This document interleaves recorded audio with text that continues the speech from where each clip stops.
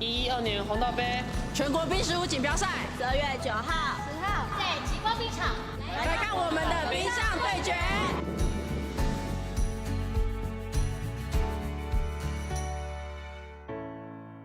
冰石壶是冬季奥运的比赛项目之一，发源于苏格兰，从16世纪开始就有了哦。那冰石壶是2队进行对抗，一队会有4个人，一个人会丢2颗冰壶。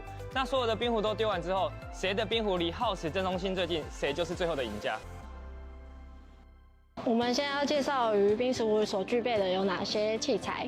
首先，第一个是冰石壶，然后产于是苏格兰，大约为20公斤重。好，第二个是我们的冰刷，是让选手们在冰上的时候刷冰为作用。再来是鞋子的部分，我们的鞋子上面会有铁氟龙制造的，所以让选手们可以在冰面上有顺利的滑出去的效果。前直线规则。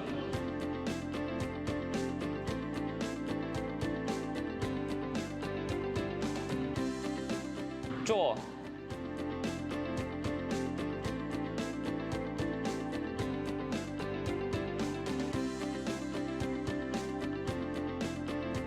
Guard， 队长下达指令，将冰石壶停在耗时前面的自由防守区，取得最好的站位。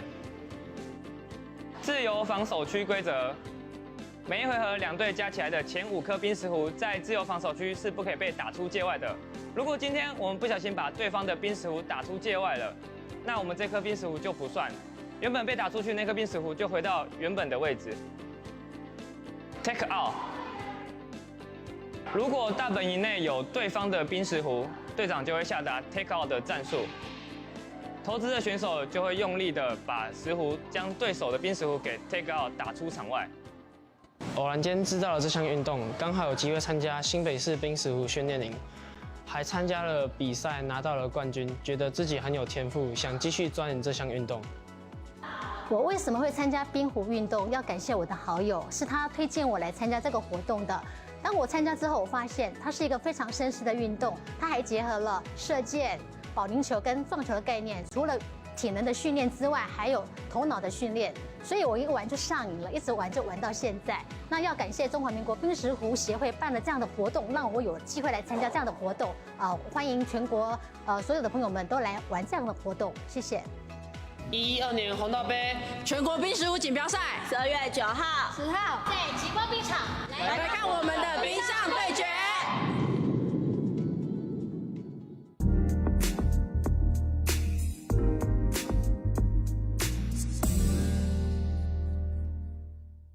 112年红道杯全国冰食舞锦标赛12月9号、10号在极光冰场来看我们的冰上对决。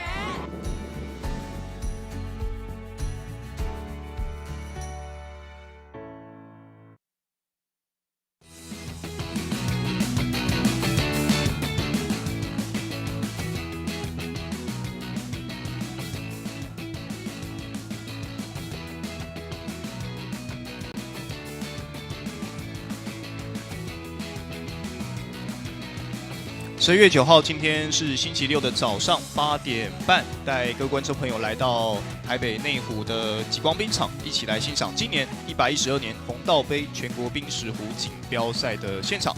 我是今天主播林世廷，在我身旁，我们今天邀请到的奖评是吴佩慈，佩慈你好。你好。好，那我们看到这个所谓的冰石壶的比赛啊，在台湾呢、可能是比较少见的哈。那冰壶比赛其实大部分我们都知道，最高的等级可能是在冬季奥运。对。好，那我们台湾目前在冰壶的发展上面，大概是什么样的一个情况？现在应该就还是在地区性的比赛，像是今年的话，就是有一个叫泛大陆的比赛，它就是结合了亚洲地区还有美洲跟加拿大的，就是那个比赛。那今天举办了这个红道杯的这个比赛，在今天的12月9号，还有明天这2天会在极光冰场来进行。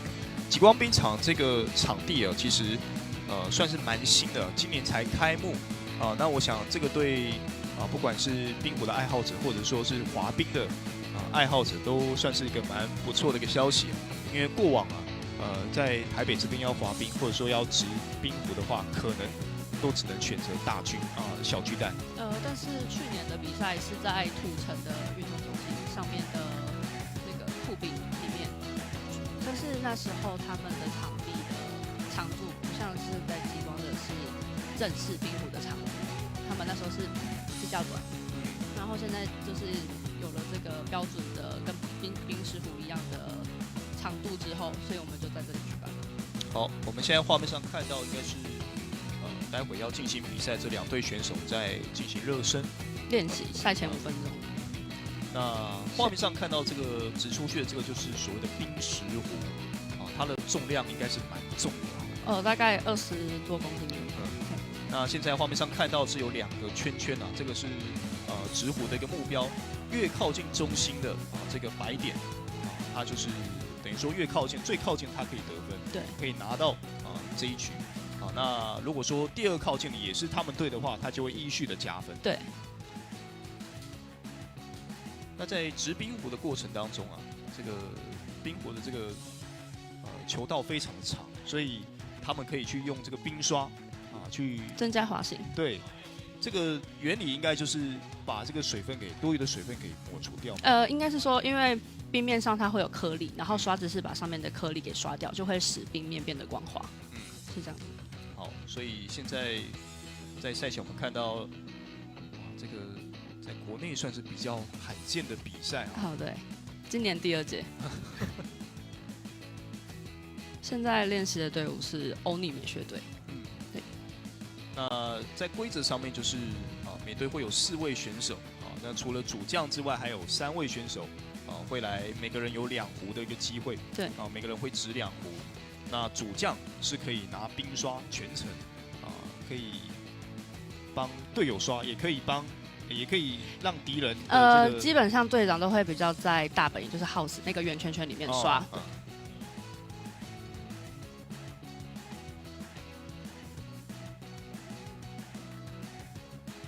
而且冰壶的规则其实有点像，如果观众没有之前有看过滚球，类似滚球的运动法式滚球，其实概念是差不多的，就是当你掷出去的球或者是冰石壶越靠近中心点它的这个效益是越高。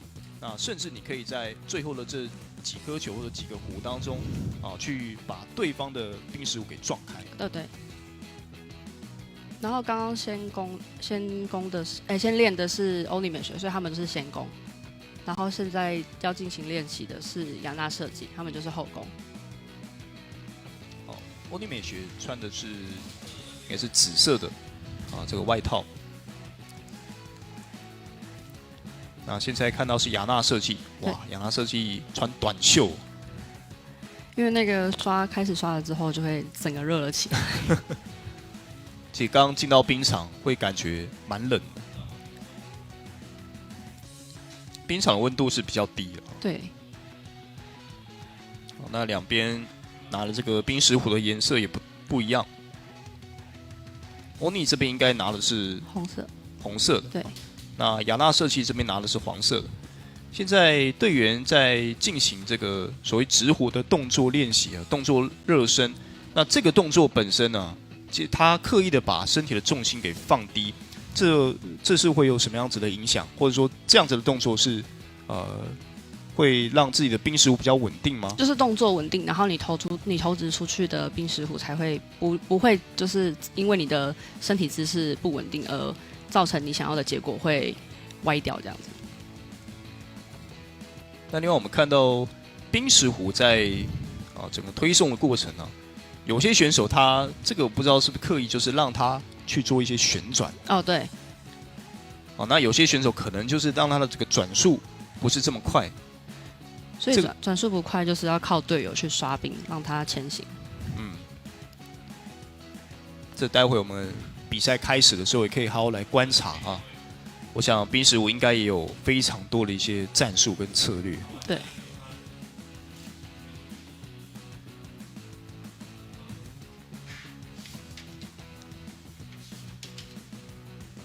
现在我们看到雅纳设计的队长是郑伯如。对。其他的选手朱诗雅、蔡优莹、朱安雅，还有李之准。那除了4位选手之外，还有1位是替补的选手。对。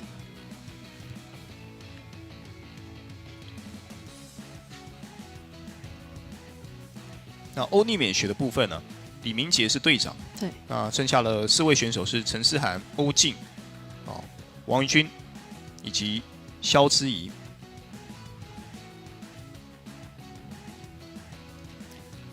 现在在赛前热身，那这个热身结束之后，待会就会来开始进行这场比赛。那现阶段如果说在台湾要来比这个冰石或者说练习的话，是不是目前就是只能选择可能是小巨蛋，可能是现在新的场地极光冰场，或者是刚刚土城讲到了这个土城运动中心。对。之前在桃园的滑冰世界，我们也有练习的课程。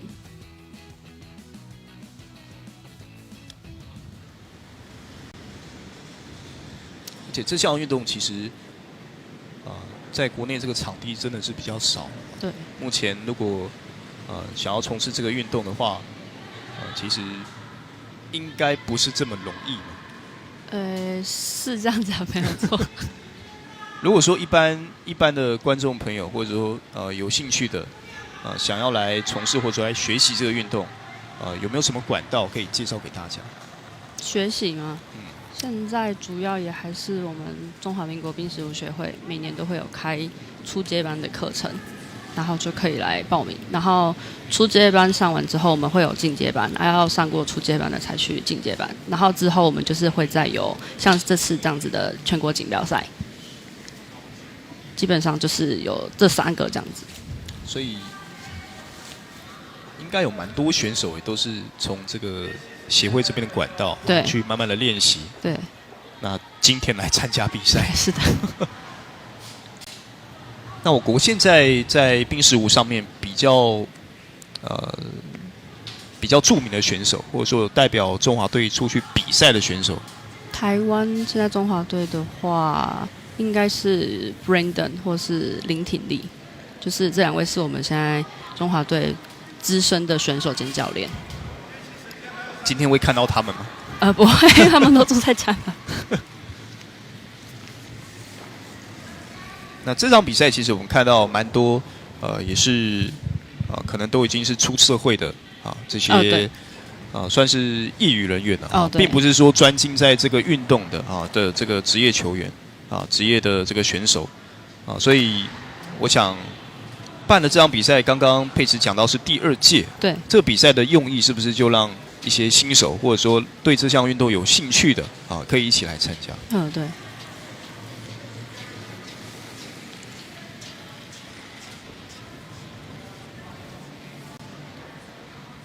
现场我们看到整个冰场有2道A 道跟 B 道。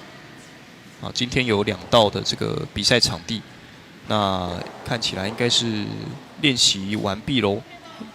亚拉设计这边也是练习完毕了所以现在双方要准备来开始这场比赛。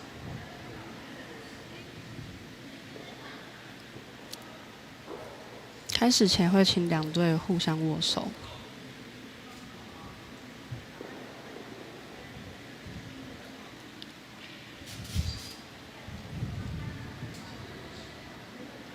那选手手上拿的这个冰刷我们虽然说讲它是冰刷，但是它并不是刷子，它其实看起来好像有点像那种不织布的感觉。对，它上面的材质是像那样。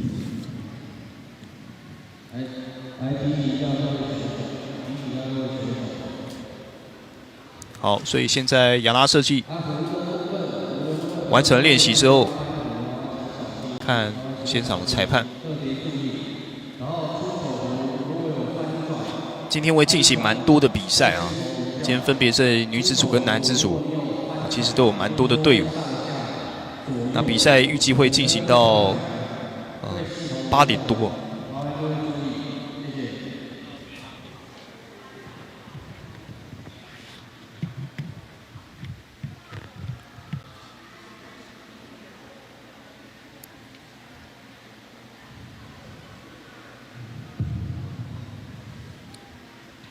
今天报名的队伍在公开女子组的部分有7队，总共是有7队全国。那男子组的部分也是有7队。那采取的这个比赛的赛制是双败淘汰。对。双败淘汰赛制。现在裁判在讲解规则并且提醒2队的选手一些注意事项。那我们看到这个冰石湖的这个起点这边有放了一个类似是起跑架的起踏器。这个起踏器就是让选手在直湖之前可以去做一个很好推进的一个效果。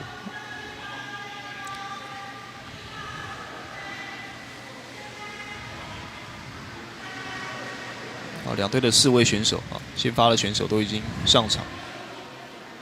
那这可能要看一下队长是谁队长会有特别的标注吗？没有，但是队长主要都会站在号室，就是大本营那边做指挥。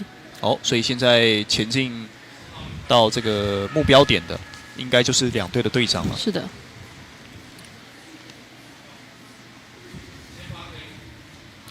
那整个直湖的一个顺序是怎么样去排定？有1、2、3、4垒这样子，然后基本上都是由队长担任第4垒，就是最后最重要的角色。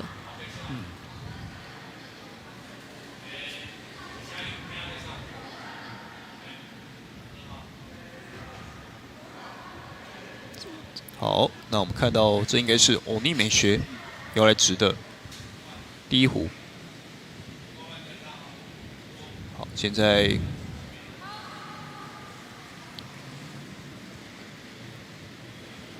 欧尼美学2位选手目前是觉得这个冰壶的滑动速度是可以的，所以并没有再继续把它对没有。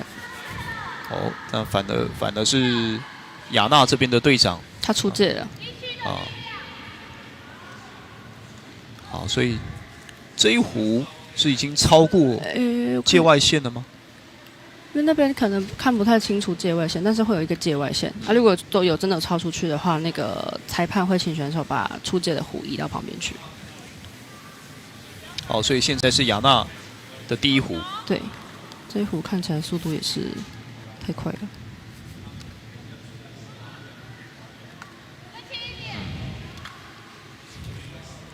而且这应该是出界了对，看到后面的这个工作人员、裁判把这一壶给推到旁边了。对，是的。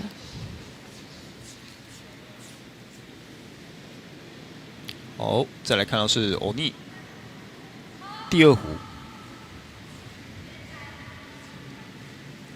目前看起来这一壶角度好像有点偏了。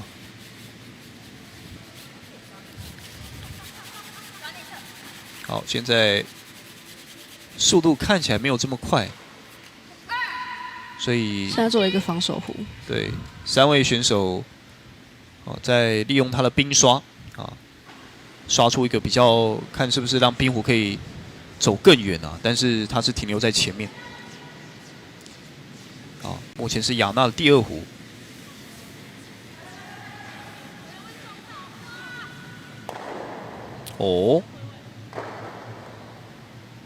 这壶的效果怎么样？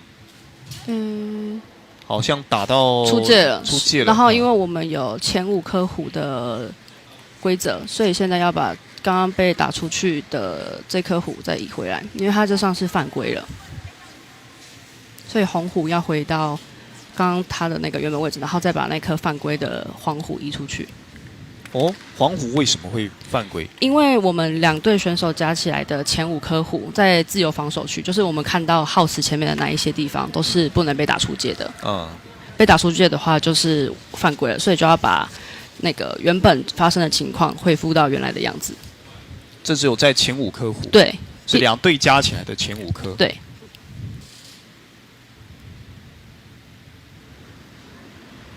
所以现在是欧尼的第3壶。对，也就是第5颗壶。这一壶其实也不能撞。对，这壶也不行。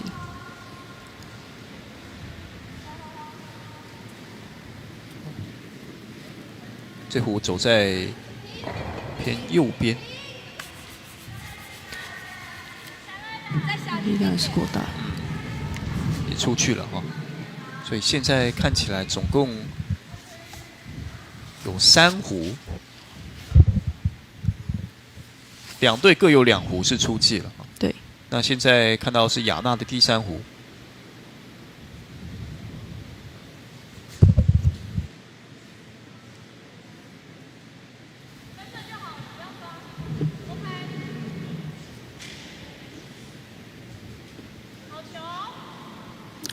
做了一个不错的进啊，没有进。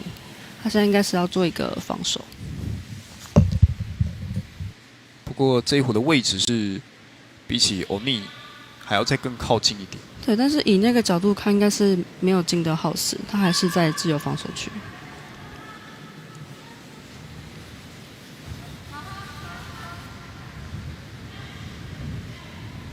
没有进到 house 的话是就没有算分，对，就没有算分的。哦，这壶有哦，有机会。哦，有，最后应该是压线。对，刚好在临界点啊。欧尼的第4壶啊是进到了得分区。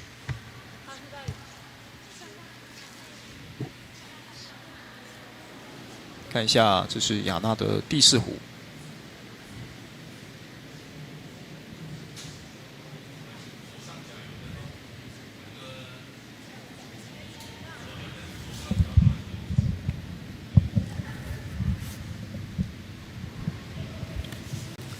哦，位置也不错。哦，嗯，这壶成功的推高的，这壶把对手给撞出去了。是的，而且自己是留在得分区。嘿。不过这个位置其实也蛮危险的，因为撞完了之后，他是停留在中线，而且也是在得分区的外围。那现在双方各剩下4壶的机会，来看到欧尼的第5壶。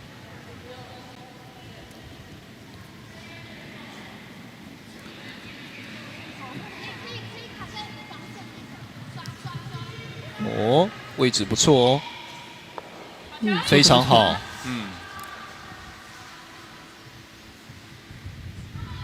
哦，准度也不错。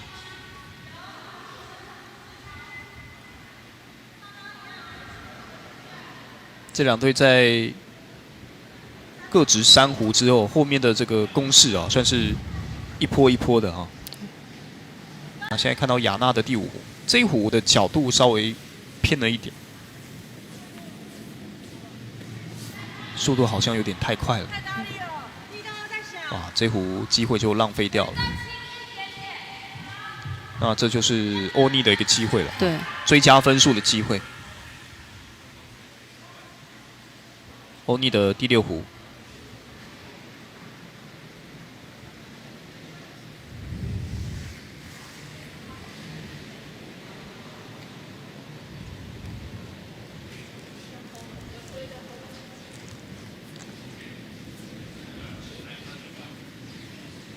好，速度看起来，位置停留的还不错。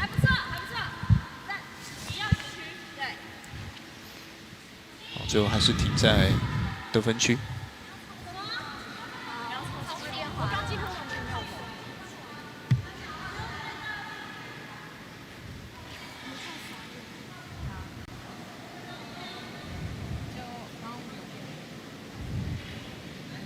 雅娜士气，看一下雅娜的第6壶，这一壶可能要出现这种1壶撞2壶的一个状况啊，会比较好一点。好，那自己有停在得分区吗？有。有。不过目前看起来还是欧尼的更靠近圆心。对，欧尼的这个壶比较靠近中心点啊。现在2队各剩下2壶的机会。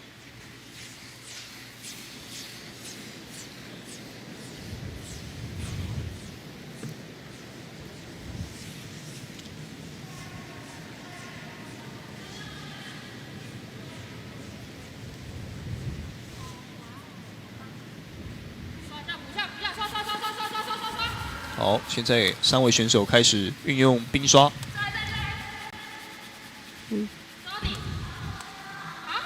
然后做得非常好。停留在非常靠近中心的位置。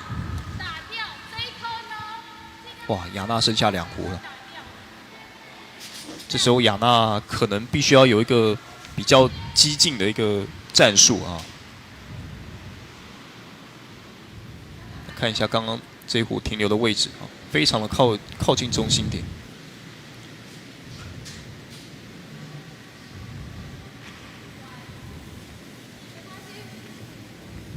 好，这壶看起来哇，哦，哎，结果反而好像也还算可以接受了哈。不过这样就很尴尬了哈。现在离中心近的还是欧尼的2颗壶。对，而且欧尼还有一颗壶可以来投掷。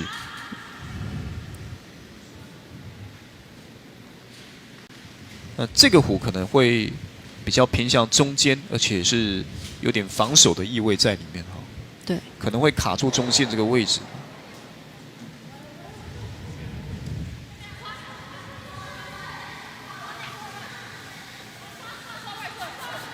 好，现在看到欧尼这一壶，他们做了一个防守。好，这个防守的位置做得不错。对，不过中线这边是露出来的哈，所以只要这一壶雅纳设计可以非常靠近中线的话，啊，可能就是一壶反败。是。但是现在雅纳设计要的话，就是要把他们的壶成功的悬在前面红色 guard 的后面，这样子才不会让欧尼美学轻易的打掉。好，这是最后一壶了。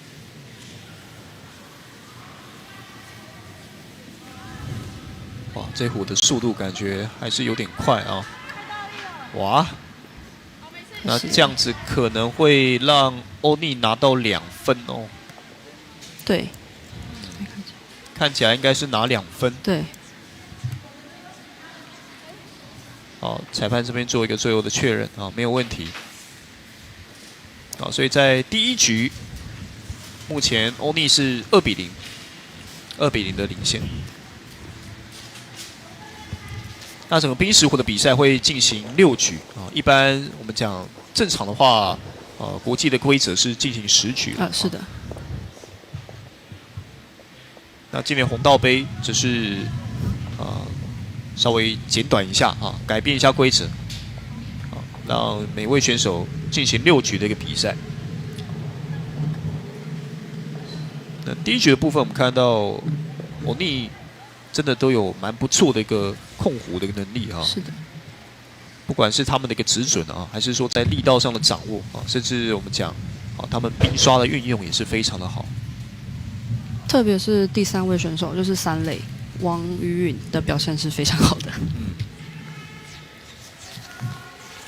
所以在1局当中先拿下2分。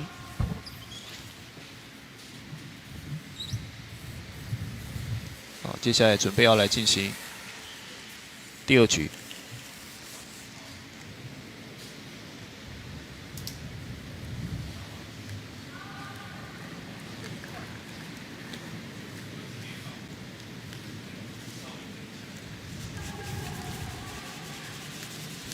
好，第2局也是由欧尼，好，这边先直出第1壶。哇，这一壶的力道稍微比较小了哈。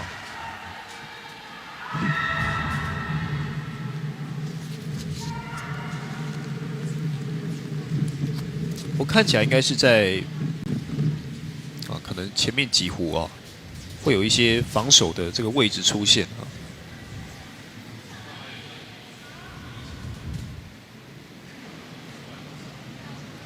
这力道也是过大了。哇，这应该是有可能会出界哦。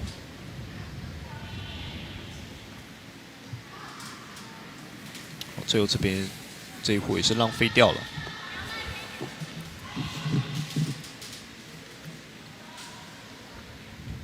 再来看到是欧尼。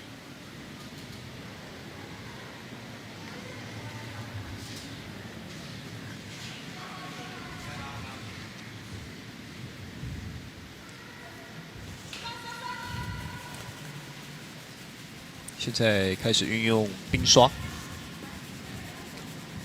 也是找到一个不错的防守点。是。啊，刚好是卡在中线的这个位置啊。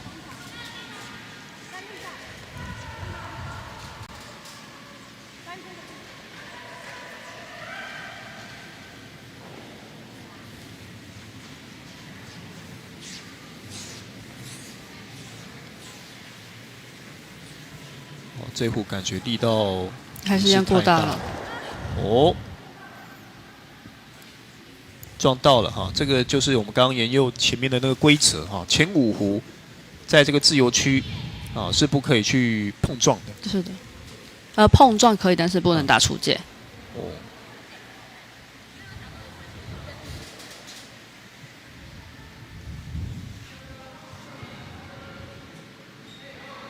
所以刚刚雅娜的这个黄色的壶就是违例了，所以也是要被移出去。但他是自己打出界吗？他就是因为他先打到前面的那个自由防守区的，对，所以他要先把红壶放回来，然后他违例的黄壶就要移出界。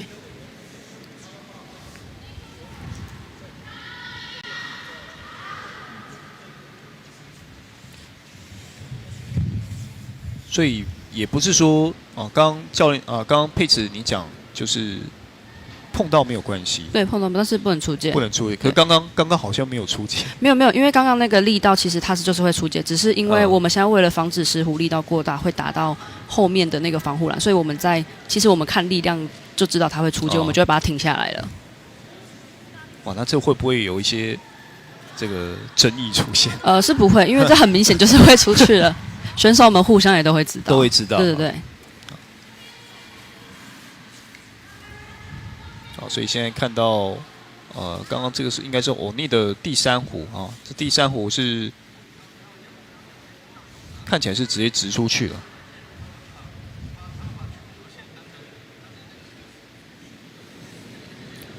那如果说这个在前5壶，他不是碰到对手的壶，是碰到自己的壶。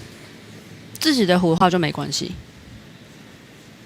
所以只有在碰到对手壶，把对手撞出去的情况下，才是违例。对。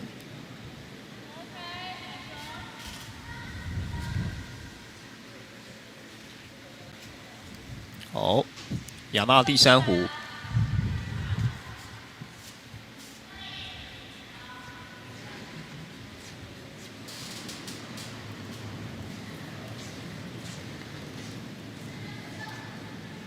先看欧尼第4壶的表现。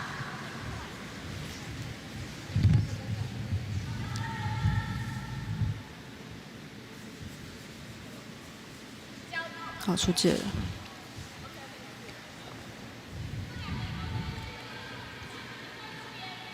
现在队长想要下达一个做进大本营的战术。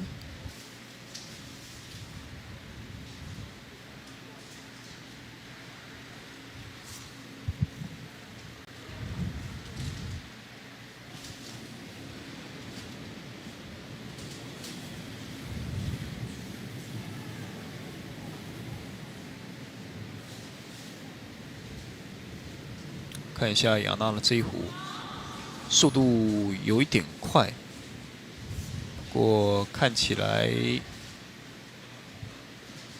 哇，还是出界了，也是出去了。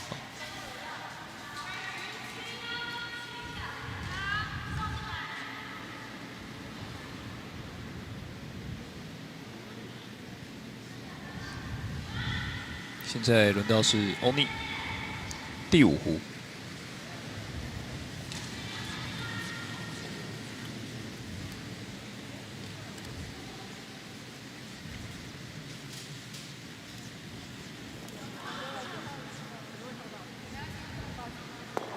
哦，但是撞的这个位置好像进的 house， 所以失误，不是太理想，把雅娜撞到得分区了。现在就是雅娜的机会。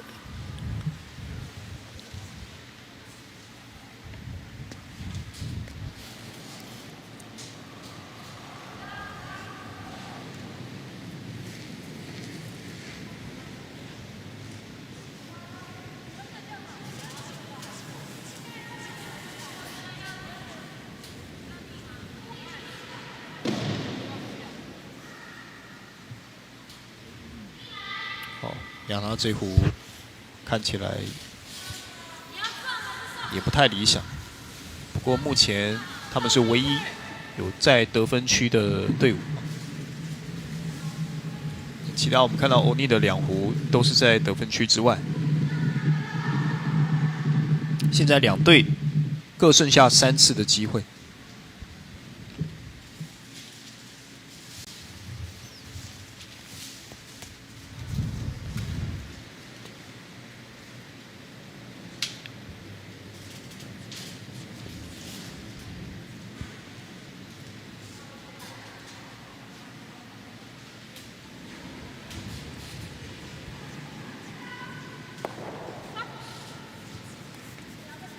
哦，这个位置不错哦。哦，哇，这个运气不错。对，是的。对，这一壶欧尼的一个想法应该，他应该是要进到 house 里面，但是不小心碰到前面的防守壶。对，但是也因祸得福，又进到了得分区。因为这壶应该是想要直接挑战靠近中心的位置。看一下亚娜的第6壶。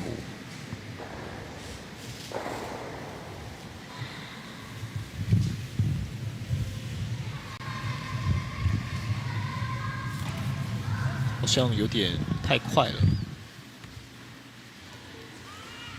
哇！对。最后是在得分区之外。也是出界。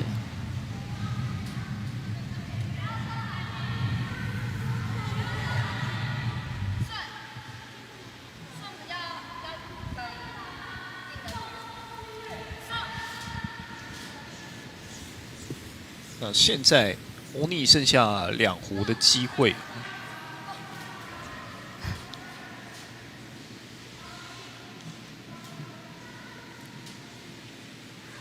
那目前的选择是要进攻呢，还是要把这个壶给撞出去呢？这样看来应该是要把黄壶打出去，然后想办法让自己的进到得分区里面。好，看一下这一壶的角度怎么样。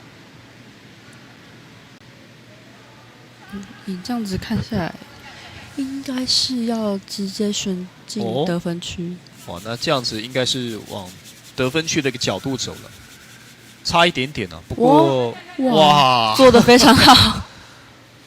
哇，这个位置也是非常好哈。但最完美的应该是说把亚娜这边给撞开，并且自己也留在更靠近中心的位置。是这样讲没有错，但是以现在他们这个2颗红壶在大本营里面，那个亚娜设计要把它清掉也不是这么容易的。剩下2壶的机会，看亚娜这边的想法是什么。目前最靠近中心的是欧尼的右边的那一壶，右边那一壶是在内圈。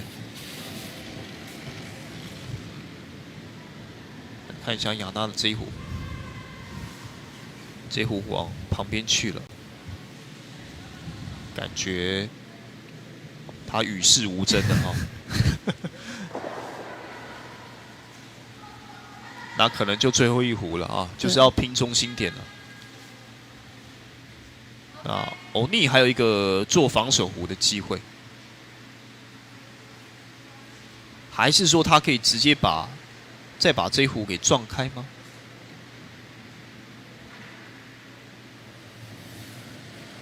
撞开的话会多拿一些分数吗？你现在这个线路还有刚刚那个力道，应该也是一样要进大本营。想再多占点位置，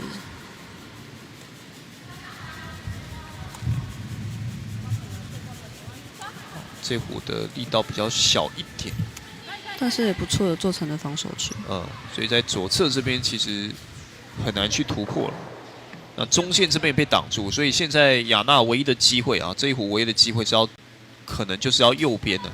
走右边，把这颗红壶打出去，然后让自己的停留在离大本营中心最近，所以力道可能也不能太大。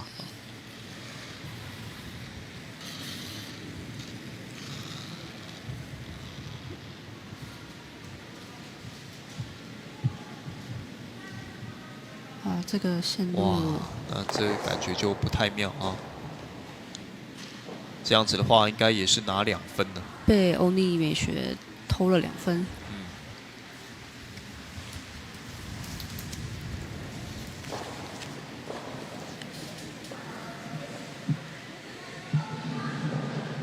所以这局我们看一下最终应该是拿2分没有问题啊。所以在分数上面目前在第1局是0比2啊，第2局应该也是0比2。那边有0比4，因为刚刚欧尼他2颗红虎最靠近中心，所以他得2分。他偷了2分，所以这样子现在是欧尼4分，亚纳设计0分。再加上前面的第1局，对，总共是0比4。对。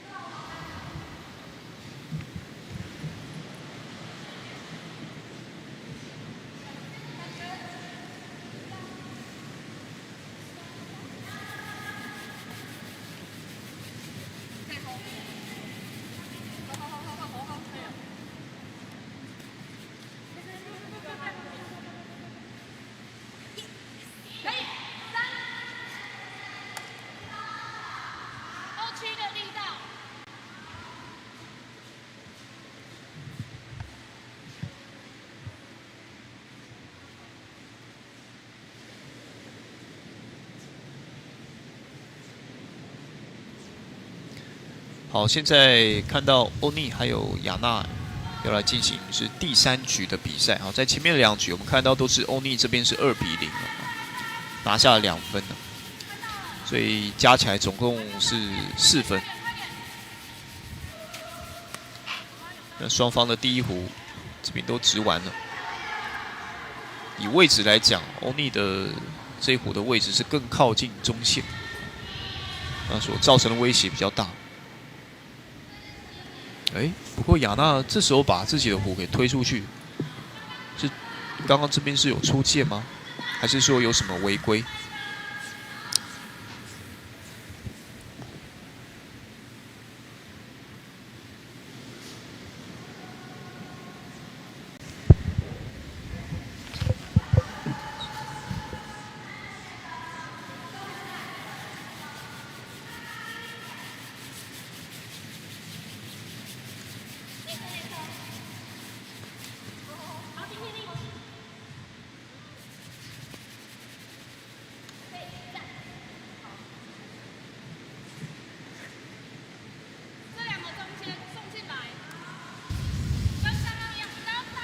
好，所以现在看到欧尼掷出来的第2壶位置，感觉都站得蛮好的哦。那亚娜这边第1壶是浪费掉了哈，现在看到亚娜的第2壶。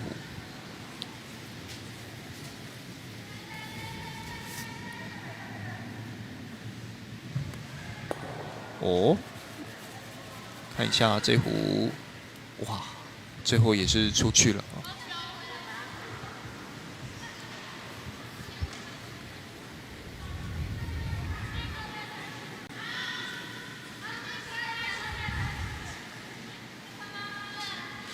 像这壶就没有把对手的壶给撞出界，所以就没有违例。对，不过他自己出界了。所以现在还是欧尼占有比较好的一个位置。中线这一颗，欧尼掷第3壶。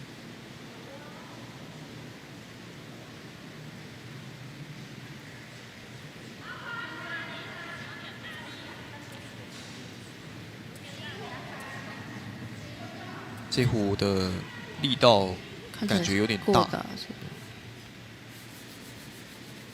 角度 OK， 再小一些。好，思雅。好，这壶也是出界。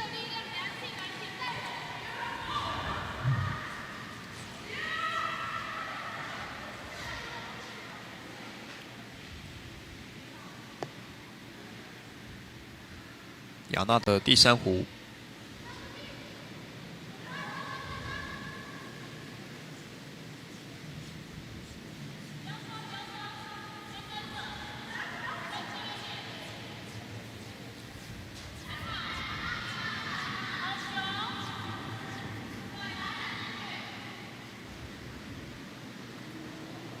哦，碰到一下。那位置上应该是比欧尼还要再好。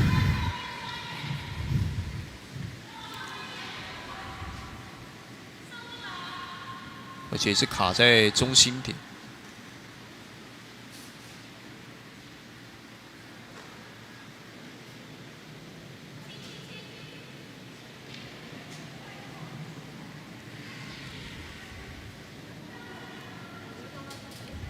哦，这壶的角度是比较偏向右边的。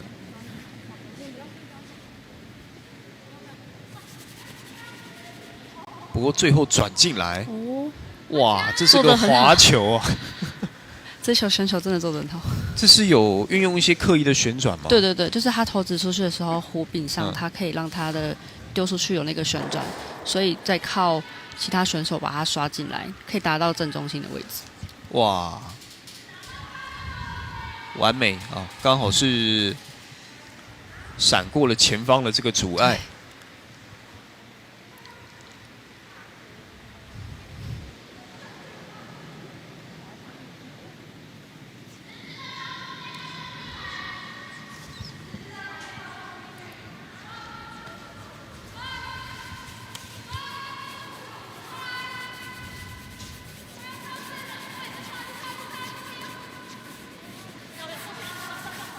哦，这个位置比较短一点。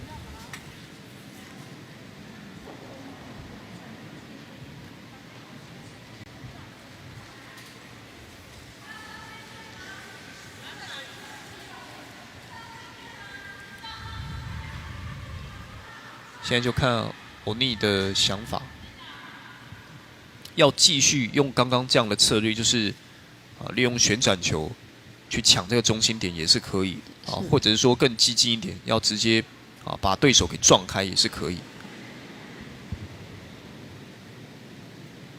看起来是有加一些力道上去的。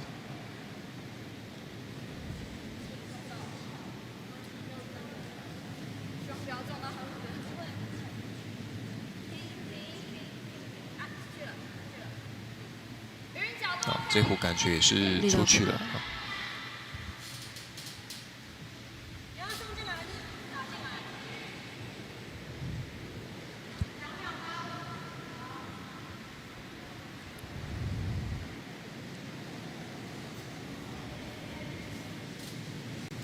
雅娜，看一下他们的第6壶，这壶看起来力道也是稍微有点大，所以双方这壶都浪费掉了。目前的右边的这个线路是比较少的，所以现在看到2队的选手都是往左边这边去进攻。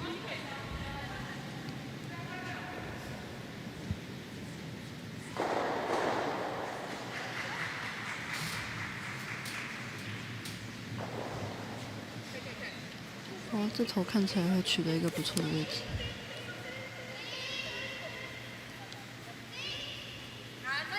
我停留在 house 里面，刚好在外圈，红圈的外圈。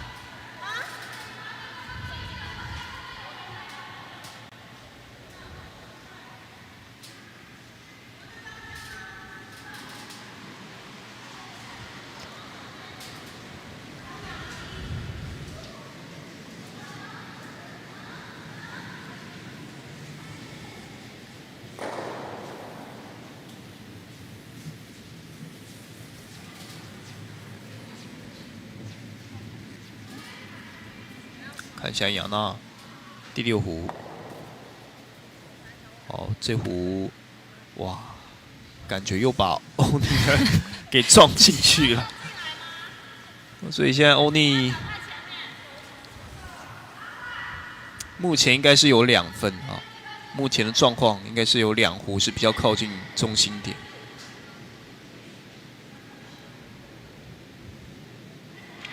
那现在2队各剩下2次的机会。哦，雅娜的这一壶好像右边的那一壶好像比左边还靠近，所以目前应该是欧尼，应该是只有1分。啊，看一下欧尼这一壶，挑战一下左边啊，这一壶的速度有点快。 应该是会碰到哦。哇，这个碰到的话不太妙哦。哇，又撞进去，所以现在欧尼这一壶感觉效果不是很好哈、这壶造成的结果就是确定了，就只能拿1分，但是还要看看雅娜后面这2壶的表现啊，因为前面这边已经完全被封死了。 前面的路线已经完全被封死，要去影响到后面的中心点的这一壶，可能要有更激进的做法。现在应该要试着想要旋进去，或是有没有机会再把自己的黄壶再打进去。嗯。但是以现在队长这样放，应该是想要做一颗旋球。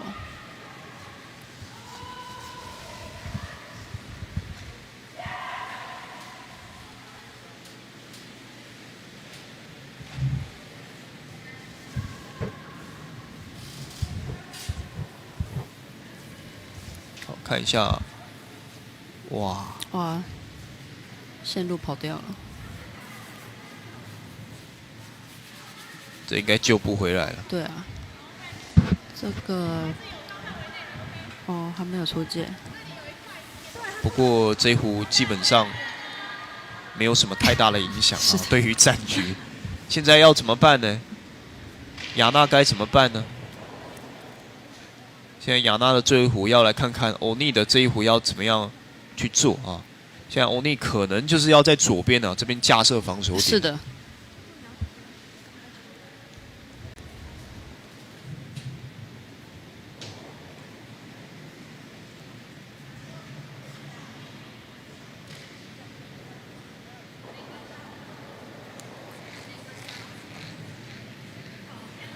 速度有一点点。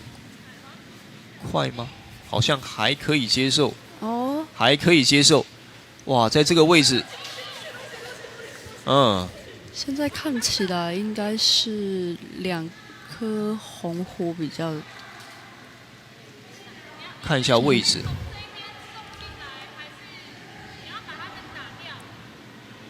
哦。对，现在看起来可能是2分哦，对，可能是2分哦。 就要看雅娜设计的最后一头，所以现在可能只能去撞中间这边啊。对，因为那边的线路现在也都被封死，要这样旋进去的难度基本上是没有那个线路可以进去了，所以他们现在只能尝试将前面的黄壶再推进里面一些。好，所以这边选择要撞最靠近中线的这一颗。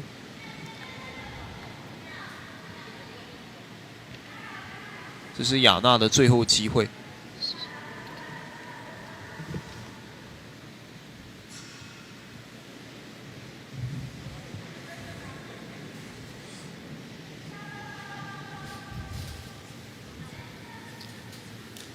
哇！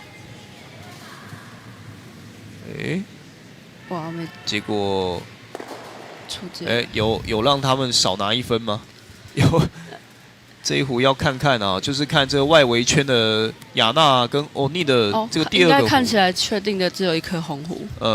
现在这一颗撞出去的话，就只有应该只有这一分。对。啊，应该只有，所以这一壶也不是说完全没有效果啊，至少有把伤害给降低。降低还是。所以这局欧尼又偷了1分。看起来应该就是0比1。 欧尼等于说是连下3城啊，这3局都是欧尼的得分。是的，总共目前是5比0。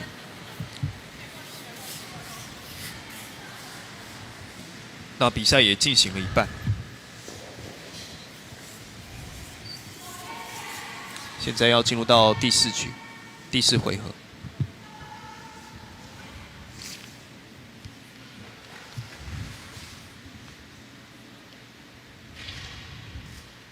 好，一样是由欧尼这边先指。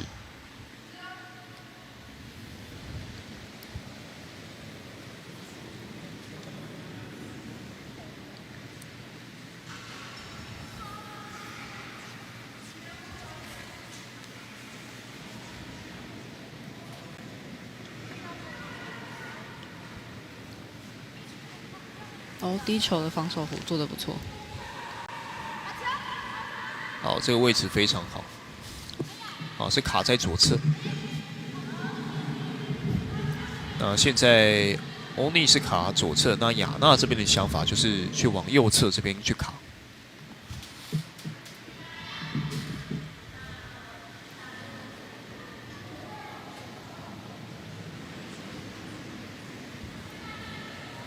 这个力道看起来应该是会出界。我看亚娜的选手，刚刚直火的这位选手，他的这个讲推的那个助跑时间呢，滑行的时间比较短一点。因为他可能前面他还没有先稳定好，然后就滑出去了，以至于他来不及修正好姿势，所以他就只好先把弧直接放出去了。像直火的这些推灯的基本动作，所以基本功非常重要。考验的也是选手哈。第一个是他的核心稳定度啊，另外他也可以靠着这个冰刷啊去支持他的一个身体平衡。所以最主要在推灯这些啊冰石火的力量上面是从脚开始发力啊，并不是说手去推。哦，是这样子，没错。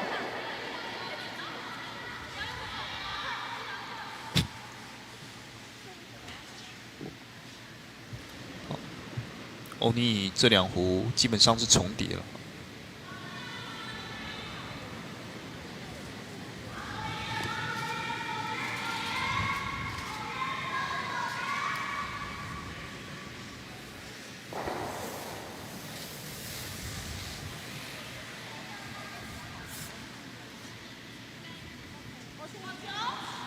哦，亚娜这一弧效果不错哦。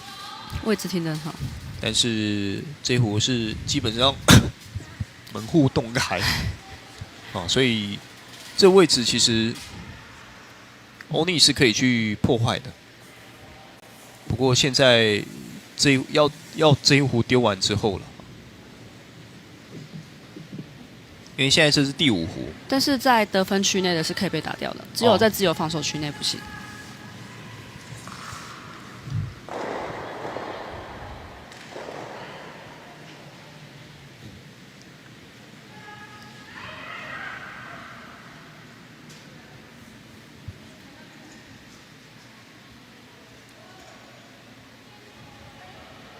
好，这个位置太靠近侧边，但他一样有到 house 里面。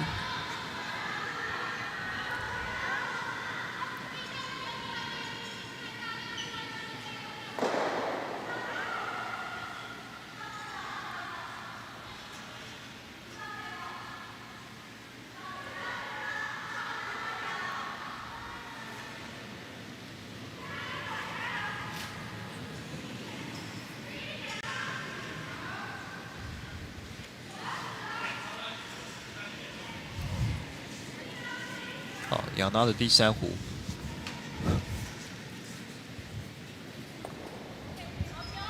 哦，哇，也是不小心碰到了 guard， 然后但是还是进掉了得分区。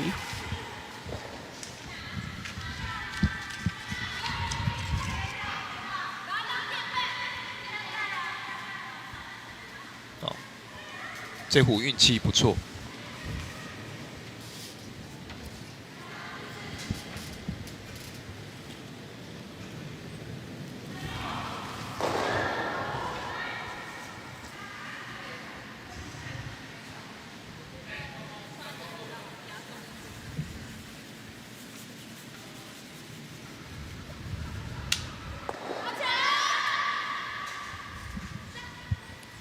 哇！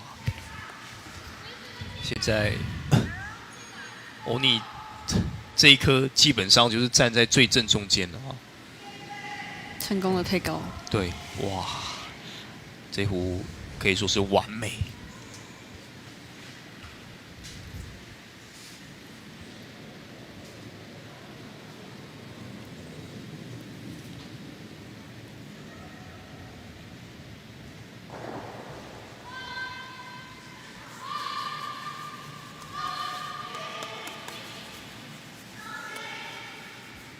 哦，角度也可以哦。哦，哎，不错哦。啊，哇，那现在看起来应该是黄虎比较靠近。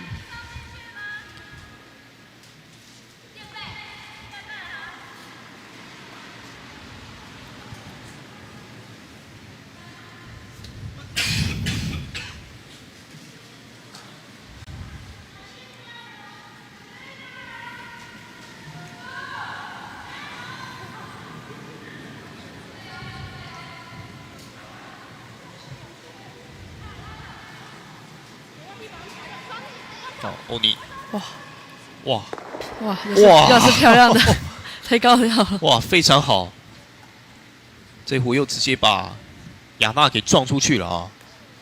所以现在欧尼的站的这2个位置啊，一左一右，都是直接在中心点啊，沿着中心点。现在就看雅娜设计有没有办法尝试把2颗红虎大爆推高出去。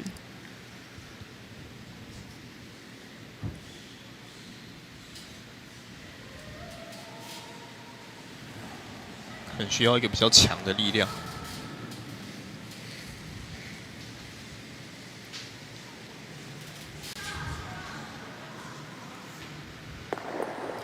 哦，哦，还不错，至少有清掉1颗。嗯。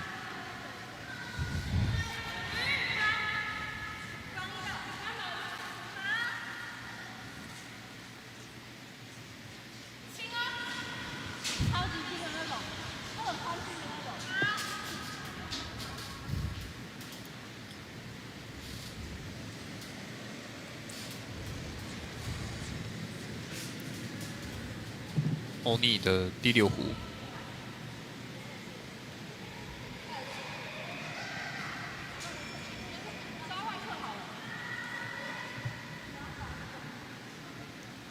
哇，可惜了，速度太快。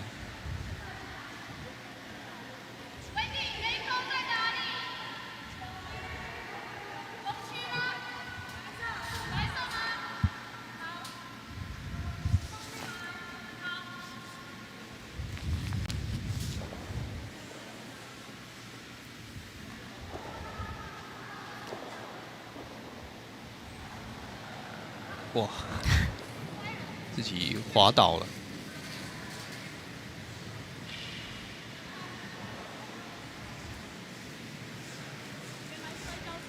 这个位置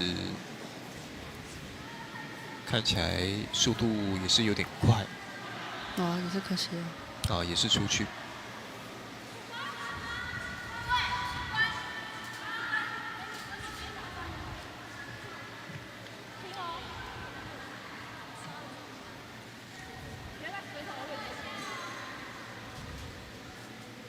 接下来我们看一下欧尼第7壶。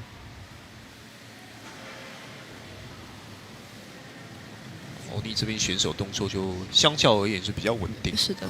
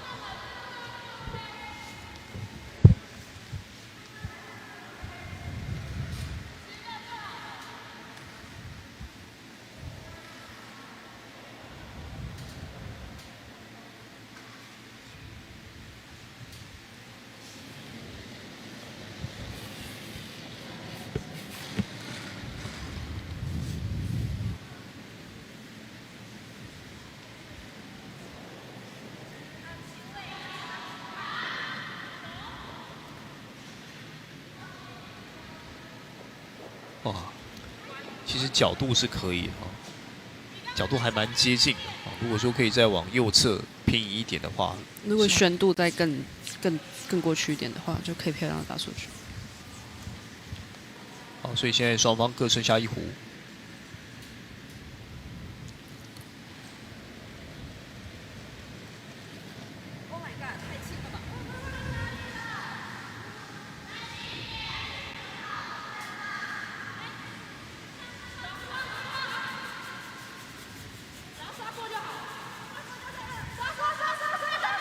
这个防守壶力量稍微小一点。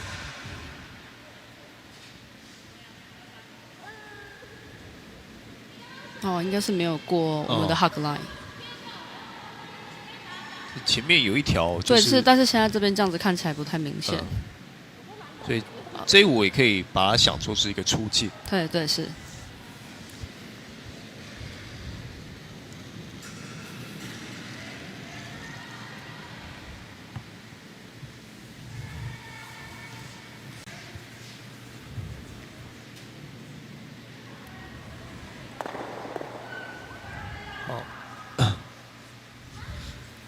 现在应该是拿1分哦。如果说目前这样看的话，应该还是欧尼的1分，是的。所以两边讨论完没有问题，应该就可以确定。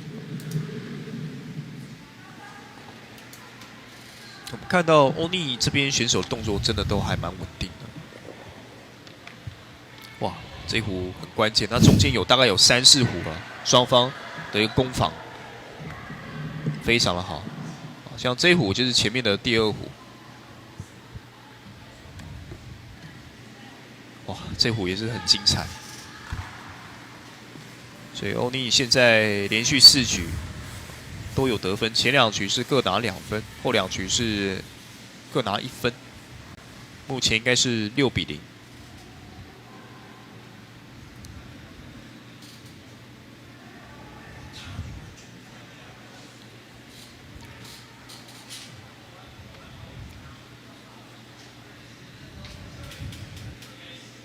现在进入到第5局，一样是欧尼的先直球。那6分的差距其实在最后这2局非常关键，要追回来其实很困难啊，除非就是每一局都要拿到3分以上，不然可能这难度就真的还蛮高的。而且以今天欧尼的成功率来讲，是相当厉害的。对，非常的稳定。那雅娜看起来在几位选手直壶的动作它稳定性没有那么高。今天也有出现蛮多壶都是直接出去的，就是对于比赛完全没有影响。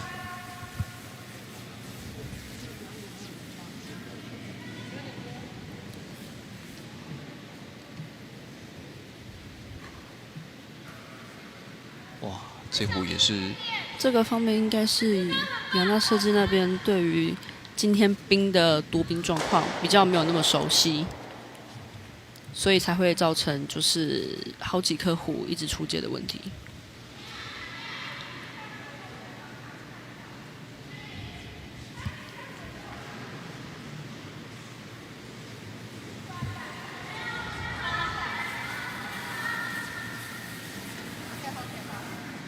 哦，这个位置好像不错哦。对，做得不错，非常好，刚好是进到得分区，而且是在前缘，卡的中线，这个位置算卡的非常好。每一壶都可以给对手带来压力，而且每一壶的位置其实都有一定的一个帮助。可以看出欧尼他在每一壶直壶的一个基本功都非常的不错。现在是雅娜第2壶，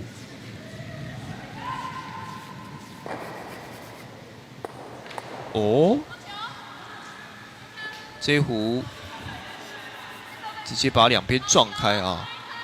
哇，这壶这个效果非常好。但是因为刚刚有在自由防守区的壶被打出去，所以还要再移回来。哇，那这边可惜啊！如果说自由区的这一壶没有出去的话，这是非常完美的一个位置。那自由区的这一壶被撞掉，连同旁边的这个第二壶被撞开的这一壶也要就是要回归。那反而是自己就必须要违例出去了哈，这一壶。他们现在在确定刚刚被撞开的位置。因为应该是两边的队长对于位置不是满意，所以会请出旁边的裁判确认刚刚所发生的状况。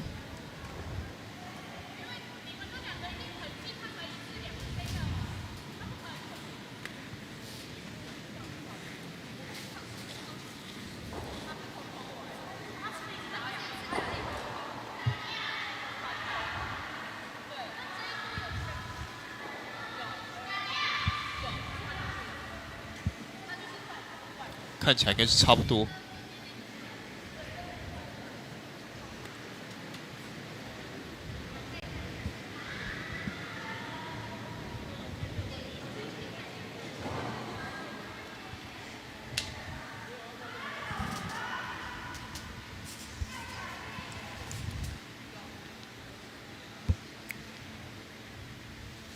所以现在裁判出来协调之后没问题之后，就继续进行比赛。看起来这个位置应该两边应该都满意啊。我只是说裁判还要再研究一下。其实我们今天这样看下来转播的画面啊，有时候看这个地上这个耗时的线啊，不是说很清楚。这现在像是整个耗时都看不出来了。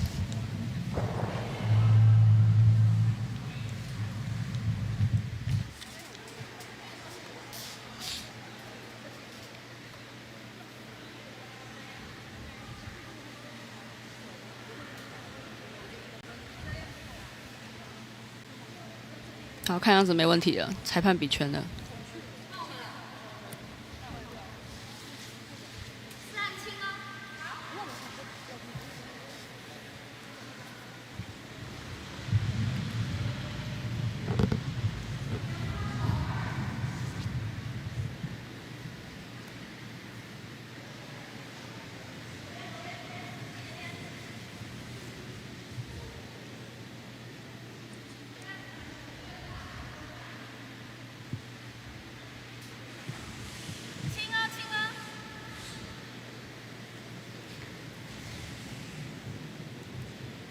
好，这壶是要做一个旋转哦，但是这个力量有点太大。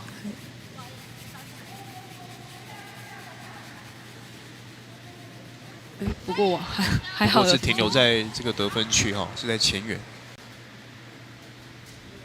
所以每一壶或者说这个我们讲这个 A 道，我们今天看到这个冰壶的这个冰壶道啊，它可能在不同的位置啊，不同路线它的摩擦力不太一样。对。所以刚刚看到说，其实它直出来的速度初速是蛮快的，结果它减速更快。那有可能是在冰面上有凹洞，或是出现杂力或什么的，才会使石壶慢了下来。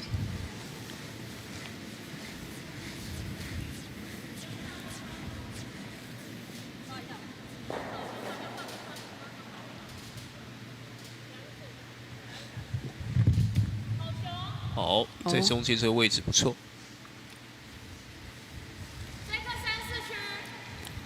是挡住了中线。打进来是，跟刚刚力道一模一样。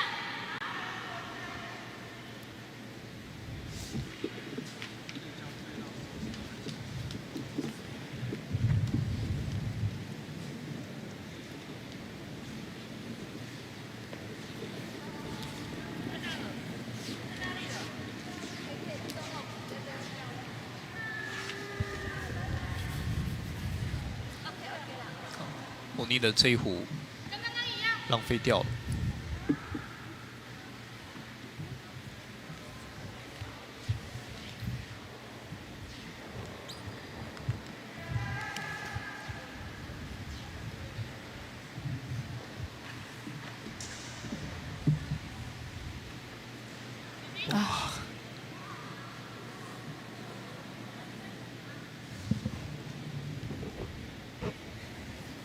这直壶自己都跌倒了，自己都滑倒了，这可能直出去来的方向，可能都会有一些偏差。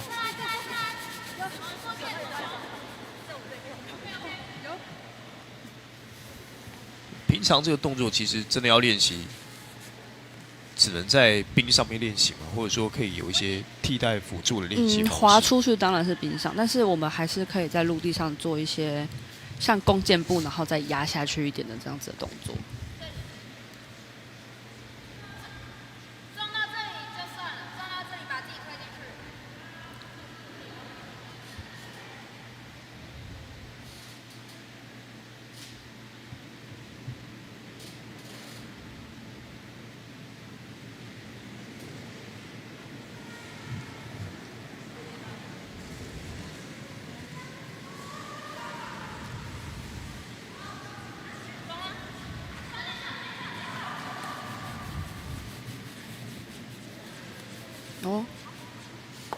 哇，不错不错不错。但是看一下力量，可以的可以的。好，可以。哇，现在欧尼3分。哇，这个简直是不给对手任何的机会啊！现在是三个石壶都在比较靠近中线的位置啊。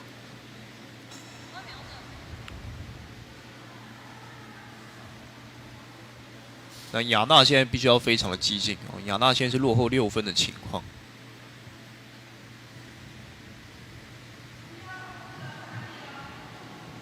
哦，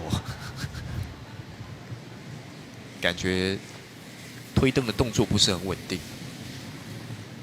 好，这壶力量很强，直接把对手给撞出去。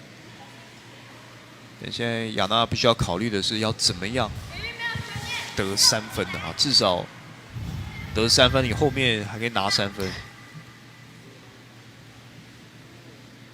那一口气拿6分是不太可能的事情。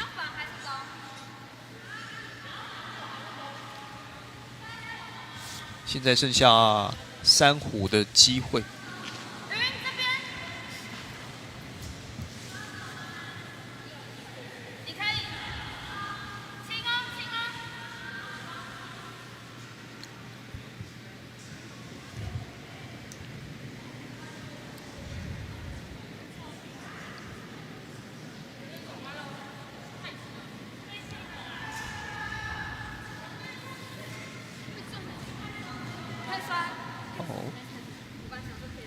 欧尼的这一壶有不错的位置啊，也是做得好漂亮，真的是漂亮。这个直接把位置给卡死了啊，真的完全不给机会。那现在领先6分的情况啊，这局看起来状况也是对欧尼比较有利啊。现在红壶3分，应该也是3分。雅娜剩下3壶。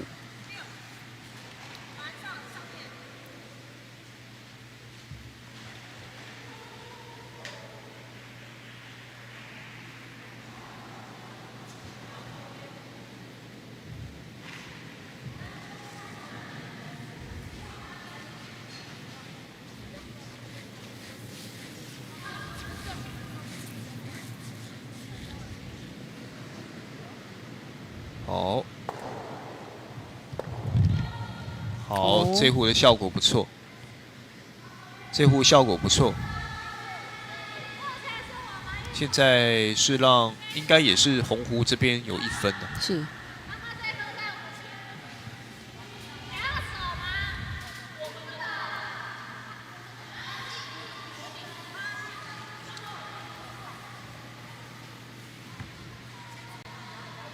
现在欧尼要怎么做？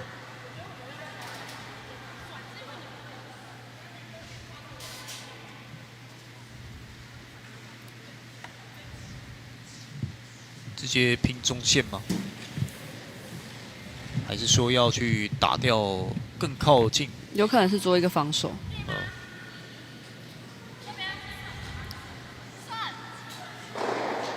因为得分的那一壶其实是躲在黄壶的后面哈，所以那一壶基本上不太能够去被破坏掉。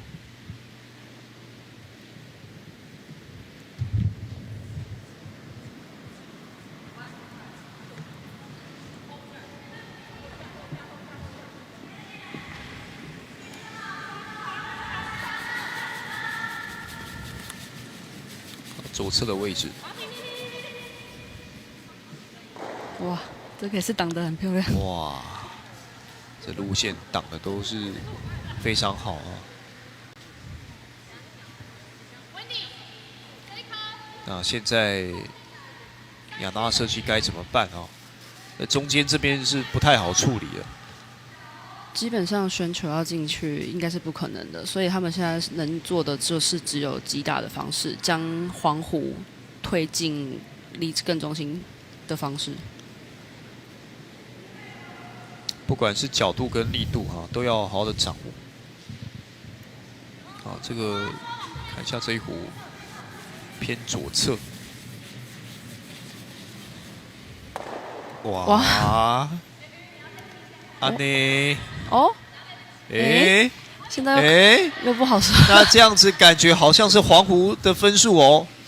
这后面的这一颗红壶是被撞掉了，所以现在看起来应该是黄壶亚纳设计这一颗黄壶比较接近了。我们再看一次。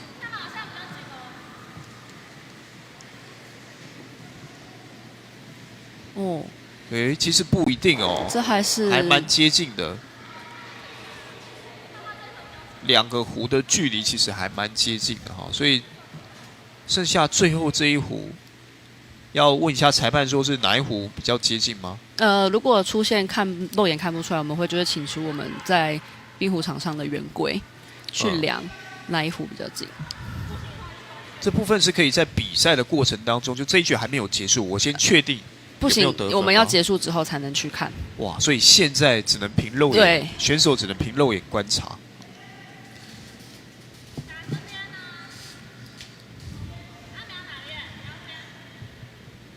好，现在各剩下一壶的机会。欧尼这边要怎么做？其实如果说就比赛要拿下来的一个这个方向去走的话，就算我是让你1分，其实也可以接受哈。欧尼的想法应该这样，但如果想要玩疯对手，这一局每一局都想拿下的话，可能做法会不太一样。好，最后这一壶来看一下，是走的比较偏左侧。以现在线路看起来进到圆心应该是没问题的，只是力量看起来力量哇，力量太大了。好，所以现在就让亚娜来结束这场比赛啊，第5局。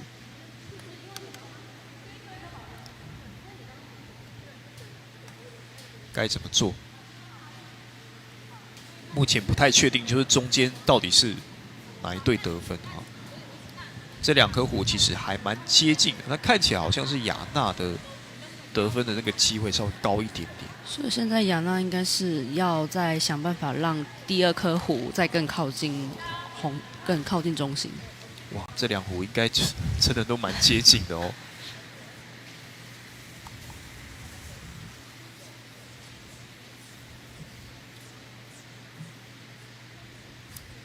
或者是另外一个想法是直接把它，旁边那个红壶有没有办法把它给撞掉？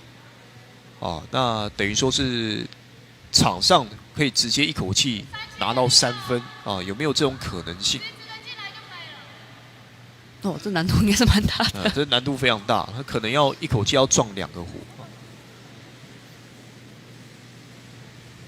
看一下这个角度，这个位置。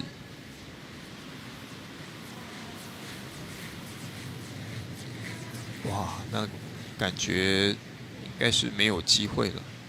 对，啊，没有机会了，所以再看一下是哪一队那两拿到这一分的哈。哎，那可能以选手那边看得出来是黄色比较近。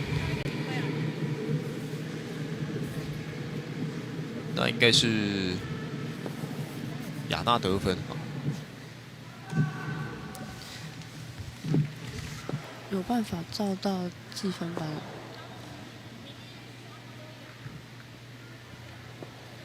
等下可以看谁先攻后攻。哦，对，亚娜1分。所以至少在这场比赛有拿到1局了哈，有拿到分数。我们看一下在前面的第5局啊，两队在这一局的一个攻防呢，其实蛮精彩的。那我们说这个亚娜其实在这一局有一点运气的成分啊，刚刚有一壶了，其实打的是可能是有点偏差，点歪掉了，结果最后的这个结果竟然是好的啊，就是这一壶，其实这个位置是非常不好的，结果连续把这个对方的也给撞开啊，反倒是有一个出其不意的效果。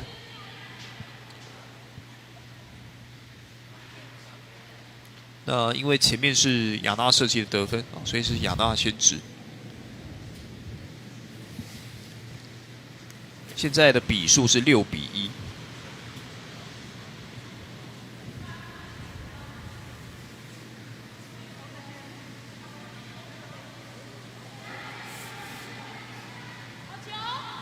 哦，感觉可以停住。不过这个位置并不是非常好，在前面的第一壶啊，停留在得分区的后段哈，所以这个位置对于对手来讲是比较好的一个刹车点。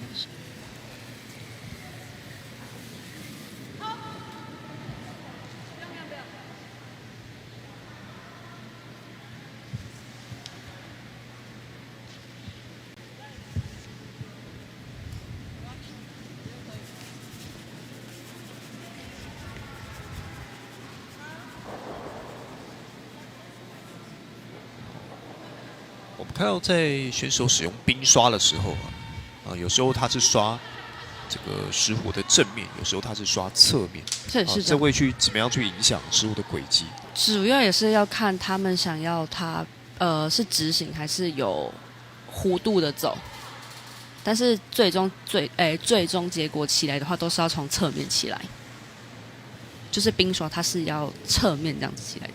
而不是在石虎的正面这样子，就是怎么讲？不是跟着石虎的方向这样起来，是从石虎就是跟它像是平行的方向这样起来。所以如果我去刷石虎前进方向的靠右边的话，这个石虎是会往右边滑。哦，对。那我如果去刷比较靠左边的话，它是会往左边去转弯。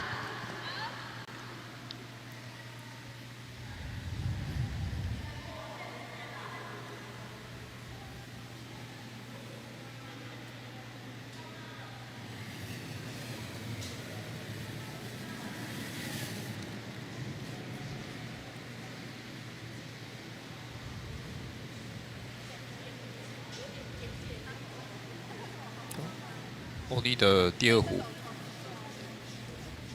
哦，哇！但这一壶，哇，躲在防守区后面不错。哇，这一壶很安全啊。但是现在看起来应该是黄虎更靠近中心一点。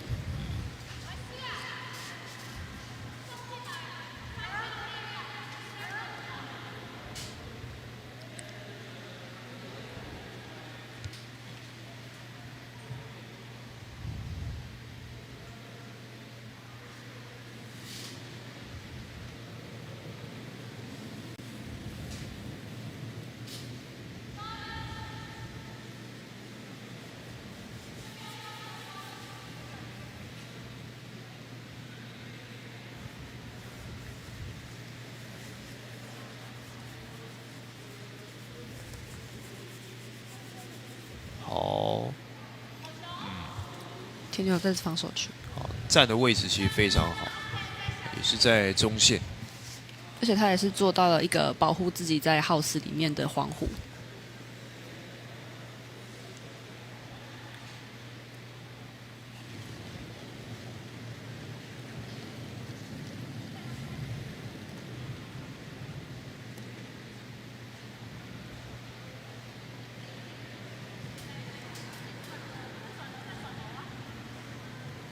这壶的力量稍微大。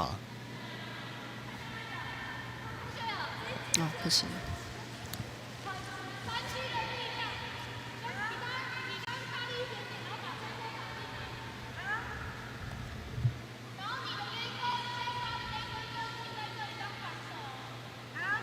设计这一壶是要撞自己的，他要把那个把那个防守打掉嘛。看起来是要去打前方啊，自己这个防守壶啊，把它打进得分区吗？这如果说最好的话，是可以把它打进靠近中心啊，并且啊丢出去的还可以维持在这个防守区啊，这是最好的一个情况。看起来力量是不错有进来，有进来啊，哇，不错不错。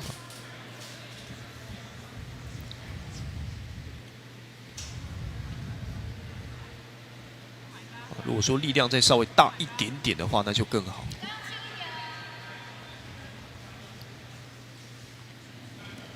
好，所以这局欧尼可能感受到一点压力，但在分数上面还是领先很多了啦哈。只不过说在这一局单局的一个得分可能不像前面连续拿下4局，这一局可能不是那么好拿啊。开局亚拿设计做得很好，那欧尼这一壶是走右边，也是有进到得分区。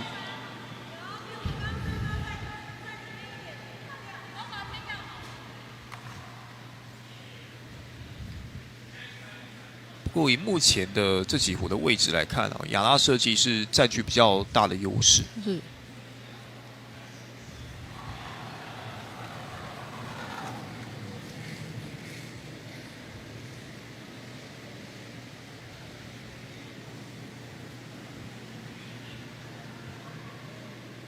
哇！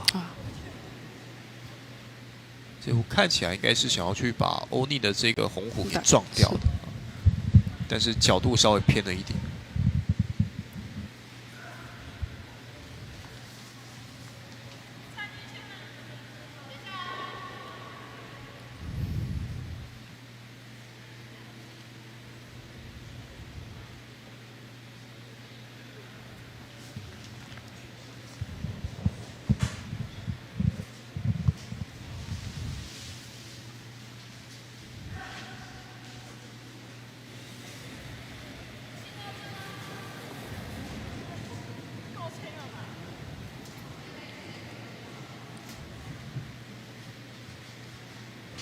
第6壶，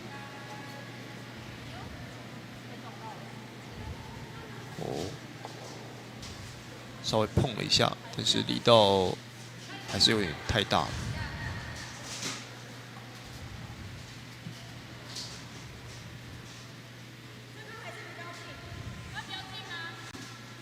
好，所以这一局亚拿设计有很大的机会。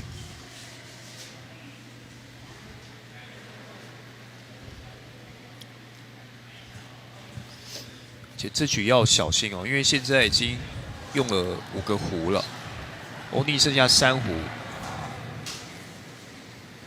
看一下亚纳的这一壶，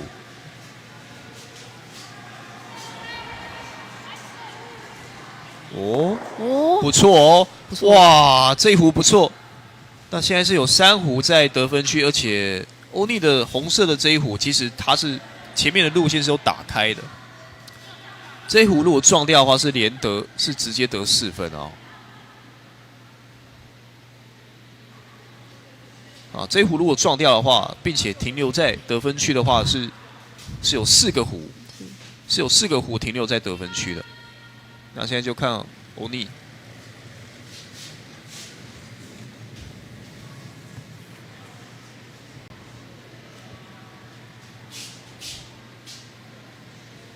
哇，这是选手差点跌倒。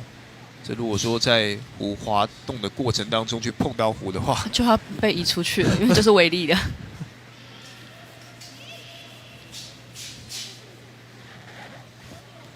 好，欧尼这壶算是做了一个比较保守的，至少有进得分区，就让分数不会让对手拿这么多了。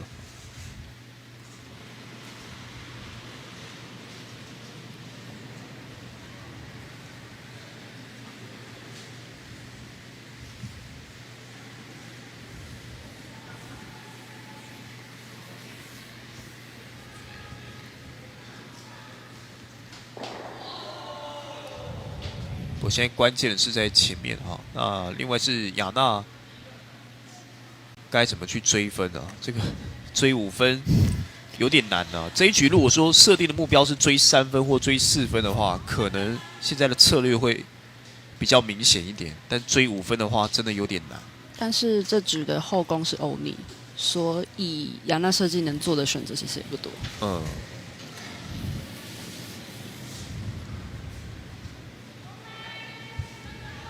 第7壶，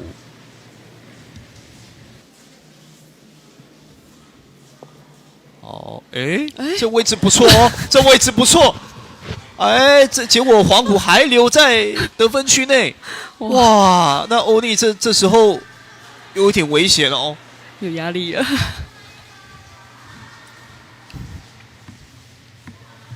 哇，他是先插到自己的壶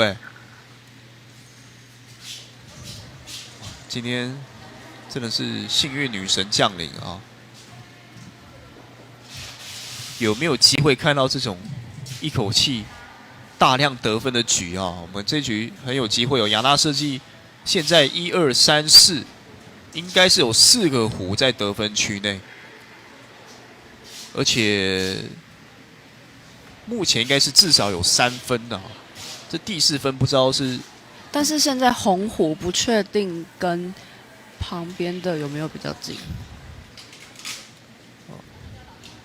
所以待会就看欧尼的这一壶啊，当然比较保守，可能就是想把它打进得分区了。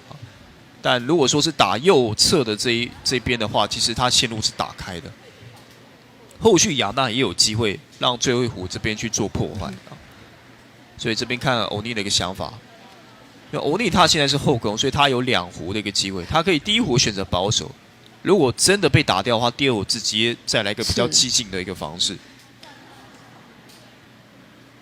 或者另外的想法，他就是选择这一壶就把对方给打掉一壶。也是这也是。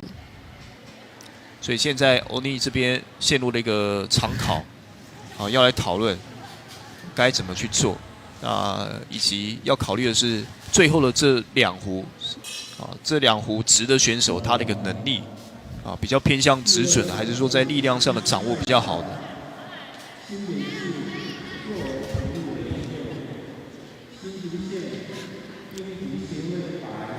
那亚娜这一局可能会有大量的得分所以现在心情是非常的雀跃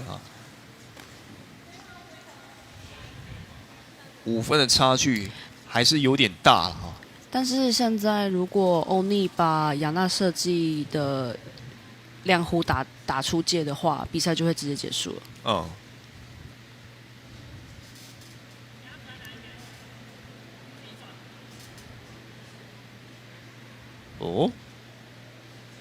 这个位置他是想要旋球吗？看样子应该是想要旋球进去 house 里面。好，看一下这边冰壶的旋转，再加上冰刷，哇，线路不是很好，线路不是很好，线路不是很好，没办法了。所以这一壶应该是浪费掉了，这一壶浪费掉了。那现在亚娜是不是最好的情况把红壶给撞出去吗？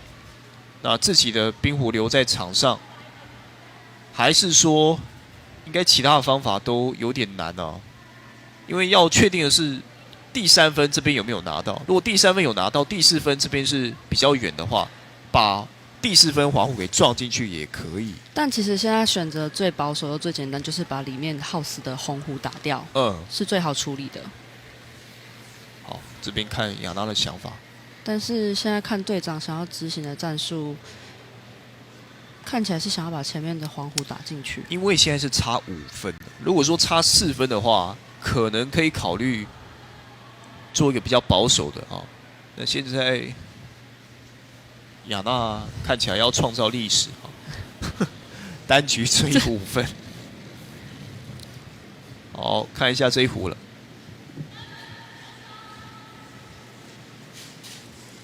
哇，那应该是没有碰到了，而且应该是没有了啊，这壶应该是拜拜。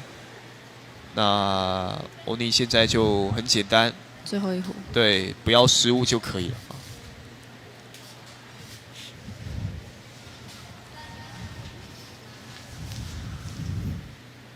这要小心哦，不可以打到前面哦，不可以再把别人的撞进去。对，而且也不能连续打2个哦。你这个最前面的这个路线打到这个黄虎，如果前面的第一个黄虎打到后面的黄虎，2个都进去的话，那会很恐怖啊。是。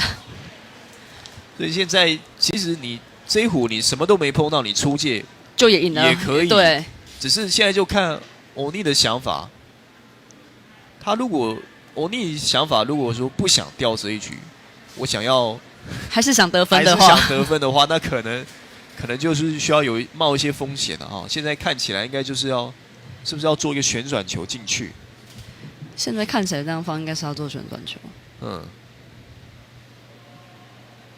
那这个位置可能也要小心啊，因为这个位置可能会把自己控制不好，把自己的冰壶给撞出去。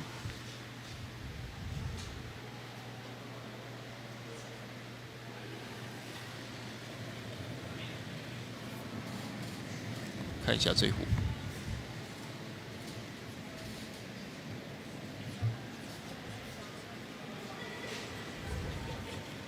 是打在左边。这个位置应该是安全，什么事都没发生。好，所以最后应该是拿到3分哦。看一下，黄色1分确定，2分2分确定，应该是2分而已，应该是2分。但最终还是要看裁判写的分数。好，不过这局这场比赛应该输赢应该是确定了，是，不管是2分、3分，甚至4分应该是不可能的啊，2分或3分。所以结束比赛了。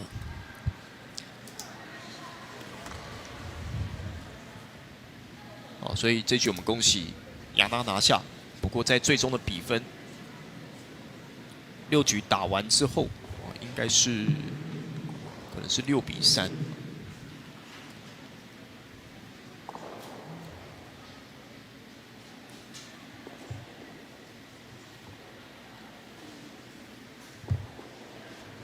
看一下最后的比数啊。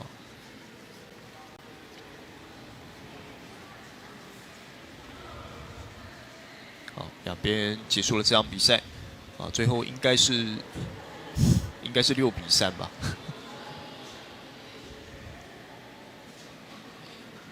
第6局这边裁判也没有写上啊，所以啊，我们就应该是6比3了，或者是6比4。看裁判计分榜。我可以确定是欧尼拿下了这一场比赛了，我们恭喜欧尼美学啊！这场比赛的确是展现不错的一个稳定性。那这场比赛结束之后，我们稍微休息一下啊，待会来看到今天第2场男子组中正国民中学对上新竹冰湖协会蓝队的比赛。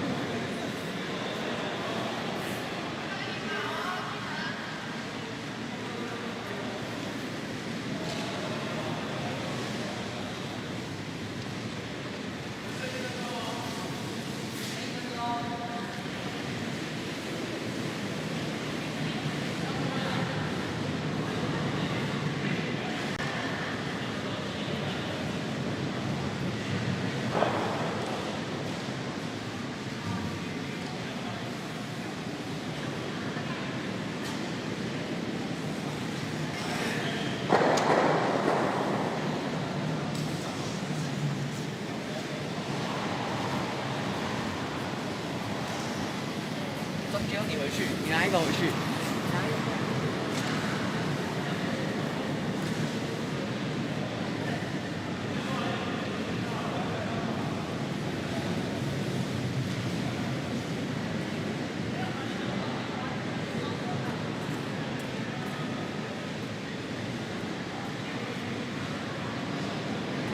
换你了。没有壶不用吞。好啊。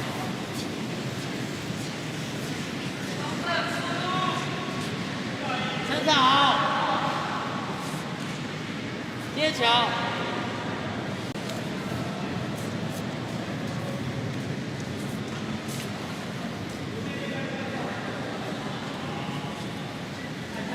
玩太考虑了。好。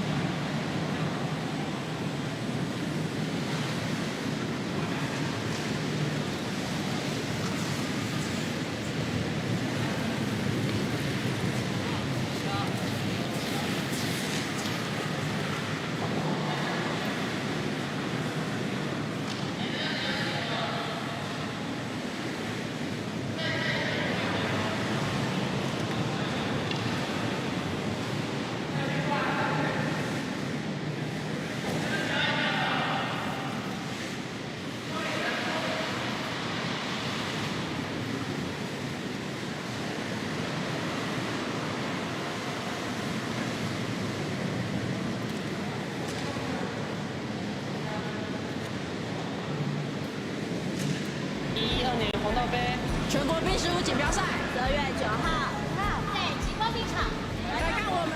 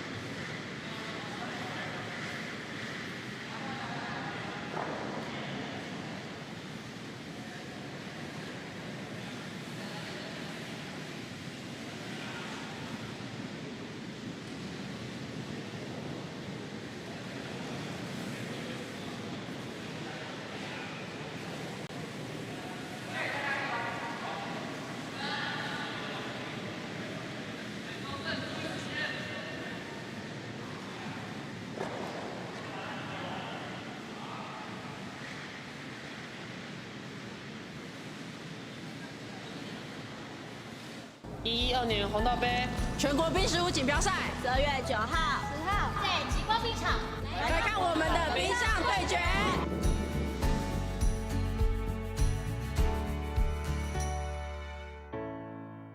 冰石壶是冬季奥运的比赛项目之一，发源于苏格兰，从16世纪开始就有了哦。那冰石壶是2队进行对抗，一队会有4个人，一个人会丢2颗冰壶。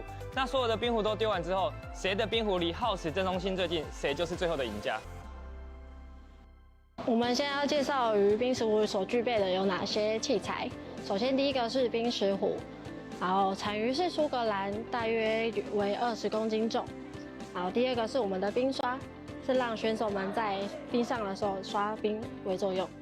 再来是鞋子的部分，我们的鞋子上面会有铁氟龙制造的，所以让选手们可以在冰面上有顺利的滑出去的效果。前直线规则。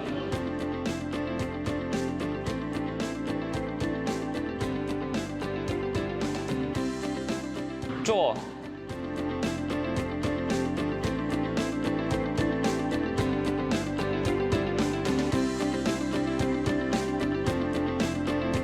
Guard， 队长下达指令，将冰石壶停在耗时前面的自由防守区，取得最好的站位。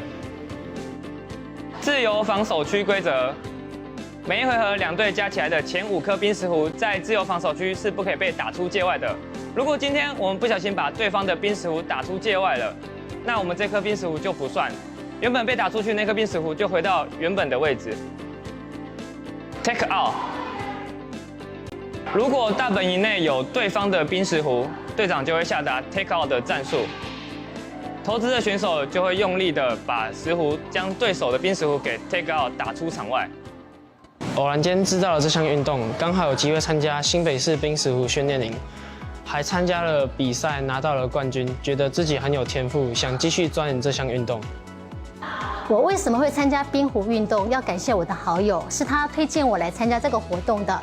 当我参加之后，我发现它是一个非常绅士的运动，它还结合了射箭、保龄球跟撞球的概念。除了体能的训练之外，还有头脑的训练，所以我一玩就上瘾了，一直玩就玩到现在。那要感谢中华民国冰石壶协会办了这样的活动，让我有机会来参加这样的活动。欢迎全国所有的朋友们都来玩这样的活动，谢谢。112年红道杯全国冰石壶锦标赛12月9号、10号在极光冰场来看我们的冰上对决。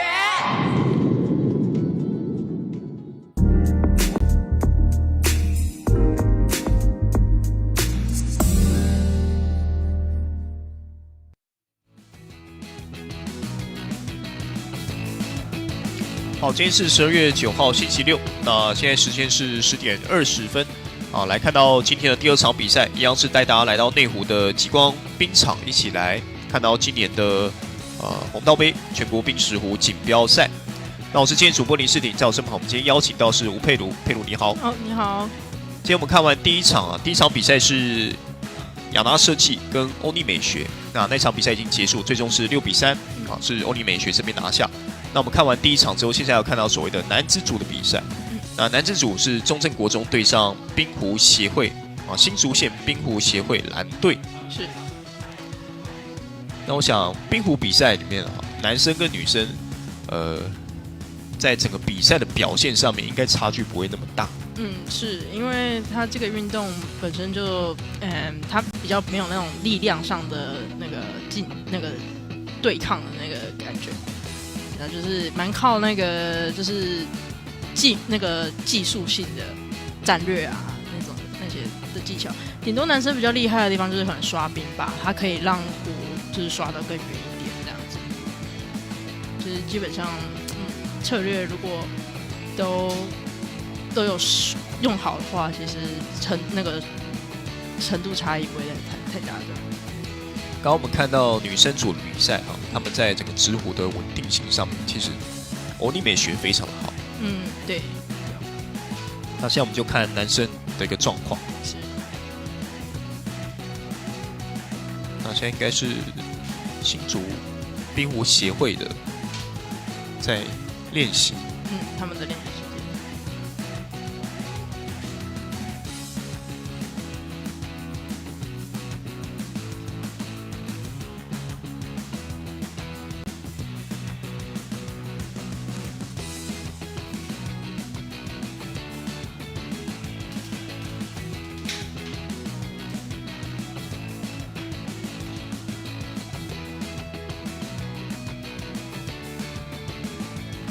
每队总共有几次的一个练习机会？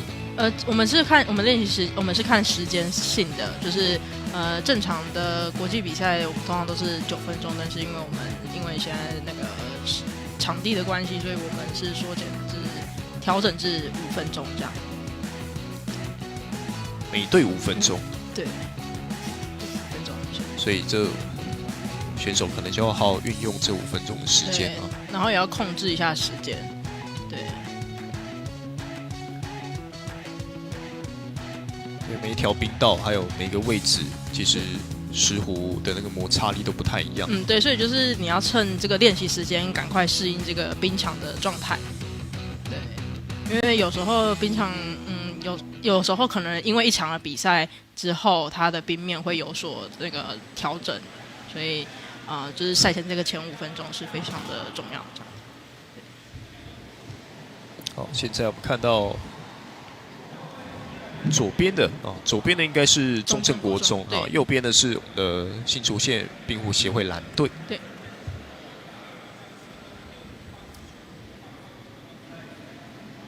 那新竹县冰壶协会蓝队今天的4位选手许志颖、焦轩宇、陈志伟还有戴宇宏。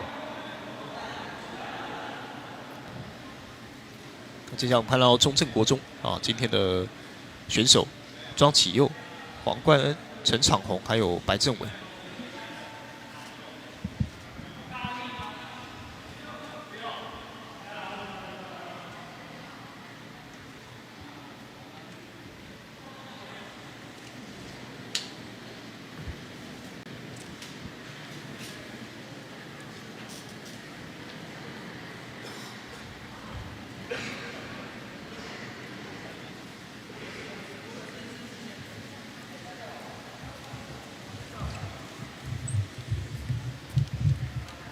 双方握完手啊，裁判也做完赛前的一个讲注意事项，还有规则的一个宣导之后，好，这场比赛马上就要开始。我们看到两队的队长啊都已经来到这个目标区。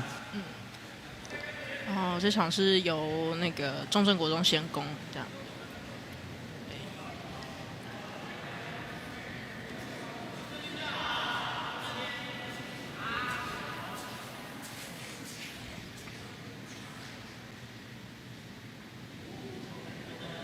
好，中正国中这边指出了第一壶速度有点快哈、哇，这壶的力道应该是太大了。是。哎，不要推舞啊！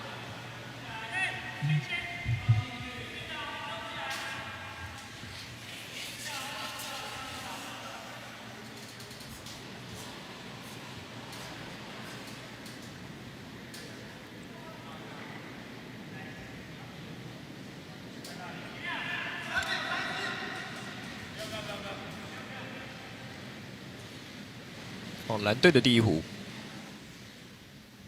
新竹冰壶协会蓝队，这壶的位置看起来是可以稳稳的放进大本营里面。哦，这边有，还是在大本营里面。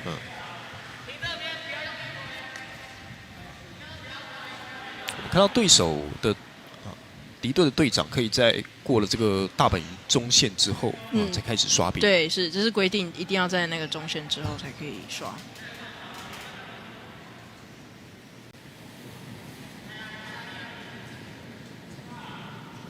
这个力道好像太大，对，然后又有点偏掉了。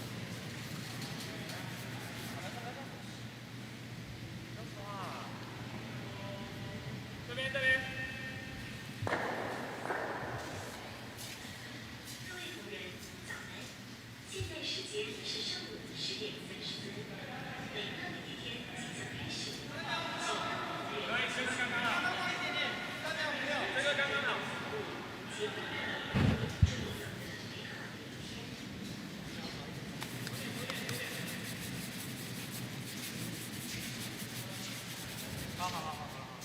协会蓝队，这壶位置也不错，而且也有保护到自己后方的得分区的壶。不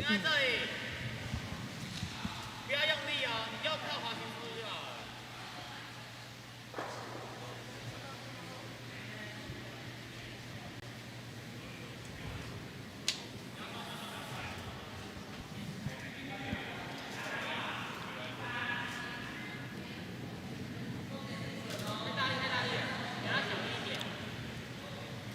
中正国中第三壶，还是力道，可能他们要再调整一下。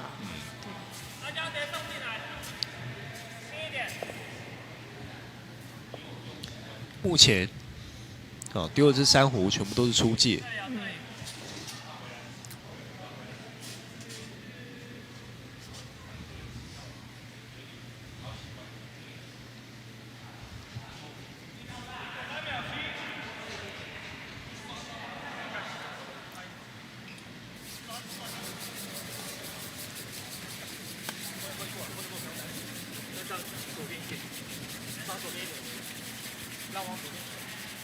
他们还是做了一个防守的位置。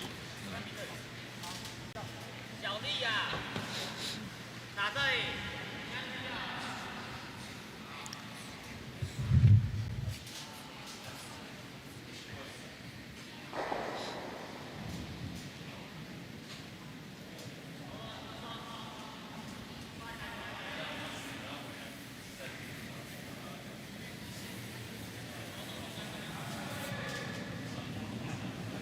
哦，这壶位置不错哦。是。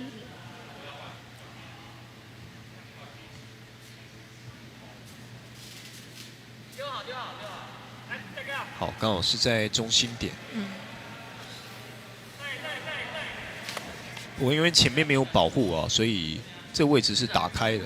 对，所以很容易下一球看他们的战略是怎么样做。那现在看他放的那个位置，应该是想要把它打掉，以先清掉胡为主。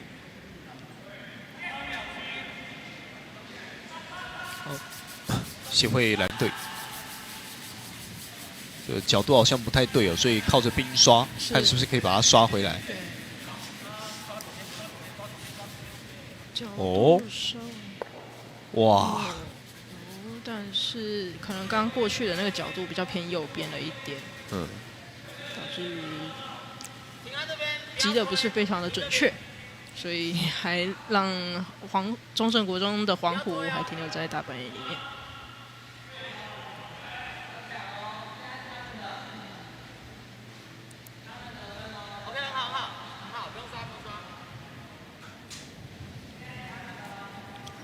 先看这个速度，哦，是要清掉。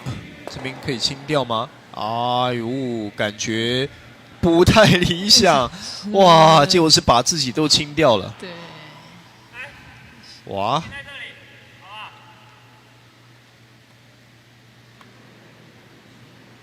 哇。那现在是冰湖协会蓝队有3个壶啊，有3个壶在得分区。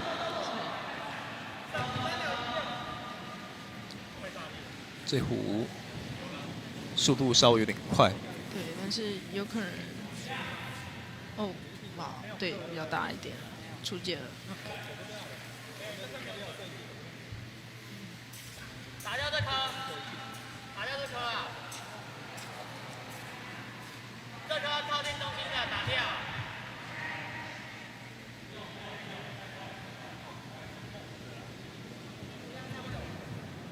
中正国中是想要把它打出去，看这个速度，如果准确的线路有准确的话，哇，瞄准。来，稍微看直的看好不好？直的进来。现在中正国中剩下2壶了。村长去指挥。好，冰湖协会有可能这一局大量得分哦。对，有可能。现在这球以这个速度，可能是要做防守，或者是站在大本营的前面一点。最理想的状态应该是在大本营的前面一点会比较好。哇，看起来还是速度太快了。是。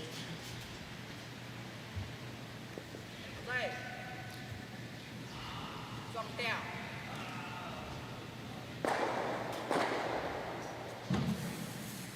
中正国中还是想要挑战，先以打掉为主。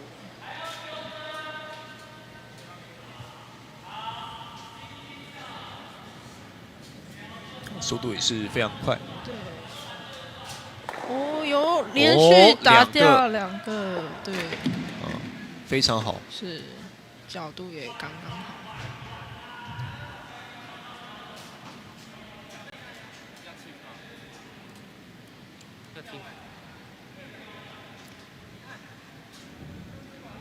这壶价值2分，把冰湖协会蓝队的这2分给打掉了。是。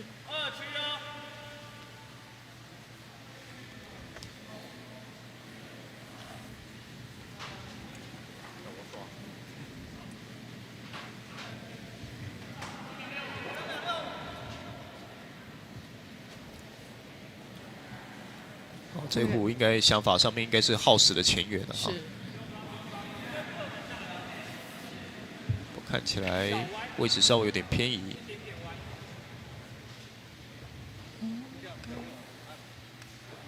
好，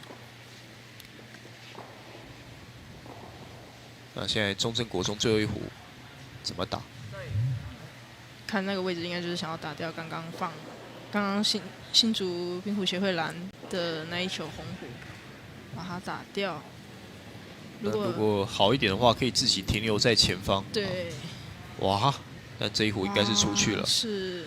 哇，那这样可能是掉3分了。对。可能是掉3分啊。那就这一壶让编舞协会蓝队这边自由得分了。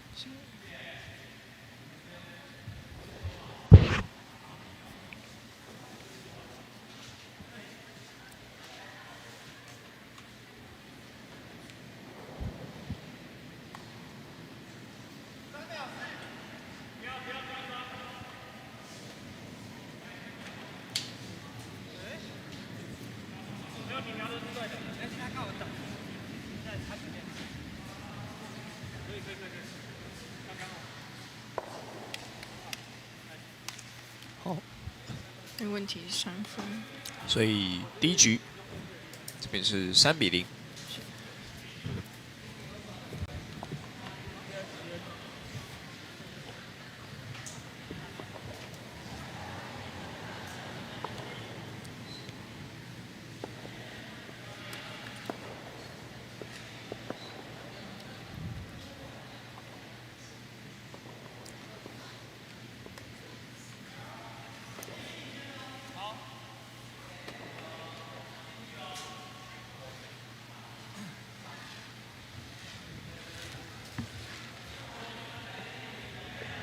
中正国中比较可惜啊，对他们太多壶都流出去了，或者是前面应该是3壶都浪费掉。对，然后之后又2壶都没有瞄准，就比较可惜。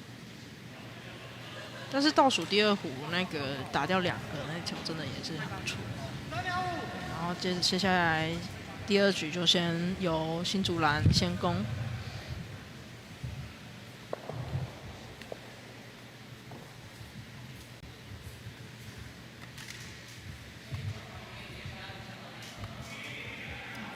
放到house大本营里面。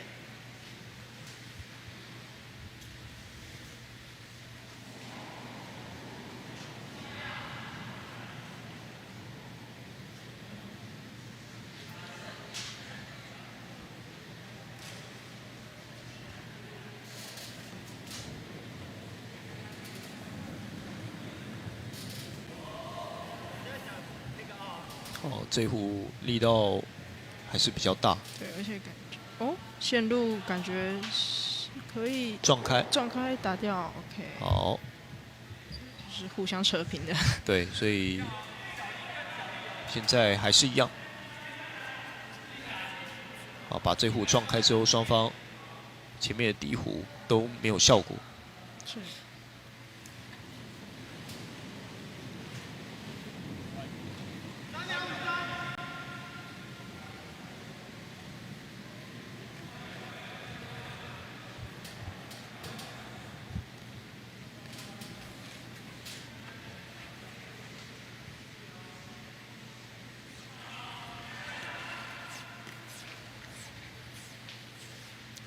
好，这壶位置也不错。不过，如果中正国中可以去持续的去破坏的话，我想这个位置还是有点太靠近中间了。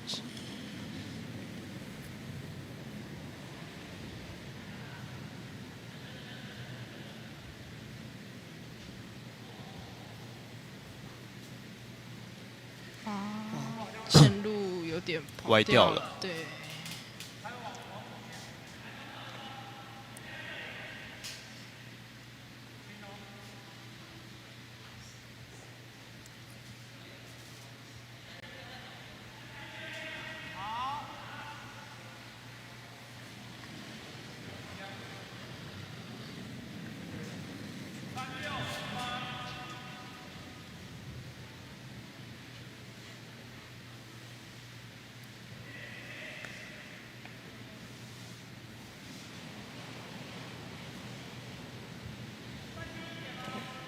这个位置不错。有黏住。有黏住的话，就比较不容易把它1次2个打开。但是现在以这个角度骑过去还是算容易的。如果说是2个是这样子过去，是2个连在一起的话，这样子比较难，你要一次把两个打出去。但是因为它两个是现在有点比较并开的样子，对，所以这个角度就中间这边是打开，它如果说是外面打开，中间锁起来这个角度，对，可能就不好撞。对。但现在这个位置，只要去撞后面那一颗，可能一口气2颗都有机会去撞开的。是，如果说现在那个比较后面那一颗，它在比较前面那颗左边一点的话，这样就比较难。现在，对，这个。现在我们看到中正国中的第4壶，新竹这是新竹蓝队的第4壶。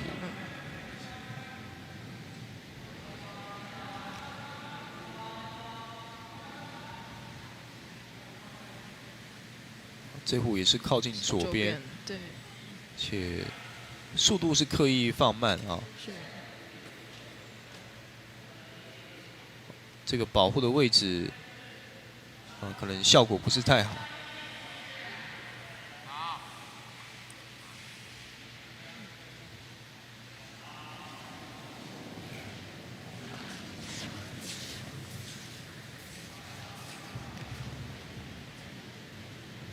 这个速度有点，是不是太快啊？对，太快，然后又线路没有瞄准。可能刚刚看那个速度，他们应该也是想要挑战看看，把那2个打出去。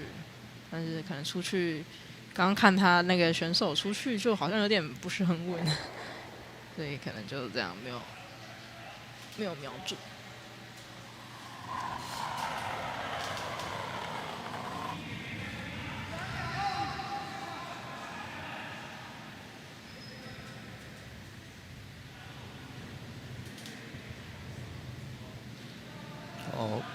这壶不错哦。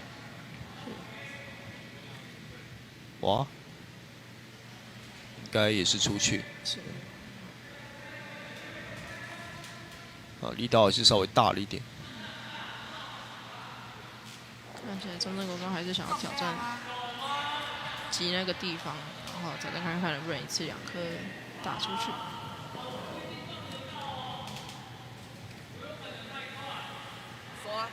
这壶速度很快，力量很强。哎呦，位置不错哦，位置不错，位置不错。有机会。不过这一壶应该还是留在得分区吗？对，这可能到看最后一壶，如果是有争议的话，就会拿量那个，会拿量测工具来看他有没有在线上，有没有在大本营上。目前这样看，感觉是有啦，但是详细的还是要看等一下最终结束之后有没有需要量测的，需要再看看。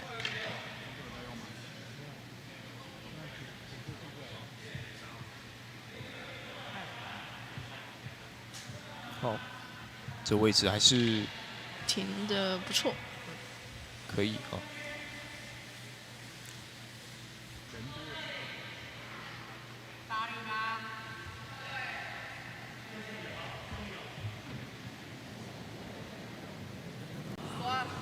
看这一壶应该就差的有点多呢。对啊。哎呦哎呦哎呦，我们摄影大哥啊！对。哇！而且这个冰壶其实很重，一个冰壶，一个15是重达20公斤。摄影大哥应该感受到很严重的震动。是。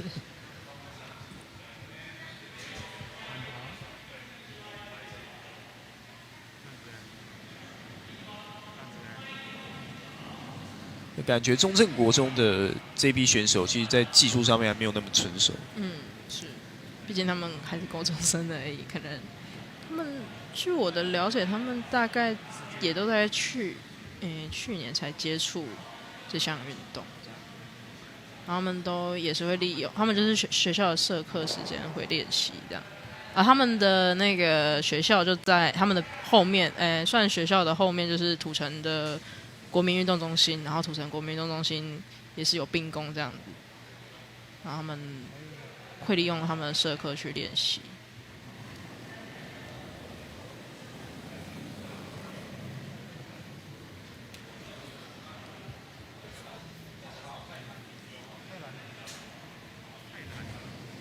哇，差一点点啊。的想法是有了哈，想法是好的。那这一壶如果撞掉的话，其实整个结果都还不一定。那现在就看新武线协会蓝队这边怎么做哈，这边应该是想要去追加分数的。对，可能现在这个位置只能说最多再多拿1分呢。对。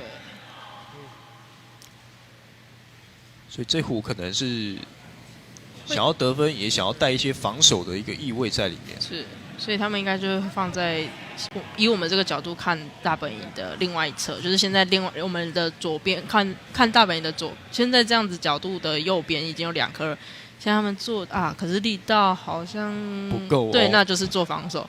我刚刚想说，有可能他们会想要放在大本营的另外一侧那这个没有过那个自由防守区，所以就是一个无效球。就直接等于是出界了啊！是。那这样子是给机会啊。那中正国中现在你要只准，还是要去破坏？对。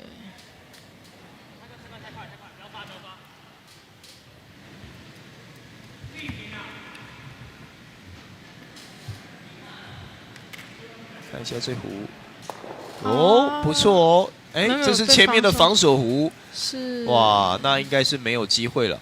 所以这一壶应该也没有机会去影响比赛的结果。那现在就是要判断那一颗红虎有没有在线上，如果有在线上的话，就是2分。但是他们似乎那边就直接能看得出来了。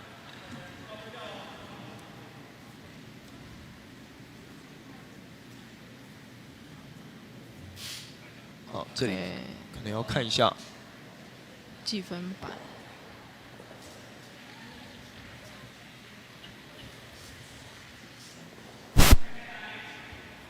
2分，这边是2分。是。好，所以刚刚应该是有。对，那应该就用用肉眼可能就看得清楚，就不需要使用2侧工具。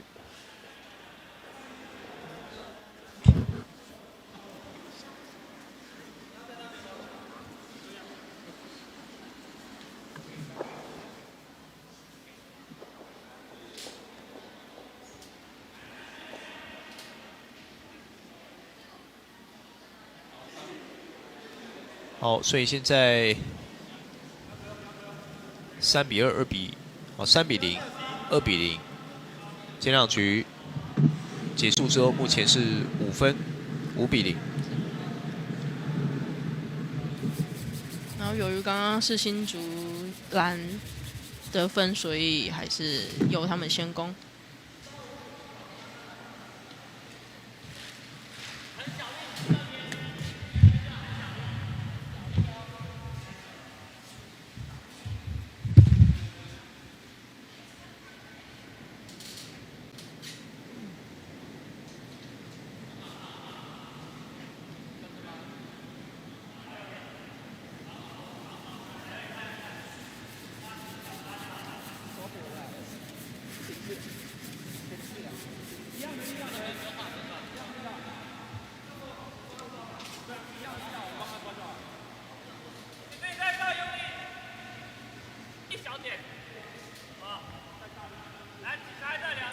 这个防守虎坐在右边。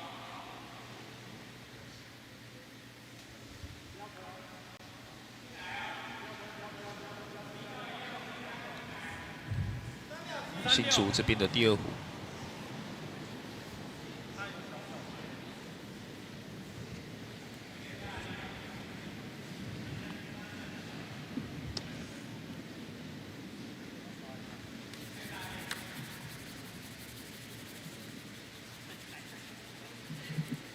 好，位置不错。是，而且他刚好稍微挡在了他前面红色防守弧的后面。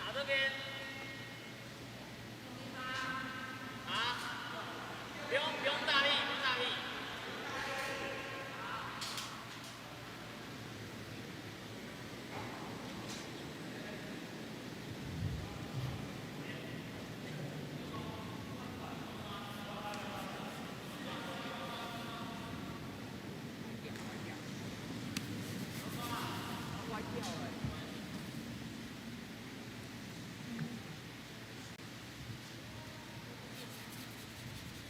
哦，哇，这边靠着刷冰，应该是增加了这个石斛移动，大概有多在50公分，可能有。有，是。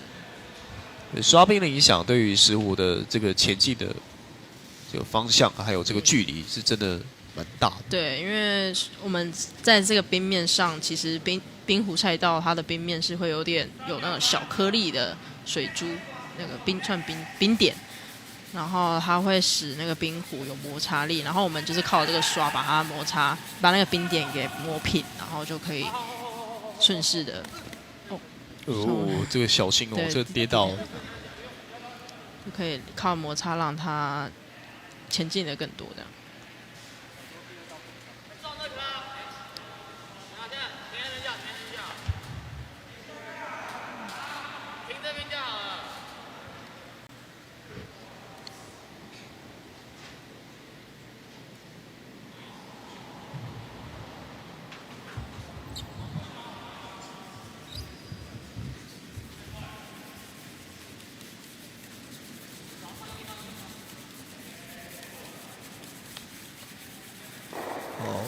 这一壶应该是没有过自由防守区。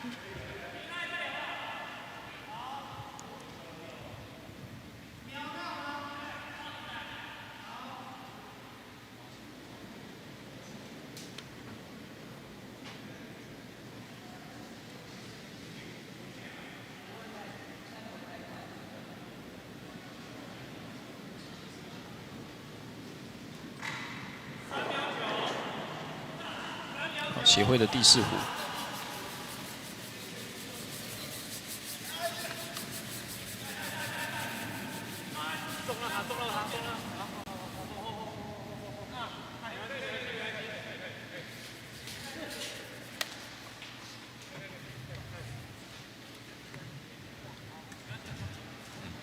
刚好停留点都是蛮不错的，而且又蛮开的，比较不好一次打掉2个。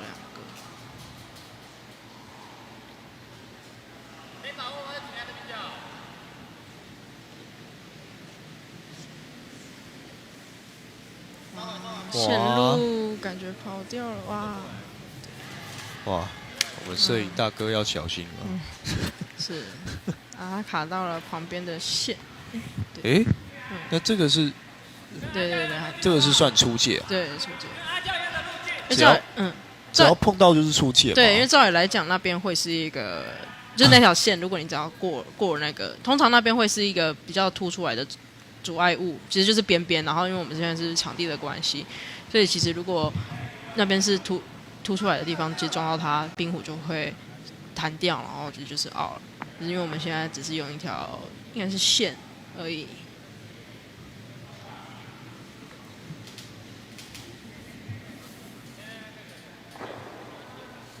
稳稳的放到大本营里面。哦，哇！现在感觉这个对中正来讲还是不太妙。是，这可能目前是有3分呢。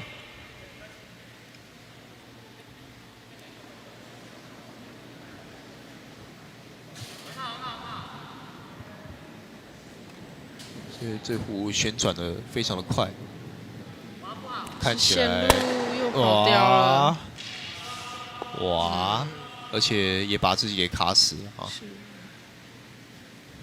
那这样子，等于说这一壶还帮新竹县这边起到一个保护的作用。对。啊，新竹县这边想要乘胜追击嘛，想要继续加分，继续获得更大的优势。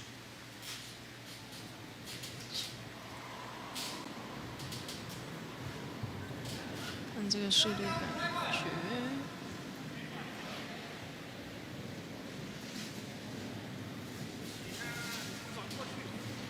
看起来是想要把他刚刚黄色的打掉吗？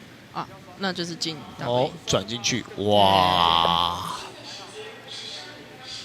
，4分哦。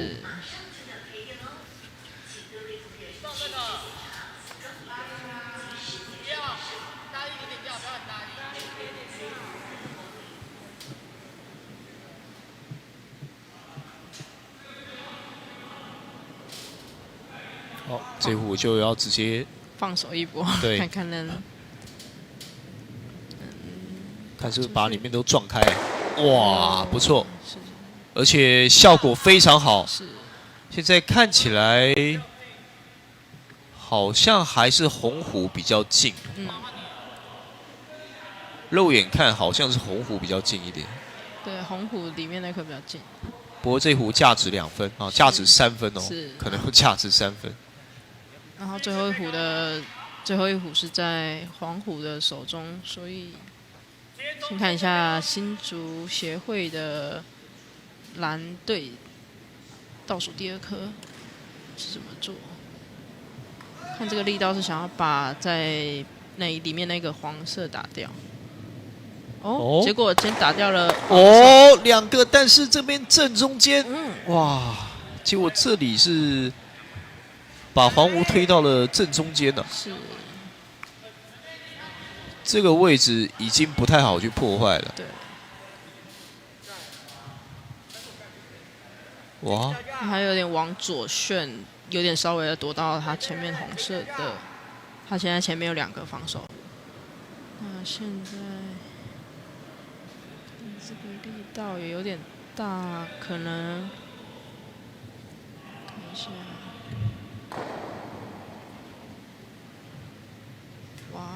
哇！不错不错不错，把它刚刚本身红色在比较里，虽然现在那颗黄色已经是在比较里面一点，对，但是确定了。对，他也先打掉那颗。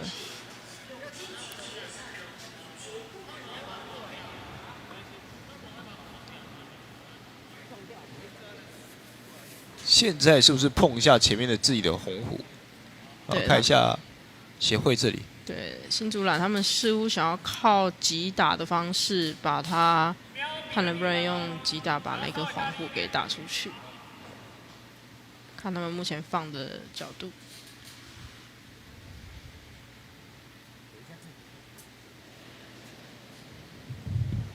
最后一壶。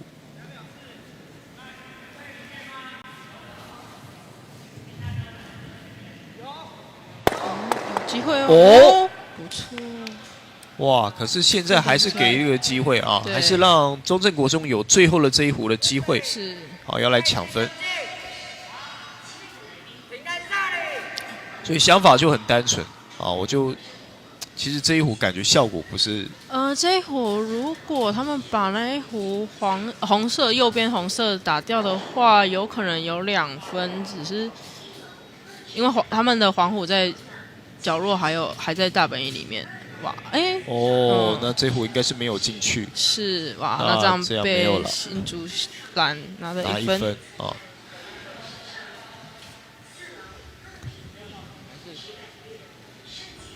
所以这应该就确定了。这一局也是由新竹协会蓝队拿下。对，拿了1分。所以现在比数是6-0。是。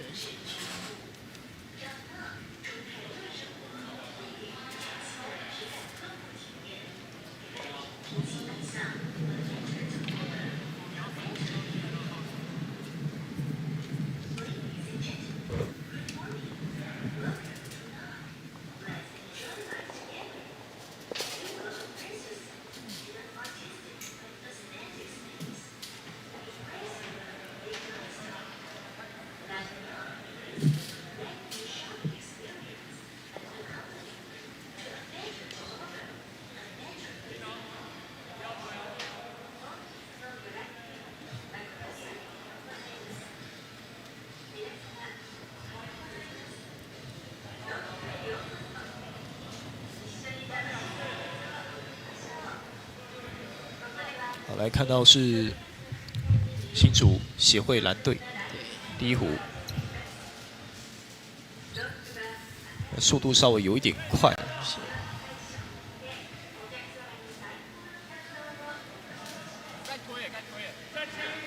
可以接受。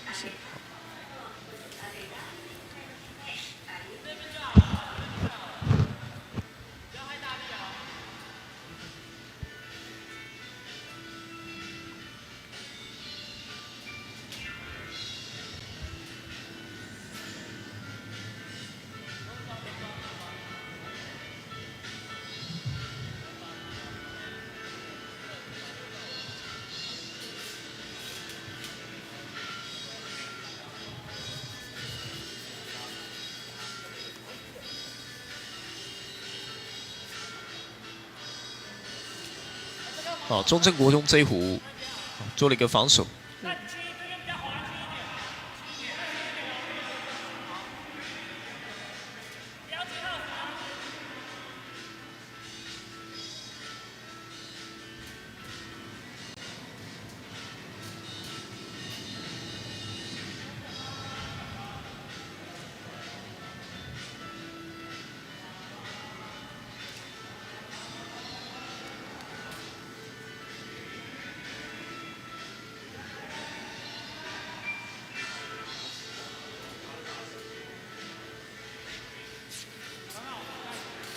哦，这壶的位置非常好。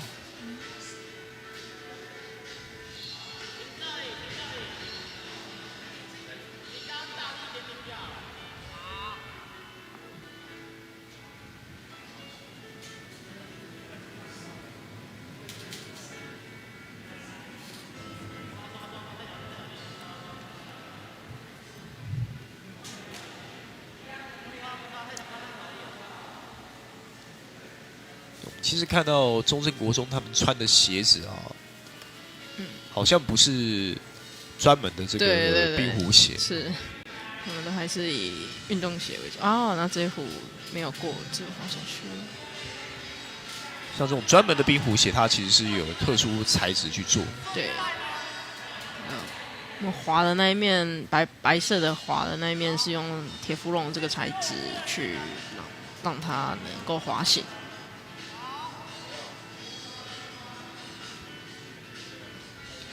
哦，像这些冰壶的一些器具哈，比如说冰石壶，有专门的鞋子以及这个冰刷具。是。哦，这些在国内台湾这边国内是有办法去买到的。对，目前还没有实体的店面，我们都还是需要靠那个海运或者空运的方式寄来台湾，然后主要购买的地区就是使用加拿大，因为加拿大很盛行冰壶这项运动嘛。所以厂商也基本上都是以加拿大为主，这样。然后其实近几年日本也有一个厂牌也有在做冰刷，我是知道我们有几位选手也是有特别买日本那个品牌啦，对。但是鞋子啊都还是以加拿大的牌子为主，这样。所以这些比赛这些用具哈，从事冰壶运动这些用具，大部分都还是要从国外进口。对，特别就是加拿大为主。对。那像选手拿这些冰刷有尺寸之分吗？哦，有，它有分比较细一点的，和比较粗一点的，好像是1 cm，其实我好像不太清楚，我只知道有一个比较粗，一个比较细这样子。对，所以这是选手可以自己去选择。对，看他们比较习惯比较细一点的，还是比较粗一点的。对，然后它的材质也是有差，像有些近期比较价钱比较高的，他们都是使用那种是类似钛合金吧，就是比较轻一点的材质。对。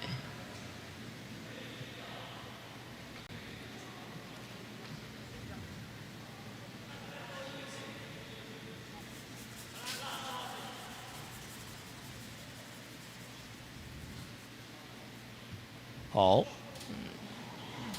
协会蓝队这个壶的位置都卡得蛮不错的。那现在有2个壶是在得分区，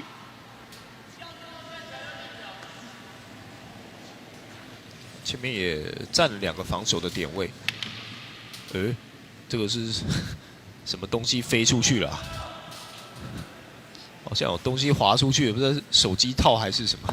哦，可能刚刚滑出去的应该是他们的那个滑片，因为他们现在中正国中他们都还是以穿布鞋为主，但是为了要出去要有滑行的那个感觉，所以我们会借由滑片的那个方式垫在下面，让它滑出去。对，刚刚他是直接坐倒在冰面上面。是。然后基本上滑出去的时候，一脚就是滑的，另外一脚就是止滑的效果。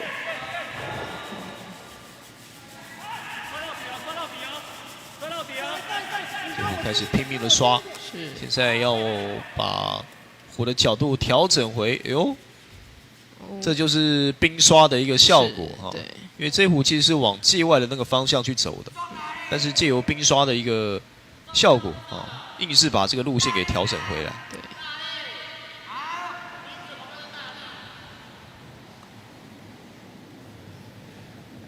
所以反倒你在直壶的这个力量跟速度啊，虽然说会有影响，但影响了可能还不是说到这么大啊。其实冰刷可以去做到的影响还蛮大的。对，它也可以改变一下角度这样。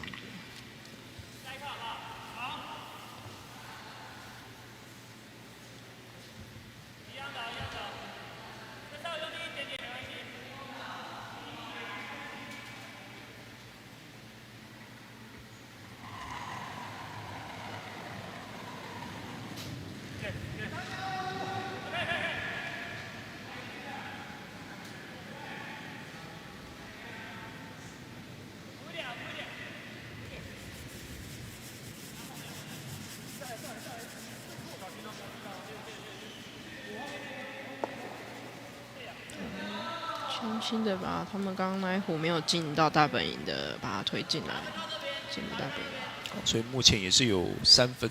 对，而且位置其实都卡得蛮好的。是，他们前面都有防守壶在前面。现在中正国中基本上没有办法去扭转这一局哈，这任何的一壶可能就只是减少伤害，现在只能说做到减少伤害。哦，但这一壶哇，这一壶不错，掉了2个，不错。对。啊，这壶减少了2分之后，那现在新竹县目前应该还是有2壶是留在得分区。他刚刚打掉一个是原本防守壶的那一球，看一下，对，先打掉一个，然后再把它打掉里面一个。OK， 所以还是现在新竹篮还是有2颗壶在里面。现在是新竹篮的第7壶，倒数第2壶。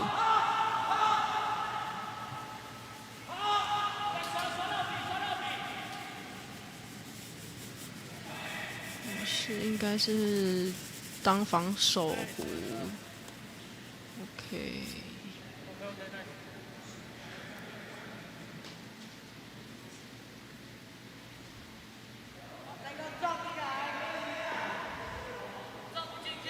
看来他们好像哦。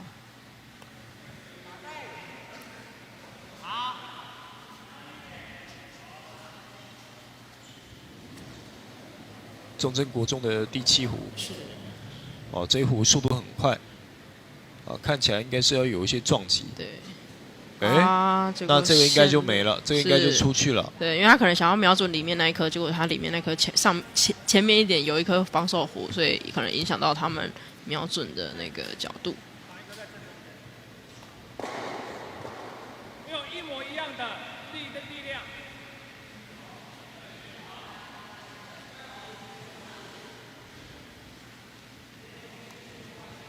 现在新竹软应该是想要再放一颗挡住那个2个红壶中间那里，把那个路给先防守住，这样等一下可能中正国中就没有线路进来了。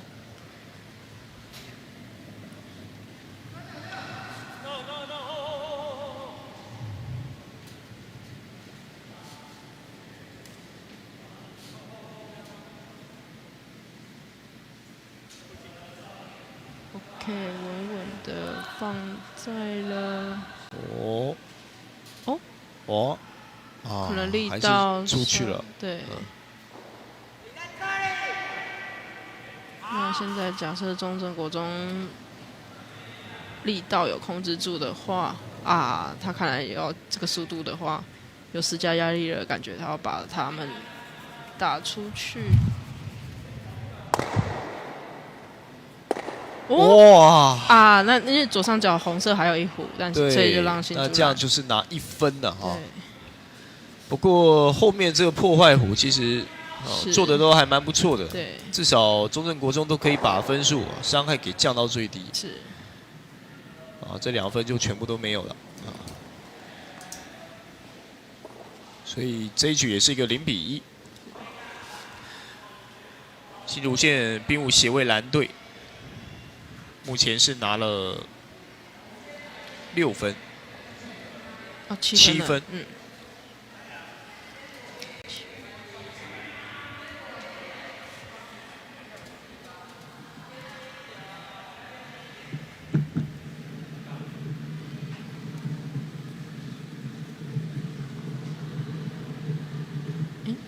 局还是中正先攻啊，就是不好意思，那个还是新竹蓝先攻，对，因为刚刚他们得分。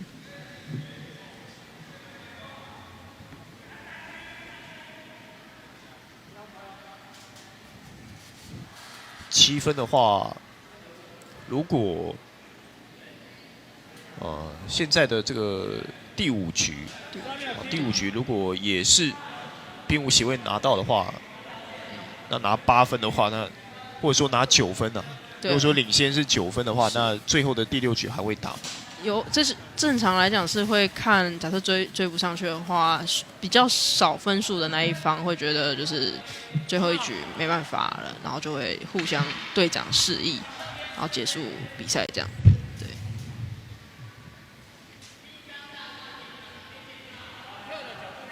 所以现在7分差距其实蛮大的。是因为一局再怎么多，一局就是只能拿8分。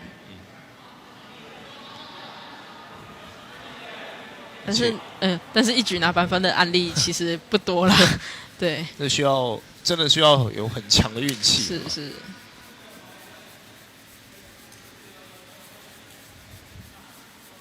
你照玉红的点丢就好，他会调整。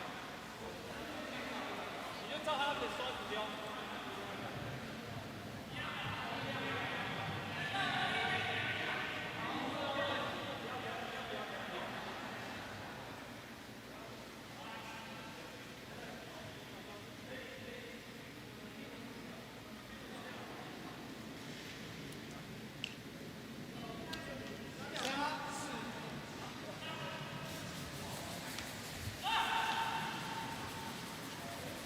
好，我们看到选手他在使用冰刷的方式啊，所以一个人是横向，一个是纵向。对。其实也是看本身选手们他习惯的角度有关系。对。哦，这一壶也是直接失效。对。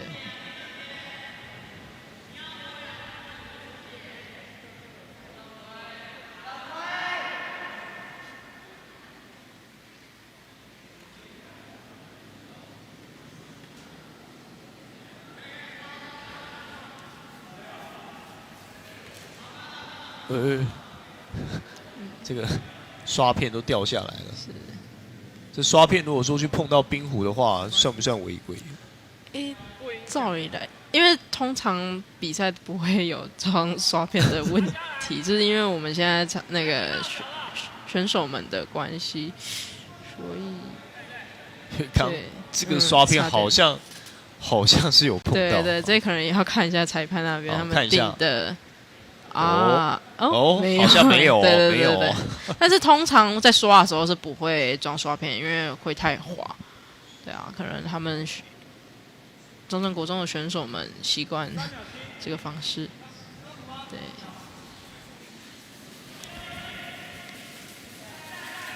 那正常来讲，如果是穿冰壶鞋的话，我们在刷的时候会滑的那一面，我们都会有一个算那个止滑的鞋套把它套住，这样。然后要止壶的时候再把它拿掉。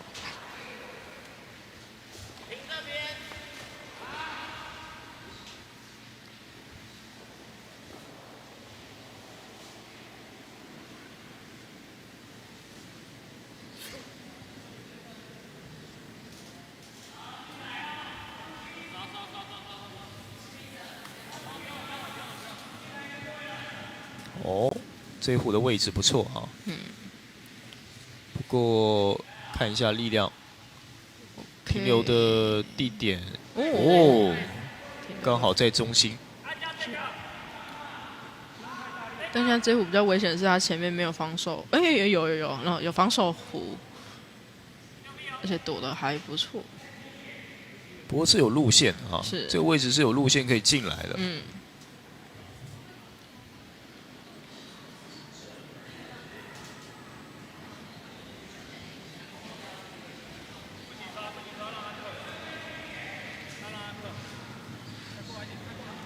哦，这壶的力量有点太强了，是，也没有碰到。想法上应该是想要去撞看看啊，看中正国中这个中心点。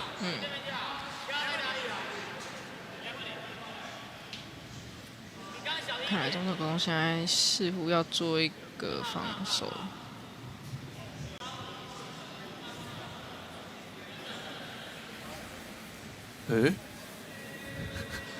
哇，这冰刷是不是？对，是不是有碰到石虎？对，这可能要看裁判。如果有碰到的话，会去。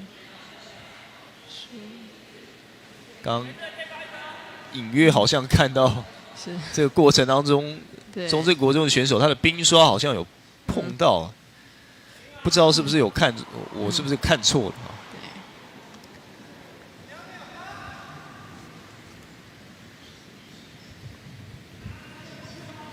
他这个力道应该还是要再挑战一次，看能不能打。哦，这次就非常的成功，而且自己的虎也留在得分区。是。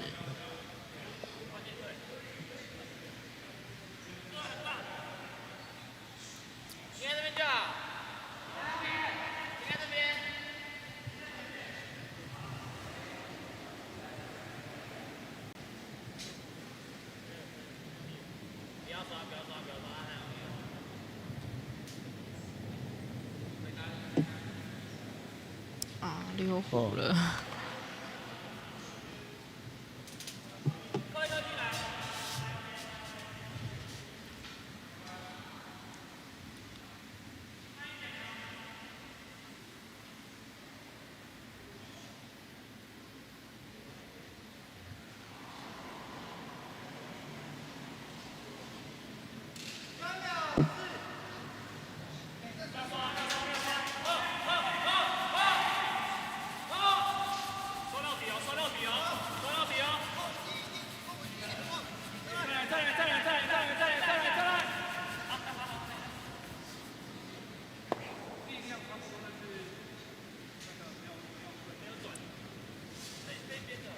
哦，这个位置整排重叠的哈。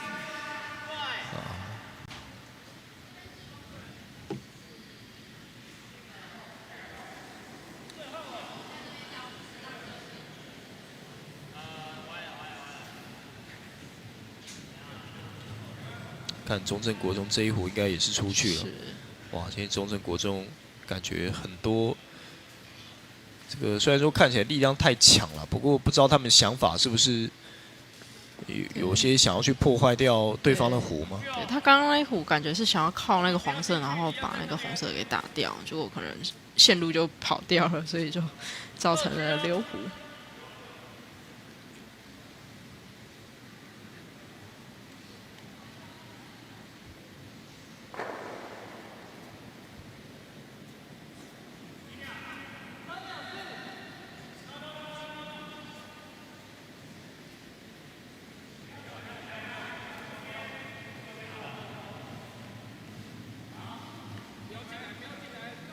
哦，没问题，位置可以稳稳的进到得分区。OK，位置不错。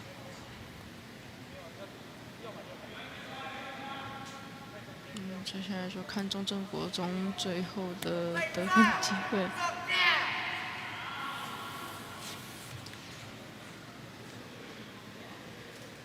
这个想法就很单纯啊，前面是没有防守壶，所以这个路线打开的情况就去撞。对。哇，不过这一壶感觉力道大了。哇！哇，这样新竹篮这局3分吧？哦，还有最后一分哦，还有一壶哦。我要到这里哦。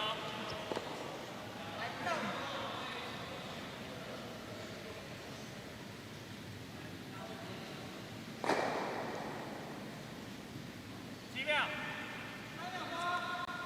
先刷一点点，先刷一点点。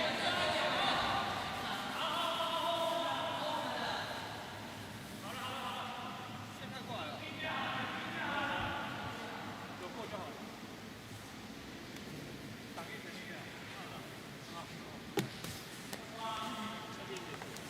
哦，那现在才是中正国中的最后的得分机会。哦，所以这一壶其实也有机会拿下这一分呢，就看比这个中心点。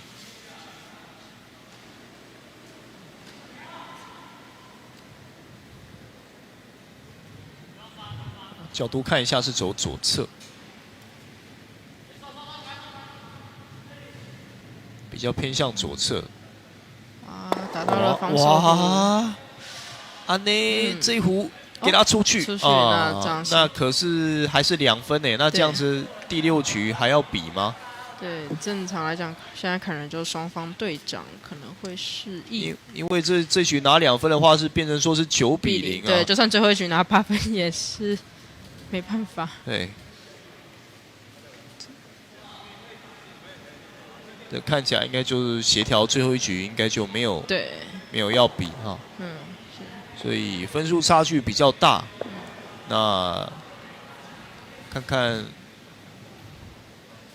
这两队是不是要握手，还是说对刚刚最后一局也想要再试试看吗？正常来讲是，这可能也会说不用了，因为，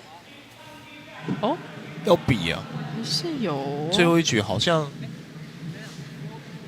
看应该还是要比哦，是所以有可能是对中正国中的选手来讲啊，至少是有一个算是比赛的经验，让他们多多的尝试。不过比赛的最后的结果已经是知道了。是。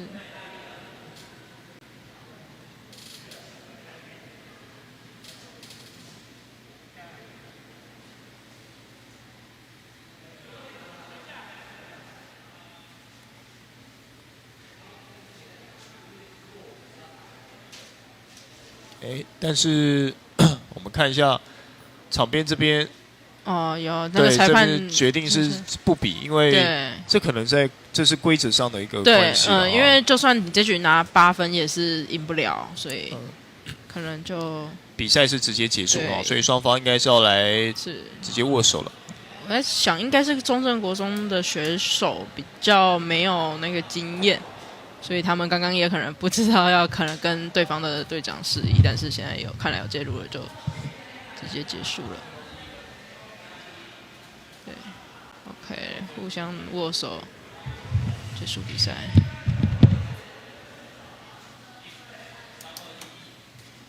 好，所以最后应该是0比9，拿下了这一场比赛。好，我们恭喜最终是新竹协会蓝队击败了新北的中正国中。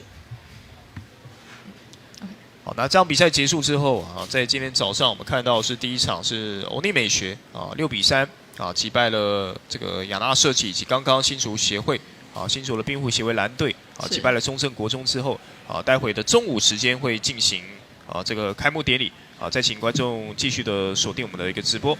那我们待会下午也会继续来进行这个下午场的一个比赛待会再回到我们比赛的现场。感谢大家，我们先稍微休息一下。谢谢。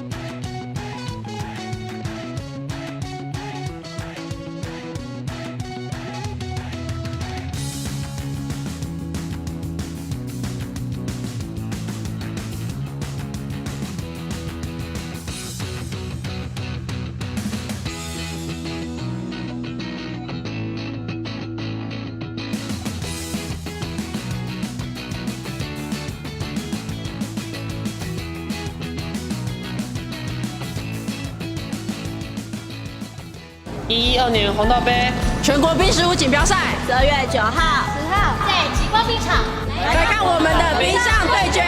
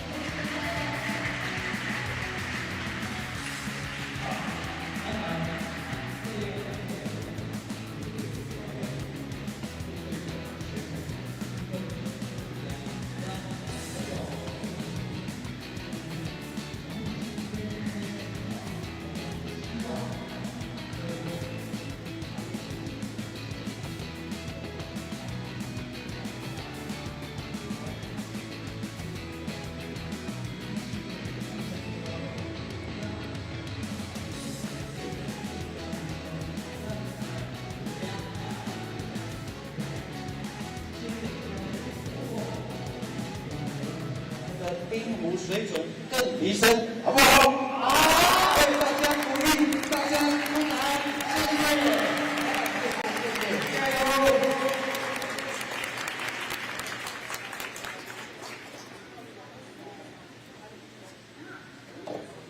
贵宾致辞，我们先请新北市的陈股长致辞。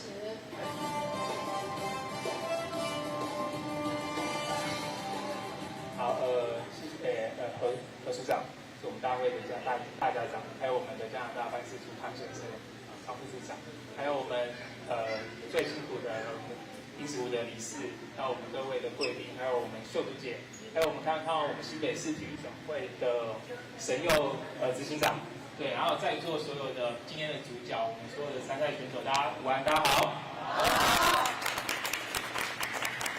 非常感谢代表新北市教育局来到我们今天第2届我们全国冰食物锦标赛的一个开幕。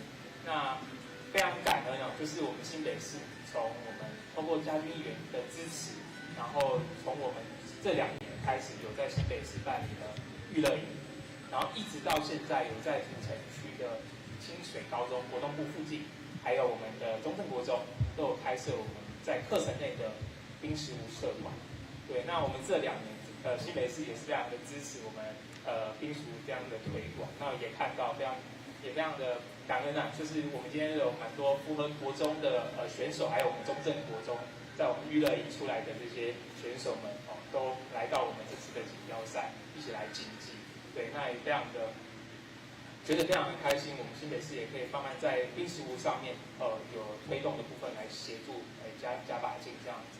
那本身我本身也是体育选手出身，那我本身是合球，合球大家可能也比较没听过，但相较于冰食物合球稍微有抗性，是它是世界运动会的项目，所以它可能没有办法在亚奥运上面来给大家看到。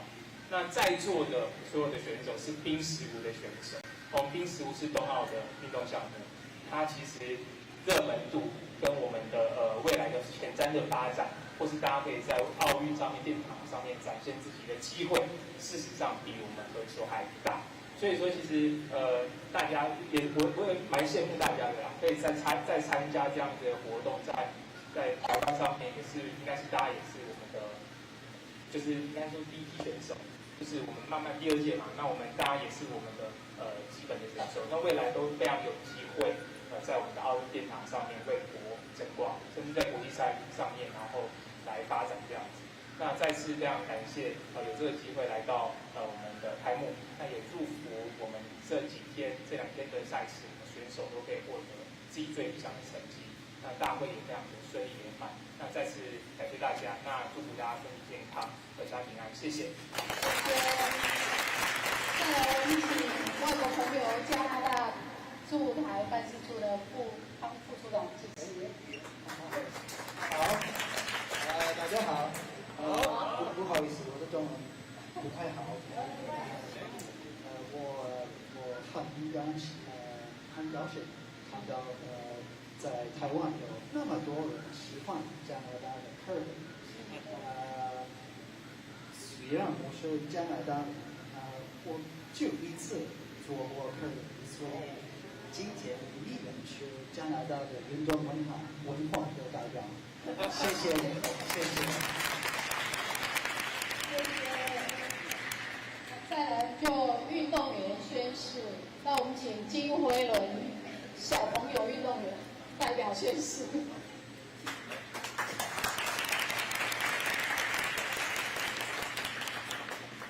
我金辉伦仅代表全体运动员宣誓，参加112年红道杯全国冰食壶锦标赛，以遵从冰壶精神，尊重对手及服从裁判之判决，在比赛中做到胜不骄，败不馁，发扬运动光辉，争取团队荣耀。宣誓代表金辉伦，体示中华民国112年12月9日。裁判宣誓，今天很感谢所有的裁判是进行科大的老师，分别是蔡心怡、董瑞发、许哲伟，还有卓安琪4个老师带领进行科大的小朋友来担任我们的裁判。请蔡欣怡老师代表宣誓。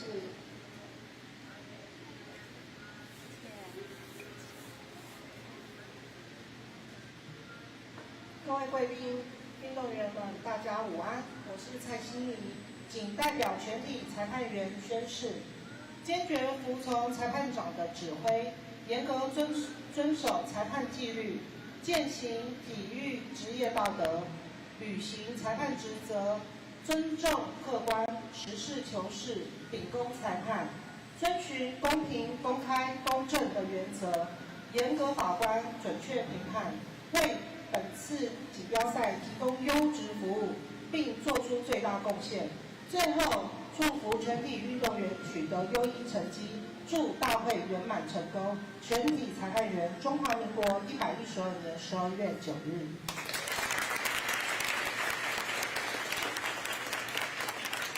再来就可以那个长官拍个照。好，我们转过来。今天就不要再记录。这边转过来这边，转过来这边。转过来。对对对。转过来。过来，转过来到前面去。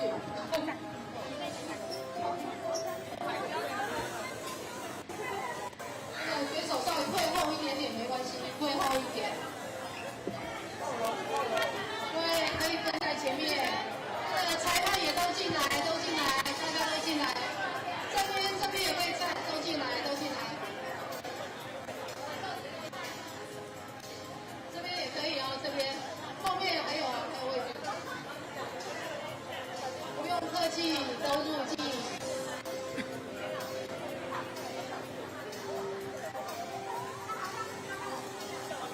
对，神佑兄啊！锦标赛赞不赞？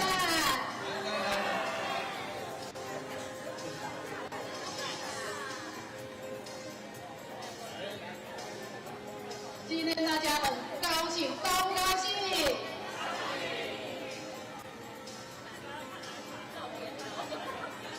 以后还要继续打。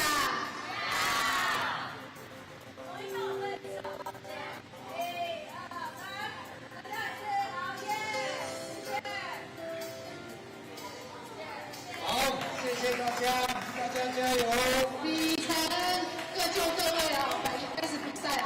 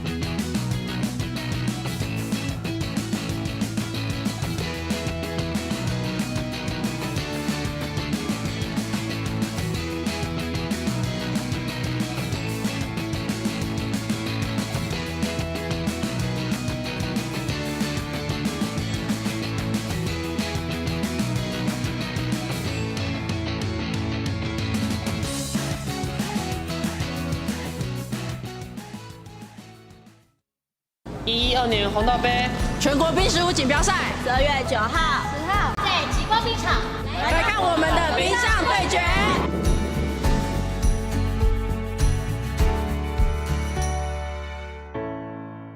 冰石壶是冬季奥运的比赛项目之一，发源于苏格兰，从16世纪开始就有了哦。那冰石壶是2队进行对抗，一队会有4个人，一个人会丢2颗冰壶。那所有的冰壶都丢完之后，谁的冰壶离耗时正中心最近，谁就是最后的赢家。我们现在要介绍于冰石壶所具备的有哪些器材。首先，第一个是冰石壶，然后产于是苏格兰，大约为20公斤重。然后第二个是我们的冰刷，是让选手们在冰上的时候刷冰为作用。再来是鞋子的部分，我们的鞋子上面会有铁氟龙制造的，所以让选手们可以在冰面上有顺利的滑出去的效果。前直线规则。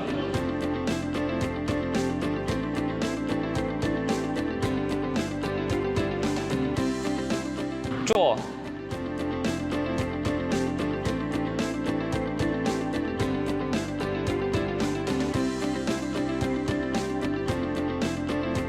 Guard。队长下达指令，将冰石壶停在耗时前面的自由防守区，取得最好的站位。自由防守区规则：每一回合2队加起来的前5颗冰石壶在自由防守区是不可以被打出界外的。如果今天我们不小心把对方的冰石壶打出界外了，那我们这颗冰石壶就不算，原本被打出去那颗冰石壶就回到原本的位置。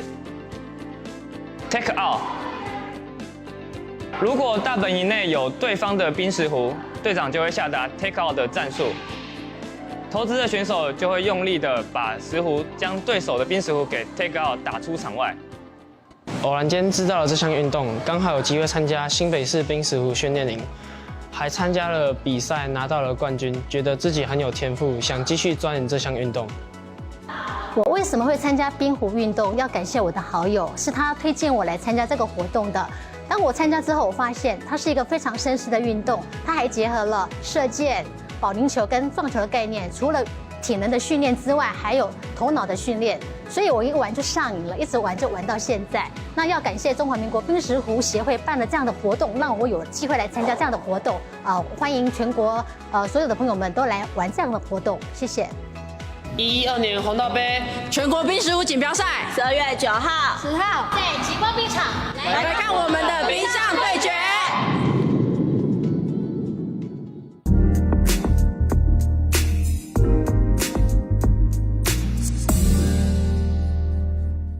112年红道杯全国冰石壶锦标赛12月9号、10号在极光冰场来看我们的冰上对决。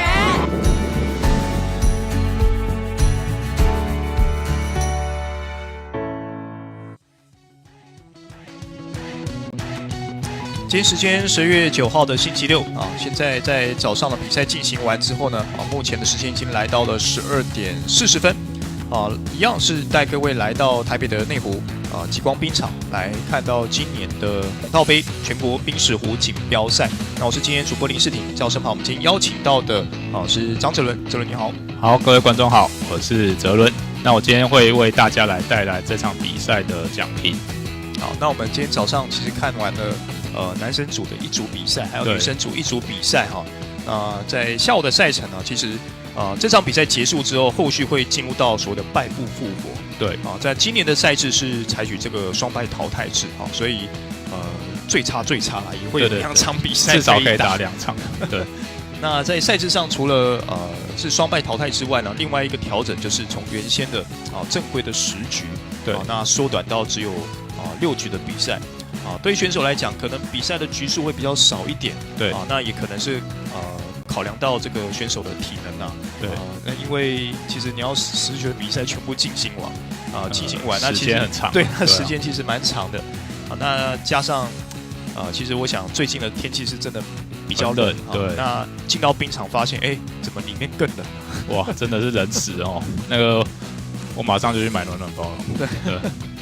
我们的摄影大哥刚刚听到，哇，大家也都是会发抖对在现场可能在冰场里面感觉是特别的不一样，因为底下全部脚踩的都是冰，对，所以上来的那种冷气啊，很快，一个感受应该都是非常的强烈。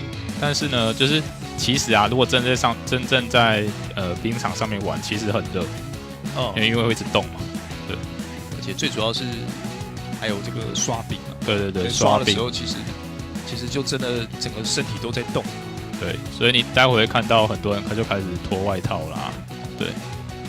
那像我们画面上看到是两队正在练习，待会我们要来转播的这场比赛是新竹县的冰壶协会要对上是新北市的冰石湖俱乐部。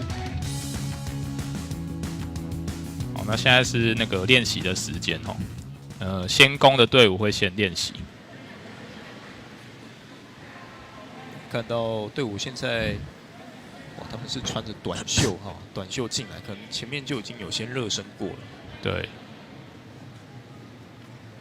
那画面上看到这个2个圈圈一个是在内圈一个是在外圈，这个是所谓的 house 目标区要在这个目标区里面才可以得分那越靠近中心点的它就是如果说你这一局结束的话，你有2颗是比对方还要更靠近中心点，你就得2分。对，你有3颗就得3分，以此类推。对，然后最后会看整个6局打完之后总分看哪一队比较多，就哪一队获胜。所以在比赛的过程其实我们可以看到很多的选手他会运用一些战术那不管是把对方的壶给碰撞出去或者是说在前面先做到一个防守卡位的这样的一个效果。所以这个冰壶的运动，它就像是在冰上下棋一样，它有很多的策略，所以它不是只有体力的运动它也还包含智慧的比拼这样子。那在整个技术上面，就是选手的稳定性我们在早上期看到有些选手他可能在整个推蹬的动作，在推送的这个稳定性上面不太足够可能甚至有些选手他是会跌倒、会滑倒。对，那这可能都会去影响到这个像现在我们看到选手就有一些重心不太稳那这可能直出来这个位置或者说这个角度可能就会有一些偏移。对。但是就是如果你一出来就跌倒，比如说你一出来就跌倒之后，如果你可以马上拉住那个壶，你还可以再指一次。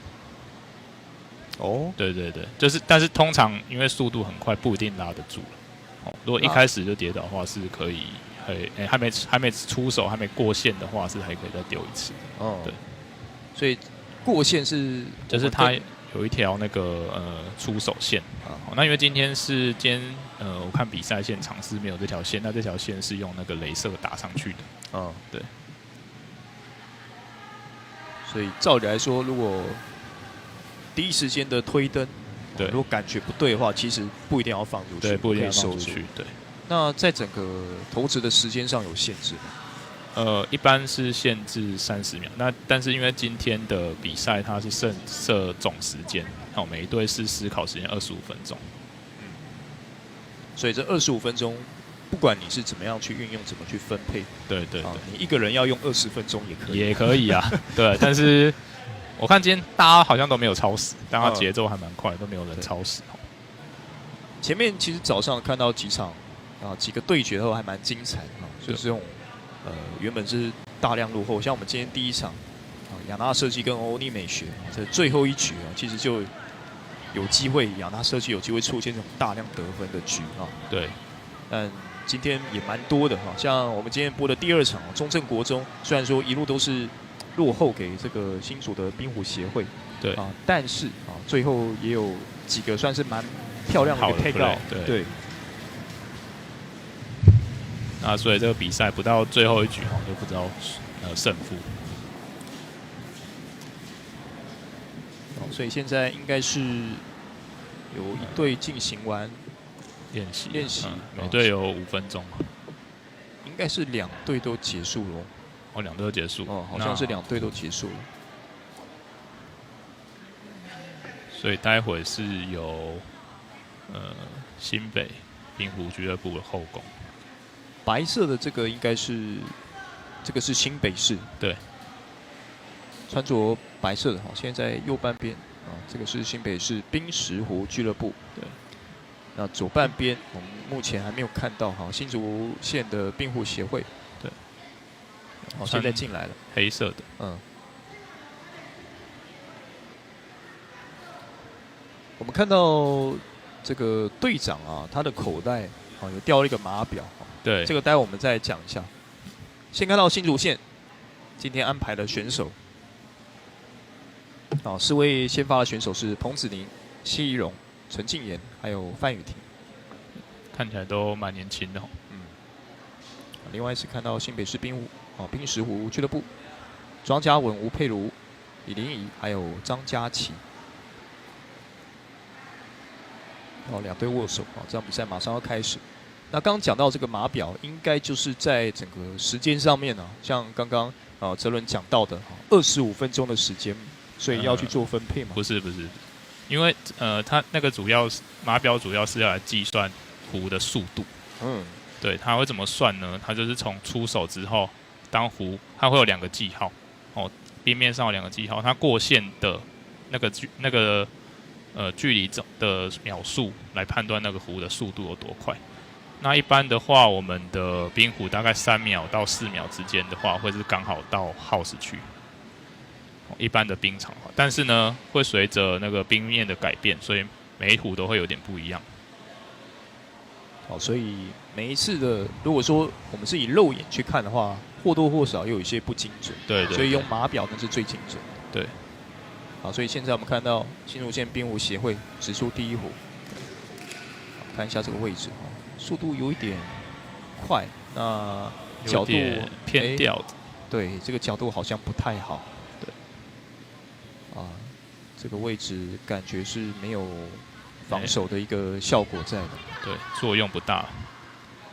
所以现在轮到是新北市冰石湖俱乐部。那我们前面的几颗壶一般来说会放在前面的自由防守区来做防守。那如果放在自由防守区的话，一开始对方是不可以把它打出界的，所以它可以顺利的留在里面。这个好像太大力了，太快。今天的冰面感觉是蛮滑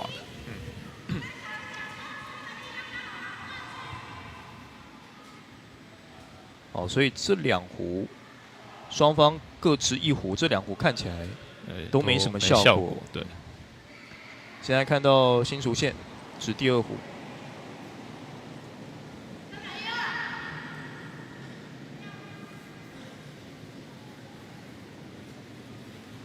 那如果壶的速度太慢的话，就会由刷冰来把它维持它的速度，因为它壶会慢慢的变慢。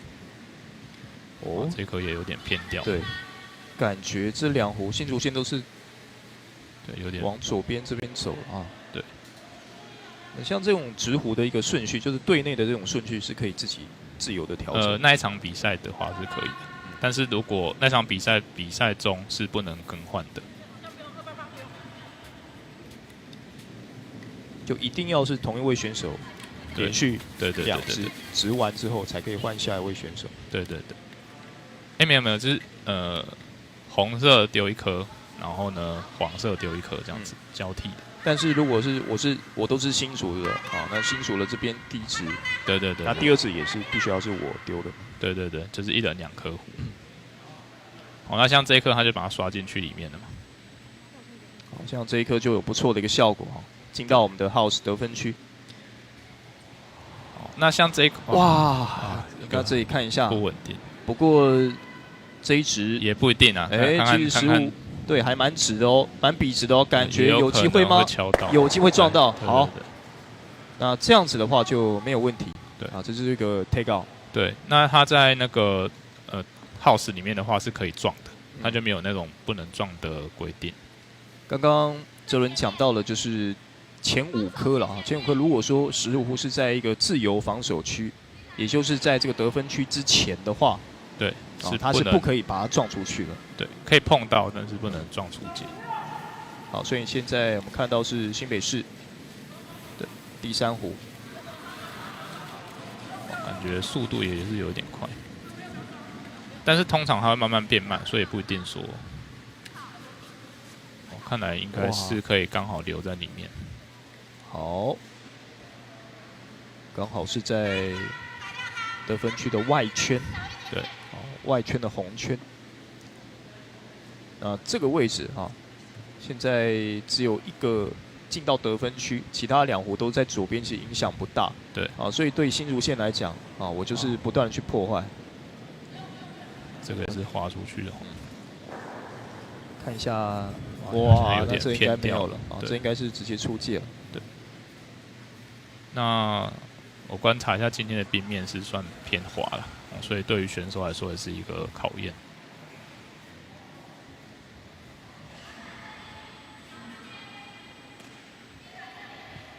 看来这一颗也是要把它丢进去。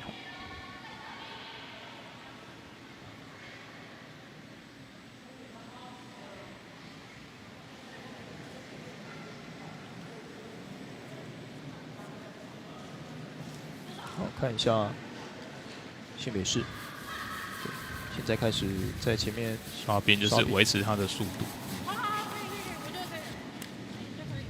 哦，感觉在应该是可以进去。哦，位置其实也不错，也不错哦。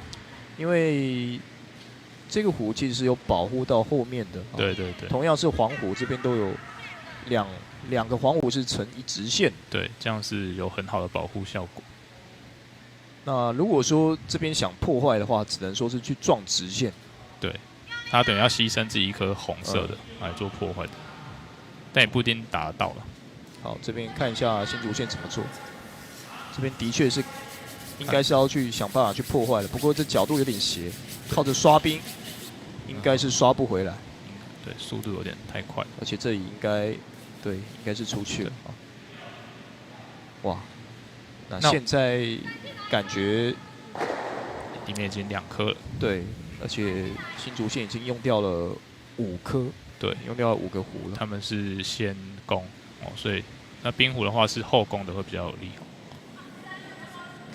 现在轮到新北市，新北市现在2个壶在里面，所以现在只要继续的追加就可以。对，不过这个应该是速度太快了。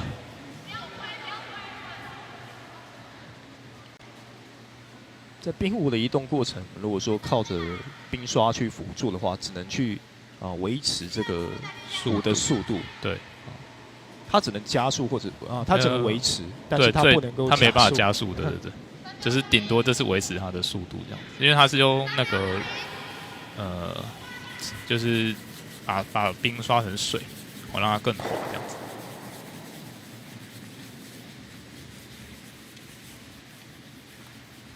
哇，还差一点，只要沾到一点点边，就算是有得分了。但这样这颗看起来好像是没有。它是屁股的地方有沾到，还是说从上往下看？由上往下俯瞰哦，如果有沾到的话就有，但是感觉这个有一点点机会哦。对，好像要以现场看为主因为我们这边看也没有很清楚。好，来看到是新北市，这壶的速度蛮快的，应该是要做撞击，不过感觉应该不太 OK。对，所以这一壶也是出去了。对，那因为是第一局可能大家都在适应那个场地。那因为这个冰面随着每一场比赛它都会有点改变，有可能会变得更滑。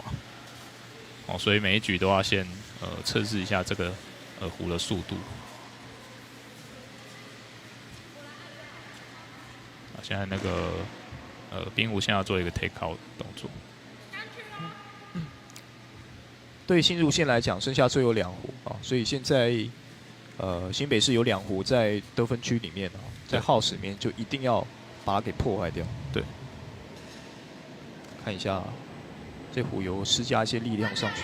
对，但是通常如果推的话，也会影响它的准确性。哇，对，所以一般来说我们在丢的时候尽量也是不要推这样子。这一颗也没有打进去。哇，那这样子新竹县这一局可能就有点困难了。对，但是呢，就算这一局输掉这一局，也不能失太多分。所以他要想办法，就是可以亡羊补牢。好，看到新北市这一壶，新北市这一壶是要追加分数的。对。那如果说可以起到防守作用，那是更好。不过这个位置稍微有点偏了，对，速度也是偏慢。哇，所以这壶也基本上没有什么效果。对，那双方各剩下最后一次的机会。现在新竹县有2个选择，一个就是把对方给撞掉，另外一个就是抢中间。对，那看新竹县这一壶。哦，壶在旋转，其实这感觉有点偏掉了。这壶是会漂移的。对。我们看到这个冰场，它的这个感觉，左边、中间、右边，或者说每个位置都有不同的摩擦力啊。对。随着比赛进行，它的冰面也都会改变。那现在只要新北市稳稳的把壶丢进中间的话，那他们就这一局就得了3分。那3分其实算是一个蛮大的比分。这个速度看起来好像有点偏慢。哦，刷冰，现在拼命刷，4个人一起刷。好，有机会吗？应该有点慢，有点难。对，看是不是肺活量够啊，用吹的。这20公斤应该吹不动了。不过也是得了2分，2分也算是比较非常不错的收获。所以第一局这边应该是由新北市冰石湖这边拿下2分。对。那看看2队这边应该是没有问题的话，就确定了。对。那实际上那个冰湖的正式比赛是没有一个裁判的。他是以2队觉得 OK 就 OK 了，对，除非有争议的时候才会有裁判来做一个判决这样。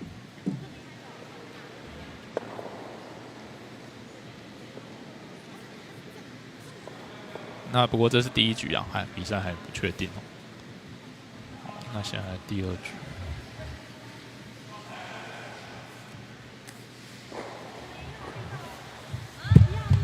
刚刚获胜的上一局获胜的是新北，那所以新北就先攻。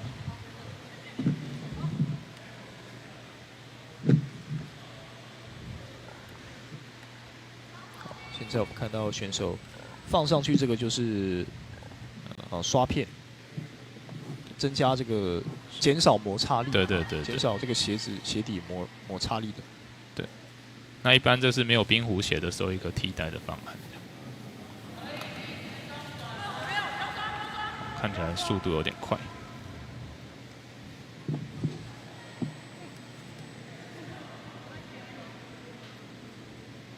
应该是出去了。对，应该出去了。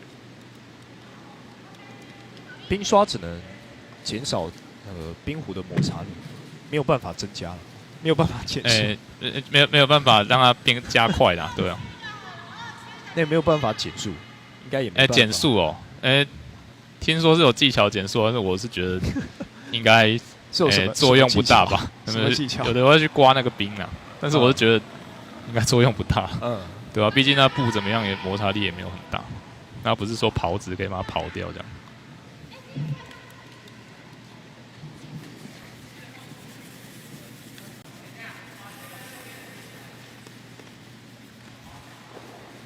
看来应该是可以到自由防守区。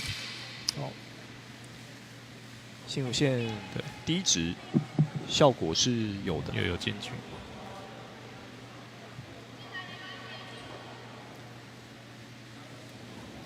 所以现在我们看到新北市要来打右边。对。那一开始的话，其实尽量在中间是最好的位置最好，因为如果你放在中间的话，对手也会很难发挥。这一壶感觉是蛮刚好的。哦，不错哦。对，他让他进来的话是可以撞的。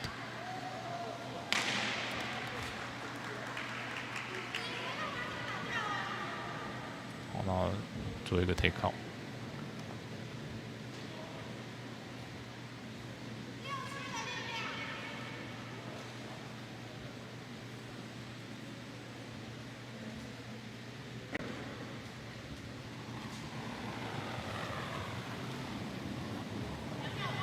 看一下新竹县这一局，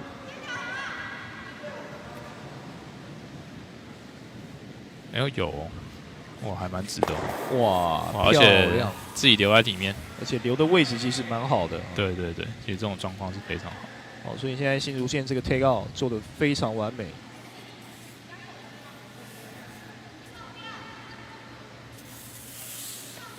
直接转身给队友一个赞。对。好，那现在新北要做一个 take out。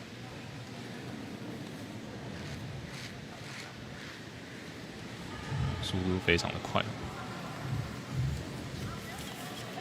哇！哦，他是撞到前面的那一颗。那这样子那一颗也要拜拜。对，但是他没有撞到里面那一颗啦，所以这样其实作用是不大。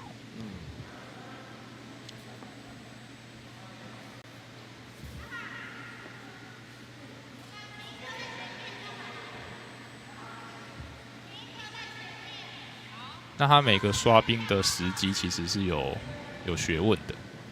哦，当他在指刚这个应该是第5值啊，所以要回来啊，对，所以我就觉得，啊，我想说奇怪，对那个怎么没有拿开？那是里面，那是在外面自由防守区。对，而且那是在第5值啊。对，所以还没到第6颗弧，所以呢，这个状况的话，就是要把弧摆回原位，然后呢，把边撞掉的那一颗黄弧的话，就算是出界了。对，选手感觉有点太投入了，对，都忘记了，连我自己都没注意。旁边的工作人员，旁边这个提醒一下，对，提醒了才想起来。那现在要看说这个位置在哪里啊？对，那通常是由对方的选手来摆，那就摆一个，因为冰壶它是一个均值的运动，所以它就大概摆那个位置，你也不会摆太偏呐，对吧？你也不会摆进里面这样之类的。那双方都同意的话就可以。现在是新竹要丢第3壶，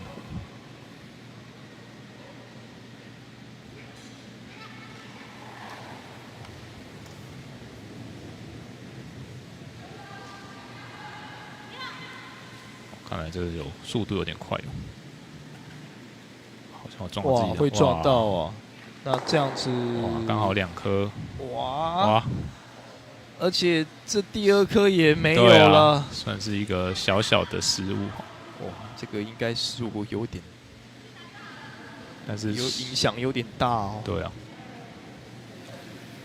哇！但现在才第3颗弧啊，所以后续还是有机会。那等于说是让新北这边有一个重新开始的机会。对。好。这个位置感觉有一点快，对。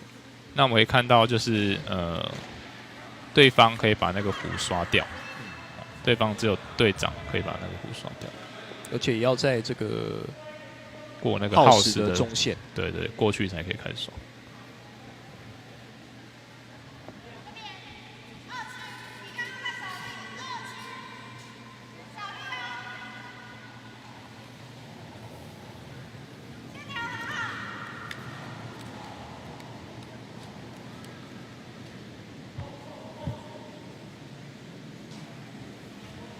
速度还是太快，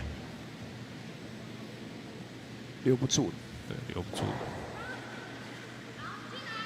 那其实这一局新北也不一定要赢，因为有时候其实会故意输，或是故意平手。因为平手的话，下一局他们就还可以后攻。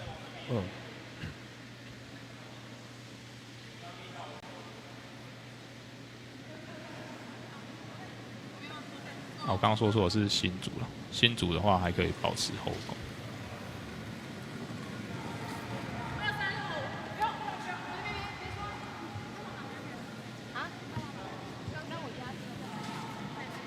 所以可能是在这一局最后的结果，没有办法获胜的情况下，那可以去追求平手的局面的时候，对，再来去追求。这种平手，那我们下一局再重新开始。对，所以有时候也会故意平手，或是故意输掉一点少的分数。不过这可能要在最后这1、2壶，对才可以决定。现在是第6壶。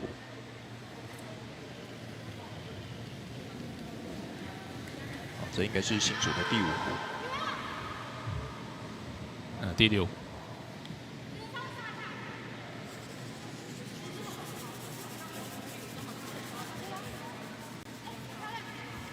应该是会到里面去。啊，差一点点。哦，差一点。差一点。哦，躲在前面的这个防守后面，但是没有进去，应该就没有什么价值哦。对，除非他后面把它撞进去之类。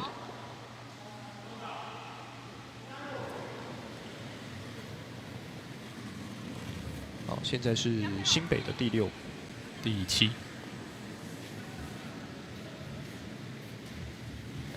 这应该是第6啊，对，第6啊，不好意思，这是第6，我看错，是我看错。啊，速度太快。哇！我们看到新北真的很多都出界。对，我刚刚看到队长有比那个，就是叫他速度慢一点，但是有可能今天冰面本来就很滑。现在还没有任何一颗壶在里面，双方都没有。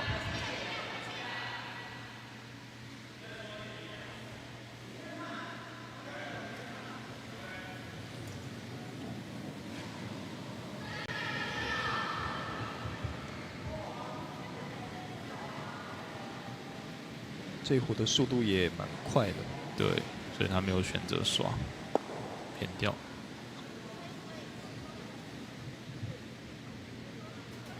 出界。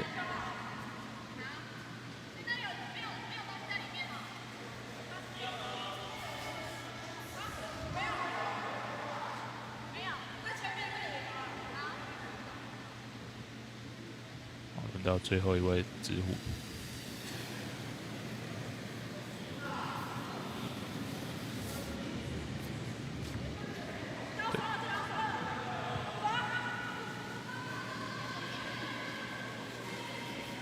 3个人一起刷，看来是要把壶刷进 house 里面，可是速度好像有点慢，还差了一段路哦，差蛮多的，对，差蛮多啊，没有进。哎呦，这是连这个，这可以说直接是出界了。对，没有进，没有进那个线。那这样剩下滨湖新竹县这边有新竹有2壶，新北市剩1壶。对。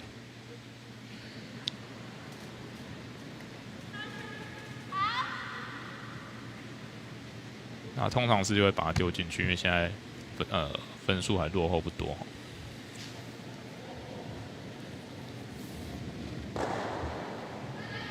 这壶丢进去的话，下一壶，因为他们是后攻，他们是后攻，还可以判断一下。对，还有机会可以得2分。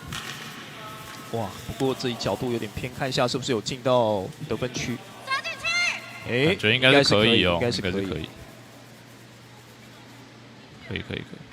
好，那就换黄队。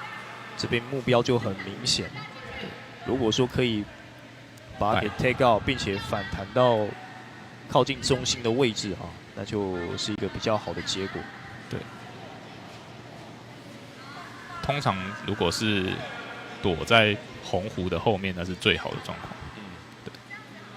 或者是要直接去拼中线，但拼中线的话，会有被对方给 take out 的这个风险。对，所以最好前面有一个挡的，所以绕过去是最好。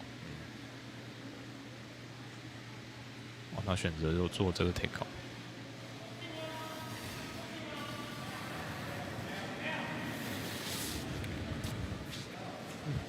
我看起来速度有点快。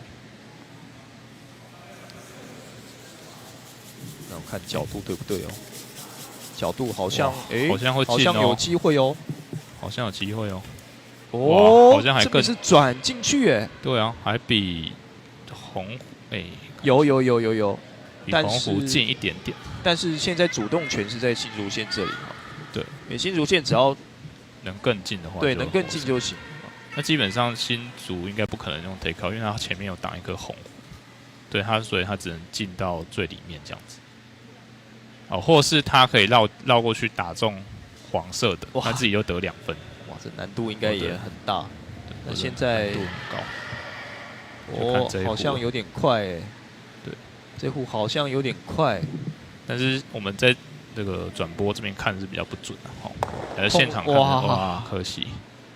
哇，他差一点点，其实就可以绕进去。哇，所以这一场的话是结果是黄队比较近，新竹县这边新北是新北对新北得1分，所以新北还是持续的在得分。对啊，哇，很可惜啊。对啊，因为新北其实在前面好几壶应该是有5壶左右，对，丢出去都是丢出去的。哇，这壶很伤啊。对，这壶是蛮关键的哈。对。那其实最后一壶是差一点点。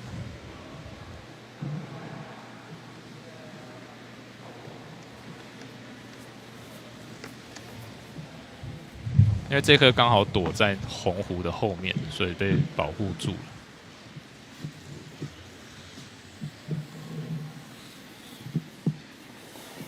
好，所以第2局这边一样是新北这边拿1分，对，所以双方现在总分加总是3比0。那要来进行是第3局。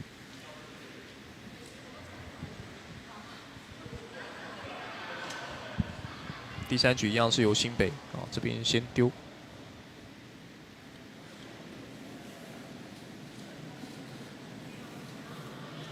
那上一局就看到，就是新北这边的速度都偏快，所以看一下他们有没有什么样的调整。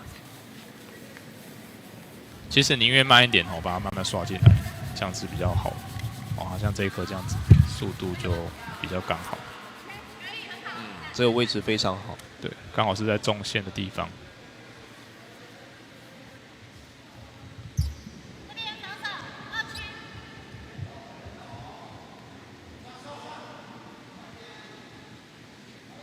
那我们会看到，就是队长在指挥的时候会比一个数字，大家有没有看到那个手势？它其实就是在说力道。7的话是刚好到耗时的力道，耗时中心的力道，然后依序往前就是6、5、4、3、2、1这样子。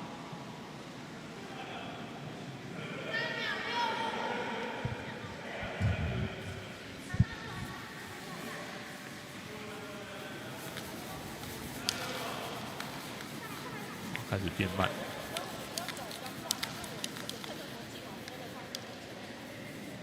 哦，这里有进吗？没有进，没有。对，因为其实因为这个场地没有那条线，所以呢是那个水桶，有没有看到蓝色水桶？啊，蓝色水桶才是线啊。对，所以这一壶算没有进。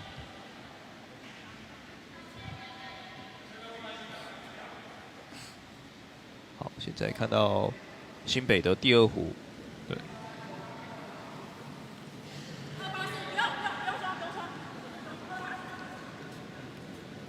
这壶角度有点偏差，不过可以转进来吗？感觉是有点快。哦，转进来。但是它后面竟然变慢了。对，这个对冰面是在改变啊，对啊。不然其实我觉得看起来感觉好像会出界，但是竟然转进来。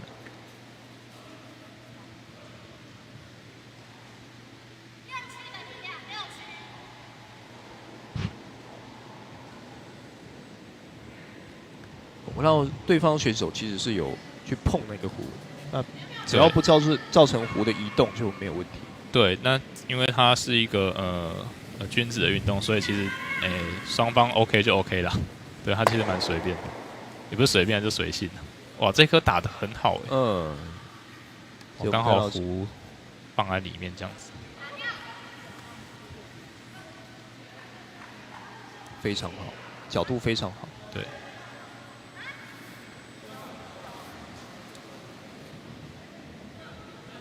现在对新北来讲，当然就是也要把新竹县的这个红虎给打掉。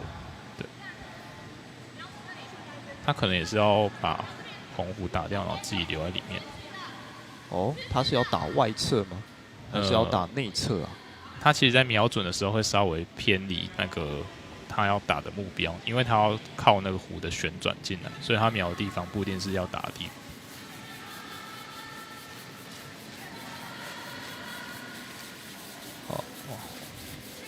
有机会哦！哇，感觉转这个弯转的很大但是刹车后面的刹车有点明显。哇！小心这个后面的那一脚。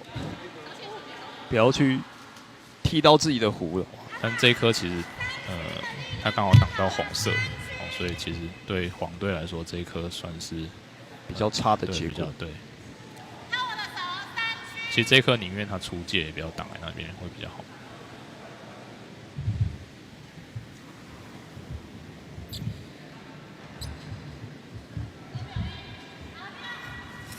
那一般我们在丢骰子冰壶的时候，其实越慢出手越好。就是你可以滑行越长的距离再出手的话，它的准确度会越高，比较稳。对，会比较稳。我看到刚刚这边是新竹县的选手啊，他的这个推蹬的距离、滑行的距离就比较短。对，这样就会对准确性来说会比较差。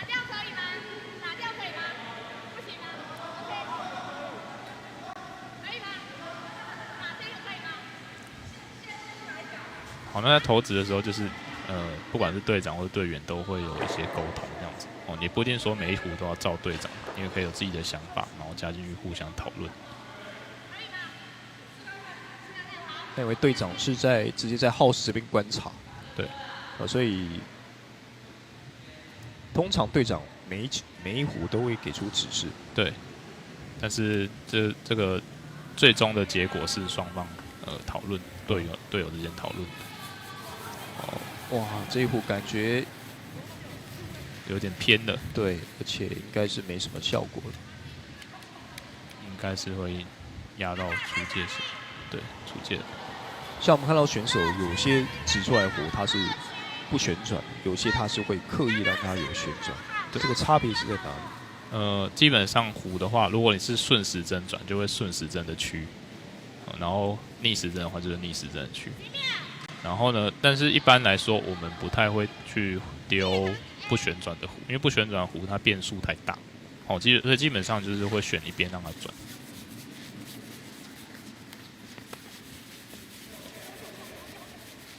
这颗本来是要丢进去的，力道还不够。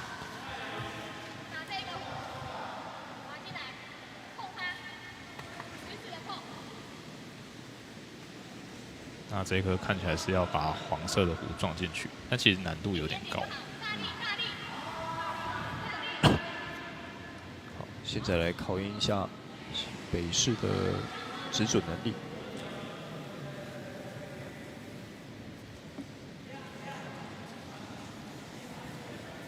哦，哎，这个可能会有更好的结果哦。对啊，可能转进去。哎呀，差哎！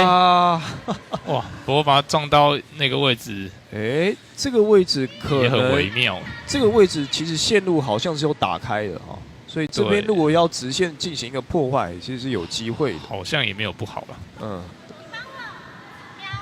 不过，这种结果应该跟原先想的是完全不一样。没办法。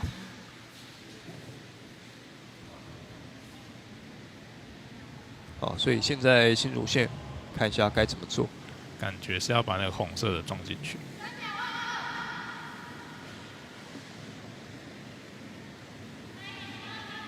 哦，像这一壶其实它的旋转的程度就比较少，比较少。那壶的话，如果壶的速度越快的话，它的曲度就会越小，就会越直。然后把路打开了。哇，那这样把路打开了是，其实对于后面那一颗壶的话是会比较危险，对，它是开放的，可以让大家打。好，所以现在可能是要来做个 take out， 对，有点偏了，过头了，对，过头。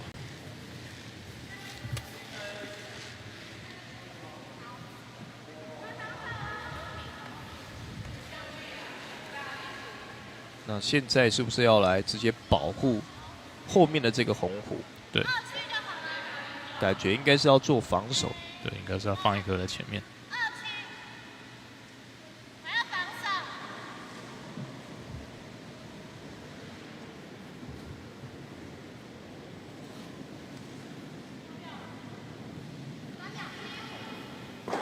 可是好像有点偏掉，那速度有点慢。这个可能要3个人来刷了。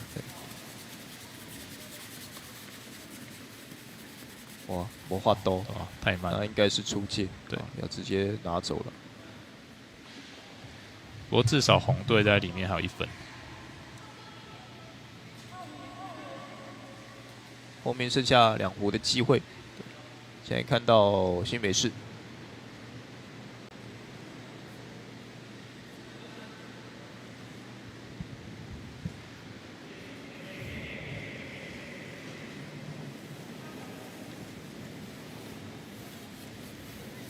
看这个速度应该是要做 take out。哦，没有碰到。哇哇，有机会吗？没有，还是差了一点，还是差了一点。感觉刷太多了呢。对，但这一颗其实难度本来就蛮高。这个其实，在刷冰的选手他是没有办法去顾及到这个壶的方向到底是不是正确的哈。所以如果说3个人刷，是不是会有一个是主要看的人？对，要一个人去观察，一个人去给指示。哇，那这颗是真的蛮可惜的。对，看能不能多得1分，或是要做防守。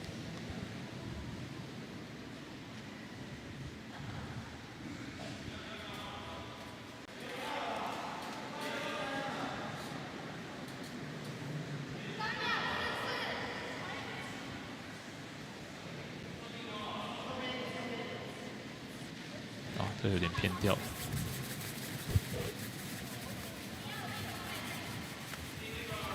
哦，这应该也没什么机会。对，出界。好，所以现在双方各剩下1壶。对，那新竹县目前这一壶还是在得分区内。对，而且他们是后攻，所以他们是其实有机会可以得2分。看到新北市。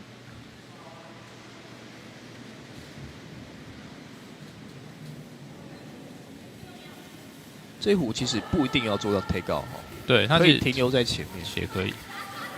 其实最好的状况是刚好靠着那个红，因为靠着红壶的话，别人也不容易把你撞出去。哦，不错哦，不错哦，不错哦。哇，像这个状况，其实这一壶非常好。对，这一壶就非常好，因为他就算撞到他可能后面有一个保护。哎，不过他这个红壶有点在中间啊。嗯，对，那就看这一颗。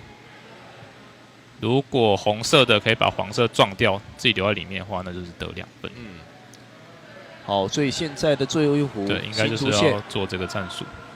啊，可能只有这个战术可以去做哦。对，这是唯一的解方，最好的。这看起来好像有点歪太多。哇！哎，他要自己进去哦。哎，没有，太偏了，差一点点。哇，那最后这一局还是让新北市给拿下啊。对，那应该是拿1分没有问题。对，所以连续3局啊都是新北市拿下。对，新北市目前第3局再拿1分，所以目前是4比0。啊，剩下2局，剩下3局，其实也都还不一定。3局得4分其实是蛮容易的。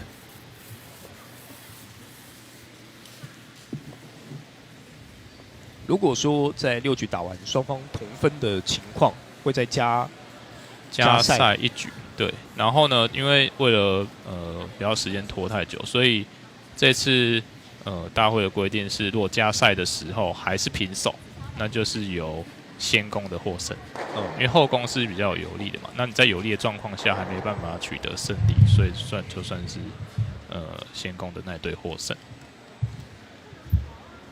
就是最后1局先攻的获胜。对，好，所以现在3局比完之后，目前新北市4比0啊，4分的领先。对，那新竹县当然后3局追4分也是有机会，有机会。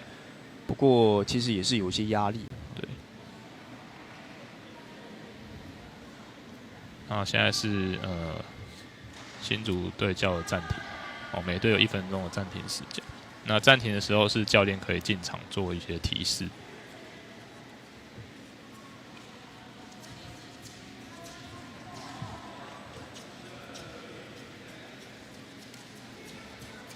这一局对于新竹县来讲就关键，势在必得了。对，如果说这局再掉的话，变成是落后5分，而且剩2局，对，那个压力就蛮大的。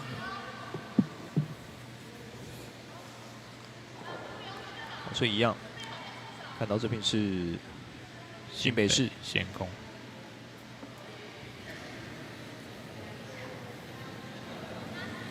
新北这里好像是有换选手，没有一样。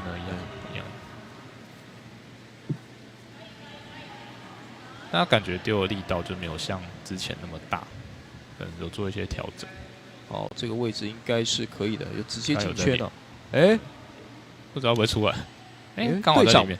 队长没有刷。对，对方的也不一定要刷啦，因为他其实在后面的话还可以靠着，就是等下红虎可以靠着他，所以这样是不错，所以有可能是故意让他留在那个位置。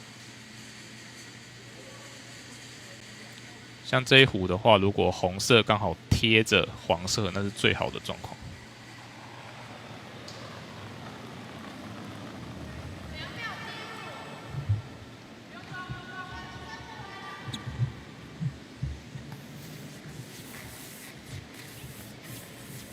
哇，偏掉。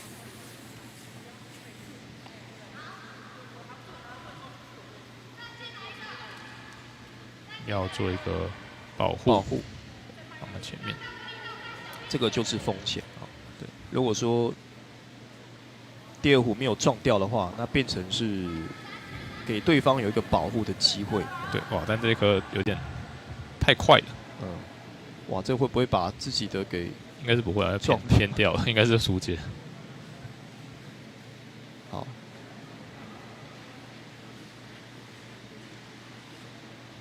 对，像这个就疏解。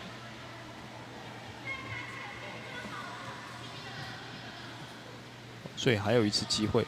对。那这次可能就没有撞。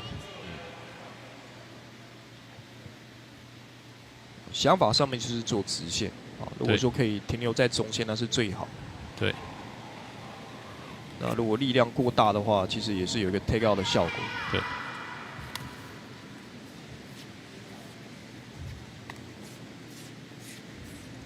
感觉速度是蛮刚好的。看看位置可以往里面一点吗？哎，好像不错哦。对。这个位置好像不错哦。其实这个位置是最好的。因为它刚好贴着那个黄壶，变成你红壶也不容易被打出去。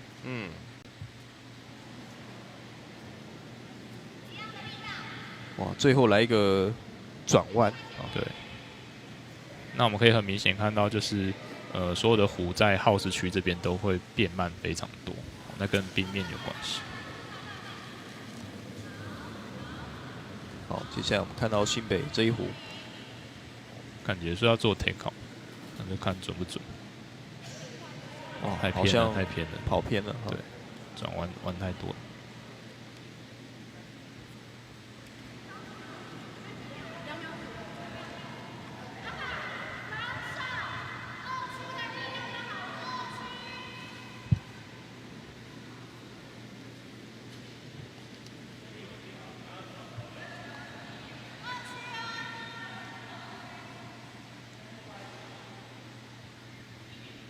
他放在前面，因为刚刚那个红队的队长他有说2区，2区的话就是在前面自由防守区。哇，不过这一壶应该不是在自由防守区了，感觉力道有点大了一点，还是偏掉。好，这一壶应该也是出去了。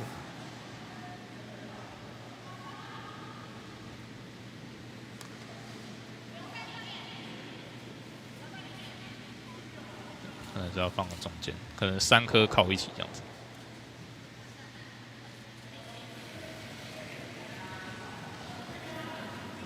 我们看到新北市这边，其实它整个推灯的一个滑行，都是蛮稳定的。开始刷饼，感觉力道是还蛮刚好。刚好在前方的一个。不过它应该是要把它应该是要再放在里面，对，算是比较小力一点。看起来也不是说完全没有价值了。对对对，还是有保护的作用。现在就是想办法解决里面那颗红色的。那最好的方法就是你贴住我，那我也再贴住。对对对。那现在红色如果在前面再放一颗，那就很好的保护效果。不过红色应该是要多得几分，那策略上应该是要多得几分会更好。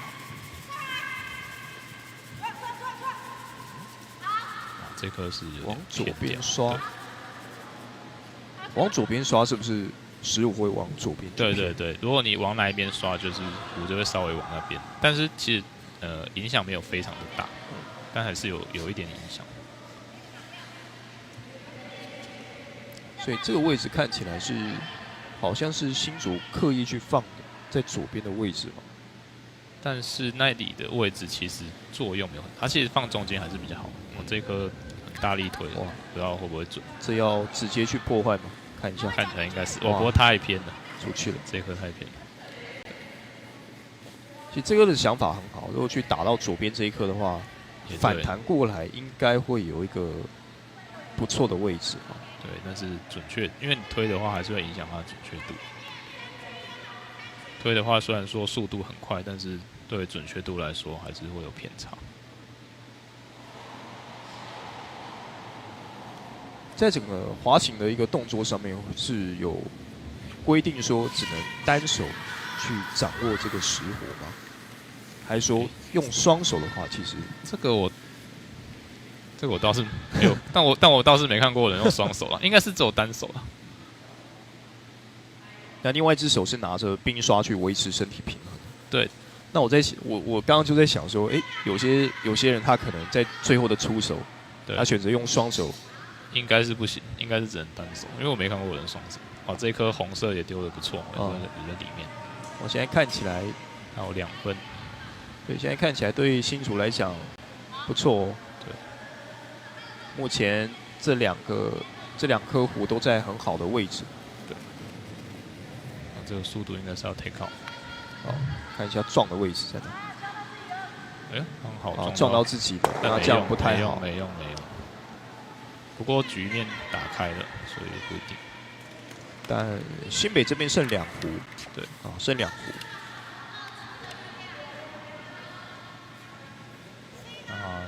这个话，新竹这边是可以做一个保护，看他们是要保护还是要想办法多得1分，放在前面做保护。3秒85，对，那就是在计算那个壶的速度。那以今天冰面的话是，它3秒85，如果还到不了前面，那代表说冰其实现在已经开始比较没那么滑。那速度可能就要抓3秒或者是2秒5之类的，我就看每个冰面的那个速度。那它刚那一颗没有保护到，变成说现在里面那个红色的有点危险。现在应该是要直接去撞。对，或是靠着这样子。靠着的话可以靠中间一点这一颗。对，其实靠着是更好。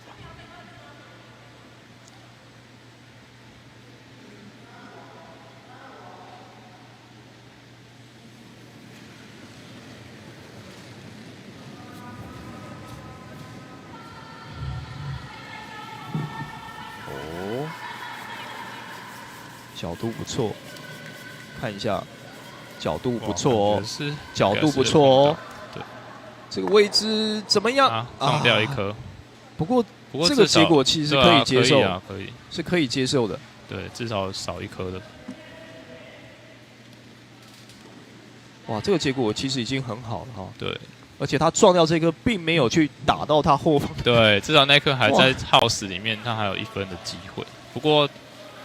红队的新竹是后攻啦，不过后攻还是比较有利。那现在想办法能不能得到2分？如果只落后2分的话，那最后2局就还有机会可以追平，甚至说逆转。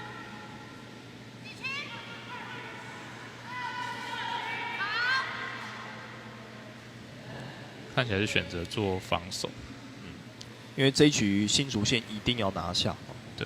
所以，他可能想要先追1分，对，拿1分会比较稳一点。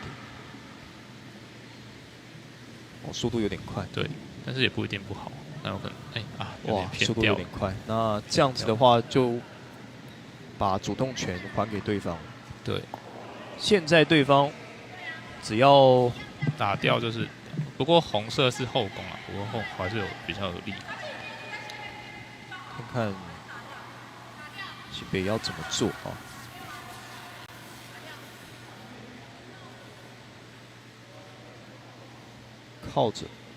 靠着是最好。靠着。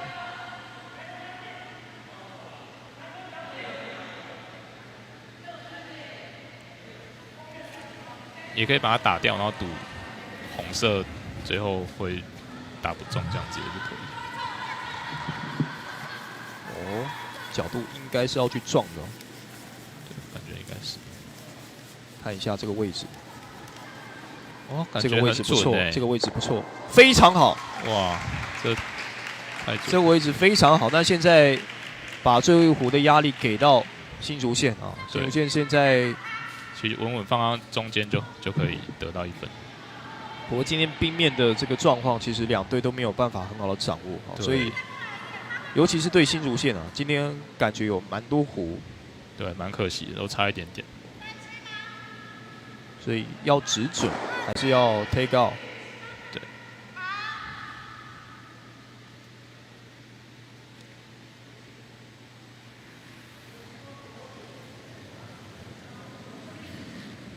看起来应该是要感觉蛮直的哦，感觉蛮直的。这位置，对，看一下。不过竟然偏掉了，要赶快刷，竟然偏掉了。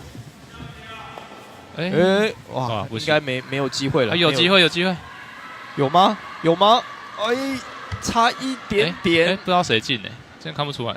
应该是很接近哦，应该是非常的接近，但是好像感觉黄色好像进了一点点，好像是黄色，好像是新北，不过要现场看才准。好，所以应该是新北吗？黄，不知道。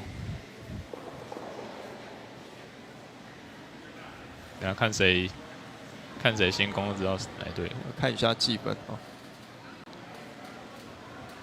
因为我们这个角度看比较不清楚啊。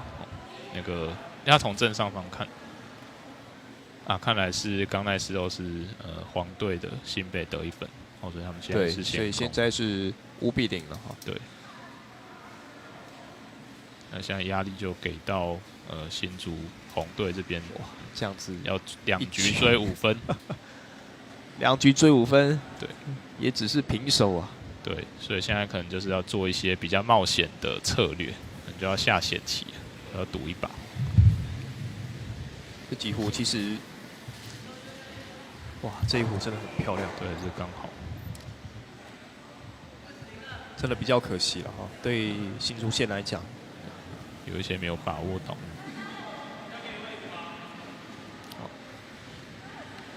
看一下新北市，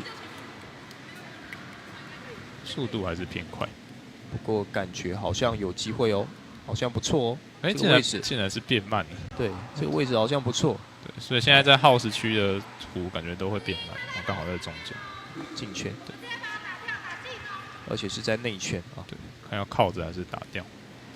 现在新竹县的想法可能会就像刚刚泽伦讲到了，会非常的激进，所以可能这种防守壶会做的比较少一点，尽量会把壶放到圈内，因为这样的话才有机会可以得到大比分。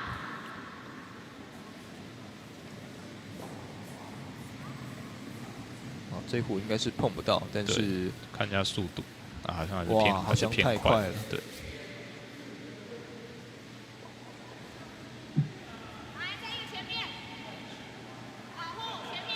反倒现在新北市可以比较保守，对他们就可以做一些防守啊，只要或放一些在前面做干扰，我感觉速度都蛮快的，对。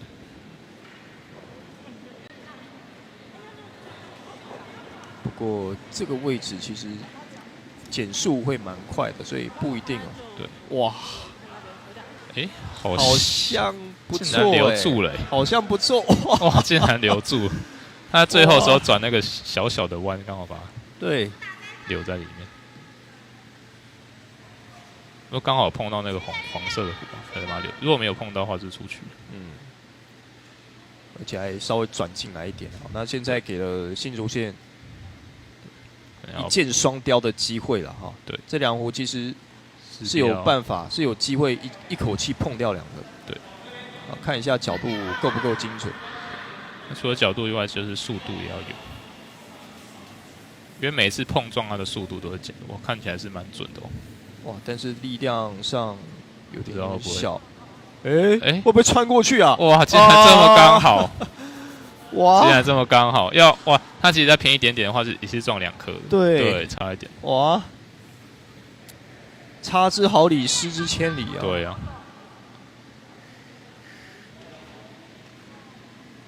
哇，其实这一壶已经投得很漂亮。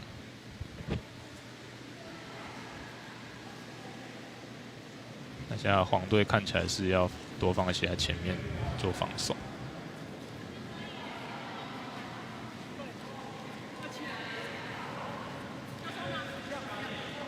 哇，这壶感觉位置也非常好。哇，刚好就挡住后面的那颗壶。哇，这个位置做得非常好。现在难受了啊，新竹县该怎么办？现在是关键的，就是后面这2壶啊，要一口气去撞掉啊。先想办法解掉这个。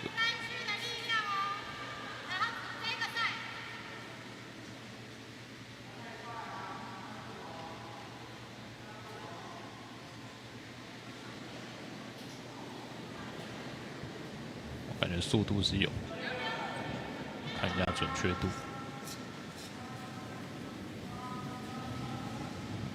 哦，准哦，打掉。哦，不过解决1颗这样也好。哦，至少威胁少1个，算还可以接受。对，可以接受。但比较可惜，因为这个打掉这一颗这个机会球只有1次啊。因为如果说旁边这个球没有去利用到去反弹的话，右边的这一颗是完全被保护住了，后面要再去破坏掉很难。对。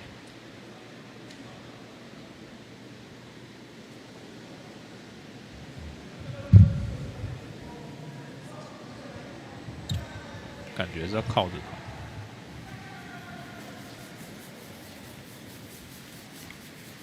好，前面这里应该是会在前面，速度还不够。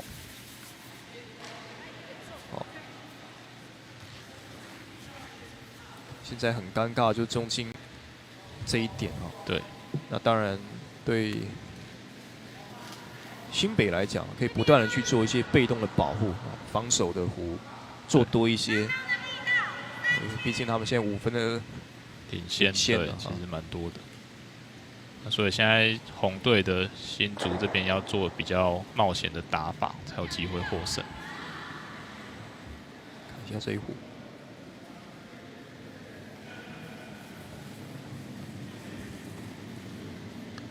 哇，撞到红色，感觉不过把它打开，其实这样也对红色来说也是蛮有利的，因为它这样有至少可以进的比较好进去。嗯。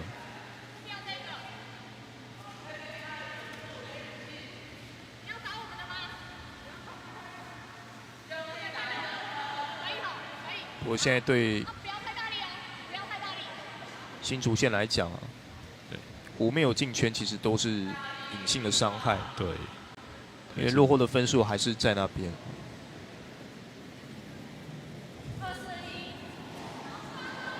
哦，这壶速度很快，这壶速度很快，但他还是刷，就是想让它就是更直。我就刷的时候它会比较直一点。好，这壶是不是要撞掉？结果是往内撞。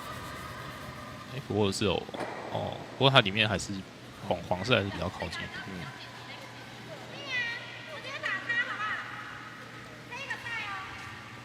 如果再更早刷一点，应该就会比较直。所以在整个刷柄的判断上面哈，对，就可能就真的是第一时间就要做出决定了。做一个 take out。好，这一只人选择把后面的先打掉，黄虎给撞掉，对，看有没有机会。扁掉了。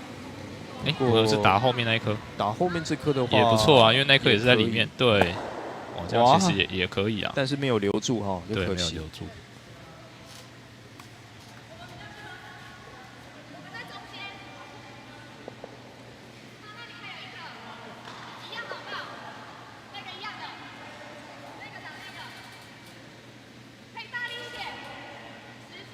那刚好看到那个队长做一个摸头的动作，哦，那个动作手势，那个手势的话就是要叫他打大力一点。哇，他已经很大力了。对，不知道会不会准啊？太偏。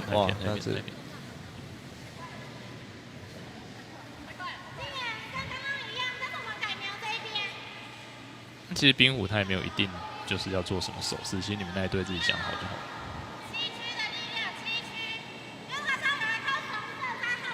它其实是一个在苏格兰那边算一个喝酒的运动，就是可以边打冰壶边喝酒，就是一个放松的运动，所以它其实在规则上并没有那么多的局限。那一般来说也不太会抓对方犯规，除非说真的有影响到才会去抓犯规。哇，这一壶，哦，最后好像弯掉了。哦，被刷出去了啊，出界。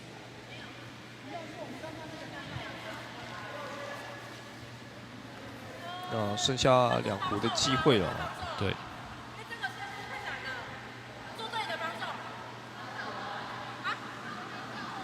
其实现在看的话，新武线还是有2个壶在得分区内，只是说，应该是只有一个壶而已，只有一个壶。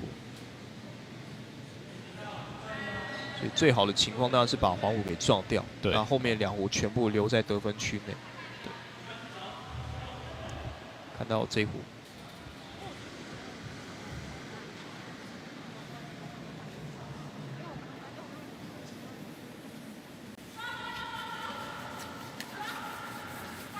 等它放在里面。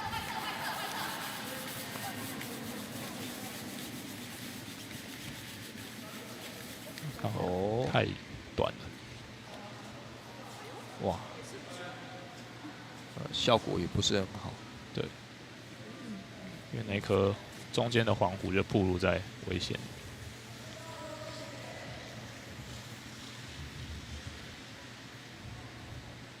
对，这可能要靠边边去走。不过这个位置啊，可能不太能去碰到前面的黄虎哦。他是绕过去吧？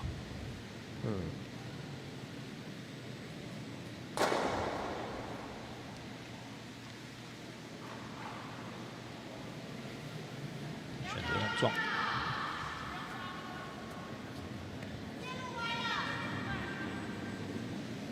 哇，还是偏了一点点。那这一局看起来，这样机会就没有很大。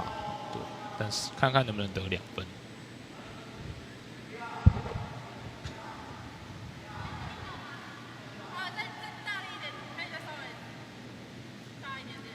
新北市现在绝对的领先啊，所以现在只要保守一点，这一壶可以在得分区内啊，那这样子就有大的优势。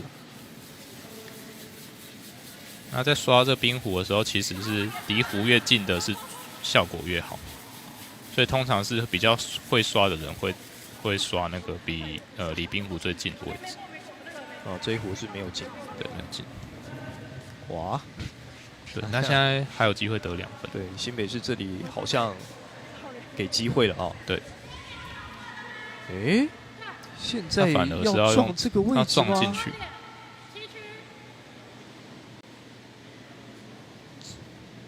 这其实有点冒险。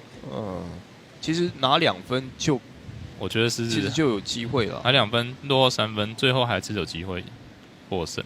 那如果要拼这场比赛，就拼这一支了哈。对，这支没有就可能就很难。 5分其实蛮难追的，但是3分其实有办法追哦。哇，好像偏掉了。那应该是没机会了，应该是没机会了。对。所以是直接让新北再拿1分，那这样子应该有6比0，没办法追了。但除非就是最后6分，可以交给奇迹。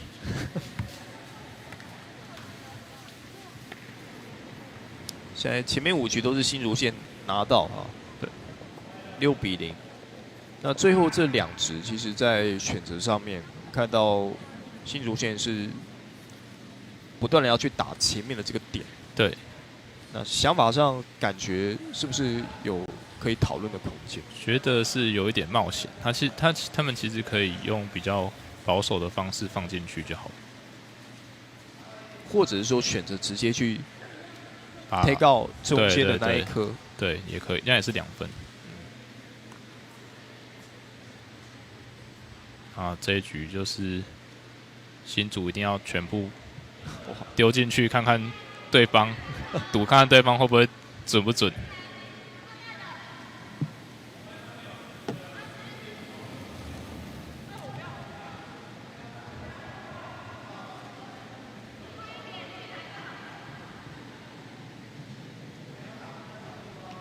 太快，好，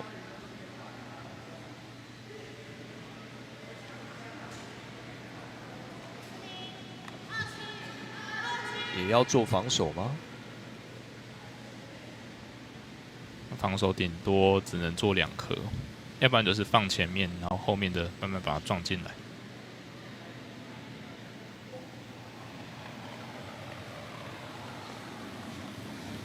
现在每一壶都很关键。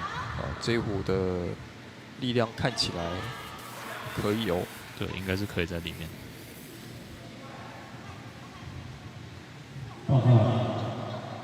不刷，选择让他在，应该是蛮刚好的，对，蛮刚好，非常的位置非常好，刚好在中间。这个位置算理想。对。新北市幼儿体育委员会，请到检阅处来接受检录。2点半的比赛，第4场的速度还是有点偏快。新北市中正国中，新北市幼儿体育委员会。可是都以现场看到的比较准，因为我们透过荧幕的话，还是会有一点差别。哦，刚好靠着。哇，现在中间的路线是被锁住了。对，像变成红色也比较难敲进去。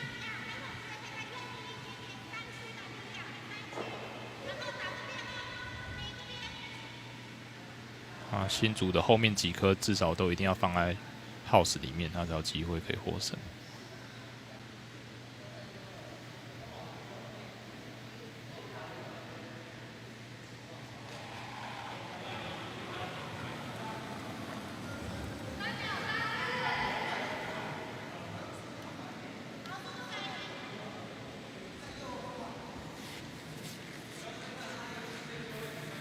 哇，刚好碰到，刚好。啊，不过力道差了一点，要不然会把那个红色撞进来。哇，不过6分呢？对，6分，变成后面的6颗至少都要放到 house 里面去，不管什么位置啊，至少都要放进去。这样子赌一把，这个几率是微乎其微。对，但是什么情况都有可能发生。那看来黄队现在就是要把所有的壶都往里面丢，尽量减少10分。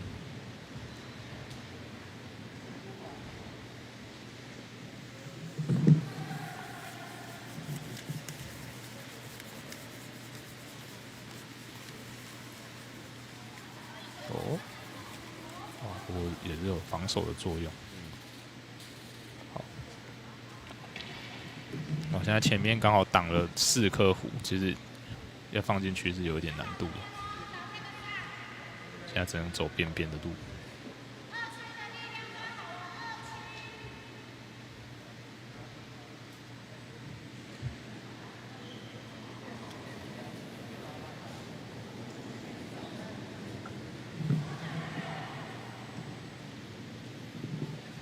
会转进来。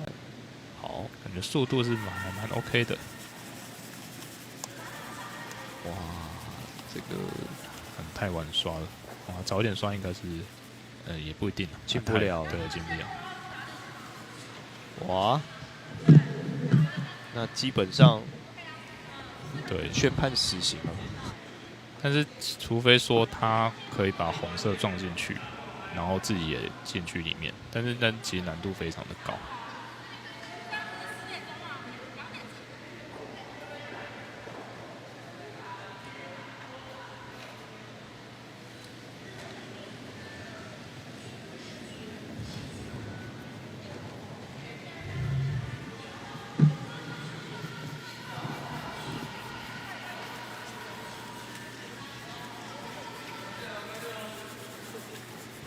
速度太慢，还是有在里，没有，刚好在里面，好，刚好在里面哦。好，所以现在其实对新北来讲就很简单，对，我就算1分都没拿到，也是也 OK， 对，所以就全部挡在前面，全部做防守。对，那新竹现在就要赶快把壶都往 house 里面丢。至少还有一丝希望。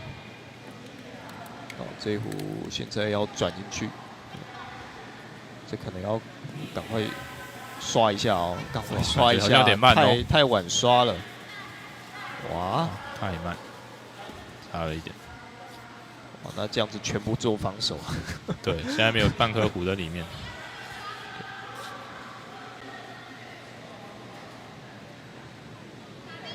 又把黄色的壶敲进去。好，现在新北忍不了了。对，多得几分。新北现在可能要开始去进攻了哈。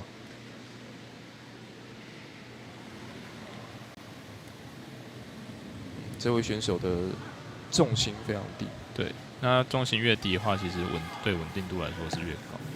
不过每一个人都不一样，也有选手是重心非常高的。哦，那你自己适合的，哇，还进去了，哇！不过没有，出来了，速度出去了，速度太快，对。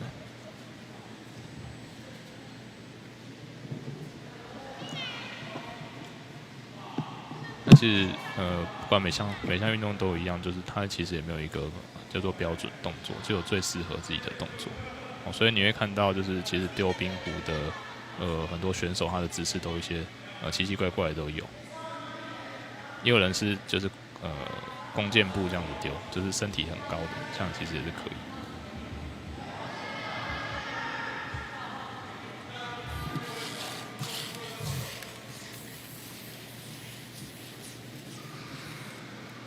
还是可以把红色顺利的敲进去。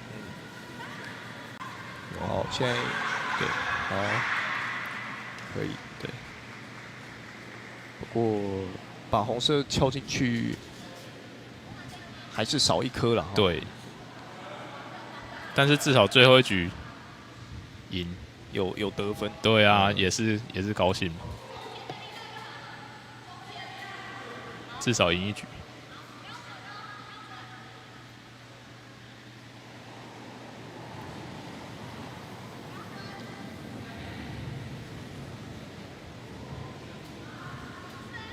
哦，这壶的速度很快。对，哦，应该是会敲到。这个可能我看起来太没有，对，应该是敲出去。对，敲出去。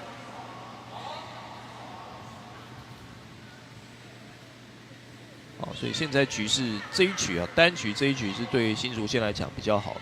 对。不过分数真的是落后太多了。对。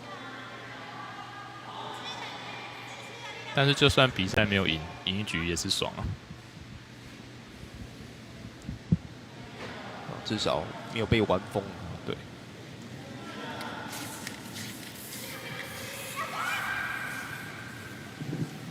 看一下新竹这一壶。多人一起刷，能够顺利的进去里面。对，没错。这刷到最后手真的很酸。对，而且全身很热。哦，所以你看，大家其实大部分都穿短袖，因为实在是全身都是汗。佳琪持球。哦，这一壶就很漂亮。所以平常大家应该蛮常拖地的。对啊，家里应该都蛮干净的，家里都很干净。所以意向训练在家里的时候，那个不能到冰场。对。怎么练呢？啊，就拖地。对。要做一个 take out。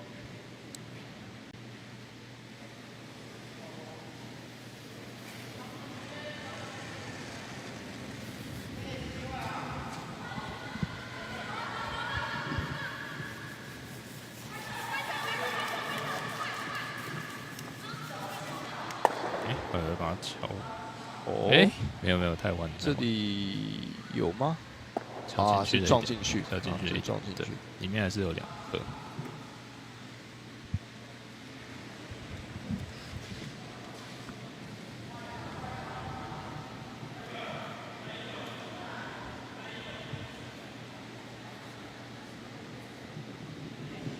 这可能可以来挑战一些高难度。对，反正他反正现在他们还是得分啊，新竹县现在还有1颗在里面，对，2颗都比较近，所以现在是2分。看是不是这一局拿个3分4分啊？有没有机会？是有，还有机会拿4分，或者是来挑战一下前面这颗要不要也给他2颗星给他撞进去？这其实难度蛮高的。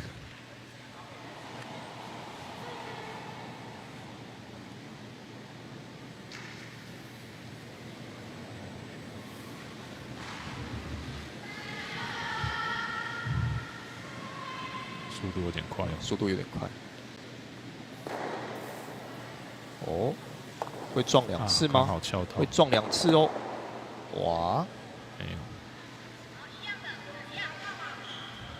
好，黄色换最后1颗，应该就是会靠着中间的红虎。不过靠着的话也应该是要撞掉，应该要撞掉。对，靠着的话是红色进，应该就是直接撞掉。那在力量上面可能要稍微控制一下，对，撞掉，并且自己留在这个得分区内。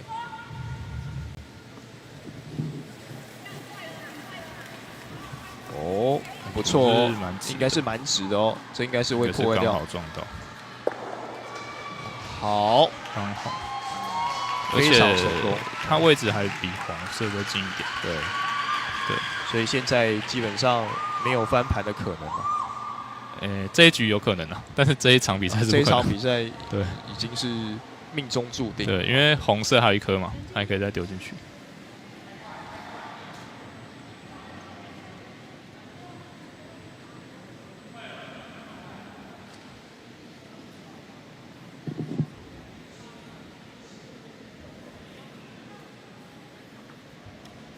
他们都很认真哦，到最后1壶都是很认真的执行。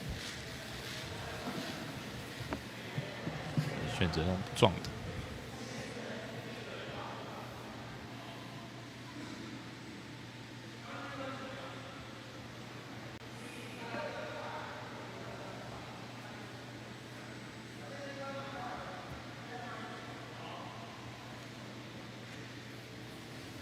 最后1壶。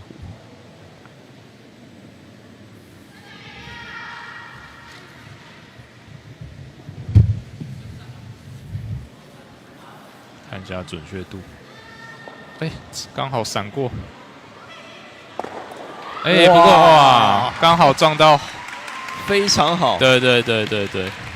其实他的想法应该是这样子应该就是这样子，应该是，因为只有这样子的方式才能够在这一局得分对，所以对他们来说对新竹县来讲，虽然说是输掉了这场比赛，但至少最后1局有拿下，而且最后1局这个难度算蛮高的，对，在2壶中间直接穿越并且确实的命中，对，所以最终这场比赛的一个比分呢是1-6，对，1-6，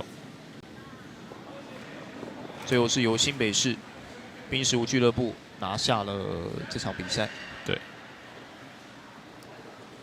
那其实进到败部也没有不好，那其实进到败部还有非常多的机会是可以晋级的，而且你败部的话，对手可能相对比较没有那么强，所以其实到败部其实也没有一定说不好。所以我们看到在前面的5局全部都是让新北市这边拿下来。对，第6局的时候，刚刚我们看到是新竹县最后那一壶才决定这场比赛的一个对第6局的一个胜负，至少赢1局嘛。对啊，而且那一壶真的是丢得非常的有水准，对，那一壶非常的准。好，所以在这场比赛结束之后，待会我们休息一下，马上要看到是败部组的一个比赛。好，谢谢大家。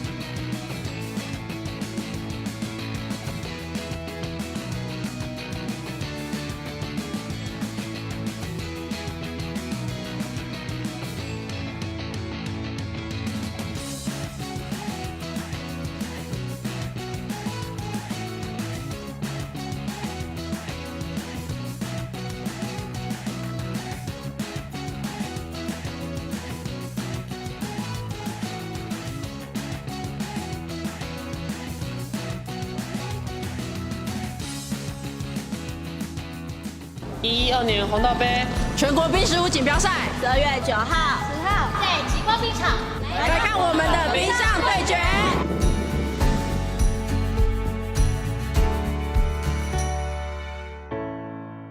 冰石湖是冬季奥运的比赛项目之一，发源于苏格兰，从16世纪开始就有了哦。那冰石湖是2队进行对抗，一队会有4个人，一个人会丢2颗冰壶。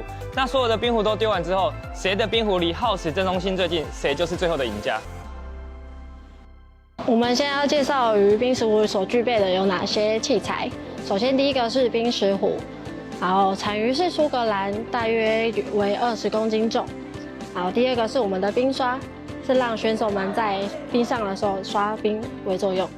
再来是鞋子的部分，我们的鞋子上面会有铁氟龙制造的，所以让选手们可以在冰面上有顺利的滑出去的效果。前直线规则。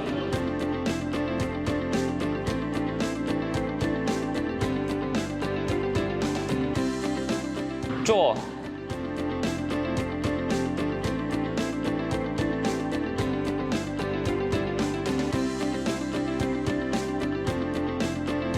Guard， 队长下达指令，将冰石壶停在耗时前面的自由防守区，取得最好的站位。自由防守区规则：每一回合2队加起来的前5颗冰石壶在自由防守区是不可以被打出界外的。如果今天我们不小心把对方的冰石壶打出界外了，那我们这颗冰石壶就不算，原本被打出去那颗冰石壶就回到原本的位置。Take out。如果大本营内有对方的冰石壶，队长就会下达 take out 的战术。投掷的选手就会用力的把石壶将对手的冰石壶给 take out 打出场外。偶然间知道了这项运动，刚好有机会参加新北市冰石壶训练营，还参加了比赛拿到了冠军，觉得自己很有天赋，想继续钻研这项运动。我为什么会参加冰壶运动？要感谢我的好友，是他推荐我来参加这个活动的。当我参加之后，我发现它是一个非常绅士的运动，它还结合了射箭、保龄球跟撞球的概念。除了体能的训练之外，还有头脑的训练，所以我一玩就上瘾了，一直玩就玩到现在。那要感谢中华民国冰石壶协会办了这样的活动，让我有机会来参加这样的活动。欢迎全国所有的朋友们都来玩这样的活动，谢谢。112年红道杯全国冰石壶锦标赛12月9号、10号在极光冰场来看我们的冰上对决。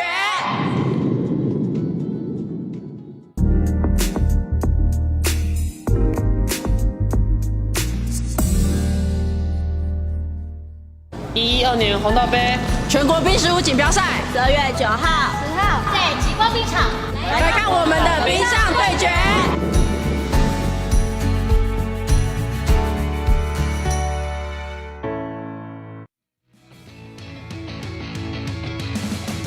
今天12月9号星期六，来到今年度112年的红道杯全国冰石壶锦标赛第一天的赛程，在台北的内湖极光冰场来进行。那现在是赛程进入到下午的一个阶段，早场的比赛都已经结束了。那我是今天的主播林世廷，早上好，我们今天邀请到的是陈志伟，志伟你好。你好，世廷你好。早上比赛我们看完了，其实大家在这个竞争上面算是蛮激烈的。那过程当中有一些不错的一个精彩的一个发挥了。对，那我想看完了早场的比赛，观众朋友应该对于冰石壶有一定的一个了解，对规则以及这个竞技的方式。所以现在其实进入到这个所谓的败部的这个复活战对于选手来讲前面的第一场比赛输掉了其实没有关系那如果说可以在第2场比赛第2次的一个机会能够一路的过关斩将其实也能够抢进前面的一个名次。没错。那现在画面上看到是2队正在准备分别是刚刚中正国中刚刚新北市的这个中正国中要对上的是幼儿体育委员会，一样是新北市的幼儿体育委员会。那2队现在在进行练习。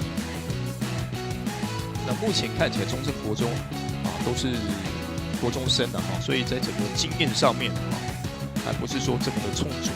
对啊，那他们的对手幼儿体育委员会其实看起来好像这个漂亮。每位选手都是经验老道。因为毕竟像幼体去年就开始参加全国锦标赛，所以不论是在基础上面还是在经验上面，他们可能会在经验上会去略胜一筹。所以现在看到这场比赛已经正式的开打了，那现在应该是进到5、6指以后了。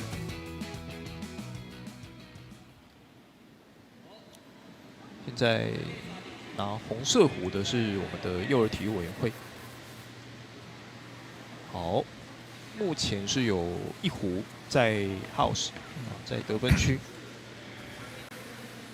刚才看到中正国中有一个很漂亮的 take out，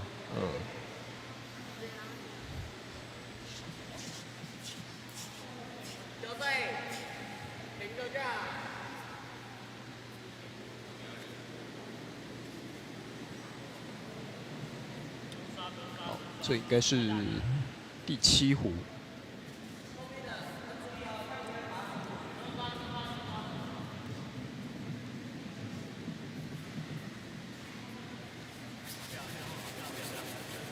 其实，在刚开始的力量控制上面，大家都还是不断的在寻找手感。尤其在第1局、第2局，而且是每一场的比赛，不同的赛道那个手感都完全不一样。而且我想，对于选手来讲，有些选手可能刚刚是在 B 道这边来进行比赛，B 道跟 A 道可能有一些不同。包含那个旋转的角度啊，或者是左右边，因为有些场地可能它比较偏向右边，可能比较容易往右边旋，或者是有些比较往左边，那都不同场地、不同的时间点都不一样。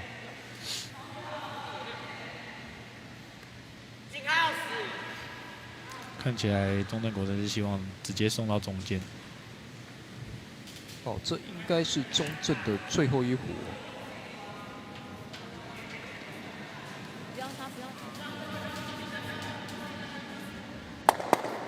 哇，这个很漂亮哦！这个虽然不是直接进去，但这样子碰撞下也有不错的结果。这个有没有世界著名的物理实验钟摆实验？刚好一个撞进去了最后这一颗跑到了这个house里面得分区，而且在比较靠近中心的位置。对，应该是最靠近的一颗。打冰壶也有跟那个撞球的那个角度的概念是蛮相近的。那现在对幼儿体育会来讲，最后1壶看一下这一壶。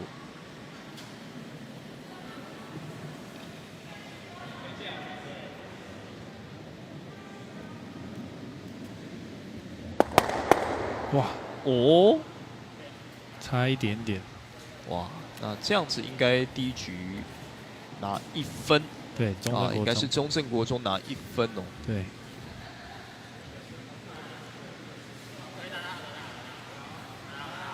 好。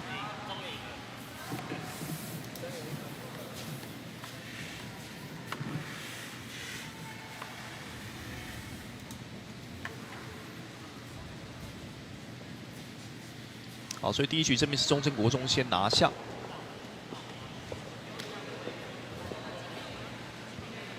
所以待会第2局是由中正国中先攻。对，没错。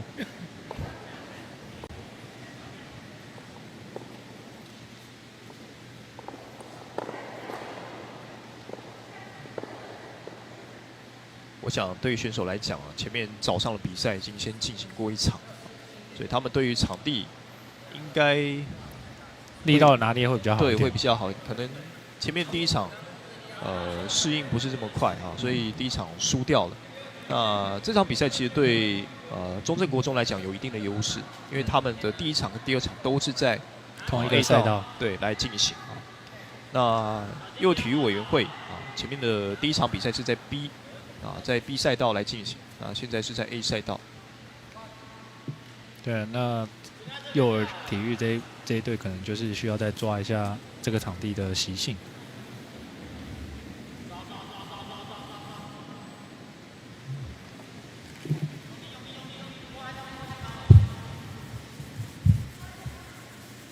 来看到第2局中正国中的第1指，哇，这一直没有过，太轻了。对，这一直出界，没有进到自由防守区，有点可惜，因为在先攻来讲，尽可能的要在第1颗、第2颗把中间的道路先挡下来，做一个防守。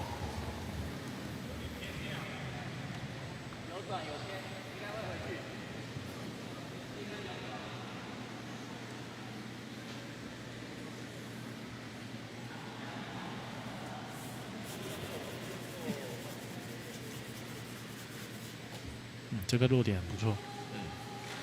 这个位置刚好是在前方卡住中线。对，没错。中正国中的选手基本上没有什么思考的时间啊，就是直接第2指就出来。但是这一指好像偏差就比较大一点。对，看有没有机会停在旋进来一点。应该是没有。但其实前面1、2棒的思考时间本来就会比较稍微短一点，因为战术的运用会比较少一点。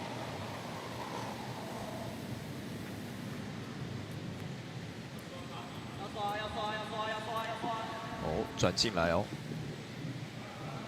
这个位置其实也不差，可能要刷一下哦。对，哇，那是不是也没有进？看起来应该是没有进，没进。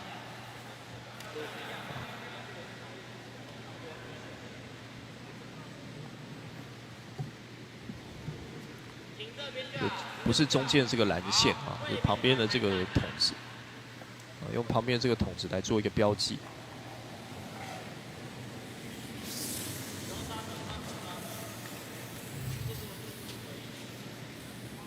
好，这一壶感觉速度应该会贴着他们的壶哦，这比较旁边一点，对，比较旁边。好，这个位置其实还算可以接受。不过不是最好。对，可以的话就尽量往中间的方向去。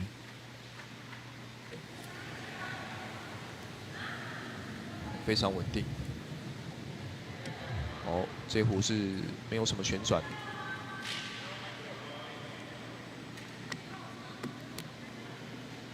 速度稍微快一点啊，这壶应该是有机会哦。应该是会进圈。可能要刷。哦。很漂亮，非常好，停留在内圈，中心内圈的位置。没意外的话，下一颗中正国中应该会做一个 take out。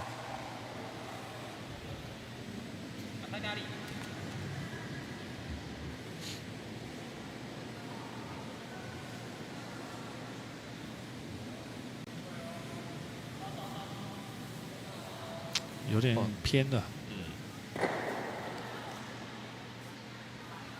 哇，这一壶可能会出去吗？没有，没有，刹车刹住了，停在了外圈。不过在距离上面啊，还是没有办法啊。这个还是幼儿体育会这边比较靠近一点。所以看一下幼儿体育会这边的第4指，所以重心有点不稳。壶也没什么旋转，开始有点偏了。但是有机会钻进去。对，哇，这一壶位置非常好，深度不错。对，见缝插针的。对，而且这样子让中正国中会比较难去打，因为2颗壶。2颗壶的距离比较远一点，比较难去做一个 double take out， 所以他们只能从2颗壶去做1颗攻击。往右刷，往右刷。前面的保护壶做到一个保护的作用。不过对中正来讲，至少前面的障碍排除掉。但是机会主动权还是在右体这边。右体这里。因为现在他们还可以再做一个防守，对，这样应该是要做一个防守，力道看起来有点小，没有过，哇，好像中场都还没有到，对不对？哇，可能前面习惯打大力了，后面突然要放一颗，就比较难拿捏。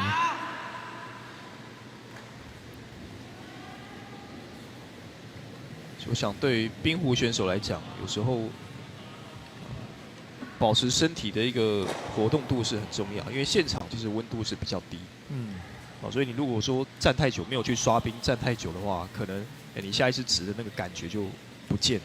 对，就是会比较僵硬一点，但是还好，如果假如真的是你有确实在刷冰，那其实身体是蛮热，你会在冰上流汗。那如果刷太用力的话，可能会手软。那表示在家里那个没有好好刷地。上一场比赛跟大家开玩笑，就是哇，这个冰壶选手应该都是很会拖地的。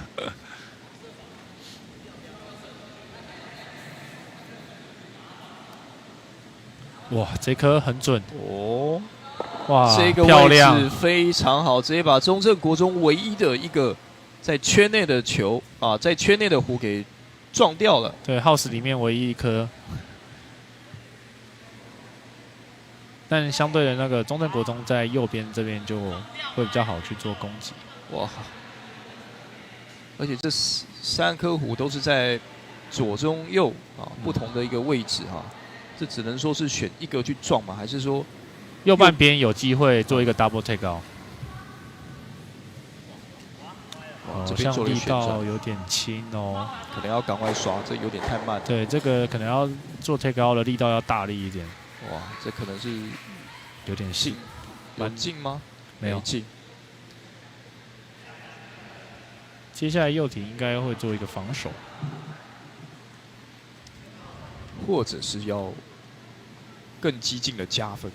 如果他们觉得中正国中的 take out 的能力没有那么好的话，他们可能会想打一颗进去再多得1分。但是如果假如他们放进去了3颗太靠近的话，很容易做，就是 take out 的就比较容易做。好，这里哇，这个位置其实很棒好哎，很棒。这不仅仅是进圈，而且还有一个防守的作用在。没错，这刚好是把前面路线给封死了。对，现在对右体来讲啊，这一局应该是势在必得。现在圈内有4颗。那哇，这颗中正应该是想要碰前面那颗壶进去圈内，但是这样比较冒进一点啊。如果像这样没成功，一次就是失比较多分。现在那个右体只需要再放1颗壶进来，就这一局就得5分了。哇！那现在主动权是在右体这边哦。以刚刚比较好的做法，可能是把对方的壶尽可能的再打出去，减少失分。好，这壶控制的力道应该是可以，但是就看这个角度，还有后续的漂移。哦，有机会进圈内哦。好，现在哇啊，漂亮，5分呐、一口气拿5分呐、这个很伤啊。哇，那这样子。基本上一局已经把这个领先的优势给打开了。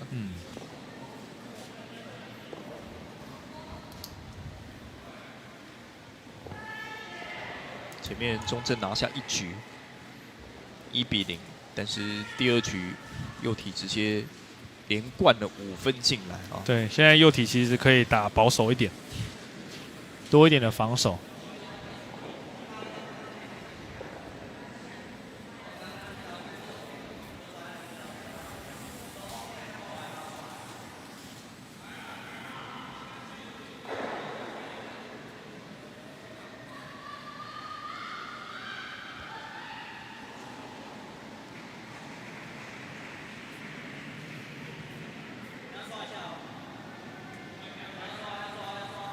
好，看右体在第3局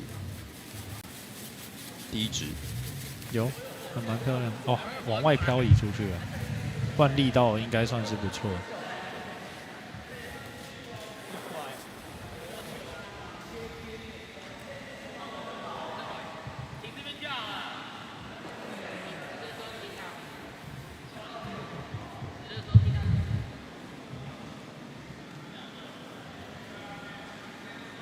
中正国中这一壶其实角度看起来也是偏移出去了，刚好一人放一边，一左一右，看起来应该是中正稍微靠近一点。这时候谁先抢到中间这个位置，胜率应该就会大大提升。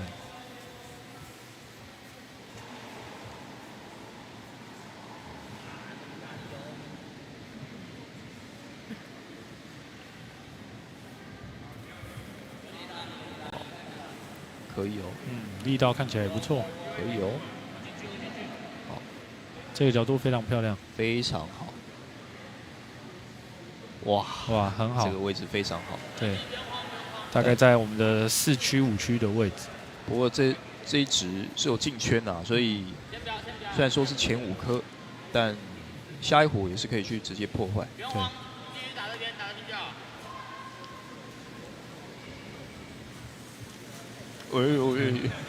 哇，可能因为重心不稳，就整个偏掉了。这应该是直接界外，可能要挡一下。哇！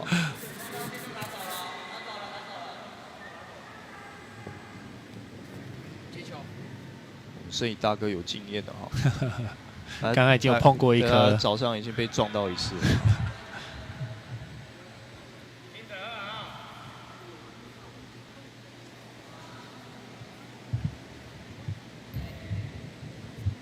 非常的直。哦，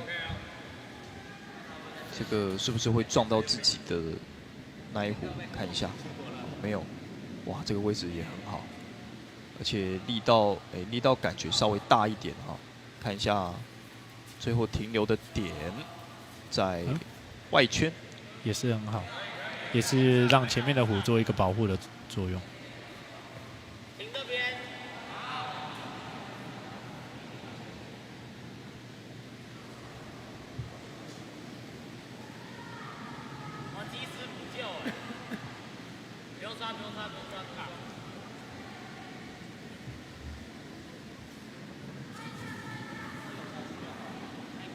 也是往外偏的，但是有进到耗时里面。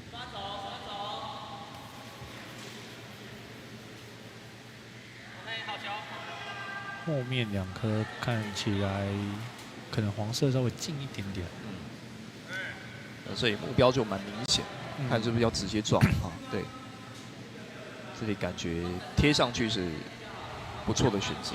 对。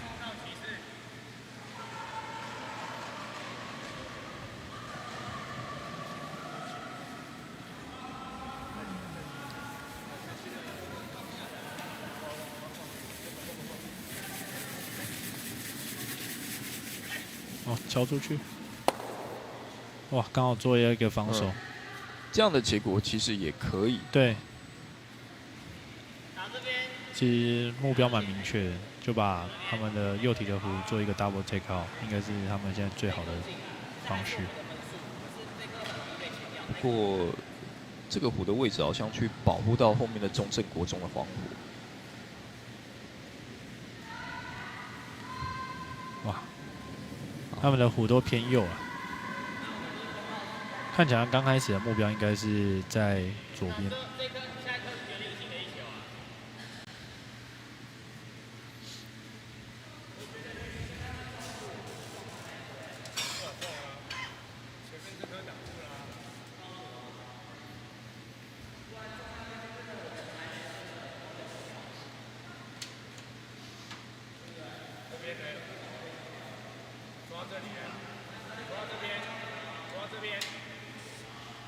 看起来要再做一颗保护的壶。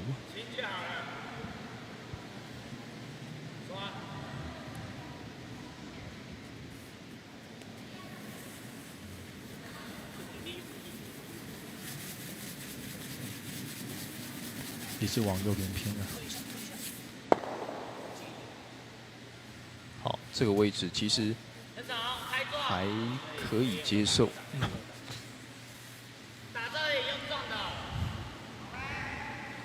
现在中正国中的目标就是前面这一颗，对，而且要打在靠近左侧。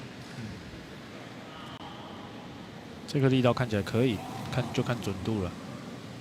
哇，哎哎呦，好险，还可以，还可以。对，没有把自己的打掉。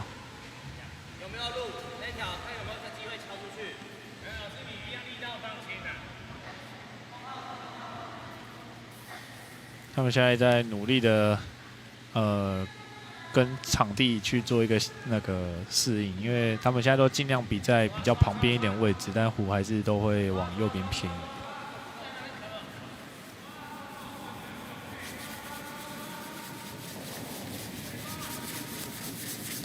哦，跟刚刚一模一样的，哇，撞到，诶，这颗还更好了一点，结果进圈，哇！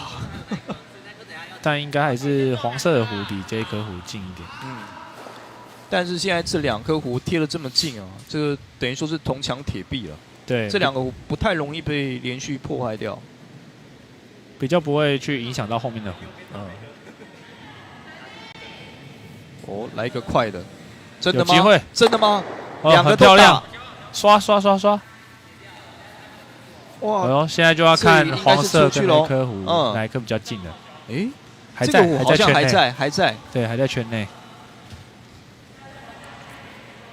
这个打得很漂亮，哇，好厉害，很准。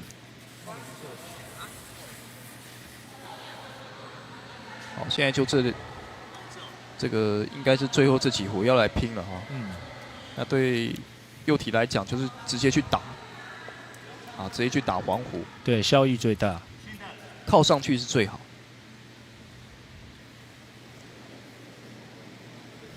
轻碰，啊，只要把它碰出去就可以。没错。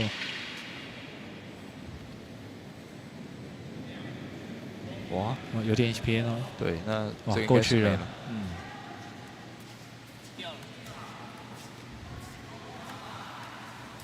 现在中正国中可能就是一颗一颗来啊。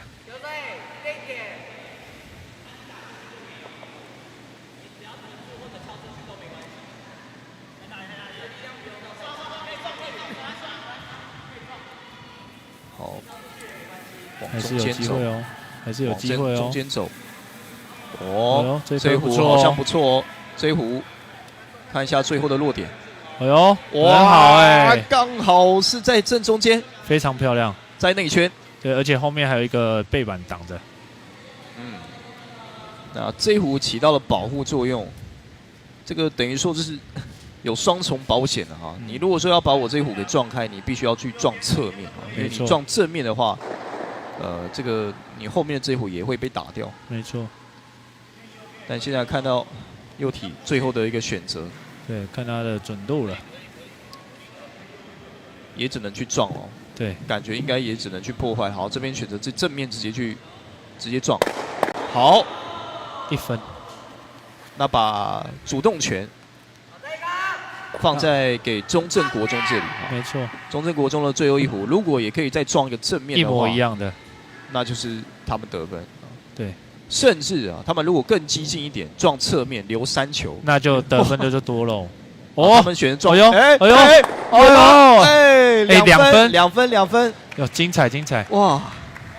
中正国中，哇，这一壶漂亮，很棒了。有可能他有听到主播的那个指令，哇，拿到2分。那分数有拉近了。对，哇，这场比赛其实胜负还很难讲啊，因为现在是5-3，总分5-3，后面还有3局啊，现在落后3分啊，落后2分。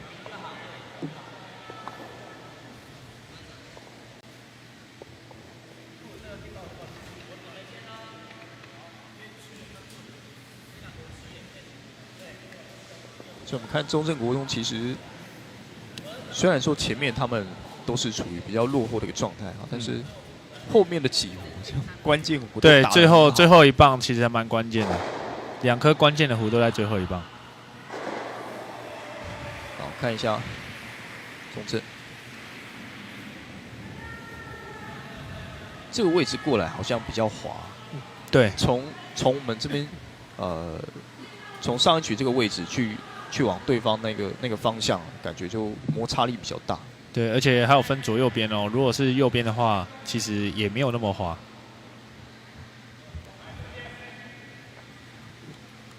哦，第一壶是站在右边，还行。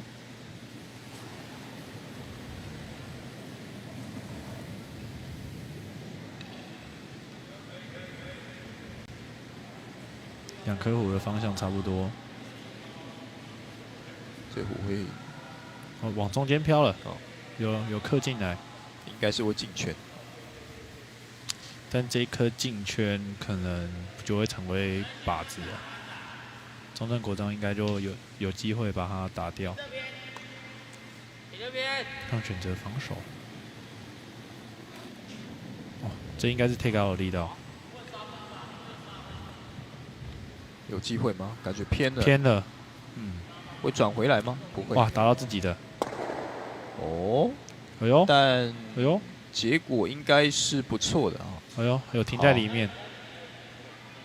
但距离应该是红色的这边右体比较靠近一点。对。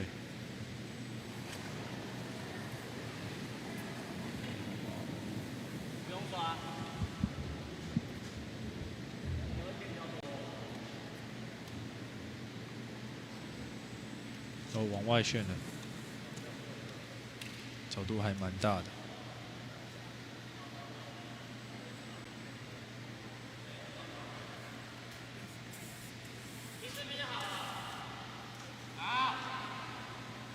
他们应该还是会做一个攻击，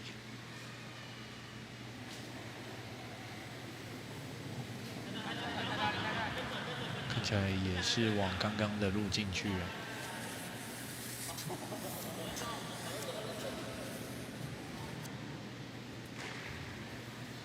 哦，哇，这里还刷，那应该是出去了。这可能是想要去调整一下方向。对啊，可是但是弧太快了，弧太在很快的情境当中比较难去做调整。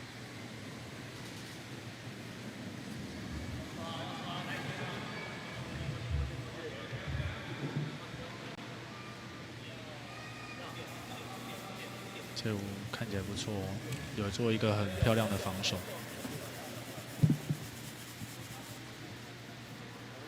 有很好。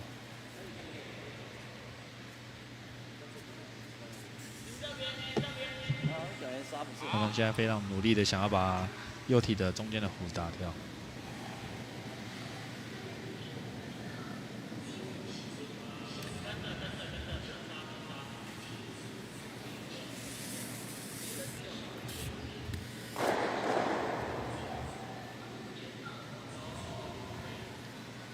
看起来会直接进圈哦。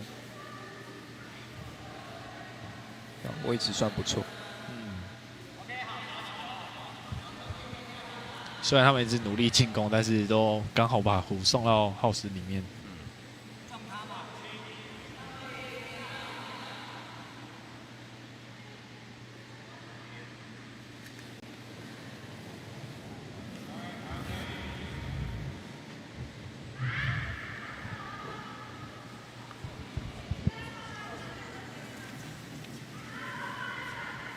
这壶可能过头了。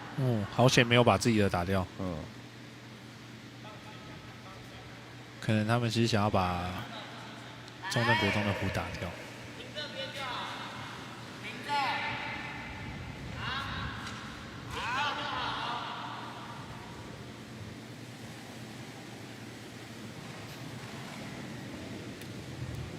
这个方向看起来是会往外转。对，他们旋的方向也就是往外。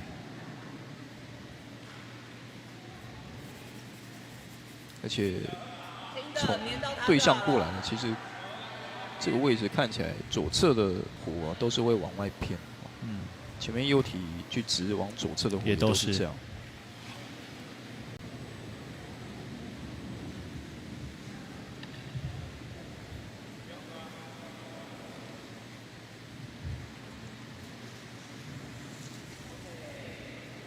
哦哟，很漂亮哦，不错，这壶有，而且停留在里面，非常好的 take out。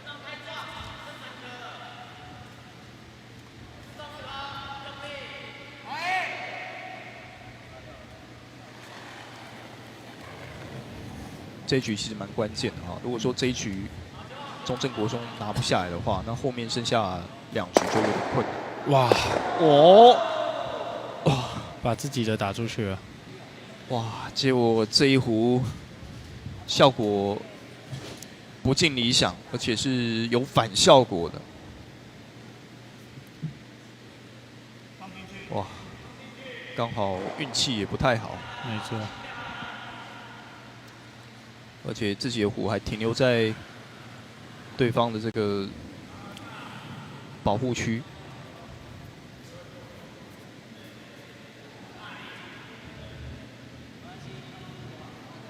啊，过头了！哇，这个应该是出去了。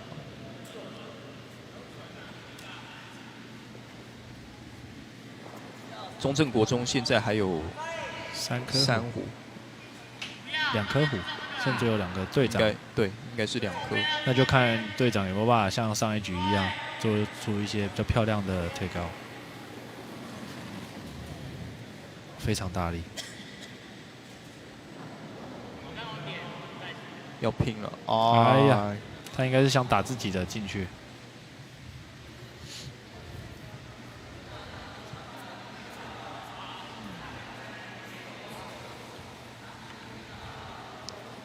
现在这个状况就很尴尬啊！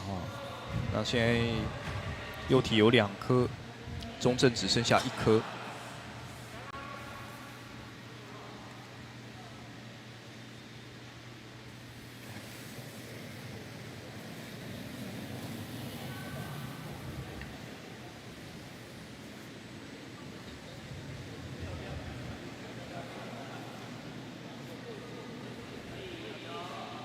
哇，应该是过头了。好，这个壶还是出去了。那当然，中正现在有一个想法了，如果真的要撞的话，也是可以有些冒险啊。如果不撞的话，选择只准，就需要丢出一些弧线。对，这边应该是选择要撞。就这壶最后的机会有吗？哎呀，哇！那比赛可能要。就看右体可不可以再多拿1分了。哇，这样的结果是最不乐见。因为后面剩下2局了。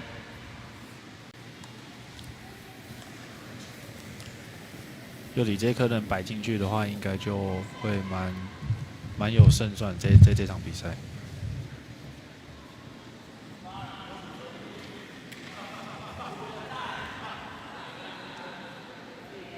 力道看起来可以哦。好，那这边应该是3分了哦，应该是3分了，所以现在哇，8比3呢。8比3，在第4局，中正国中哇一口气被拿了3分。如果想要反败的话，下面2局平均都要3分3分的。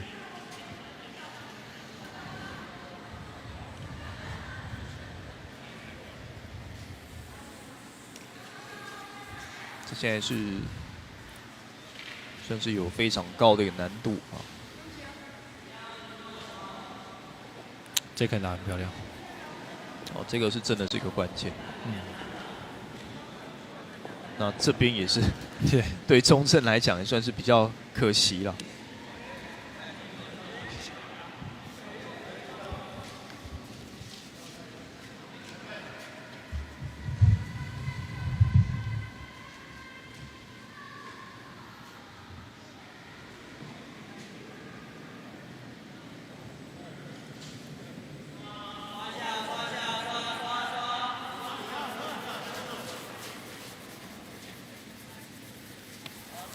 右体在第5局的第1局，现在他们是5分领先啊，所以他们的做法可以保守一点。有进去吗？有，没有，没有，差一点点。对，就差一点点。啊，看有没有人偷懒啊？没有刷冰啊，不够认真，刷的不够用力。因为平常如果说自己队员练习的时候会这样子，会去练刷冰的一个重心。叫自己队友不要偷懒、啊，但有时候会接力刷，就你先刷，再换我刷。刷冰的确是很耗费体力的事情。嗯，你一边刷还要一边移动。没错。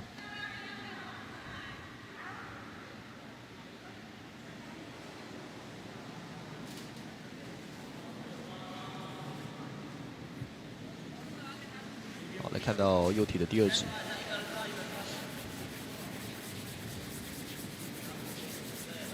有这颗会过，就看有没有靠近一点。可以，这颗还蛮漂亮。好，这颗在占据中线位置。停这边，比刚刚小力一点点就好了。好，看你不要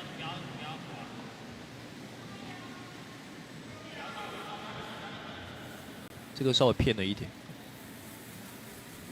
有慢慢往里面转进来哦。嗯。但是是不是会进得去吗？进得去吗？也是可以。啊，刚好。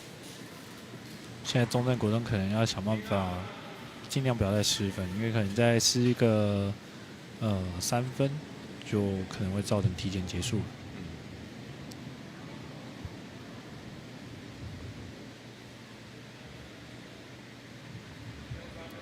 哦，这个位置还不错，速度也还可以。嗯，好，有到队长想要的位置。他们刷冰的时候不小心去碰到壶了，哇！所以自己承认了，然后就把壶拿走。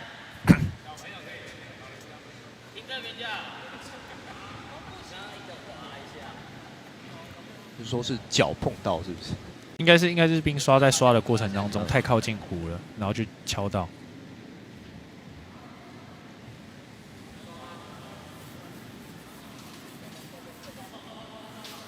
哇，这颗力道有点小，而且看起来救不回来啊，这应该是要拿出去了。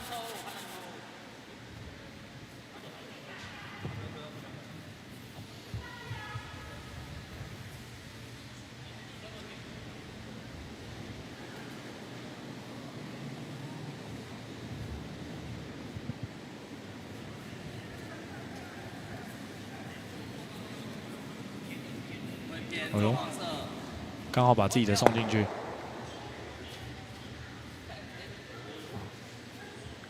太偏差一点点。好，所以现在中线打开，啊，中间这边是有一条路，这个位置中正国中要好好来把握一下。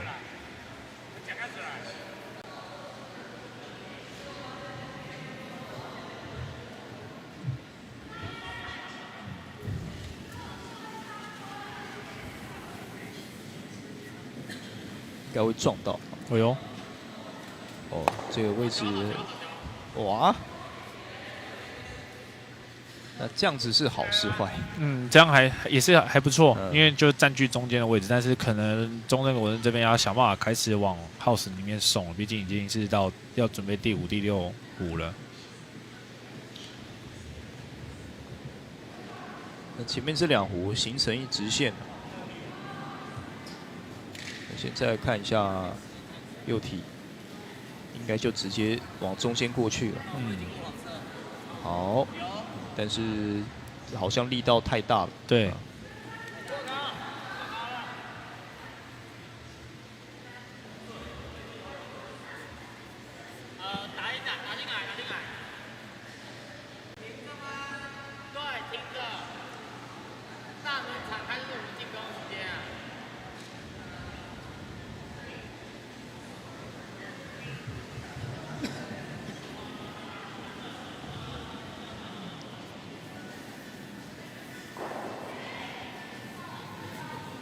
哎呦，哇，可以哦，但是好像有点歪了，对，而且力道也不是说很足够了。就算是正面撞到，感觉也不一定能够进圈。对。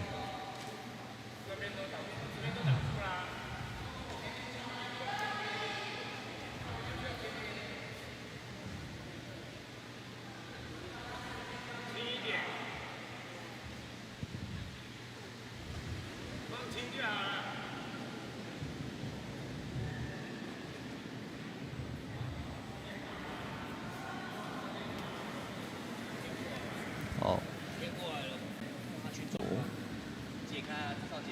位置碰一下。现在 House 前面聚集很多虎啊。对。不过，这对中正国中来讲，真的不是一件好事啊。对。他们现在落后了5分呢。打这边，不要太大力。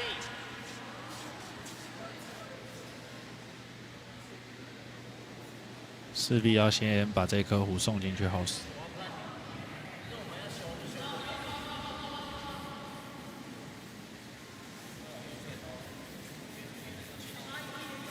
哇，力道变小了。对，这虎感觉甚至是进不去了啊。这边是直接拿走了。啊，可能刷着刷着，心里有点绝望。刚刚丢太小力了，现在拼命刷也刷不进去。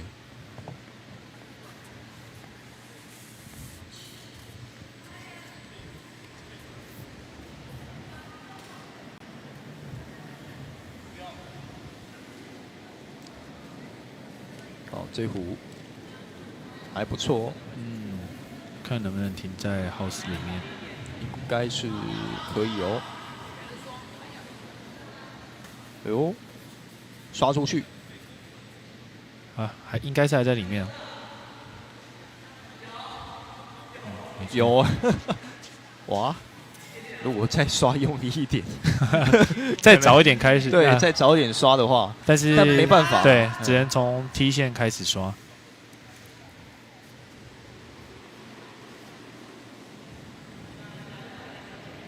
看来中正国中的队长比较倾向就是使用推高的方式，或者是比较大力的指舞。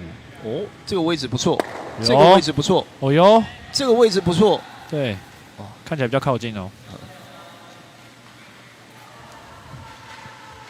好，至少拿1分。那现在双方还有各1壶。其实幼体如果这一局输1分也是一个不错的选择。因为下一局他们就会变成后攻，其实就没什么太大的问题。好，选择一个太高，然后直接撞掉，看一下。哇，撞到自己的，哇！那这样子就给中正国中得分的一个机会了啊。对，他们在想办法再送进1颗，至少把比分再追近一点。有没有可能拿3分呢？我们现在要去看看有没有这种机会啊。应该会比较难一点，毕竟前面的湖都距离 House 有点距离，所以可能就是倾向于先拿2分啊。看一下这一壶的角度，速度有一点快哦，这速度有一点快啊，能进圈，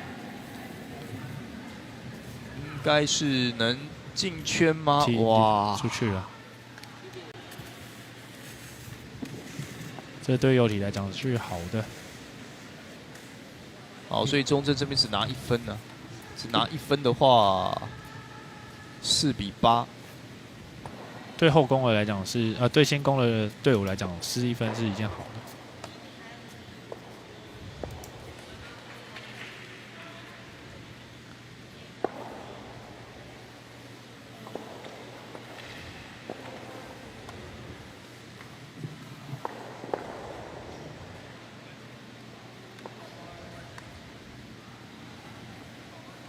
这颗真的也是很漂亮。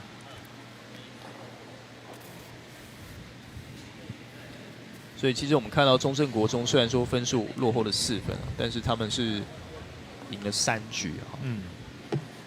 他们赢的局数还比幼体还要再多。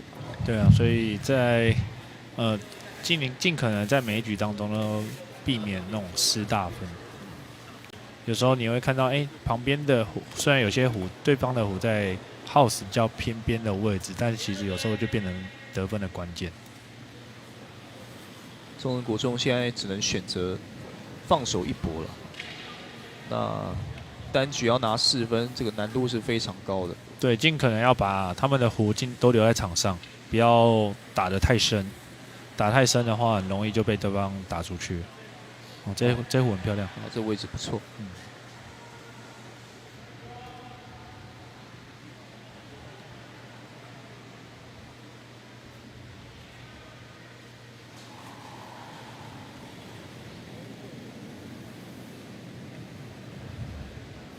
4分领先的右体，现在就是其实只要把防守做好。对，那在第6颗开始，可以把对方的壶尽量的打出去。哦，这样子这个位置其实是对中正比较好的。嗯。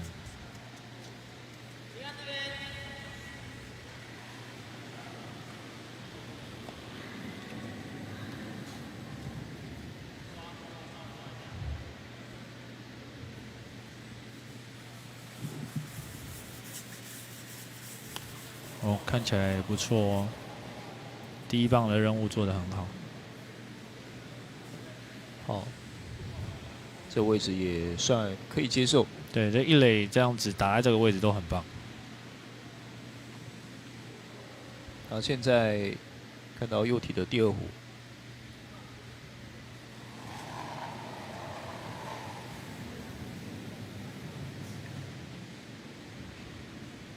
有点偏，看有没有旋进来。哦，好像有，稍微旋进来一点点。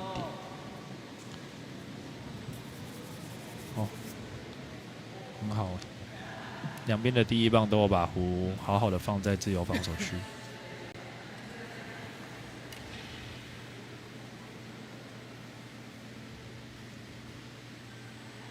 可以开始选择轻碰，把自己的壶往 house 中间放。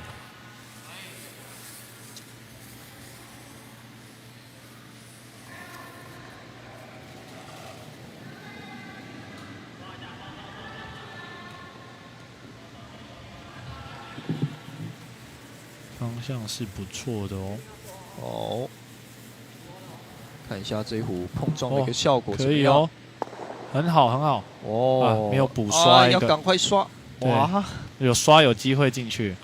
哇，那这样子就浪费了这一次的机会哈。但也不错啊。对，其实也还可以接受。因为他还没进圈，所以他右体不能做一个 take。第6颗了，已经第6颗了。对，第6颗了。所以如果说提早去刷的话，这个进圈那个结果是更好的。嗯。那现在哇，那这就保护壶的作用。好，把前面这个撞掉之后，现在看起来虽然说是中正的一个优势啊，但是如果说再把分数给算上去的话，其实现在中正非常的紧张。嗯，可以的话，应该轻轻碰到中间的壶，应该会好一点。嗯。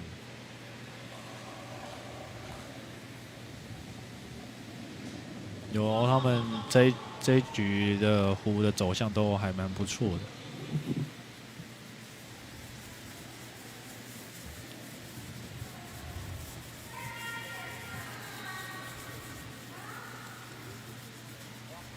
很好，又放了一颗保护的壶。啊，没有过，哇，没进。哇，可惜。那右体应该就是做一个进攻了。对，而且剩4颗壶了。对，中正剩下4颗壶，要追4分。他们只需要把壶打掉5颗，让中正国中的壶出界5颗，那这场比赛就确定了。对，他们有做一个摸头的动作，就是要做一个用力的 take out。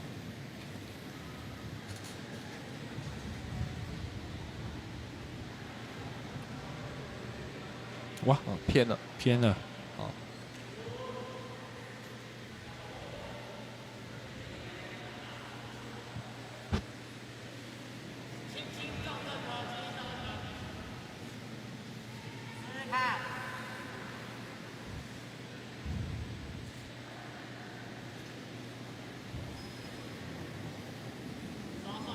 哇，看有没有旋进去。刷一下，这边刷，有旋进去哦，好像再继续刷，继续刷。哎呀，哇，角度差了一点点。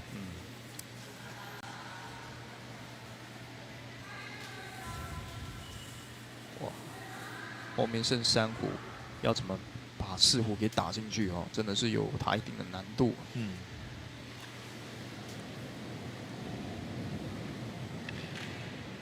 哦，这胡走中间，看是不是打到自己了。哎呀，哦，哎呦，哦，帮他们送进去了。但其实这一壶的效果也很好啦。哦，如果说算上现在的一个领先的分数的话，想法也是可以的，就让对手得分，但是不要拿太多分，把旁边这一壶给撞掉了。对，至少也把对方的场上的壶消减掉。好，看一下中正的第6壶。哦，控一下。哎呀，哦，很好。好，这边应该是出去。现在右体只要再把中正打掉1颗壶，那确定就不会输了。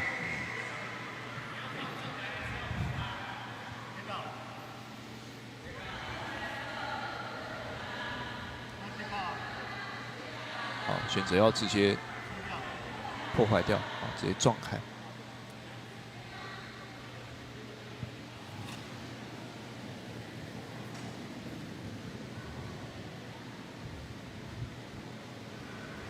不错哦，有机会，有机会哦，漂亮，有机会哦。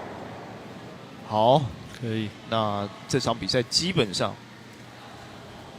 右体这边是力保不失了，基本上不会被逆转，不会被逆转。那但是这2个壶要打进去，难度真的太难了。对，所以这场比赛应该是已经注定了啊。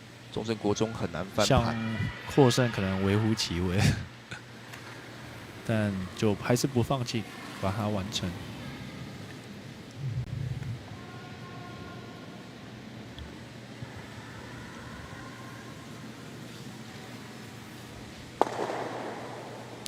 弹进去，哇！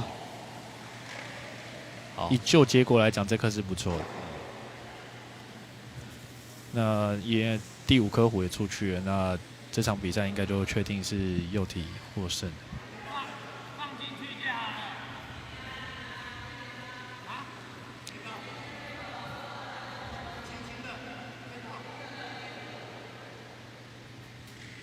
哇！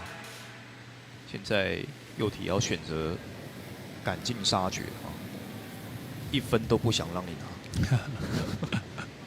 当然。这也是因为后面还有比赛，所以也是要趁这样的 case 去做一个练习。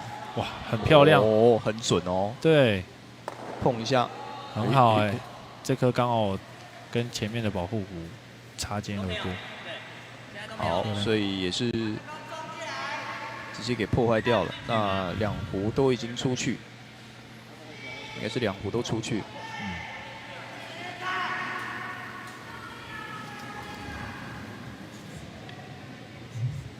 以在正式的冰壶比赛当中，可能在我们那个中正国中第5颗壶被打出去之后，可能比赛就会通常就会直接投降结束了。但因为这样的比赛，我们还是有机会多丢一点，多练习一点。毕竟也有一个场地哈，这样提供给大家来比赛不容易。对啊，没错。其实我想，对有些选手来讲，输赢不是那么重要。没错，可能真的是要来能够多玩一下，多享受一下比赛。平常真的要练习的时间，其实也很难去排。没错。哇，好，这边是送1分给他们。哇，免费送他们1分。好，这个是不影响比赛结果。最后的仁慈嘛。好，最后这边还是让中正国中拿下了这1分啊。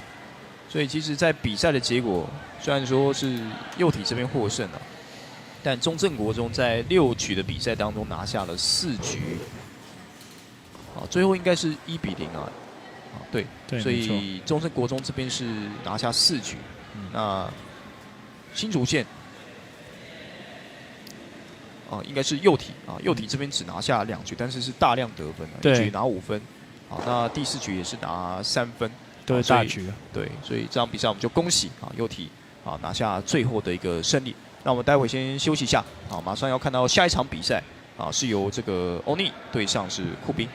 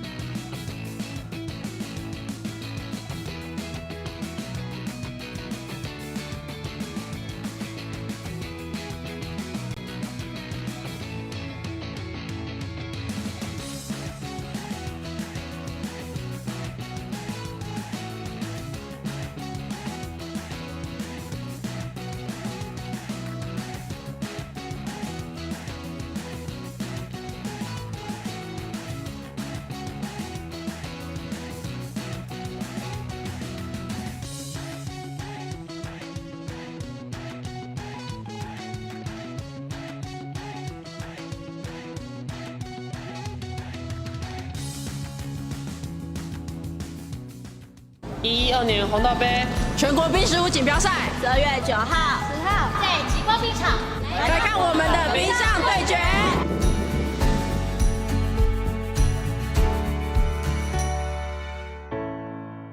冰石湖是冬季奥运的比赛项目之一，发源于苏格兰，从16世纪开始就有了哦。那冰石湖是2队进行对抗，一队会有4个人，一个人会丢2颗冰壶。那所有的冰壶都丢完之后，谁的冰壶离耗时正中心最近，谁就是最后的赢家。我们现在要介绍于冰石湖所具备的有哪些器材。首先，第一个是冰石壶，然后产于是苏格兰，大约为20公斤重。好，第二个是我们的冰刷，是让选手们在冰上的时候刷冰为作用。再来是鞋子的部分，我们的鞋子上面会有铁氟龙制造的，所以让选手们可以在冰面上有顺利的滑出去的效果。前直线规则。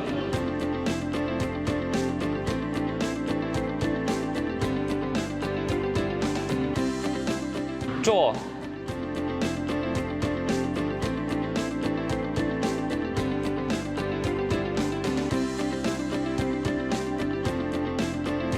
Guard。队长下达指令，将冰石壶停在耗时前面的自由防守区，取得最好的站位。自由防守区规则：每一回合2队加起来的前5颗冰石壶在自由防守区是不可以被打出界外的。如果今天我们不小心把对方的冰石壶打出界外了，那我们这颗冰石壶就不算，原本被打出去那颗冰石壶就回到原本的位置。Take out。如果大本营内有对方的冰石壶，队长就会下达 take out 的战术。投掷的选手就会用力的把石壶将对手的冰石壶给 take out 打出场外。偶然间知道了这项运动，刚好有机会参加新北市冰石壶训练营，还参加了比赛拿到了冠军，觉得自己很有天赋，想继续钻研这项运动。我为什么会参加冰壶运动？要感谢我的好友，是他推荐我来参加这个活动的。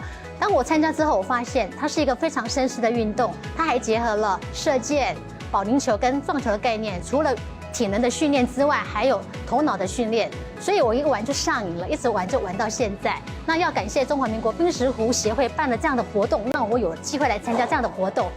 欢迎全国所有的朋友们都来玩这样的活动，谢谢。112年红道杯全国冰石壶锦标赛12月9号、10号在极光冰场来看我们的冰上对决。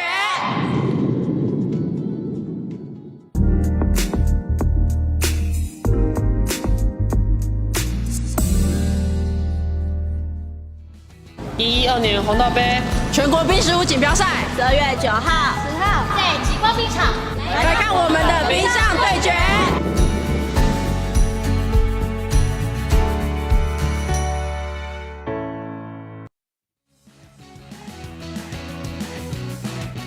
好，今天在内湖极光冰场来进行的今年红道杯全国冰石壶锦标赛，现在是来到下午的赛程啊，现在时间已经接近4点钟。待会这场比赛要看到是欧尼美学对上的是步兵冰石壶俱乐部。那我是今天主播林世廷，早上嘛，我们今天邀请到的是新竹县冰壶协会的范雨婷，你好。Hello， 各位观众朋友们，大家好。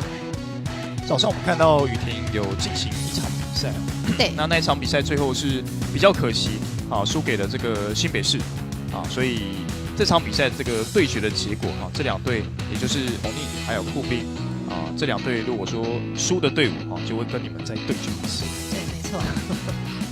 那现在我们看到场上啊，2队的选手已经在做练习啊。那画面上刚刚看到这个穿着紫色的这个外套的是我们的欧尼。对，欧尼美学队。那欧尼在今天稍早第一场比赛，他们是击败了亚拉社计啊，那是以比较大的分差6比2击败了对手。那其实看到欧尼在早上的比赛，他们每位选手的稳定性，还有他们在直壶之后的这个滑行，其实身体的重心都保持得不错。对，然后像是我们欧尼美学队的选手啊，其实他们都是有在今年的暑假至青海的多巴国家训练中心进行异地训练的，所以我相信在那10天的异地训练当中，有带给他们非常多不同的启发，然后对于冰壶的一些就是可能在是稳定度上面啊，都提升了非常的多。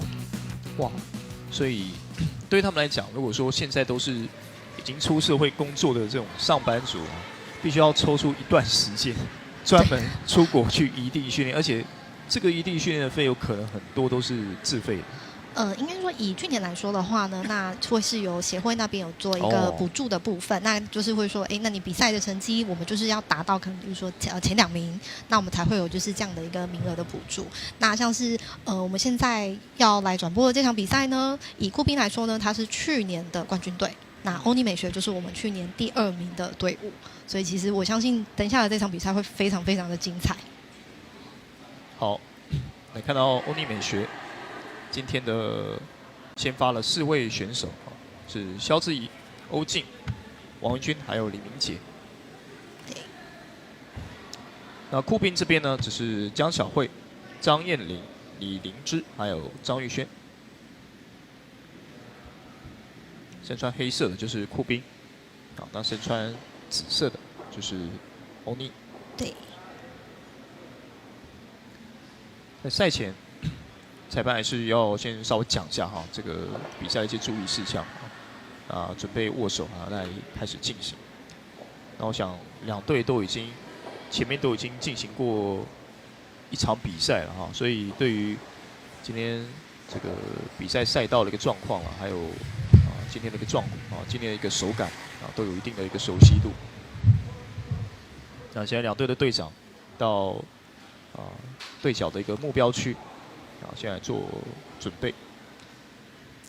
我们现在看到酷冰队的队长现在目前下的应该是一个防守弧的一个位置。好，看到酷冰这边第1指。这弧的位置稍微有一点偏差，而且力量上感觉有点大对，出去了。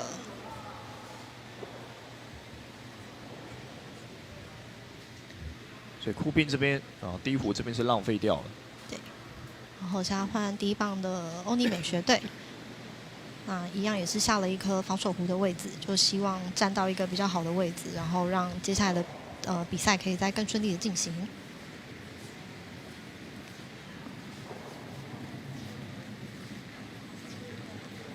看起来不错哦，这个位置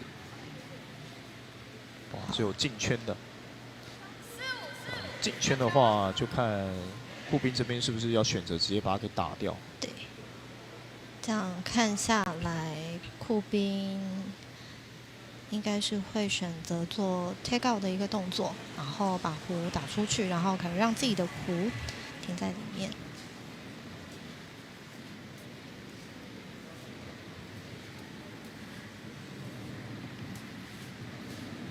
角度不错，看起来有机会哦，但是力量是不是有点不够啊？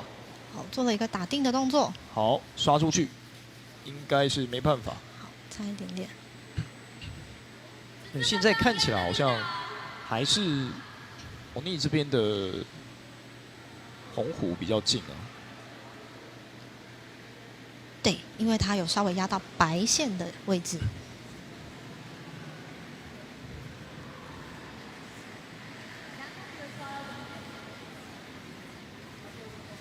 现在看到第2弧，现在这个是4手连弹，没有错。但是有进吗？有，应该是有过到有效区的位置。所以刚好是来到了自由防守区。对。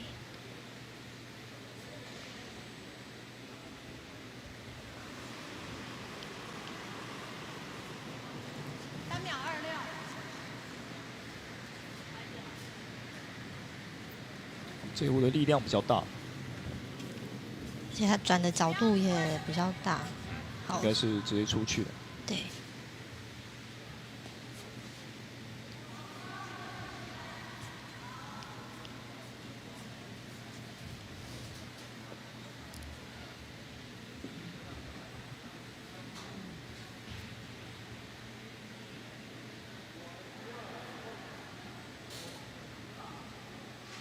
看一下欧尼的第3壶。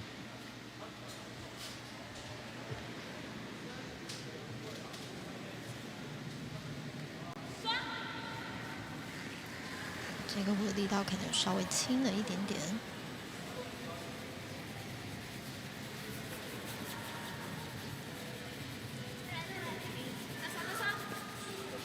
哇！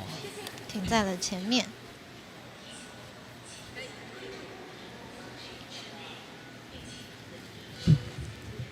2个壶现在是重叠在一起啊，那这个对欧尼来讲算是好事吗？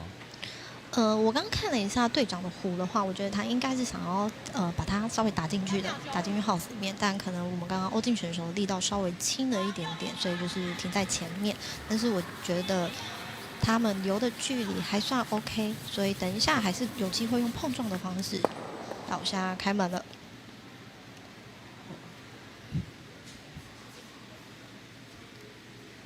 现在中间是打开的啊。对。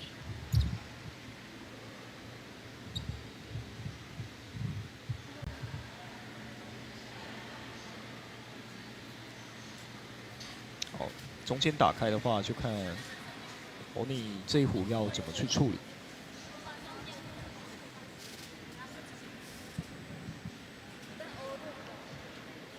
好像欧尼美学的队员们很认真的在讨论这一颗壶的战术应该要怎么去下。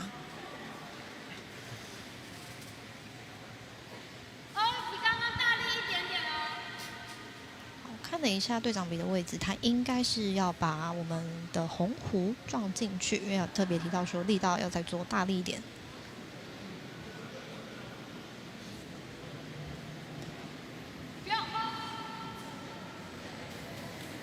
好，这一壶的方向，感觉哇，进得去吗？哦，有。所以现在目前在 house 里面有2颗红壶，还有1颗黄壶。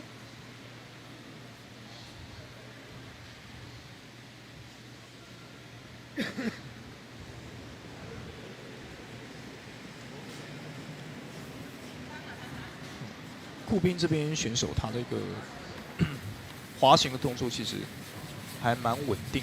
对。哦，那现在欧尼这个等于说是帮了欧尼一个大忙啊，直接撞进去。没错，因为在底线的时候，红壶那边有一颗，就是有点像是当垫背的一个概念。而且前面是有一个保护的壶在前面啊，在前面打着，所以这个位置要打的话，其实可以啊，就打在左边这一颗的左侧。对。那感觉好像2颗壶是有机会一口气打出去，但是难度应该是蛮高的。因为它的距离稍微远了一些些。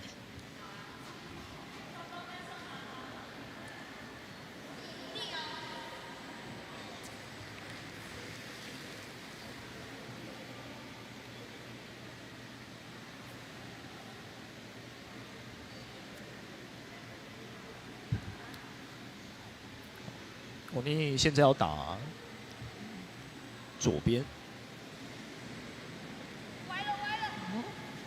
红壶出去了。这一壶稍微偏中间一点，应该是会打到自家的壶。对，应该会把它撞进去。哦，这一壶效果也非常好，但是哎，这个力量上啊，好像有点太大力了。对。所以局面上目前还是一样，在 house 面上目前有3颗的红壶以及1颗的黄壶。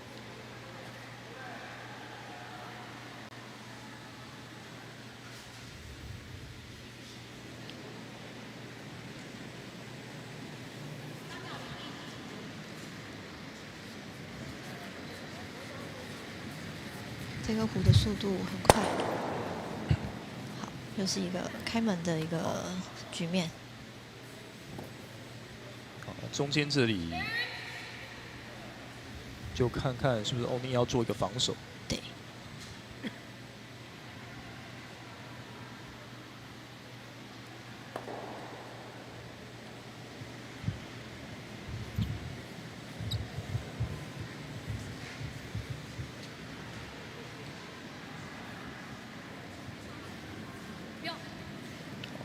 胡的速度可能有一些好像有一点快啊。对，看看能不能停留在他们原本的前面。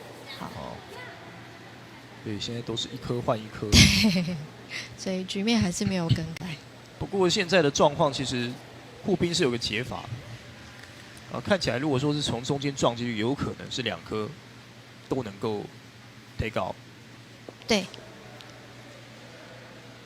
所以这边现在目前看上来，酷兵的战术应该是希望做一个 double take out 的动作，然后让自己的胡停留在红色的位置。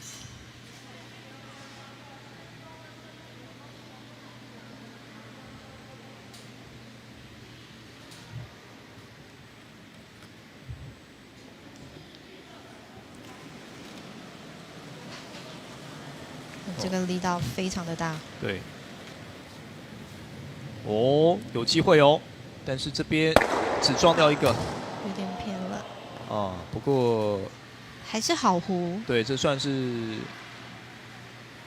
不错的一个结果。那刚刚这壶好像是有打到助推器。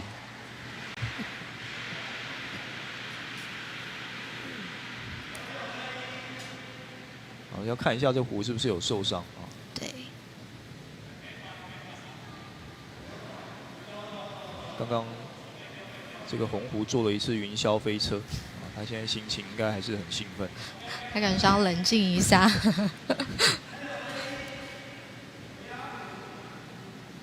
现在我们看到是第7壶，欧尼的第7壶。对。这壶的位置应该是可以碰到，但是哇，往外偏了。会有一点点烧到黄色的壶，然后可能现在让黄色的壶有一点停留在中间的位置。这个位置没有完全守住欧尼后面的那个红壶所以护兵如果说可以止准的话，其实去把后面这个红壶给碰掉，力量不要太强，碰掉之后自己可以停留在得分区。对。这样是最好。看看有没有办法用打定的方式，或者另外一个做法就是我直接停留在这个得分区的前方，那把这个路线给锁死，守住后面的那一条线。那你要去破坏，你可能就会把我再往里面推。对，没错。这可能几个想法要看看护兵这边怎么想，因为剩下最后一指了。而且因为现在目前红狐距离house 中心的距离是比较近的，所以如果说酷兵他们想要做拿分的动作，那可能就要去做一个打定的一个动作。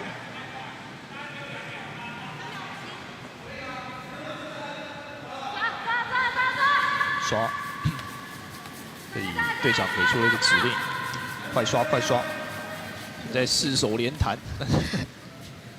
好，这边是碰到前面，哇，差一点点。那这样是欧尼的得分。对。那欧尼现在应该最多应该是2分。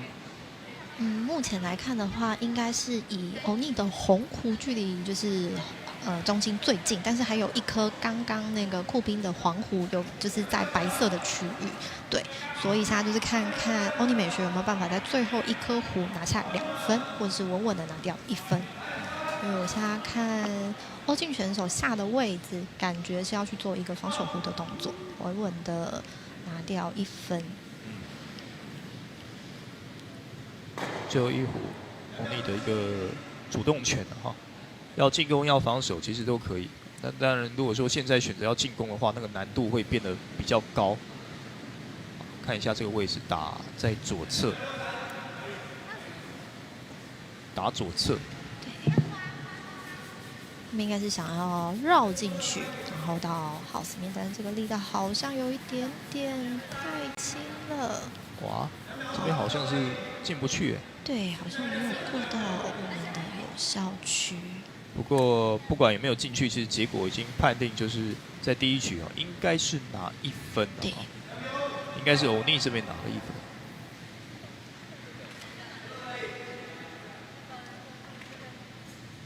双方这边确认一下没有问题哦，所以应该是欧尼这边拿了1分。对。好，所以第一局由欧尼这边拿下。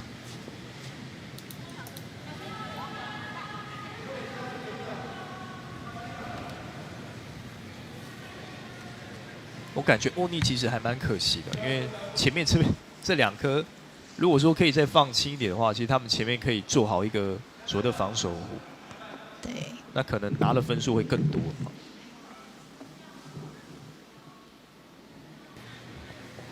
不过这一局我可以看出2队的确实力都很好。没错，都是去年冠亚军之战的队伍们。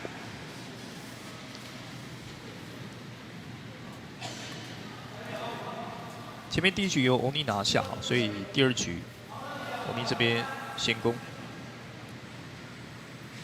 然后刚刚队长有下一个防守的位置，我们的肖志毅选手忘记把他的鞋套脱掉了，这样可能再滑出去可能会直接刹车。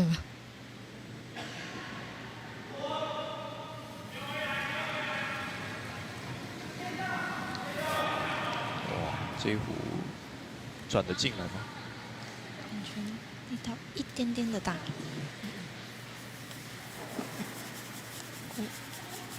刷边，看看有没有办法让壶进到有效区。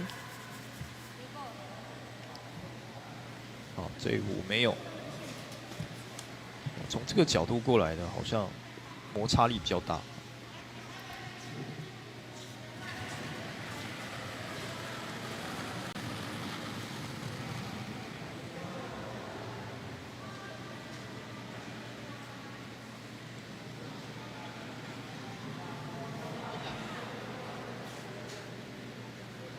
这壶可能是进圈了。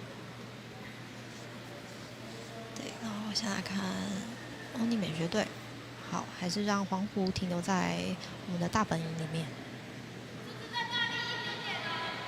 那这壶有一个可以直接破坏的机会，但是欧尼好像没有要这么做。我们继续看下去。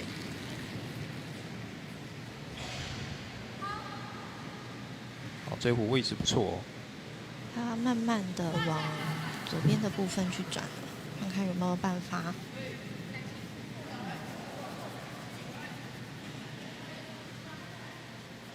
做了一个防守的动作。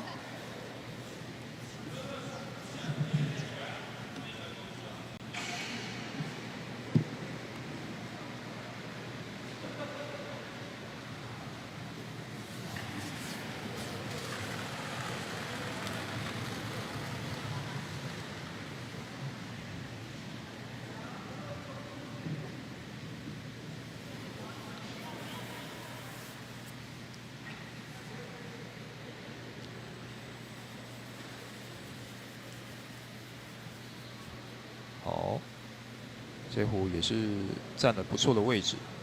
对。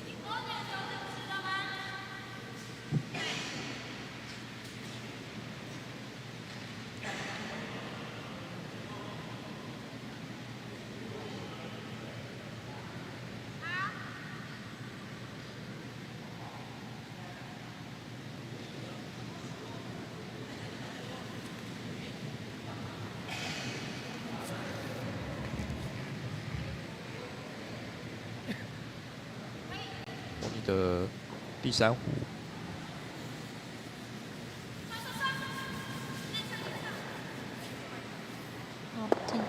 角度非常好，撞了一下，然后把刚刚原本在自由防守区的壶撞进去了大本营里面。这壶的角度非常好。你看现在酷冰的队长指的地方。他应该会是想要去做一个 take out 的动作。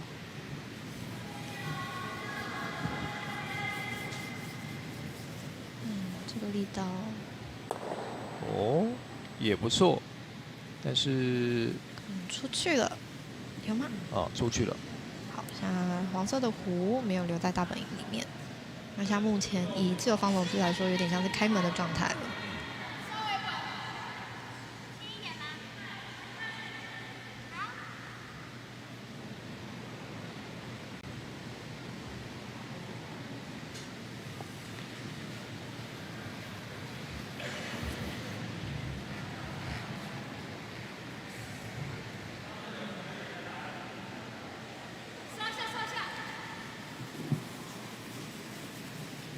哇，这一壶跑掉了。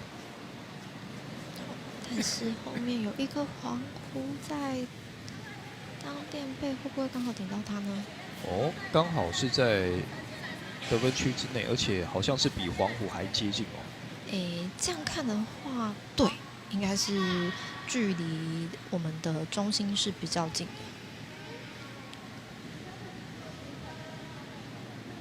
所以比较好的一个方式还是直接往中间这里去打。对。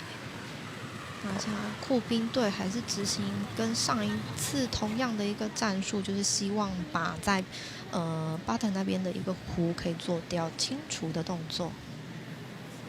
哦，不错哦，有没有机会？有没有机会？哦，碰到了一下，哇！但是可惜碰到了这个切面不够啊。对。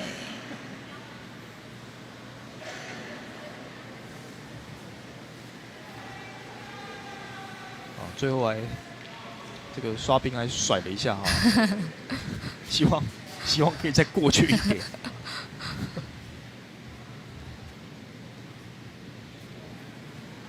现在第5个壶。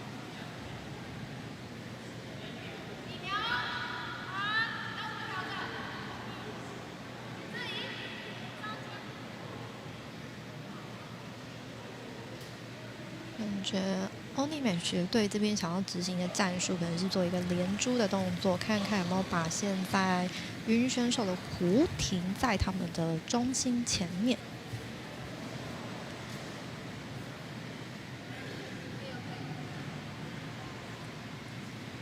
这个弧度有一点点偏掉了。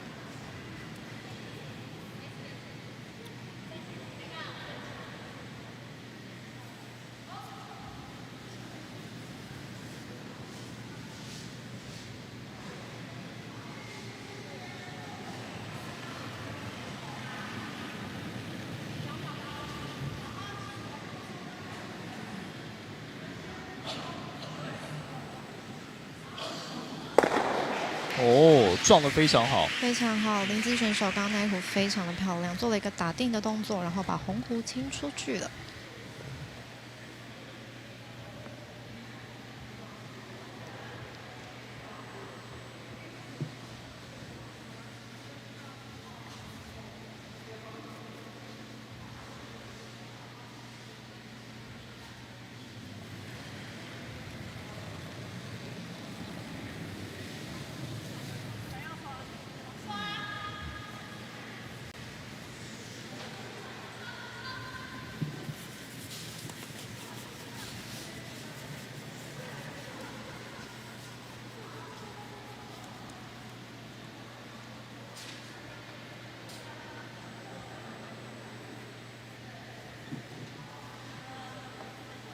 这一壶看起来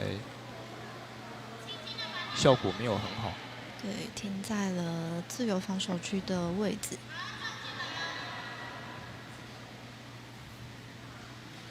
酷兵现在可能要去增加的是他中间这个壶的前方的这个防守的漏洞，还是说他要直接打？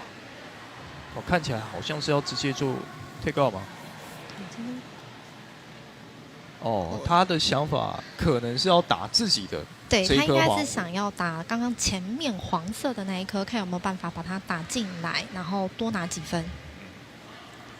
因为目前以现在的局面来说，那酷兵队是有1分，就是他的壶是比较靠近中心的。而且目前就是第2颗是欧尼这边的啊，红色的这个壶是比较接近的，这是第2接近的壶。对。所以对欧尼来讲啊，就只要把中间的这个黄壶给撞掉。对。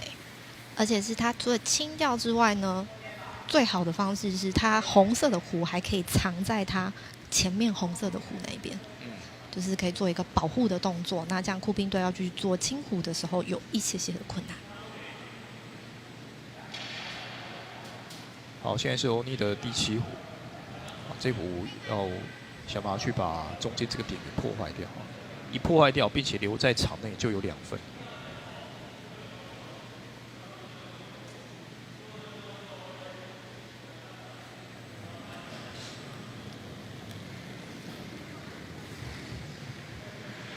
稍微有点偏了，看一下能不能转进来。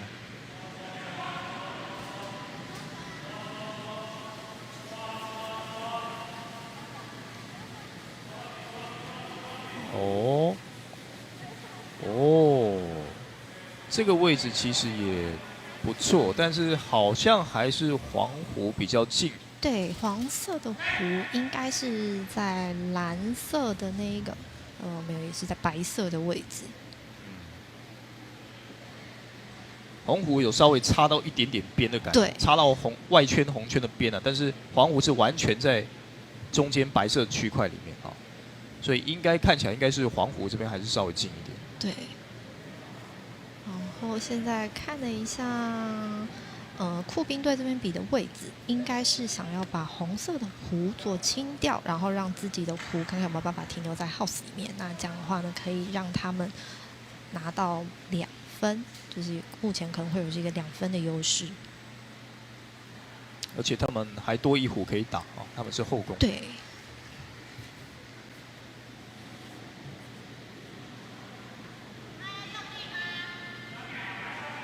而且这个位置其实他是打在外侧哦，他看起来是有想要做一个 double， 哦，没有了，没有。他可能是想要把红湖撞过去之后呢，然后看看有没有办法让他的黄湖停在他原本的湖的前面，因为会有一个保护的动作。看一下，速度很快。哇，偏了。有一点，把红色的打出去。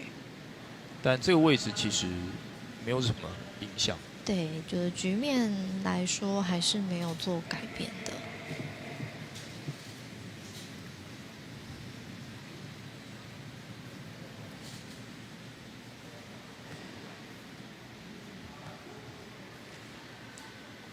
最后一壶，目前欧尼剩下一次机会，那现在是对方中间这一壶了啊，中间这个黄色的壶抢占了分数。对。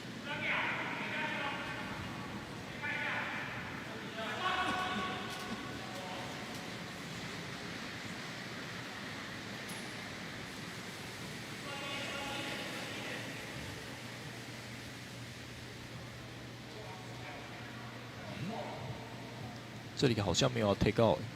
对，看了一下欧进选手这边比的位置的话，应该是跟上个战术是一样的。不知道是不是想要用就是弧一个就是旋的一个角度，然后把它转进去。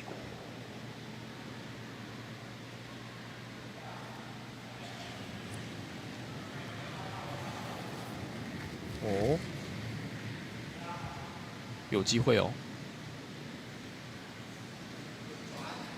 有机会进去哦！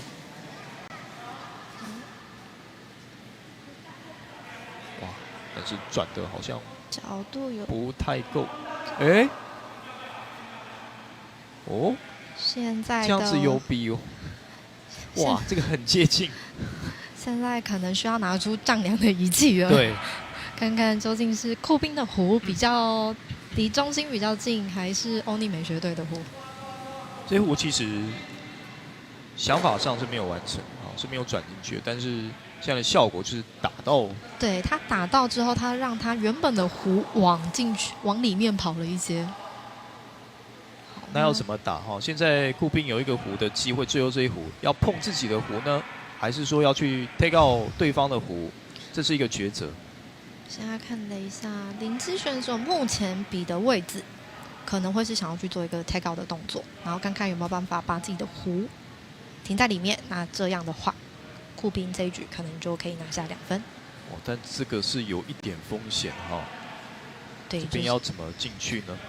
是直线打，直接直线打。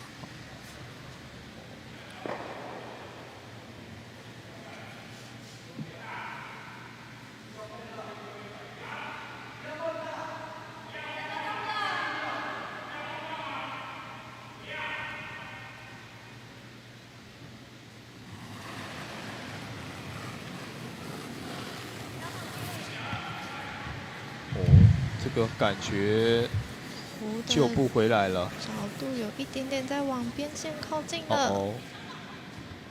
那这样就要拿圆规出来量了哈，到底谁比较靠近啊？这个我们这个角度看，其实不太好判断。对，现在会由双方队长去确认一下。感觉哎，他们很确认了，对他们很快的把这个结果已经确认下来了。是不是酷兵拿下1分？看一下。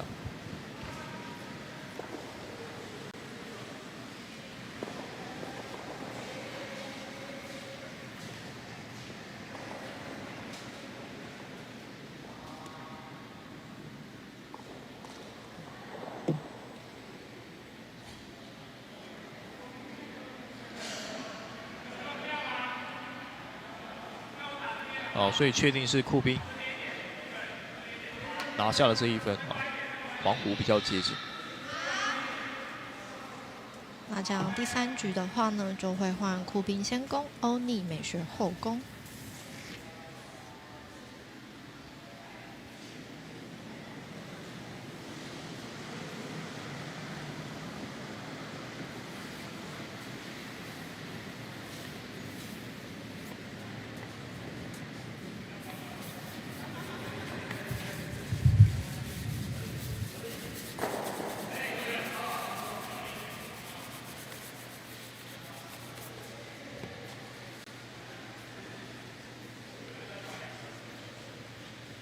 好，酷兵队下了一个防守弧的位置。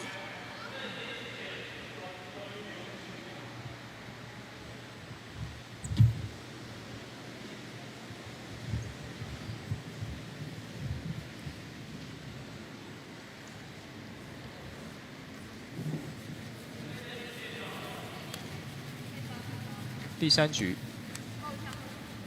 在我们看到酷兵一个防守弧，那欧尼这边直接进圈，对，力气可能稍微大了一些些。位置是好的，但是这个位置其实是靶子。对，就是酷兵这边可以自由攻击。没错。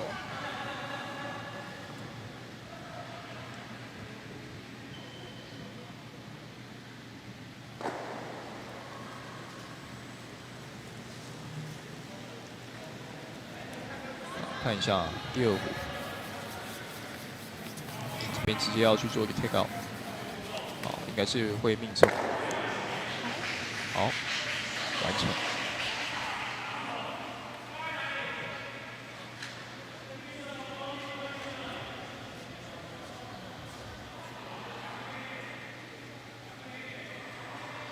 就是再快一样的，一样。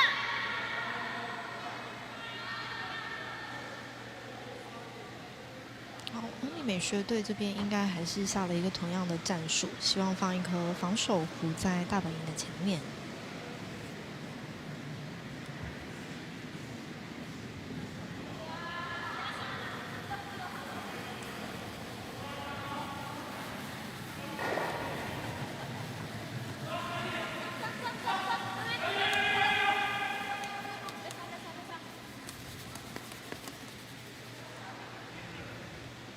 这个弧的位置蛮漂亮的，停在中线的部分，中间的部分。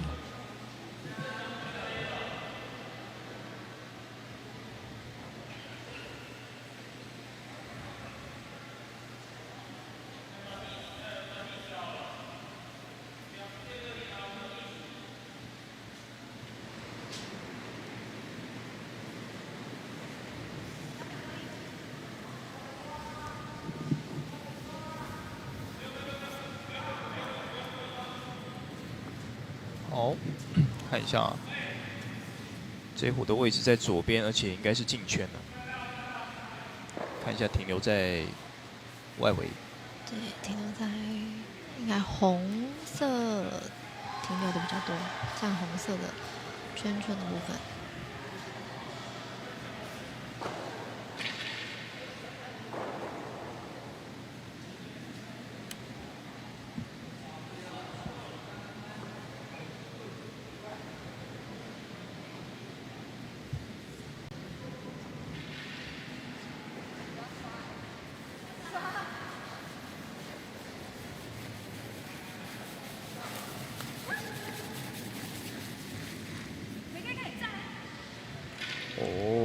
擦肩而过，而完美且的削过去了。哇，赶快队长出来刷一下，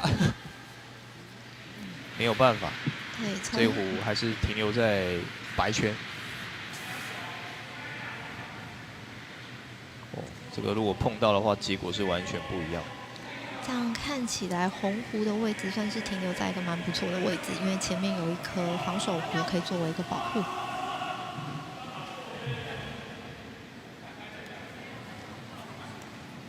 这个壶其实也不太好去破坏掉，只能撞到前面的壶。但是，这个壶好像可能会这样子让欧尼是变得比较好啊。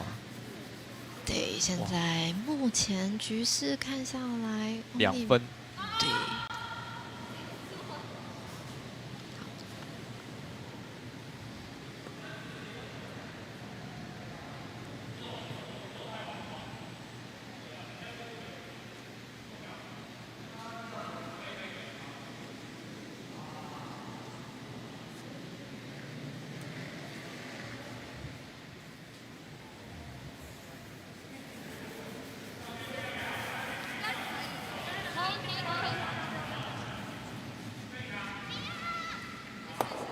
哦，黄壶撞了一下，所以现在开门了。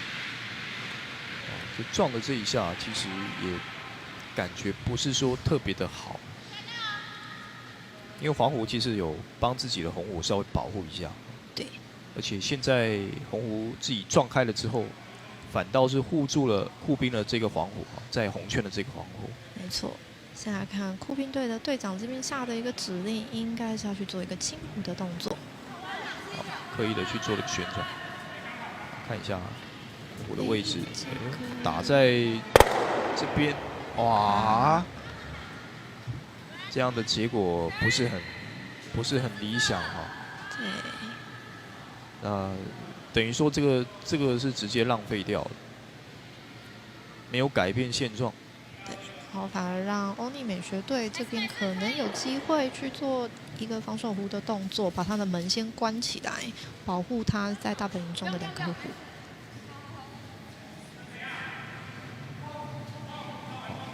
力量上感觉有点大，不过进去了，这个会出去吗？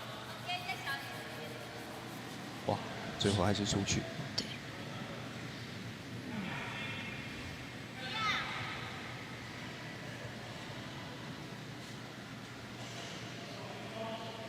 这位置有办法做到 double 吗？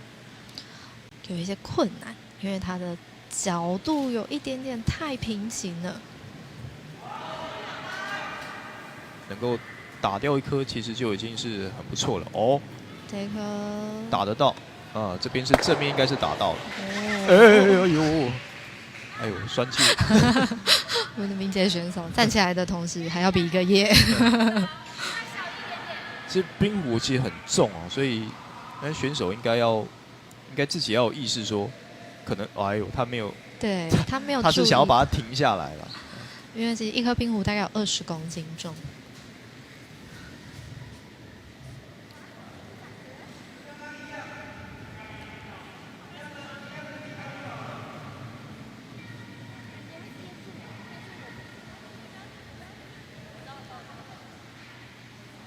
这个还是送进去了 house 里面了。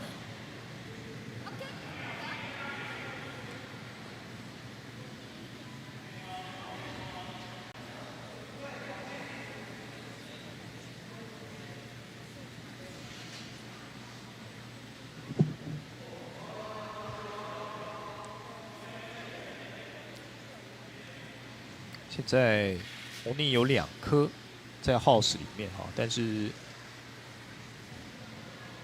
距离的话应该是比较近。对，然后现在看了一下酷兵队的灵芝选手比的位置的话，他应该是想要去做一个 take out 的动作，然后看看有没有办法让自己的黄壶停留在他们原本黄壶的后面，然后可以做一个保护的作用。甚至我们讲这个位置其实是有 double 的可能性。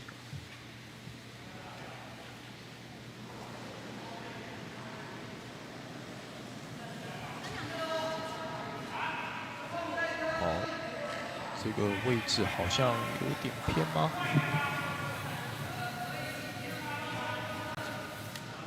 哇，他绕过去了，偏掉了。对。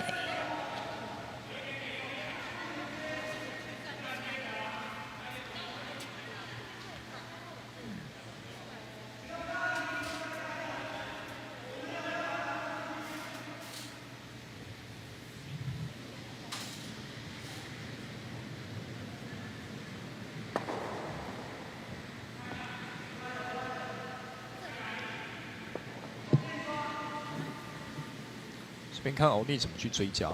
现在欧尼应该是有2分的哦，这2个弧应该都是比较靠近。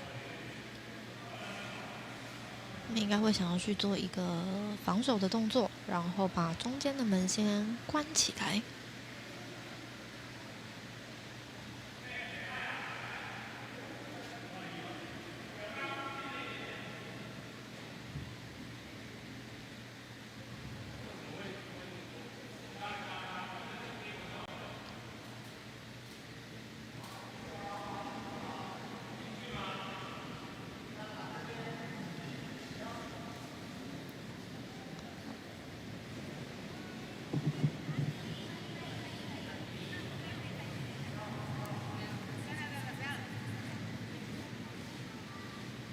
哦，这里应该是直接到中间。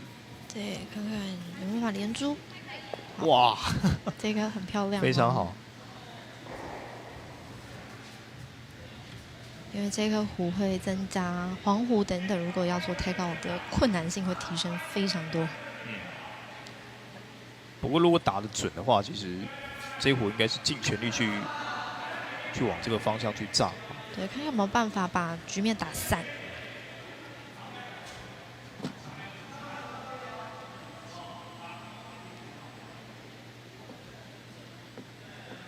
如果往这2颗的这个位置冲击位置去打的话，黄虎应该是确定。如果是打的方向够准的话，应该是会直接停下来。那后面的第3颗红虎会直接喷出去，会到界外区。好，但这是很理想的一个情况。对，现在灵芝选手放的位置应该是想要去撞击那2颗红弧。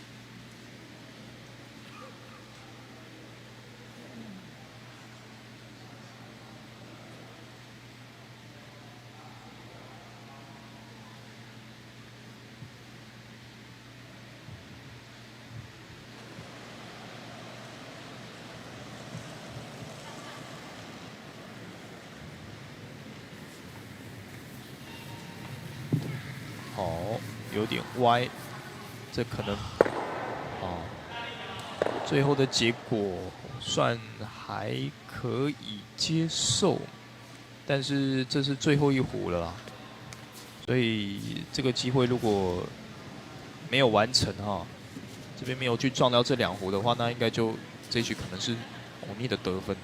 对，而且有可能会拉出一个大局，因为现在目前离Button 最近的2颗弧还是红弧，所以如果他们用刚刚同样的战术一样停在前面的话，那这样有机会直接拿下3分。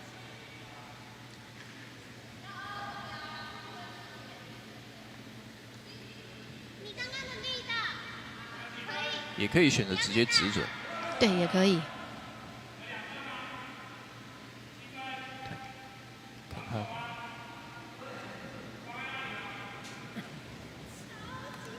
力量稍微小一点，然后用刷冰来弥补。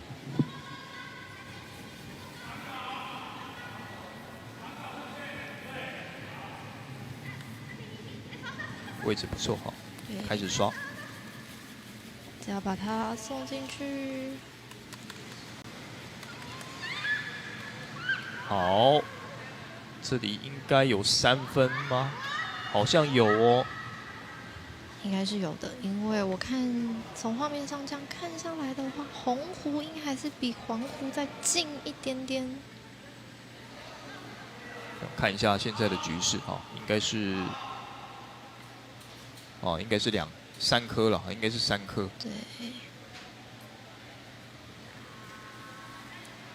好，所以你如果说在第3局直接拿下3分的话，这个局面已经完全打开了。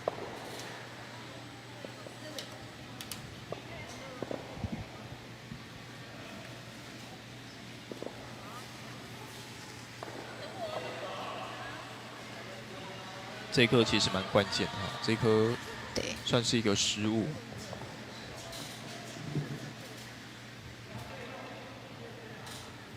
哇！又再重播了一次明杰选手不小心跌倒的画面。明杰选手这个舞真的非常漂亮。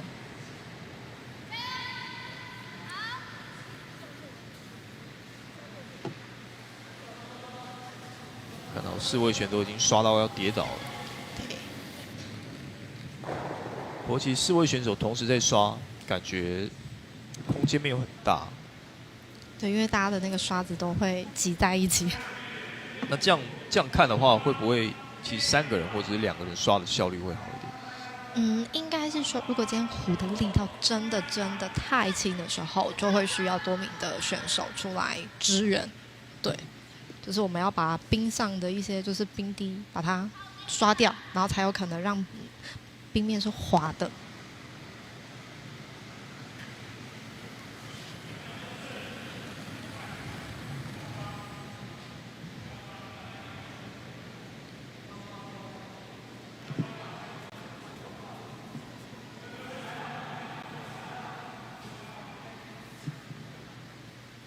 插到，好，一左一右。欧尼这一颗位置比较好。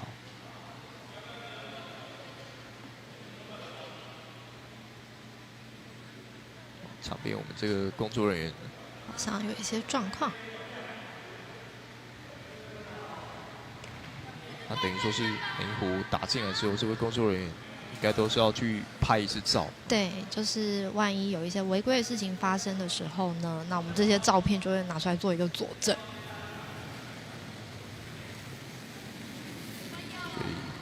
所以这2天的比赛结束，可能要删很多的照片，全部都是冰湖的照片。对。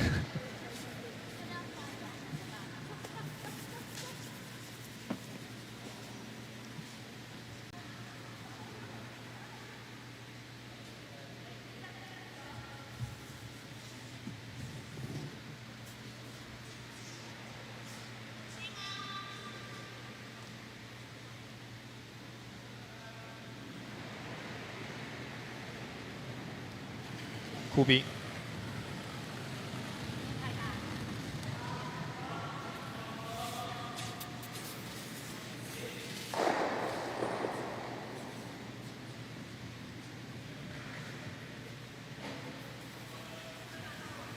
这颗的力道，好，这边进圈没有问题。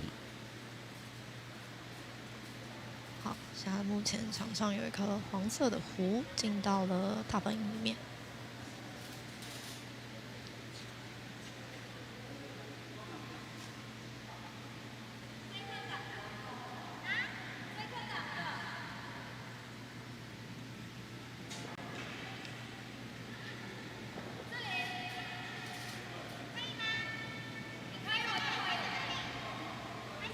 因为赛道很长，所以我们在沟通的时候都需要非常的大声，不然常常都会有听不到。可以带对讲机吗？不行，我们都需要靠中间的刷冰人员，就是去做传话。如果真的听不到的时候，中间的刷冰人员就会要帮忙队长进行传话的动作。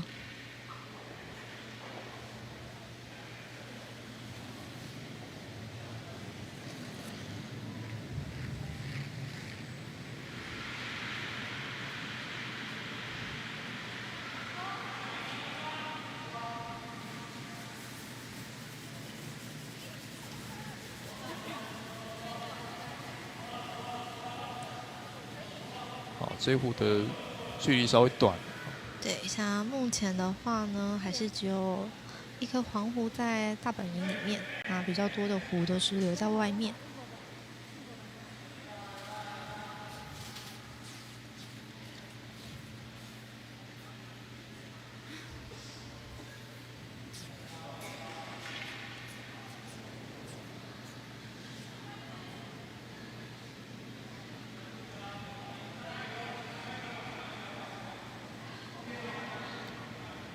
看一下库彬是不是要直接指中间啊？哦，还是说要去打一下右边的这一颗哦？感觉要打右边这一颗。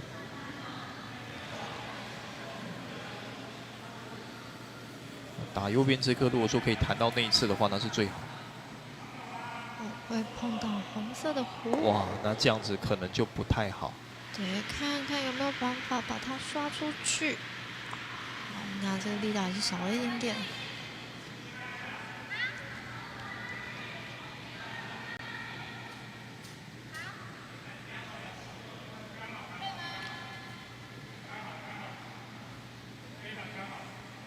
后面这个弧就比较尴尬啊，后面这边库彬要怎么去解决啊？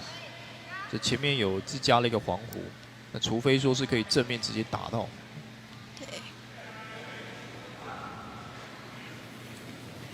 这边要继续走中间，你要走中间。走中间的话，不打到直接穿进去停留，那是最好。那看一下这个线路哦，可能不错哦会击撞到黄色的。就打到，那打到的话可能就不太好了，因为打到的话自家的保护就没有了，后面这个保护就没了。但是以现在的局面来说的话呢，还是红弧距离中心是稍微近一点点的。那现在局面也算是把门都打开了。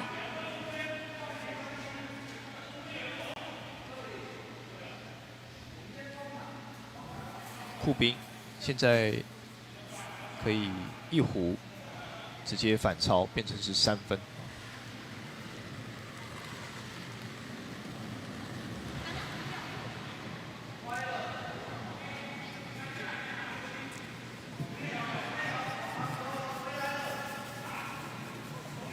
但是角度不太好，而且啊，这个角度好像很不好。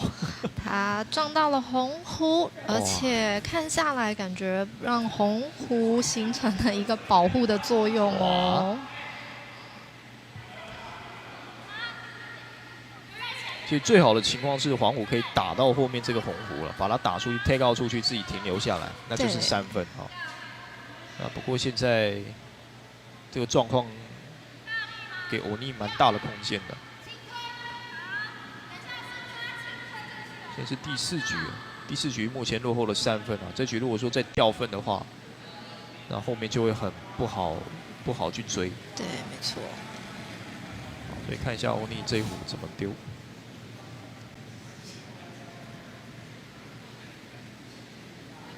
推在比较中间的位置哦，这个见缝插针。感觉不错哦，可能会擦到哦，然后看有没有办法刷到哦，有碰到大本营。哇，这中间这3个弧啊！对，现在库彬需要好好想想，他们接下来这个战术应该要怎么去执行的，因为前面都被红弧给挡住了。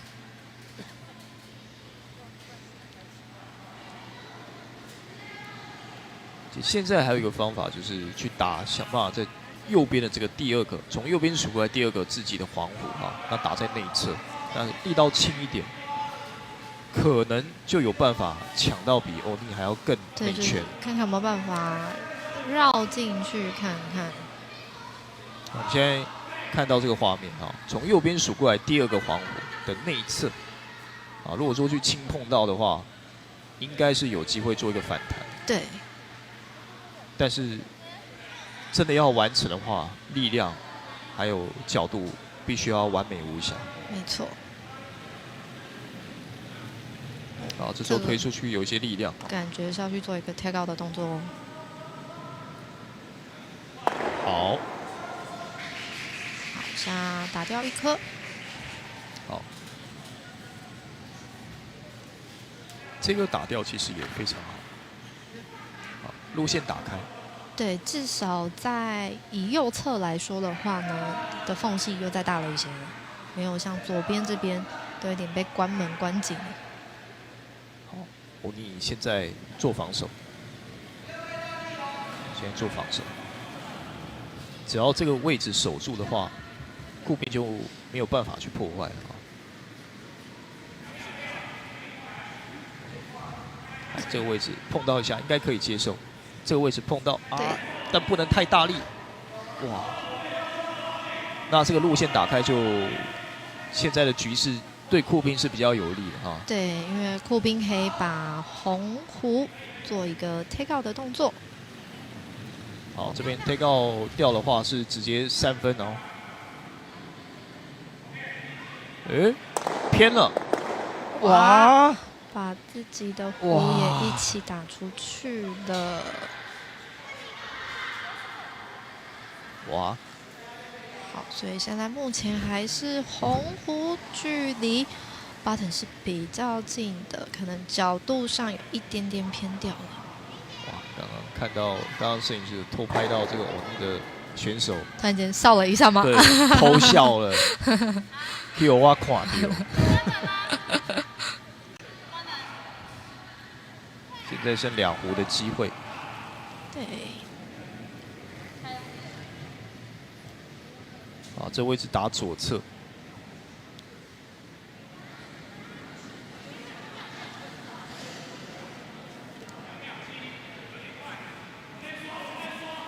没有办法刷冰，然后刷进去？哦，好像比黄虎还在靠近点，红圈的黄虎。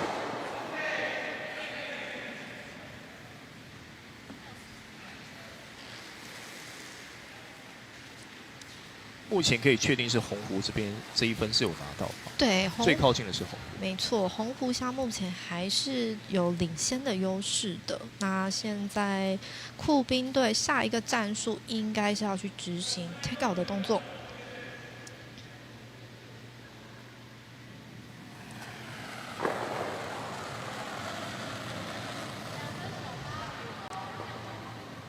好，这个壶应该是没有转向的，感觉线度非常的直哦。哇，那这边没碰到，应该是出去了。对，有点可惜。那酷冰剩下最后1壶的机会，欧尼也是剩下最后1壶。那酷冰是后攻，所以就看看欧尼这一壶怎么去做哈。对，看看欧尼美学是不是想要去做一个防守的动作。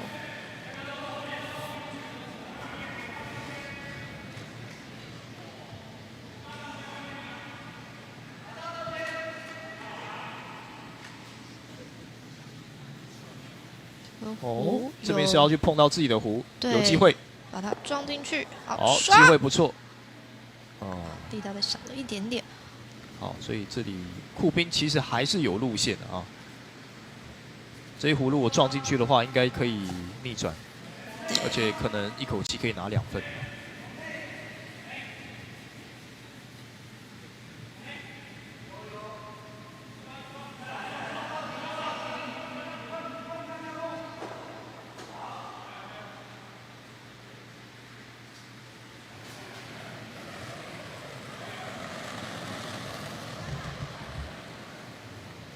哦，这位置看一下够不够准。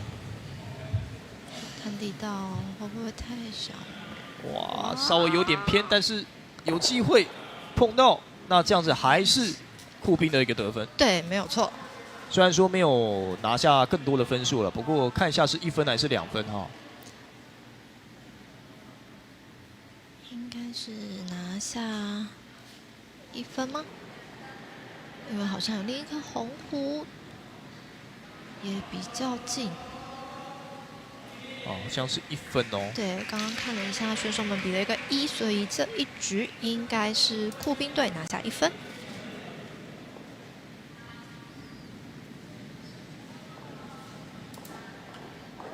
那这样子比赛其实还有变数。对，现在目前是4比2，那由欧尼球队领先。哇，这一局太伤了，把自家的门都打开了。对，这一局真的太伤。对啊，然后其实刚刚上一颗壶也是蛮可惜的。好，剩下5、6两局。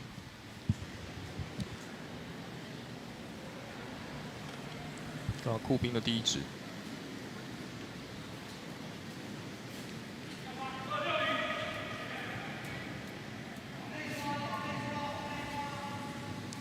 个壶可能有机会进到 house 里面哦。哦，直接进圈了啊！直接进圈其实不一定是好事啊，尤其是在前5壶。没有错，因为前5壶如果进到 house 里面是可以直接去做一个 take out 的动作。要直接打吗？好，直接打。哎，好像没有要打哦。看了一下，我觉得应该会直接打，只是可能在力道上好像有下达战术是要小力一点点。他应该是想要用轻碰的方式看看，但这个力道好像有一点点小了一点点，或者是他们想要做连珠的方式，停在黄壶的前面。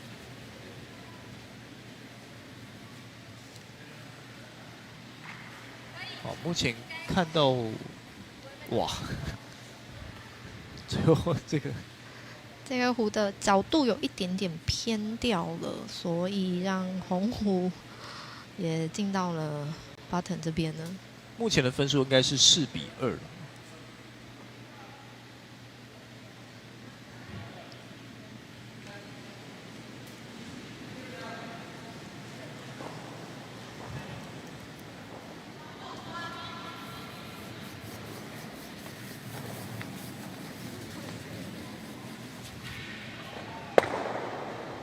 好，哇，就把自己的壶给打掉了。打掉。啊，第二颗黄壶这边是勉强停留在红圈的外围。对，没错。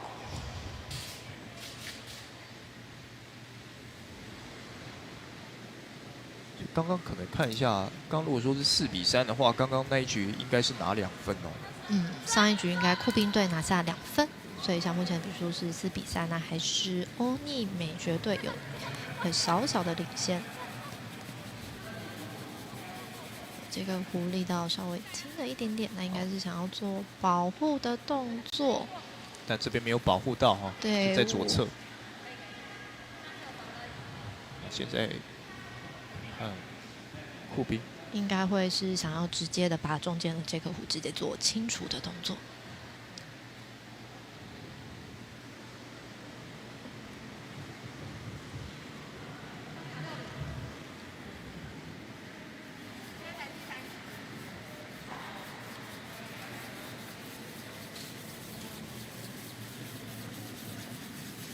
角度有点偏了，好像也还没有要清。现在其实对酷冰来讲，如果说比较保守不去清的话，那真的让欧尼去保护到中间这个位置，他们可能接下来就会比较难去把那颗壶清掉了。对，这就会变成比较被动哦。那就看欧尼什么时候这个壶的位置可以来到前方。啊，这一壶感觉就不错了。这壶目前看起来位置是非常好。对，好，看看有没有办法直接粘住。哦，碰一下，哇，哦，很漂亮。那这样子酷冰可能就要来一个大的了哦。对，因为当2颗壶粘得越近的时候，我们在做击打时的困难性又会再增加了。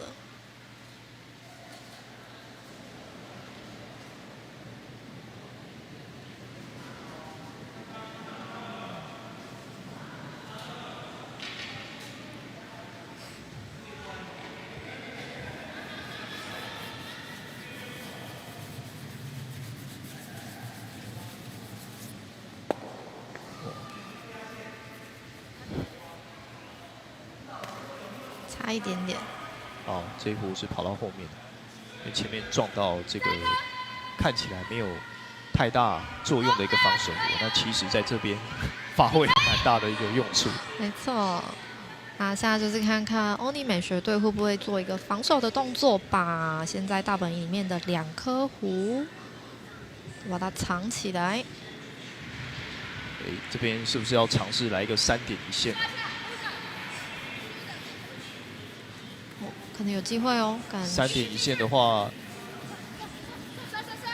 ，3壶连成一线，这个就不太好去破坏。对，但是力道好像稍微轻了一点，但是哇我觉得摆放的位置还是不错的哦。哦，这个位置要怎么去打呢？对，顾斌现在难受了哦。因为他后面的2颗胡又挨得比较近一点点。这可能要去了解一下顾斌的想法，因为前面他们其实没有着急的要去破坏欧尼的中间这个红胡，他们前面的胡其实是放在比较防守的位置。对，可能队长他们在下战术的时候有一些自己的想法在。那这样进去之后，哎。后边是天女散花，这个局面马上有点被翻转喽。但中间这个位置其实还是守得很死。对，中间这边要去打不太容易，这边还是选择可能要够准的话，其实可以，但是前面的这个黄胡还是比较挡的比较多。好，这里把黄胡稍微轻碰一下，做一个开门的动作。这样子路线打开了。对，好，我看到了酷冰队的选手摸了一个头。通常我们在冰壶上摸头，可能就是要做大力的击撞了。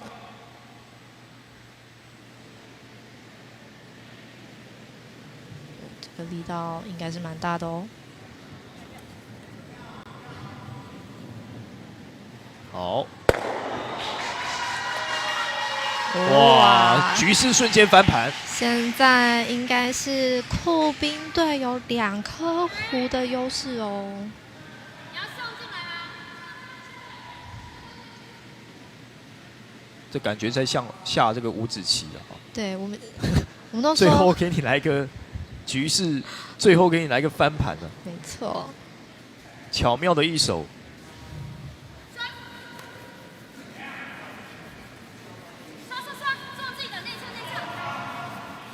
好，现在剩下2胡，看一下欧尼现在打一下自家前面的这个，好，刷进去了，但是力道可能还是少了一点点。位置不错。对。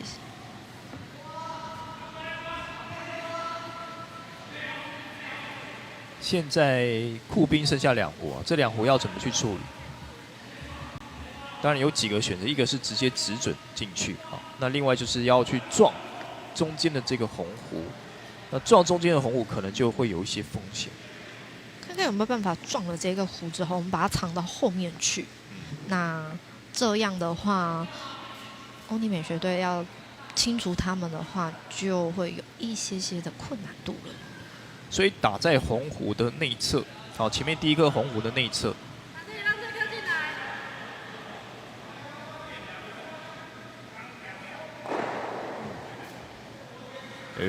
他比了一个黄胡的外侧，要直接。他会不会是想要把它撞进去呢？因为现在但是有点太斜了，这个角度感觉有机会吗？有机会转进来吗？拼命刷，拼命刷啊！有机会吗？啊，差一点点，但是还是有，还是有。而且这一颗胡是目前在大本营当中离中心最近的一颗胡。这个胡这个位置选得非常好，因为碰到的话，其实刚好打进来；没碰到，其实也有机会停在这个内圈。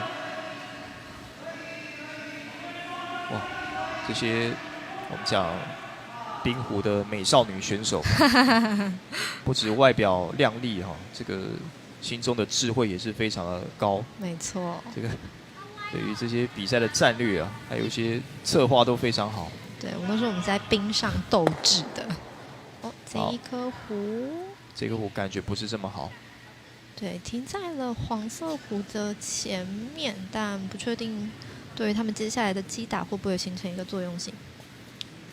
现在的情势其实对欧尼来讲还有翻盘的可能，就中间这2个胡是个关键啊。对，就是他必须要往中间的那颗白色的圈圈塞。对。他只要比其他的黄胡都还更接近，那这一局还是有很大的几率可以赢下。那酷兵现在有个选择啊，要打中间吗？还是说打侧边？打中间这边有风险哦。可能会不会想要去做一个防守的动作呢？就是把胡停在前面，因为像目前他们在大本营当中里面的胡的数量其实还蛮有优势的。好，看一下这位置，在侧边，在侧边。会不会哦，感觉不太妙，都感觉不太妙。哎，可是、但是他撞进去了。这个位置的话，红胡要打进更内圈其实是有难度的啊。那如果说打不好的话，打到黄胡的话，会变成对手拿3分、拿4分都有机会。对，像以左边来说的话呢，这个胡的间隙是开的，那就是看看选手们有没有办法绕进去。哦，选择用绕的也是可以的。对，但好，前面应该是要绕了，应该是要绕了。那这边考验一下选手的刷攻，这速度可能有一些快，所以他们目前都还没有办法刷。哦，但是这个哎，这边会不会打到？看看有没有办法。哇，那这样子应该是3分，应该是3分。对。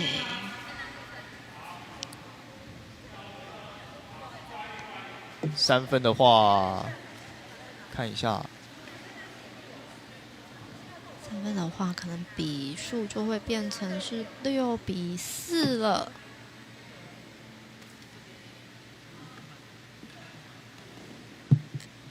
2分是确定了，这第3分有没有？要看一下哈。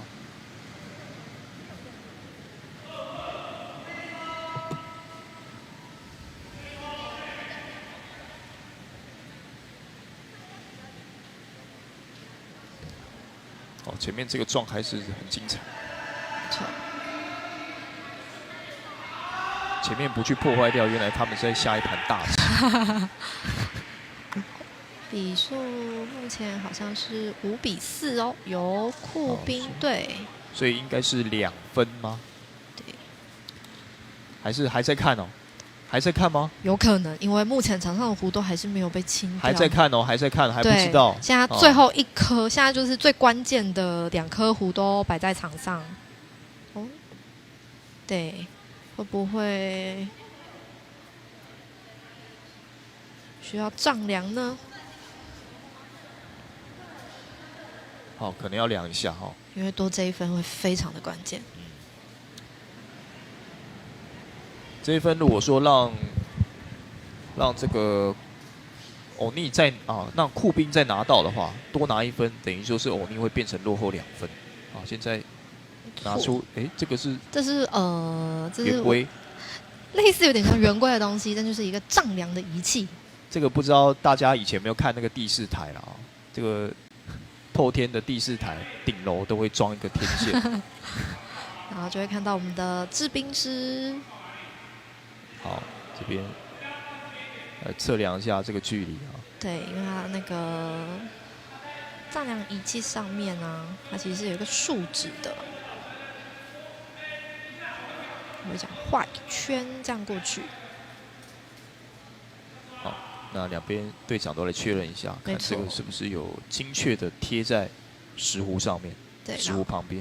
好像在这样的情况下的时候，只有双方的队长可以上到这个场上。其他的队员们都必须要留在旁边。转一圈，来看一下这边是，哦，好像是黄色酷兵这边比较近哦。哎，没有绕过去，没有绕过去，所以应该是酷兵的比较近吧？应该是酷兵的比较近了哈。对，没错。所以酷兵拿3分哦。哇，那酷兵这边拿3分的话，在分数上面应该就变成是逆转了。没错，所以而且是6比4，领先2分，要看最后一局。对。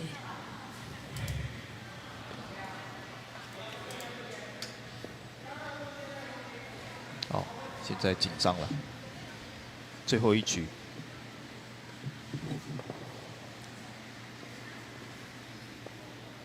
这两队展现出来的韧性，哇，真的是太足了，太厉害了！从原先的落后啊，那连续追了2局的酷兵，现在反倒是2分领先。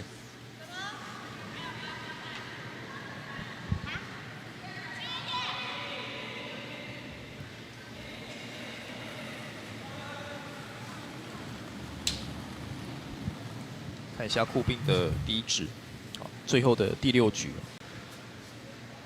这一局因为是领先2分，所以库宾的一个想法上啊，可以比较保守一点，也比较有空间。对，目前第一个胡可能会进到 house 里面哦。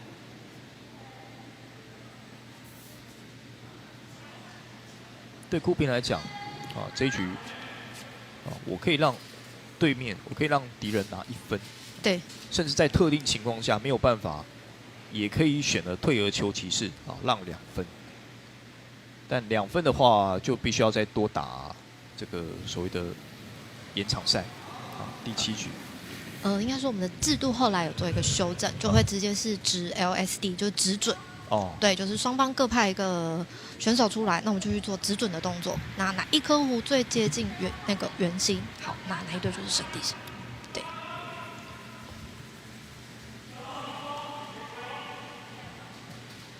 哦。哇，现在这2颗胡都停得非常的巧妙。现在谁都不亮剑。对。就是全部都做防守。而且停的位置很好，因为都还不能打出去。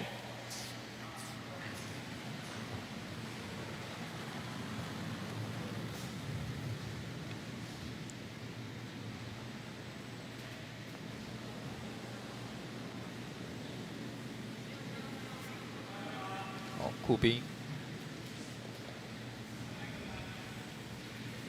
这壶停的位置也非常好。对，现在目前中间的门都被关起来了。刚开始就先不让对手得分，但这样的局势如果持续下去的话，欧尼美学必须要率先发起进攻，因为他们现在是落后2分。对，看看有没有办法把胡击撞进去。然后让原先的胡还是停留在原来的位置，做一个保护的动作。但这个可能会绕进去哦。哇！哦哟！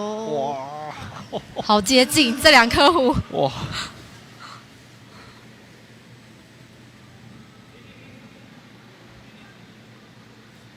现在双方的刀剑还是收在鞘中啊，对，还没有亮刀，还没有亮剑。都还是比较保守、试探性的嘛。那现在2队各执2壶，这2壶都是在得分区的前缘。对，都是在自由防守区的位置。现在库宾的第3局，这一壶力道稍微小。好，就是想要停在前面，做一个防守的动作。这应该是有进哎。那哇，那这样要怎么判？应该是说要确认一下刚刚那颗胡停留的位置到底有没有过有效区，如果没有的话，那就直接进行就是移出。好，那这个胡移出。想法是，如果说有进有效区，但是选手把它给踢掉了。那是不是就真的就直接踢掉了？对，但是刚刚看林志选手的反应，感觉是他觉得没有过有效区，所以他很快速的把这颗胡就拿了起来。这个就是太天真了。所以我们说都要等到胡停下来之后，我们的手才能有动作。太单纯了，不能说太单纯了。有时候选手可能那种比较有心机的可能就是我就先不动，然后看裁判的判决。其实正常来讲，应该就是看裁判最后给你什么判决，你再去执行就好。对，就是说我们就是等胡停上来之后，我们才能确定说，这颗胡到底是有效无效。因为我们像曾经有练习过的经验是，那个胡还会这样退回来。对。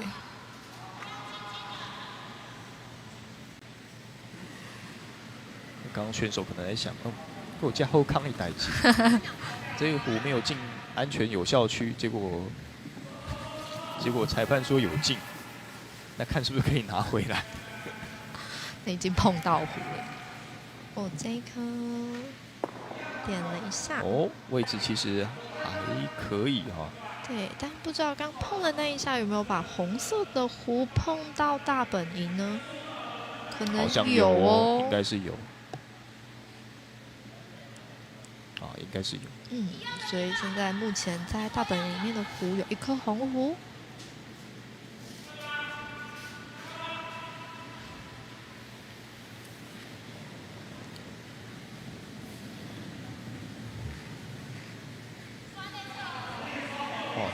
这个弧有点危险，这个弧如果打到黄弧的话有点危险。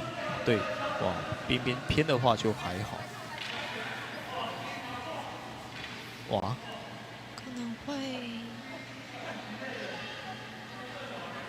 哦，好，停住，还是停住了。所以这边是比较内圈一点啊。对，所以目前现在场上有2颗红弧，是进到了大本营里面。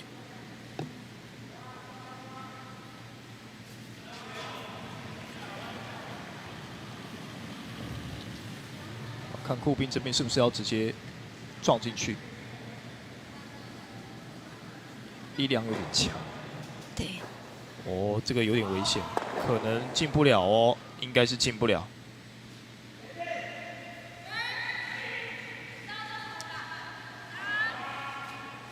目前情势对欧尼来讲是稍微好一点。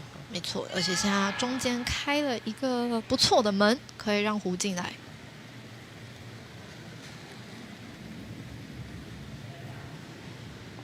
不过现在欧尼每一弧都必须要去斤斤计较，因为落后的是2分。没错，要追分呐、哇，这个角度感觉不太好。会吧？哇，这个角度，哎，还可以，而且这个等于说是2-2的一个保护，这全部后面这3颗完全是被保护起来的。对，没错。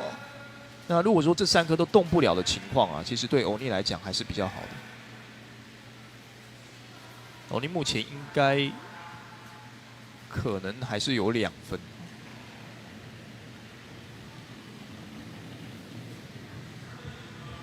酷兵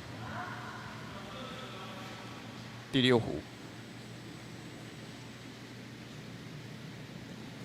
我的速度感觉有一点点的快。好，这弧应该是出去了。对，可能会出界。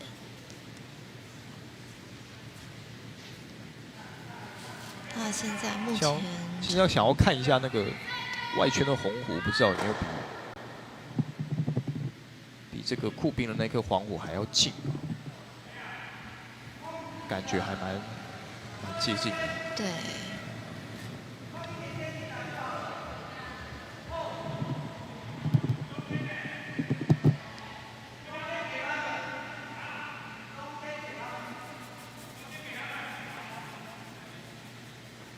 那这个我会不会绕进去呢？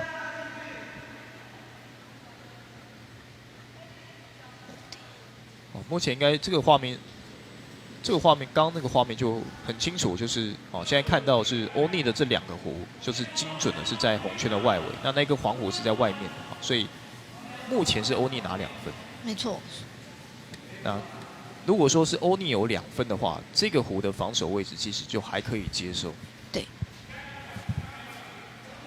不过酷兵现在还有了哈，就说对这边要直接打进去，或者说在右侧这边有2个弧也可以打进去。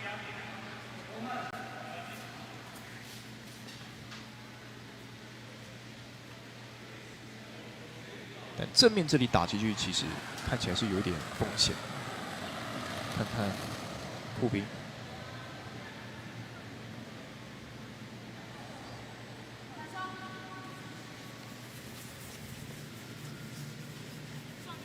这个力道可能轻了一些些，但看有没有办法撞进去。好，位置打开了，所以现在有两个方向啊，在后续酷兵这边去做最后1-5弧的一个进攻。没错。好，有2个方向可以打。那对酷兵来讲，他只要不掉2分，就可以拿下这场比赛。没错。好，现在欧尼有2弧哈，剩下2胡的一个机会，现在要看看要怎么样去打。这个比较难去思考，因为现在我们看到红圈是两个红胡，这个没有问题。那酷兵现在黄胡其实在中间这边有1颗了，那左边这边有2颗，这2颗其实在后续如果黄色的正面的这颗被挡住的话，其实后续还有办法去打一个斜角。因为现在靠近中间的这颗黄胡是比较危险一点点的。那欧尼还有一个选择，就是我直接做进攻，我直接打中间的红胡，把红尾打进去，这也是选择。对。现在感觉比较难去有一个就是比较稳的一个策略哈，感觉每一个方向、每一个选择都要承担蛮大的风险。没错，或者是看看有没有办法试着去击打这个黄色的胡，把它清出去，然后但是我们让红色的胡还是留在中心内的。这可能观众朋友如果说你们有想法的话，也可以打在我们聊天室了跟大家分享一下这个状况该怎么打。欧尼红胡该怎么样去解这样子的盘因为欧尼现在落后2分，他们必须要在2个胡的一个机会当中去抓下，确实抓下2分。没错，他必须要好好的把握住他现在有的优势。那同时我们看到在除了欧尼美学之外酷兵这边也是在做一个比较激烈的讨论待会欧尼打完这一球打完这一胡之后最后的这一胡酷兵要怎么样去解？对，那可能会有什么状况？现在看到画面上是时间剩下5分钟是欧尼这边对，那是选手们的思考时间。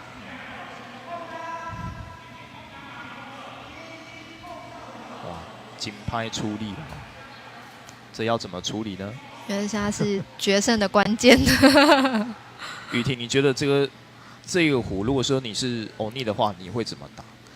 如果是我的话，我会选择把黄色的胡清掉，把中间这个黄色的胡吗？对，清掉。然后，但是我会希望我的胡要停留在 house 里面。那是不是在力量上要稍微强一点？对，就是有点像是做一个打定的动作。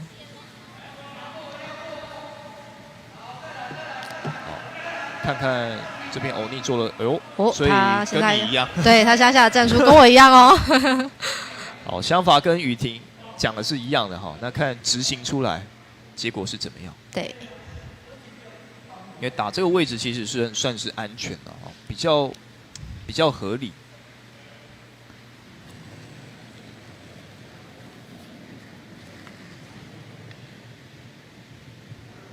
看一下这一壶，方向不错，速度也蛮快的，感觉有机会。这个线路不错哦。稍微偏了，刷，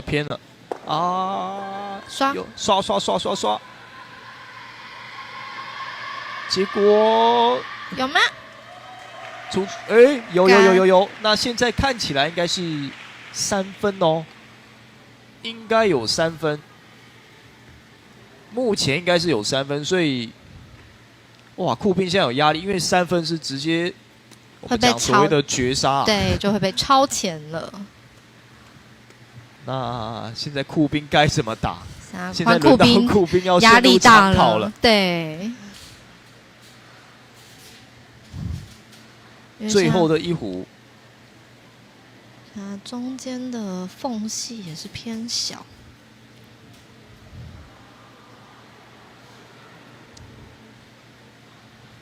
而且还有一颗红胡停在前面，所以如果要做绕的这个动作的话，相对起来困难了一些，就会很考验选手们的实力了。这个位置真的不太好办那如果说去撞红胡，都会有很多不确定的结果，可能是不是要直接就来指准从2个红胡中间这边穿进去，看是不是能够停留在红圈的一个这个中心点所以想法上还是说直接去撞左边的一个红胡3角。啊，这边左边这里哈，就是现在我们看到酷兵在看的哈，这3个红弧聚集的这个角落哈，这个三角形，如果说直接撞开的话，他们看看会不会是想要把这个局面直接打乱了？因为酷兵现在是领先2分的哈。如果说这三角形里面的这2颗啊，可以把它打出去1颗，那可能都还有这个进入到这个所谓的只准赛的一个资格。那如果说万一失败了，万一只准失败了比如说这球这个弧它是想要走中间2弧之间来去找这个中心点的话，失败的话，其实他承担的那个风险是直接被对方绝杀。因为从现在的这个角度看下来，我觉得如果把左边3颗红色的弧如果去做打乱的动作，有可能会把他们原本在 house 那边的弧也都一起清出去。那可能相较起来，对于酷兵的局势会比较好一些些。因为门开了，可是虽然欧尼美学队是后攻，那他们可能就是只能拿下1分。那还有另外一点就是，如果真的要去执这一片的弧如果还有1个弧是留在红圈内的，那也很危险，因为欧尼还有1个弧，他还有最后一个进攻机会。对，所以哇，现在酷兵很难去抉择。对，但是要只准吗？现在看了一下。还是挑战一下右边打外侧对，右边打外侧，应该是想要把黄色的那1颗弧撞到我们的中心里面。这里可能要分胜负了，这一弧是这场比赛的关键对。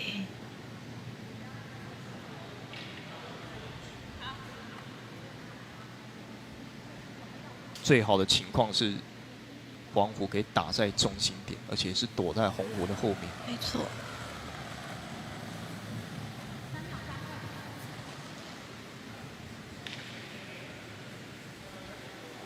看一下这弧位置，这弧的力道可能稍微小了一点点，但不过我觉得有机会进去，有可能要很努力的刷。哇，没有了。那这样子等于说这一弧就不用丢吧？这弧要丢吗？这弧欧尼可以选择直接往边去丢就可以了。对。因为现在如果说不小心失误的话，可能会有风险啊。那欧尼应该是拿下了这场比赛再度的逆转好，所以这一弧应该是不丢了。没错。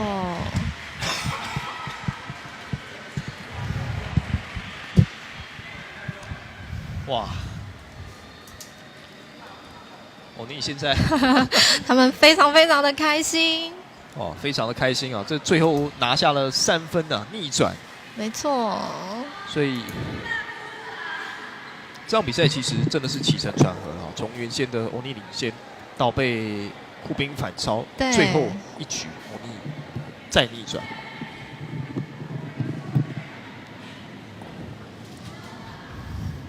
好，所以这场比赛我们还是恭喜最后是欧尼美学拿下了比赛的胜利。那我们待会稍微休息一下，再进入到下一场比赛。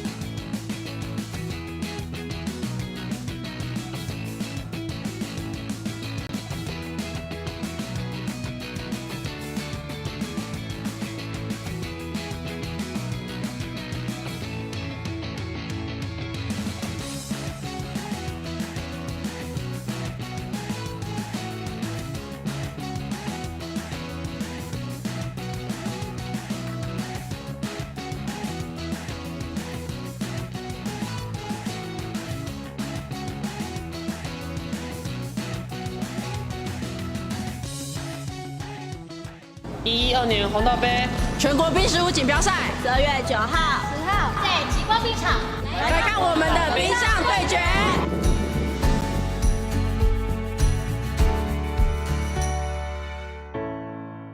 冰石湖是冬季奥运的比赛项目之一，发源于苏格兰，从16世纪开始就有了哦。那冰石湖是2队进行对抗，一队会有4个人，一个人会丢2颗冰壶。那所有的冰壶都丢完之后，谁的冰壶离耗时正中心最近，谁就是最后的赢家。我们现在要介绍于冰石湖所具备的有哪些器材。首先第一个是冰石壶，然后产于是苏格兰，大约为20公斤重。好，第二个是我们的冰刷，是让选手们在冰上的时候刷冰为作用。再来是鞋子的部分，我们的鞋子上面会有铁氟龙制造的，所以让选手们可以在冰面上有顺利的滑出去的效果。前直线规则。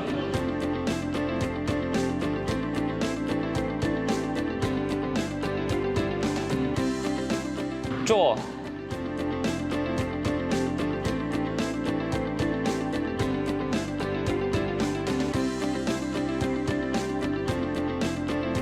Guard， 队长下达指令，将冰石壶停在耗时前面的自由防守区，取得最好的站位。自由防守区规则：每一回合2队加起来的前5颗冰石壶在自由防守区是不可以被打出界外的。如果今天我们不小心把对方的冰石壶打出界外了，那我们这颗冰石壶就不算，原本被打出去那颗冰石壶就回到原本的位置。Take out。如果大本营内有对方的冰石壶，队长就会下达 take out 的战术。投掷的选手就会用力的把石壶将对手的冰石壶给 take out 打出场外。偶然间知道了这项运动，刚好有机会参加新北市冰石壶训练营，还参加了比赛拿到了冠军，觉得自己很有天赋，想继续钻研这项运动。我为什么会参加冰壶运动？要感谢我的好友，是他推荐我来参加这个活动的。当我参加之后，我发现它是一个非常绅士的运动，它还结合了射箭、保龄球跟放球的概念。除了体能的训练之外，还有头脑的训练，所以我一玩就上瘾了，一直玩就玩到现在。那要感谢中华民国冰石壶协会办了这样的活动，让我有机会来参加这样的活动。欢迎全国所有的朋友们都来玩这样的活动，谢谢。112年红道杯全国冰石舞锦标赛12月9号、10号在极光冰场来看我们的冰上对决。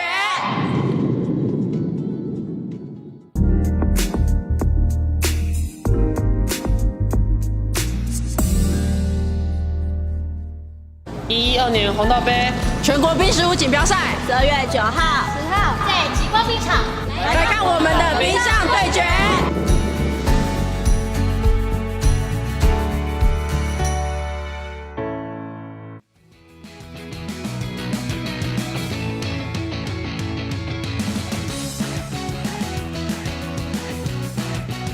10月9号星期六，那现在的时间我们看到已经是晚上的接近6点钟啊。这场比赛我们继续要带大家来看到是在极光冰场所进行的红道杯全国冰石壶锦标赛。那我是今天主播林世廷，在身旁我们今天邀请到的是侯以乐，以乐你好，主播好，各位观众朋友大家好。我想今天比赛对于观众朋友来讲，冰石壶应该是算是蛮新鲜的一个比赛。那对于很多我们的冰壶选手来说，除了比赛之外，还可以来参与这个转播的工作啊。以乐，你觉得这是你第一次参加这样子直播的奖评吗？对，这是我第一次参加直播的奖评。那你现在会很紧张吗？有点小紧张，希望可以慢慢习惯。前面其实大家表现都还蛮不错的，你这样更紧张。我这样讲，有，我现在压力慢慢增加。不过我想，其实今天看到蛮多的比赛哈，那前面尤其是我们刚刚看到是女子组这个酷冰还有这个欧尼的一个对决，哇，这个非常的精彩。2队其实最终都是这种讲互相的反超、互相的逆转，那最后的这个结果竟然是一个绝杀，哇，这真是我们只能讲说冰壶的魅力哈。你不到最后一刻，你不知道到底谁可以获得最后的一个胜利。是。那现在画面上看到是新竹县的冰壶协会蓝队跟白队蓝队应该是学长，白队应该是学弟。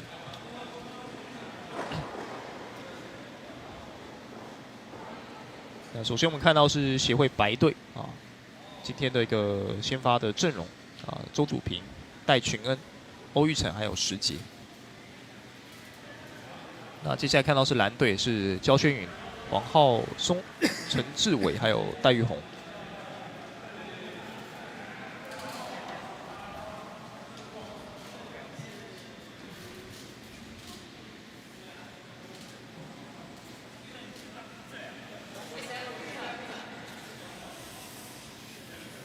现在看到应该是白队，白队先丢。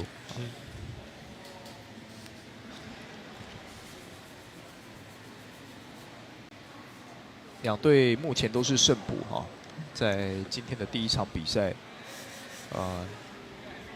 蓝队跟白队同样都是新竹县的选手。白队是击败了新北优体，那蓝队则是击败了中正国中。现在看到白队的第一指，感觉有点重，应该是只是一个防守弧，但是力道过大就出去了。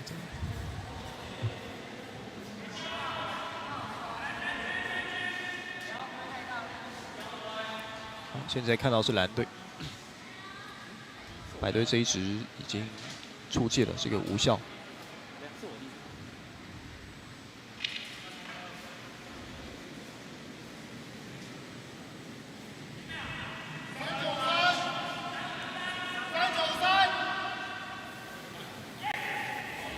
这一次感觉3个人力道刷冰，比较好，应该是可以过。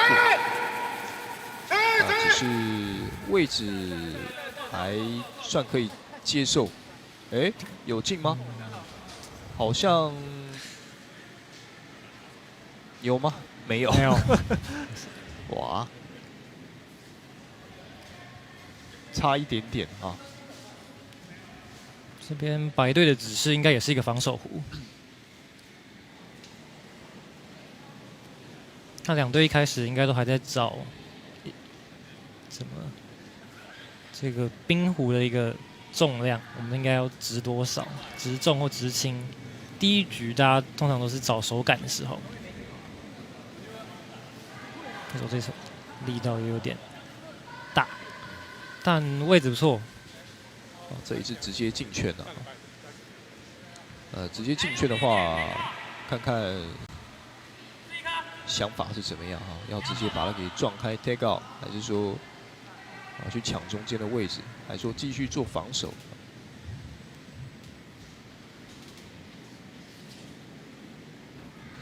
感觉是刻意打得比较靠近中间一点，那并没有要直接 take out。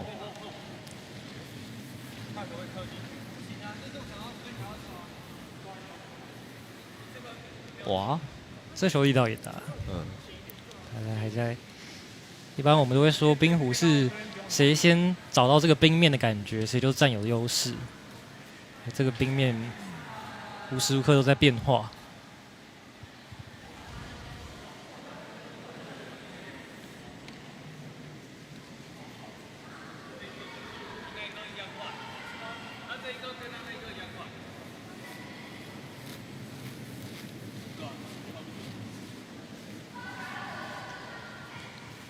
好，这一直我们看一下，这壶可能是出去哦，刷出去。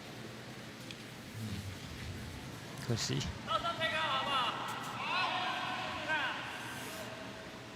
好，所以现在蓝队要直接选择去撞。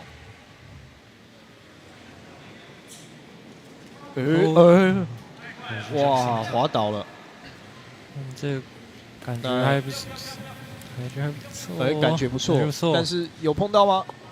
擦到，但是没有把红虎给撞出去啊。看这边也是要，因为要避免蓝队去把他们的壶 take out， 可能会一个防守壶，但是这是一个 out turn。所以可能一样也是进到 house 里面的一个 draw。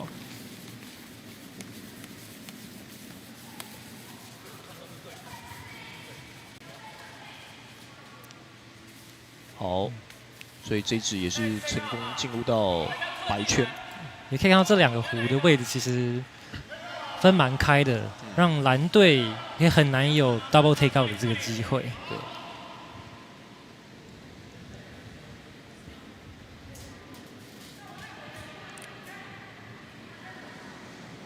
那现在可能蓝队要去选择，就是打左边这一边啊。左边这边 take out 之后撞出去之后，看黄湖是不是可以留在圈内？留在圈内的话，应该就是所说的 number one stop。哇！可是，哇，这差的有点多了啊。所以两队丢了8壶，只有2壶在场上。第一局打。手感不是很好了啊，还是说学长留一手？应该还在抓感觉，从第2局开始，可能就会慢慢激烈起来。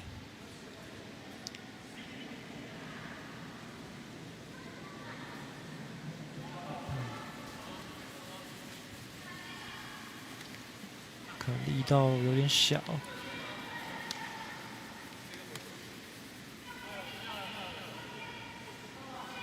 哇，没有，是直接拿走了啊！这个没有过对面那边的 hog line， 也就是所谓的这个标准线了啊。是蓝队选择是打距离大本营中心比较远的这个湖，可能因为离大本营最近的那个湖的那个角度有点不太好抓，所以他们去选择自己比较熟悉的一个路线的，做到一个好，这边非常精准，做了一个 hidden stay。黄湖还是留在这个我们所说的白色的部分是所谓的 8 foot， 然后中间蓝色叫做 4 foot， 然后最外圈红色我们叫12 foot。可是现在的最近的还是白队。力道有点小，可能也过不了。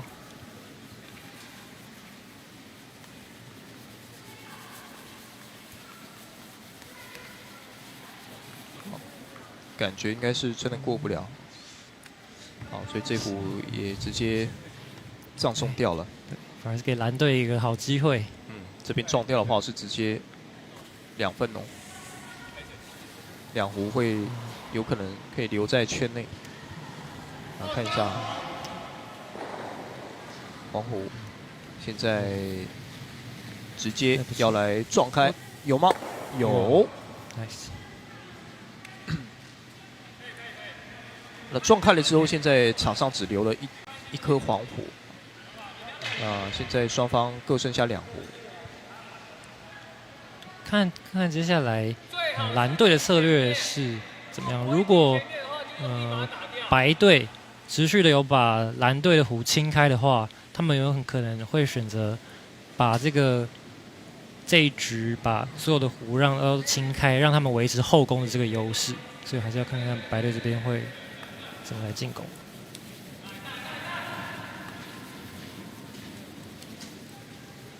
哇，这个位置不太好，刷不出去，所以黄湖应该是在白圈。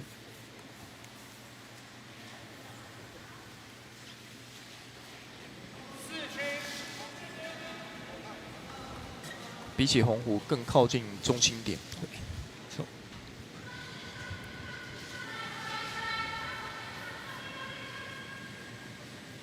那现在黄湖有个机会哈，选择要去撞红湖也可以哈，那要去打中间直准也可以。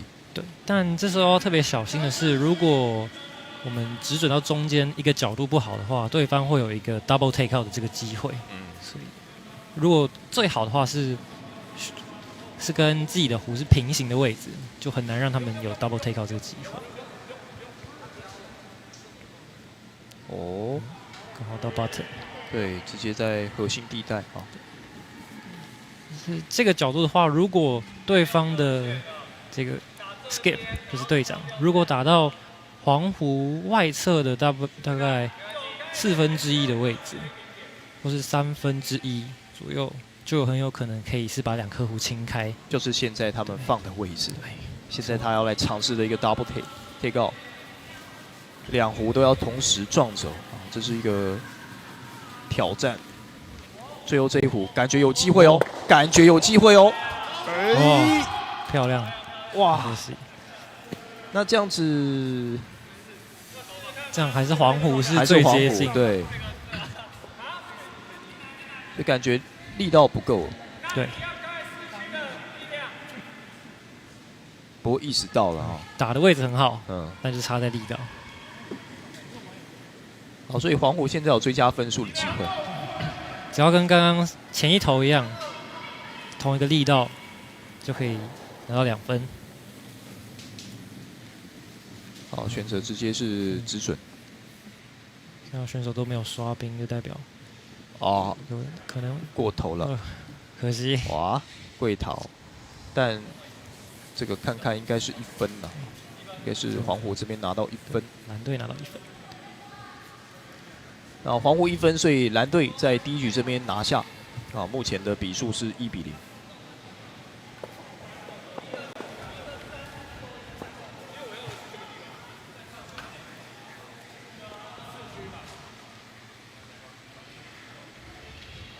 虽然说2队打的这个节奏蛮快的啊，但是其实可以看到这2队的一个竞争过程还算蛮激烈的。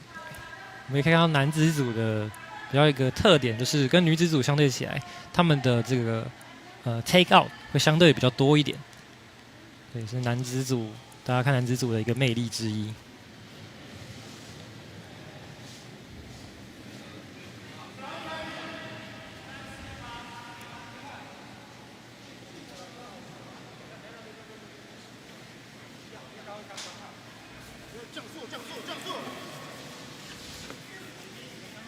哇，感觉有点还可以接受，还不错，还可以接受。现在挡在这个位置刚好是在中线附近，但对白队的影响不大。他们如果要只准进大本营中心的话，空间还是非常足够。所以看白队这边红湖的一个位置可是看这个旋转有点偏外面。再转回来，这个感觉赛道有些不规则的地方不规则的角度。这里靠着刷冰稍微调整回来一些，可以当做是一个corner guard， 就是一个角落边防守湖，让自己拿2负数分的一个好机会。如果等一下他们下一投直到自己的红湖的后面的话，蓝队是很难把它击开的。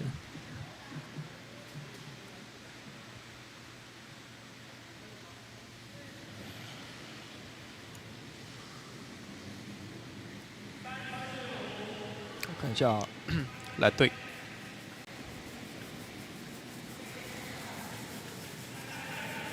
这一壶的位置是比较偏向左侧，会碰到之后再往前走。这个黄湖的位置不错，因为他撞的有点角度，让自己黄湖在防守区的位置更接近大本营中心，所以也有达到一个更好的防守的效果。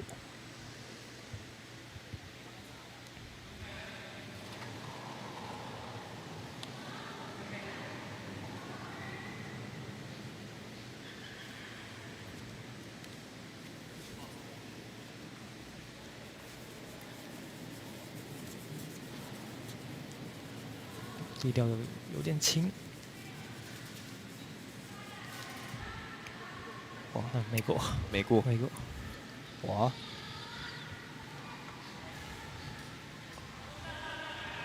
早知道就刷用力一点。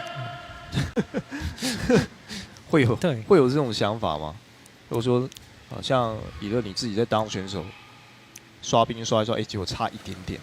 会，我觉得选手自己出手的感觉也是一个蛮重要的依据。除了队友要算，有些会算时间之外，如果自己的出手感觉比较轻的话，就会赶快提醒队友说赶快刷，赶快刷，赶快刷。然后自己可能如果人数不够，他自己也会上去刷。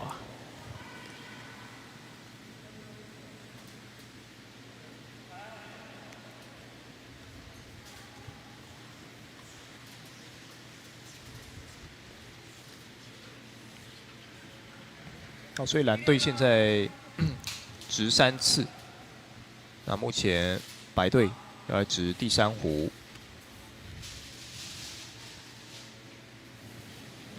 现在大本营里面没有红壶，所以可能要赶快把里面的蓝队的壶赶快清掉，不然后面壶越积越多，可能会让蓝队有大量得分的机会。哇，这一壶力道感觉比较小啊。对。那想法应该是要去撞自家的这个红壶。对。这是一个 run back， 我们这是俗称的这个从前面的壶撞到后面的壶，也是一个难度蛮高的一个选择。但如果说完成的话，它是连同进攻跟保护都可以兼顾的。没错。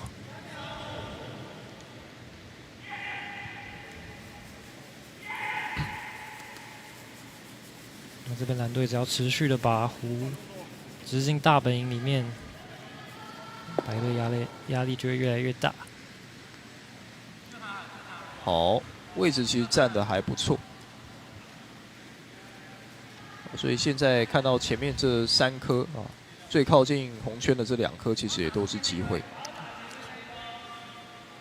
所以看左边的部分，如果是要选择用直进的方式的话，因为他们的防守壶的缝隙很小，所以如果是我们俗称的顺时针转进去的话，难度是蛮高的。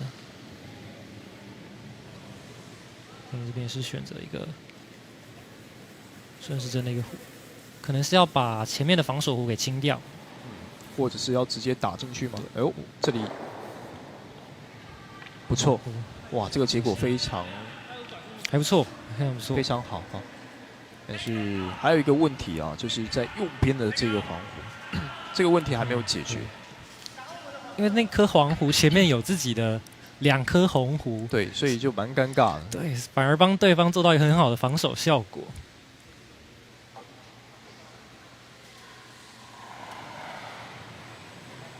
所以现在蓝队要掷第5壶，哦，这一壶可能要去卡一个防守位置吗？没有，应该是个 take out，速度很快，看一下，去撞自家的壶，也把，这个好像不太好哎。但是这个好像，好像把他们的红壶给清掉了。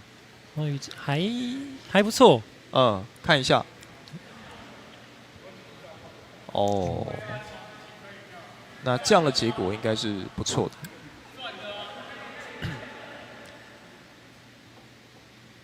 结果不错，但是是一个蛮有风险的一个选择。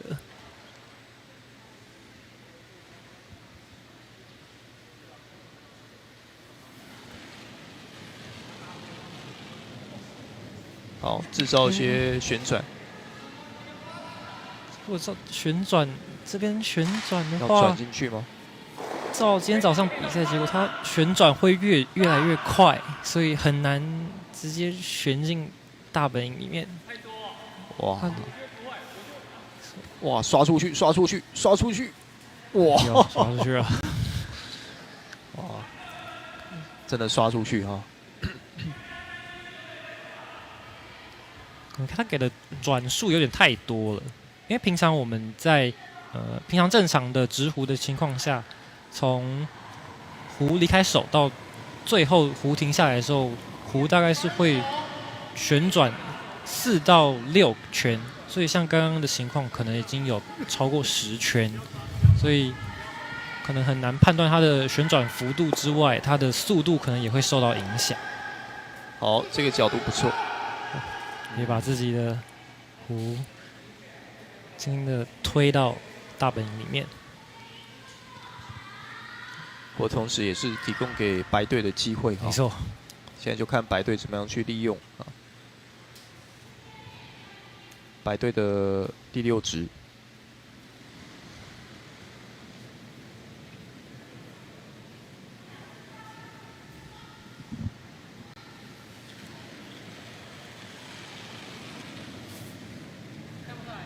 这个转速也是很快，转速也是蛮，感觉红虎很快乐哈，转得很快乐。好，好，巧妙的运用了，这是确实的把黄虎给打出去，并且停留在更靠近中间的位置。没错。那当然，同样的手法，黄虎可以再来一次，他们也不会放过这机会。如果这边要达到最好的一个效果的话，他们会希望把红狐打出去之外，自己的黄狐可以藏到前面防守的黄狐的后面。那他们下一投白队可能就没有把这个狐清掉这个机会。好，所以现在角度上面应该是不错的。哇，结果是打到后面，从旁边，哇，从旁边掠过了。我想说，这角度如果打在内侧的话，应该会有不错的效果。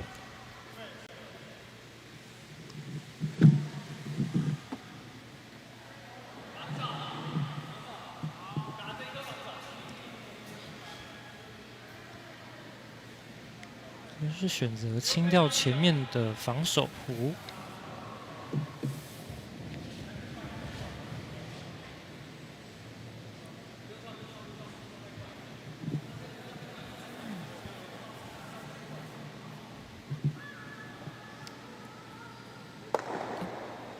哇，撞到自己的狐，那这样子结果应该还可以接受哦。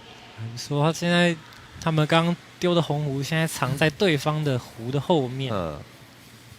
那当然黄狐现在有很多选择，我可以去撞我的黄狐去做一个，等于说一个 run back， 对，这个2颗星啦，或者是说是直接去直准，但你直接直准也是靶子也是在外面啊，让对手去打这最后一壶。所以看一下蓝队这边的选择。哦，要直准吗？应该是哦，看这他们刚比4，应该是要在4区这个位置划分，可是力道还不错。哦，看起来位置其实蛮好的，那看可不可以刚好？哦，这是哪里比较近啊？这可能要看一下啊。看来还是红狐，好像整颗都是在白圈。对，在白圈这边。那黄狐这里感觉边边削到这个外围的这个红圈了哈。那想法上面，现在白队还有1颗，所以这颗其实在运用的空间上就蛮大的，也可以直接去撞。对他们刚好像是想要抠一个防守狐，让挡住白队在直准拿到第2分的这个机会。因为对先攻的队伍来说，让对方后攻的队伍只拿到1分，就是最好的选择。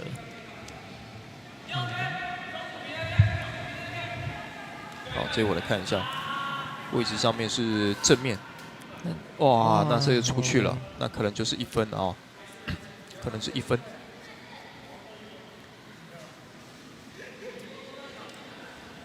这看起来应该就是1分了。2局打完1比1。对，所以白队这边拿到1分。可是也可以慢慢看到，在第2局两队的直狐的精准度都提高了不少。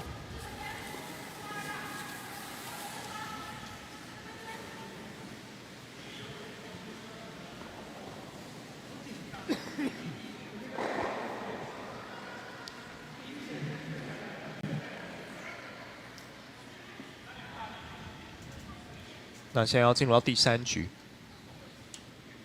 真正的比赛现在才开始。前面第1局是小试身手，那第2局是有个后攻的一个优势啊，拿到1分。那如果说是后攻有优势的话，会不会蓝队这一局就有得分的一些压力？他现在蓝队可能会试图想要得到负数分，因为经过前2局之后，大家也大概抓到防守弧大概要怎么样的秒数才能知道，那到大本营要多少的秒数才能知道，所以他们现在有更多的资讯之后，也可以做个更多战略的展开。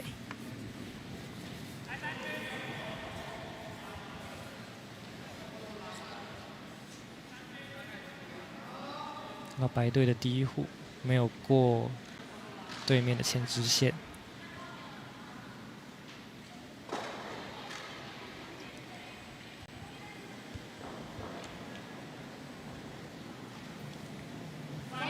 好，这给后攻的蓝队一个机会，但这一壶看一下，3个人可能速度有点快，来看一下最后的位置。哦，减速其实也蛮快的，4个人来刷，看可以带到哪里。哦，至少留在场内，自由防守区。算是一个位置不错的防守弧，对后攻来说，可以好好运用这个位置。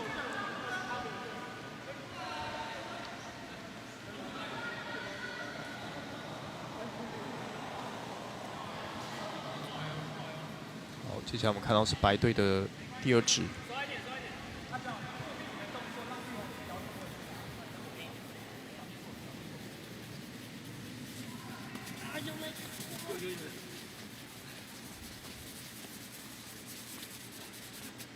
哦，这支有过吗？刚好，不过这个位置感觉没什么效果。没错，因为它的位置太高了，对我们来说，它是一个太高的一个 high guard， 就是如果轻松旋球的话，可能可以比较容易的到后面大本营的位置。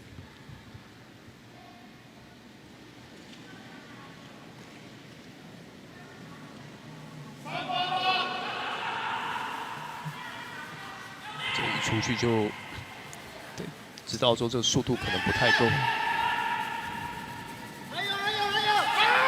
继续刷，哦，这把做 Tam， 继续刷。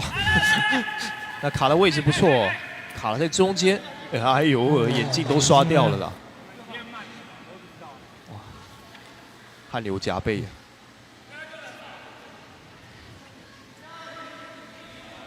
看这个防守弧的位置，看会不会间接的帮白队做一个机会。这眼镜都掉了。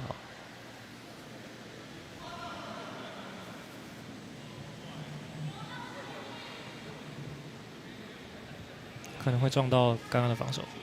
好，看一下这壶的位置。好，那这样子进圈了，帮黄我这边打进圈。可以看到他们不小心帮了蓝队一把。对。而且弧很刚好又留在他们前面的防守弧的后面。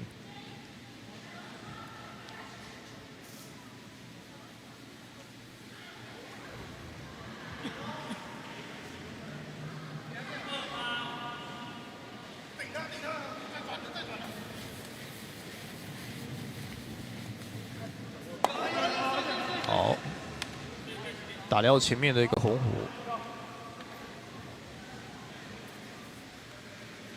清掉前面的障碍。那现在看到是蓝队要来执，啊，应该是白队，啊，白队要来执第4壶。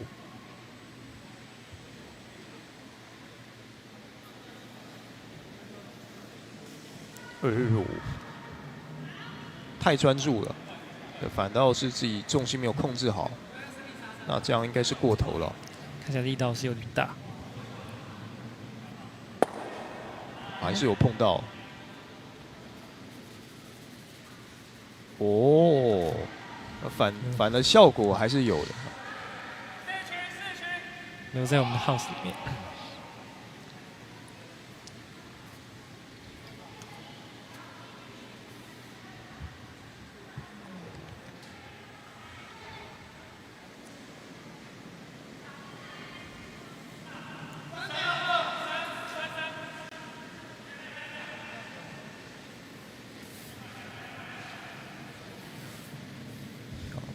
直接直准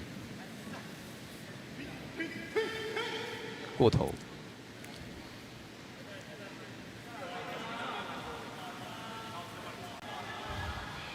这壶浪费掉了。那接下来就看白队红虎这边要不要去撞啊？这位置感觉也不是说那么容易了。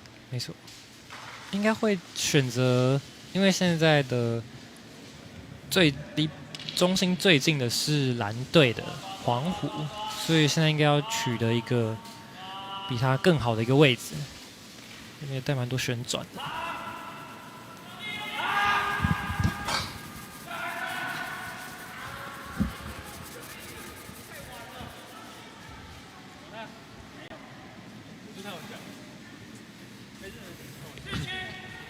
好，这一壶是没有进。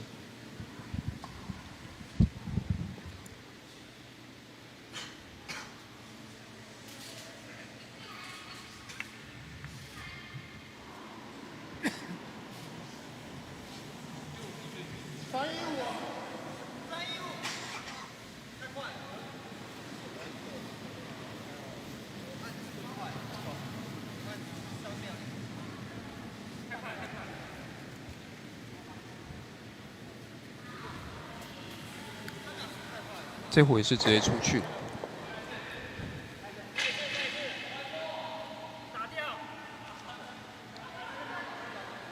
我应该是选择要把黄虎给清掉。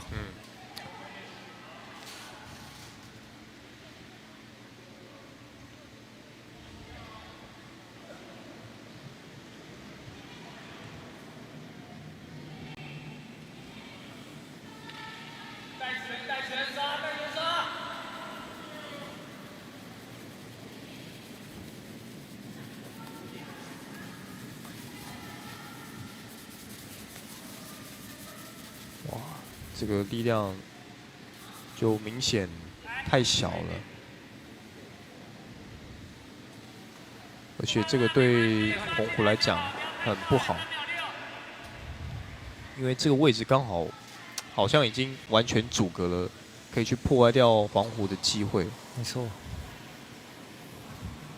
那加上黄虎现在是后攻的，那等于说我可以把虎放在更靠近中心的位置。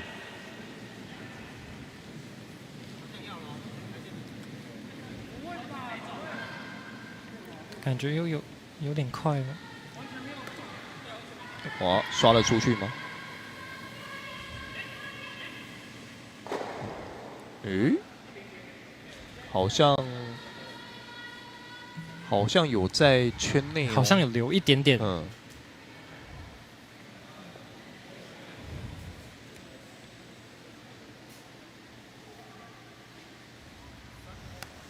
两个选择，第一个撞这边，第二个就直接塞在这里。好，现在黄虎来看看要怎么打。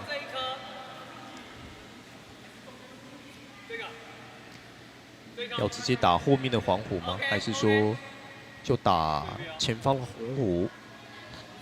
看他们也不想要这么轻易的就只准进 house 里面，让蓝队有一个 take out 的这个机会，所以他们才会选择去撞前面的红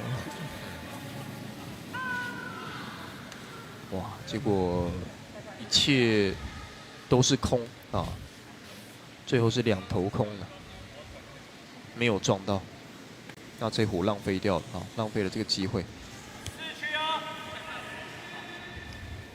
那白队现在没有退路啊，待会就看蓝队这一壶打的内容，要来决定最后这一撞，而且最后这里应该就是要去尽量的往中心点去靠。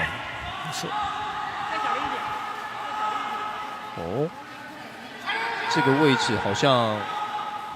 可能力道不够，对，没进哦。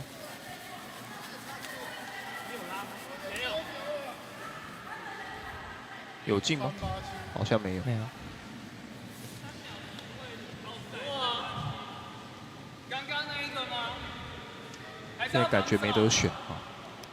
可能是因为前面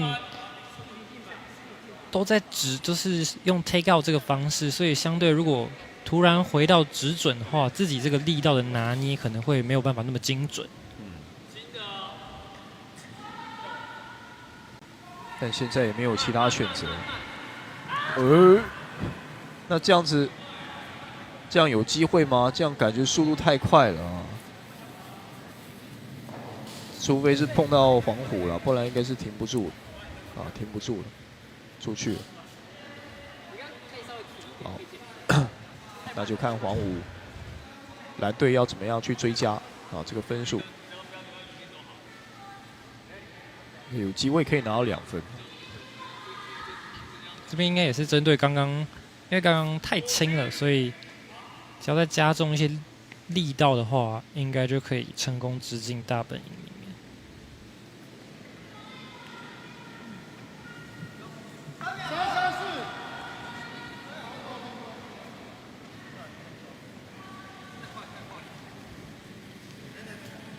还没开始刷，代表有机会。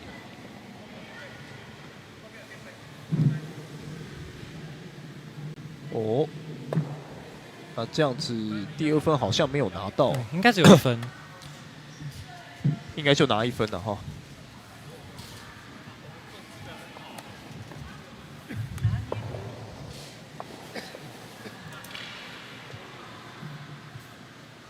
好，所以蓝队这边拿1分，目前是2比1。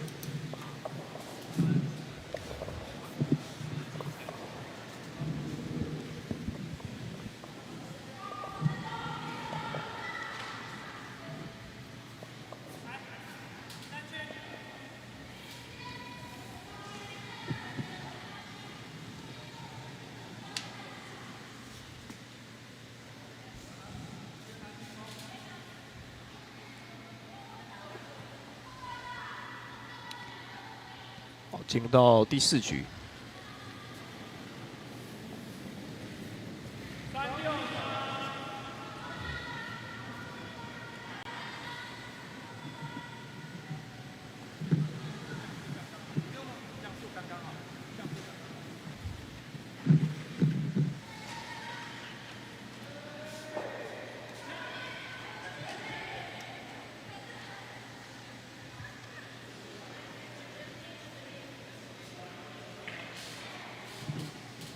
队的第1值在前方这边有一定的一个防守作用。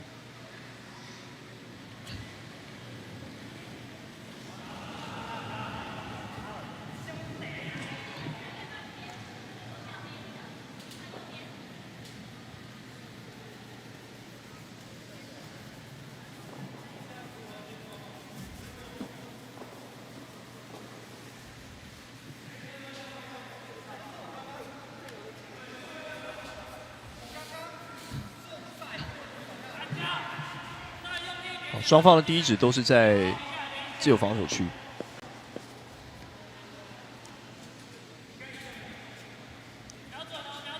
这边蓝队应该是想把自己的第1值的那一壶轻推到大本营里面。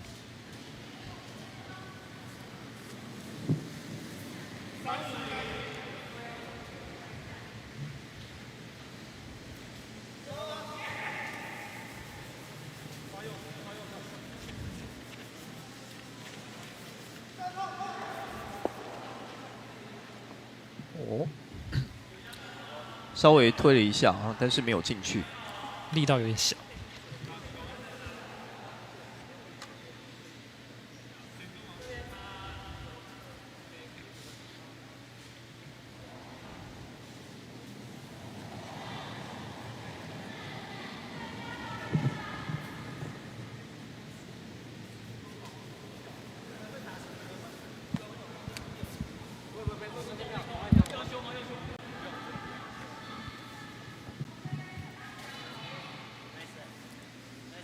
这壶白队打在侧边了，最后是进圈。这边应该也是对蓝队来说是比较不好 take out 出去的一个位置。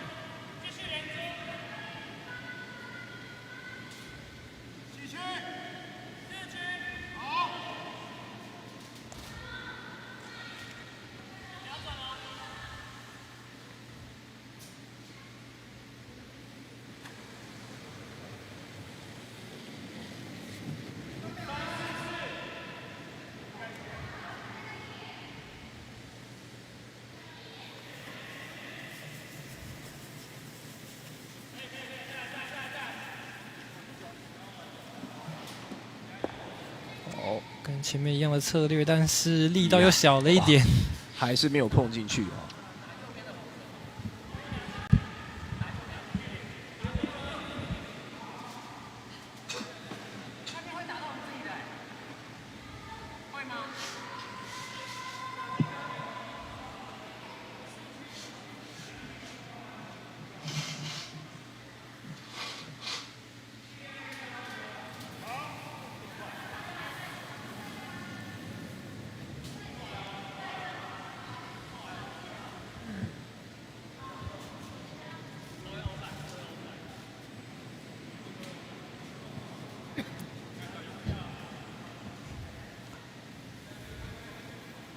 这壶也是没有打进去。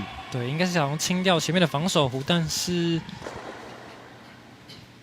因为角度的关系，所以没有碰到。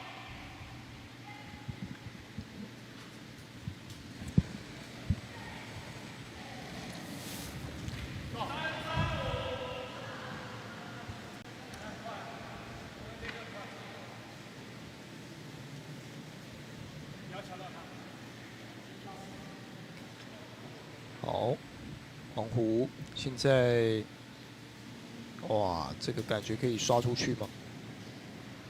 看来也是要跟前面一样的策略，但是，没有办法啊。那现在后面还有很多壶的一个机会啊。那现在可以先看白壶了，啊，白队红湖这边要怎么执？是可以看到这边，应该两队是觉得这个用旋球的方式的力道比较不好掌握，所以可以看到都是以 take out 为主。看到两边，然后前面有防守弧，但是后面有空间，但还是选择 take out。是吧？可能是还没有觉得这个冰面没有那么容易的去控制旋进的这个角度跟力点。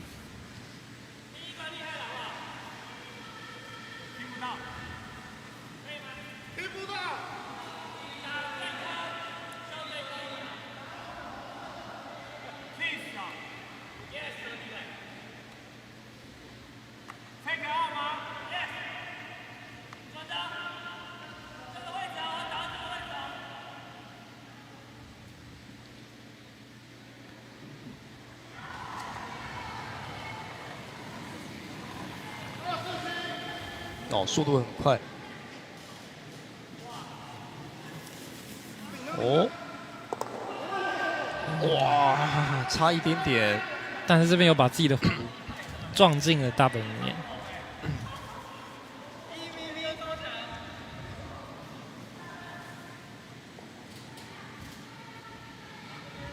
差一点点啊。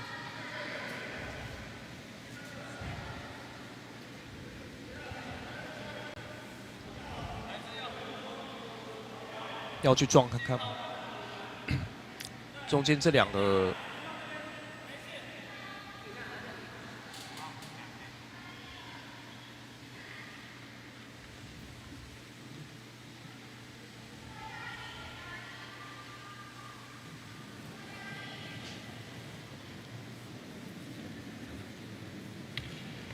力道没有刚刚那么大，但看起来应该也是要做一个 take out 吗？哇，这感觉不够，应该进不了哦，有吗？没有，没有。哇，很浪费了一壶。对，可以看到白队选手他今天已经可能对这冰面还不够熟悉，因为刚刚有蛮多次类似的这个力道还没掌握到这个问题，所以这队长这边可能也可以根据这个小地方来做一些战略上的一个调整。哦，这壶转得很快，左侧这边进去，但可能是出去了。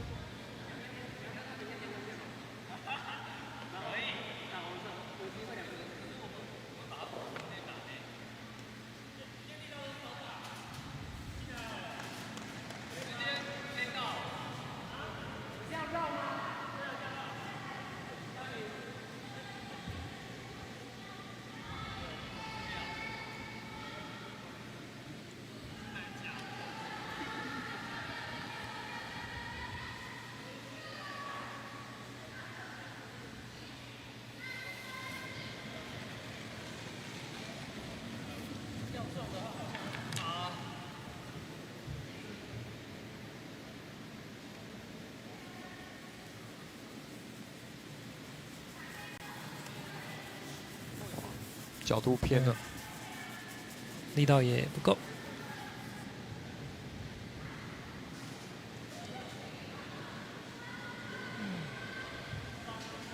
但作为一个防守弧，好像还不错。要看看从另外一边看来的角度，大概有盖到1/2，看蓝队这边会选择把它 take out 出去。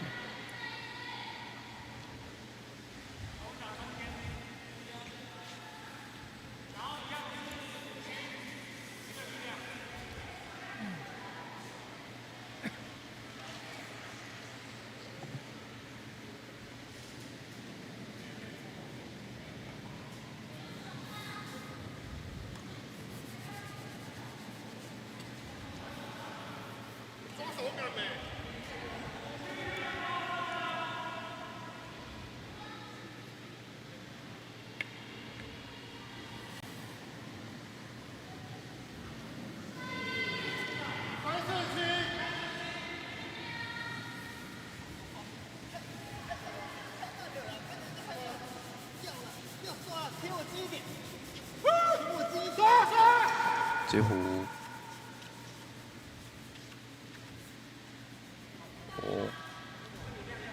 对，这壶反而完全把后面的红壶给盖住了。对，那这样子，这样可能这个红壶就没有什么机会去打了哦。我要你亲他。可能只能从另外一个方向。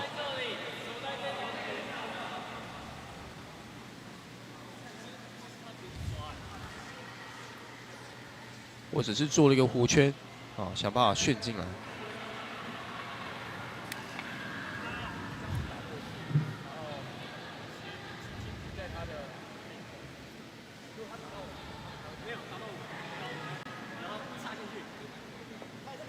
插到一下，出去了。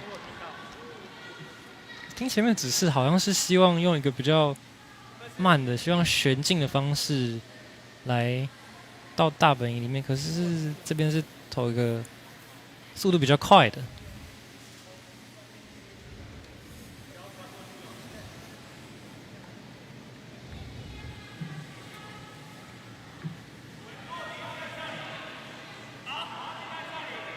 我们可以看到湖都聚集在整个场地的左半边。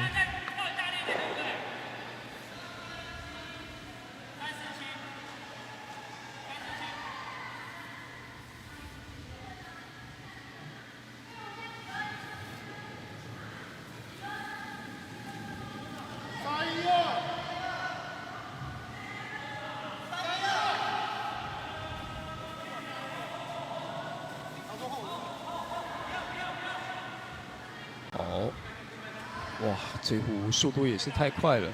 对，应该也是想要试图要把后面的红壶给撞开，但是前面的两个防守壶的位置太好了。对，而且现在要去观察的是，因为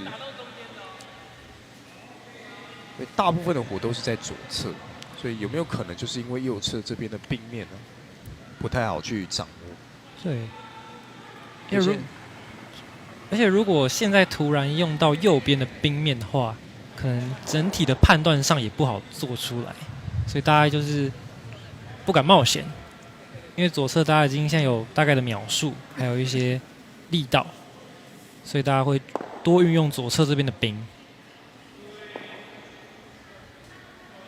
好，所以这一壶最后的结果应该是得1分了。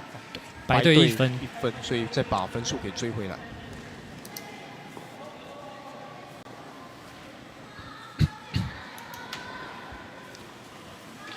双方维持这个后攻得1分。对，对两队来说可以说是都是蛮好的结果，也没有让分数扩大，但是自己蛮多机会的，感觉可以掌握住。但可能这个冰面难度有点高。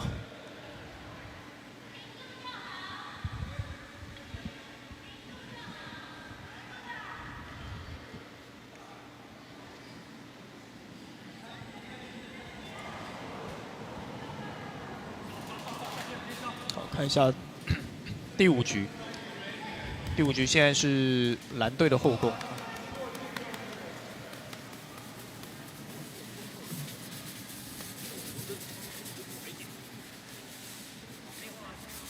哇，这一局感觉也没过。嗯。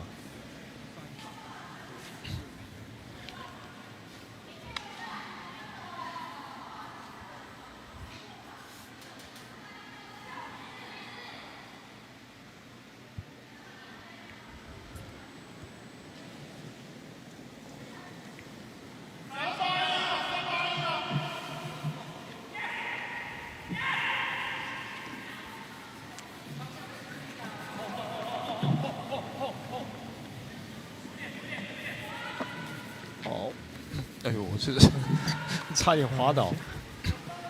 这如果滑倒踢到石湖的话，对，那颗就不算了。就不算。哇，这位置非常好，刚好是站住中间啊。对，几乎是在正中间的位置。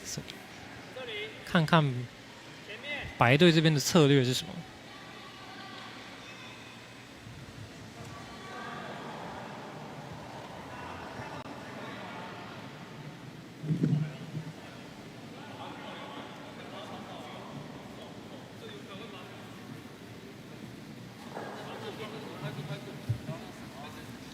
哦，会碰到。那这样子，感觉对红队来讲不太好。没有，阿佳再一次好不好？这是我要的位置。比刚刚再用力一点点，把门碰进来一点点。前面的这个澎湖的位置应该是被后面的黄虎给卡死。对。看一下蓝队策略是。因为在中线已经有一个很好的阻挡，所以我们正常来说会希望先到大本营里面抢到一个有利的位置。他们好像还是瞄准着前面的防守弧的部分。转进去哦，转进去。嗯，那结果反而还不错。还不错。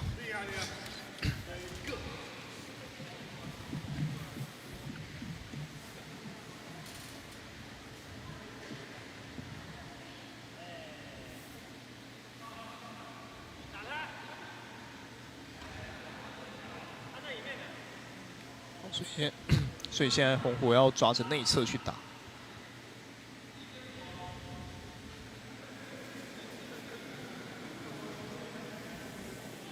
这位选手他是笑得很开心，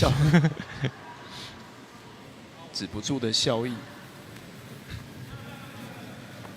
哇，那可能会出去啊，这壶应该是出去。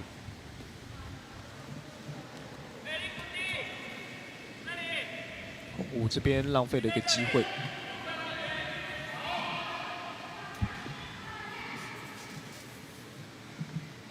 那这边是要做个防守弧来保护后面已经在 house 里面的黄虎。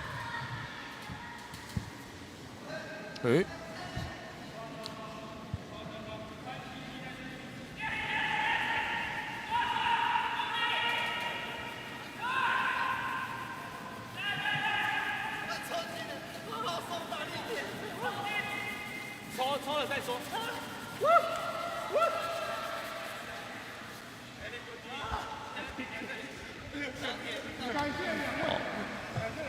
虽然位置跟这边队长指示的不太一样，但也是到了一个防守弧的一个位置。虽然重心不稳，但还是过了 hog line。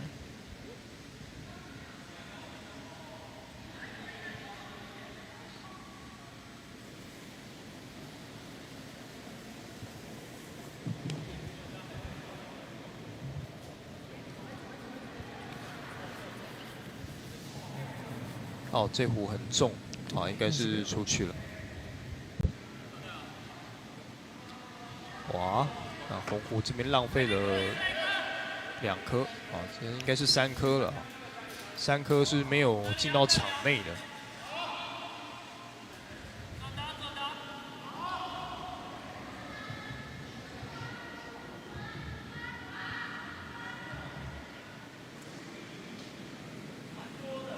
刚刚一样要做一个防守弧。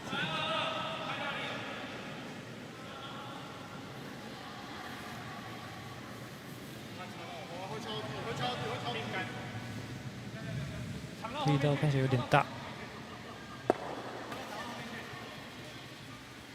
哇！但这直接躲在3个珊瑚的后面啊！这个位置，这怎么玩？而且在大本营的中心，台风眼，这完全没有角度可以去破坏。啊，你只能唯一说去做一个弧圈球。对，而且它的位置太好了，所以它如果不够精准，很难抢到比它更好的一个位置。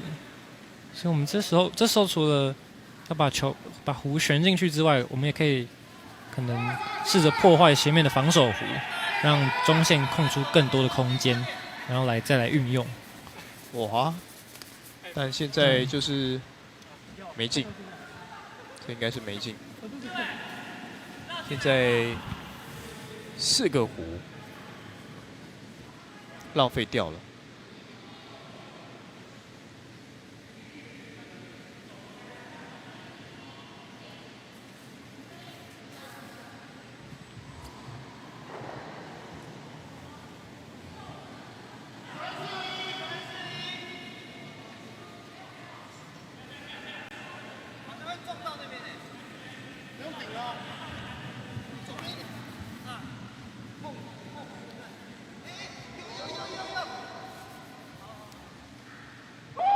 哦，这个位置其实也非常好。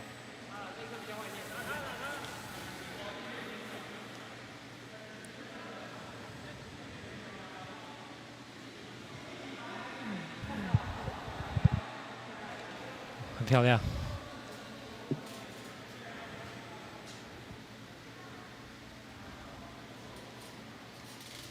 现在红湖要抉择，要直接去撞里面。应该是我们会做到一个急打，就是先打一个外侧的弧，看可不可以用它的动能再把另外一颗黄弧给顶出去。可是哇，打到前面的防守弧，是比较糟糕的结果。可以看到 House 里面有2颗黄弧，而且在前面也有2颗黄的防守弧。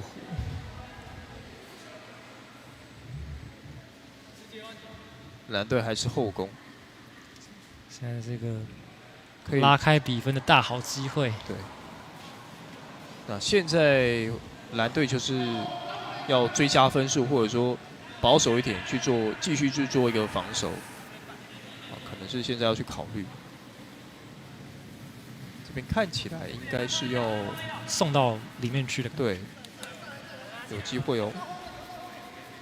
而且还带有一点点的防守，哇！这个位置实在太刁钻，这位置实在是完美。对，因为我们也可以看到白队在 take out 的这个掌握度上可能没有那么高，所以可以看到蓝队可能就尽量把弧都送到大本营里面，引诱他们去做一个就是做 take out 的这个动作。如果他们失败的话，那他们的弧就会越积越多，最后得到的分数也会很多。剩下2弧的机会了，那现在可能不能想说这一局要赢，可能要想说这一局要减少伤害啊。好，所以这边只能去 take out 看一下，速度很快，那角度怎么样？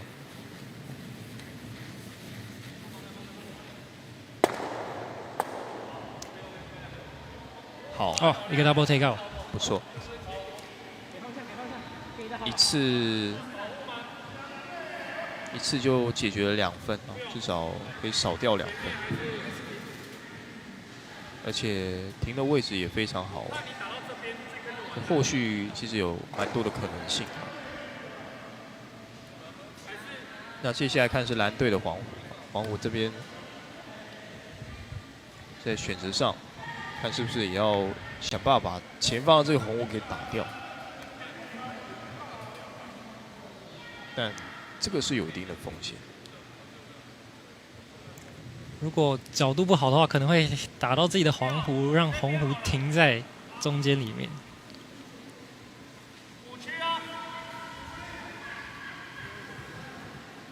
这可能真的要是有把握哈，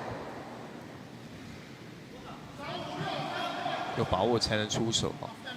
看一下这个位置，好像是真的要去打，好像是真的要去打红狐。那我们好像位置，哎，不对，是走右侧，进不了。那现在想法可能就是最后一壶，因为是后攻，就看看白队这边怎么去处理这最后一壶。那最后蓝队再来想办法。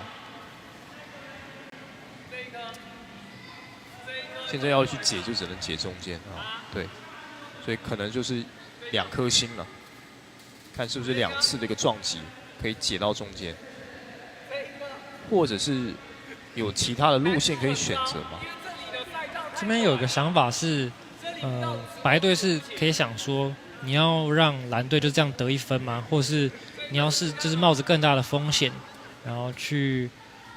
可能是去偷到，就是去 steal 到这一局。可是因为现在已经第5局，我们这次比赛只有6局制，所以如果因为后攻是有利的，所以如果可以让蓝队只得1分，那白队就会带着后攻优势进到最后一局。那如果成功得到负数分的话，就可以绝杀对手。哇，他们好像不是这样想哦，他们是要拼看看哦，哇！那这样子可能是2分哦，对，可能会让蓝队得到2分，会拿到2分。其实做右侧的防守，如果说是只想要掉1分的话，做右侧的防守是不错的选择。没错。当然，可能右侧的防守也不是这么有把握，因为右侧其实有大部分的空间是被挡住的，也是必须要做到一些旋转选进去。没错。所以，与其要拼，就不如拼一个回报更大的。对，所以可以看到这边蓝队选择的应该是希望尽可能的把胡撞到大本营里面，比起单纯的旋进得到2分，他们可能希望透过这个轻轻的这个击打，看可不可以让所有的胡都刚好跑到大本营里面，然后又比红胡的位置更好。好，那就是看一下，哎呦。有机会吗？哇，撞出去了。好，所以双方都想要拼啊，那就只拿1分。嗯，看来师出同门啊。2队的选手想的都是这种高风险高报酬的一个方式啊。那当然，最后这是结果论，只拿1分。只拿1分，对学弟来讲当然是好事啊。前面拿1分都没关系，但最后一局拿到2分，就可以直接逆转比赛。对，所以现在是后攻的一个优势啊，后攻的白队。最后一局嘛。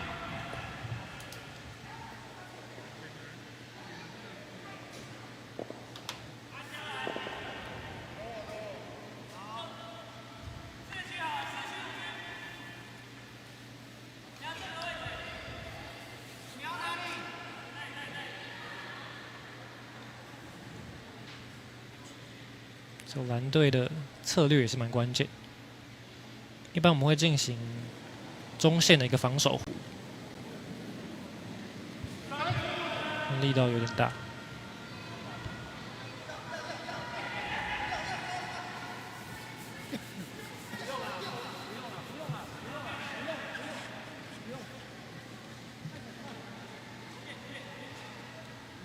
这个位置其实还不错，还不错，还不错。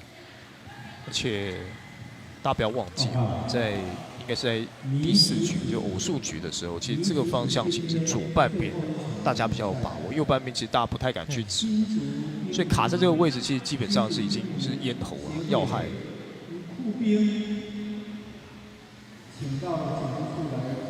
看看如果这时候白队在最后一局抓到感觉的话，白队前面很多弧都是太轻了，导致没有过前直线。还是往左边走。好，看一下这边只能说是勉强有过吗？有过线吗？没过，没有。哦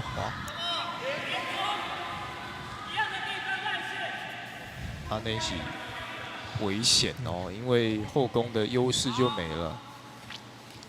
那这样子后攻的优势其实就只能说是比较尴尬哈，浪费了这一弧，浪费了一个弧的机会。而且现在是落后1分啊，所以说这一局就至少是要拿1分的。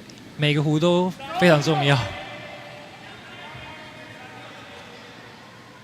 那前面浪费这一弧，压力会在后面慢慢的放大。现在看到蓝队黄湖指的是更靠边，啊，这个位置应该是会更靠近 house 得分圈。可以看到今天蛮多次蓝队的策略就是希望借由自己的弧再撞前面的一颗弧，可能是希望2颗都进到大本营里面，或者是其中1颗进。可以看到蓝队今天蛮多这个选择的。想法就是为了要保持每一个弧指出去都是有效哦。如果说是防守弧的话，一定后续都还有保有进攻的可能性。那现在我们看到白队的这一支啊，这一弧啊走的是比较靠近中间，这路线感觉好，但力道过去了吗？感觉有没有办法刷出去呢？好像刷出去了，哇，浪费了2颗了。现在白队应该是很紧张的啊，因为他们在这一局必须要追1分啊，而且是至少追1分啊。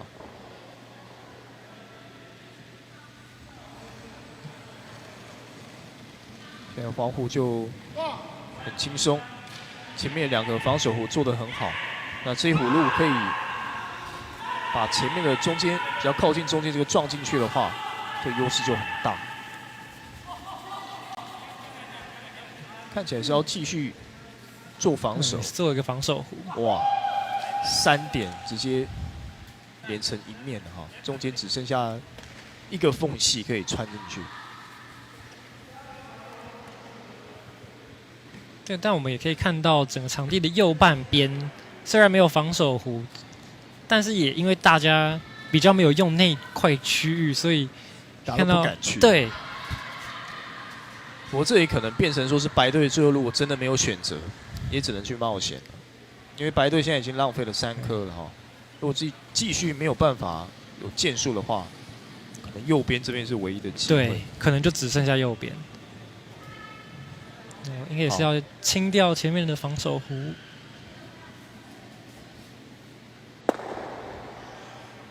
好，清掉了1颗。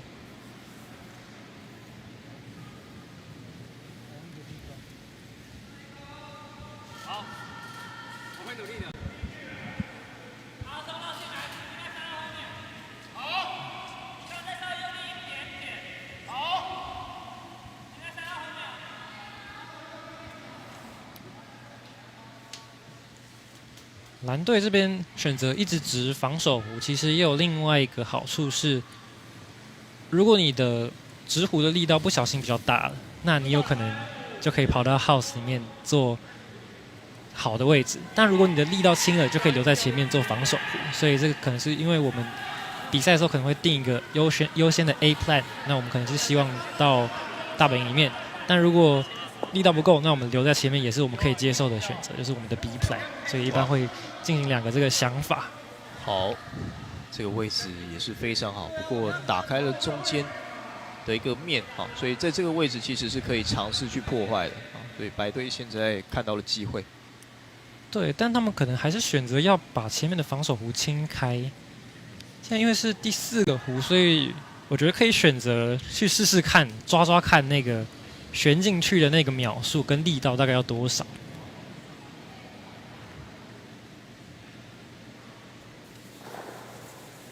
好，这弧要来做take out。哦，不错哦。哦，也留在里面。好，可以。不过这个位置其实对蓝队没有什么太大的威胁。这个位置其实一个弧就可以解决，因为前方是没有障碍。但蓝队应该是想要降低全部的风险，不要让他们有一个弧都留在里面。好，看一下位置啊，感觉可以。好，所以安全。对，把这弧也撞出去之后，自己也留在这个红圈。对，漂亮的 hit and stay。现在就是玩的颗数哈，前面白队浪费的比较多颗，所以我跟你一颗换一颗，其实是可以接受的。而且现在压力就慢慢的会在白队身上。跟你换弧的话，就这场比赛是确定是赢不了，所以一定要有更突破的一个表现。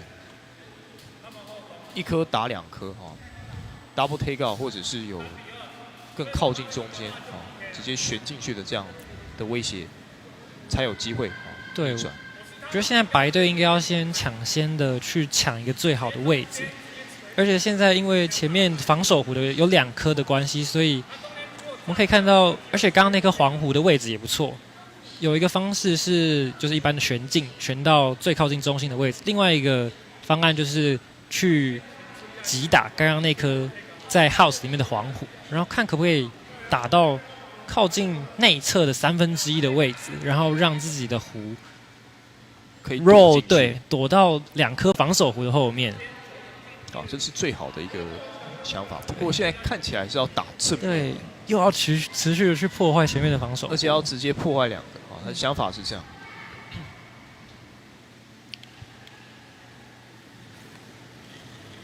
但其实对白队来讲，我们先看看结果。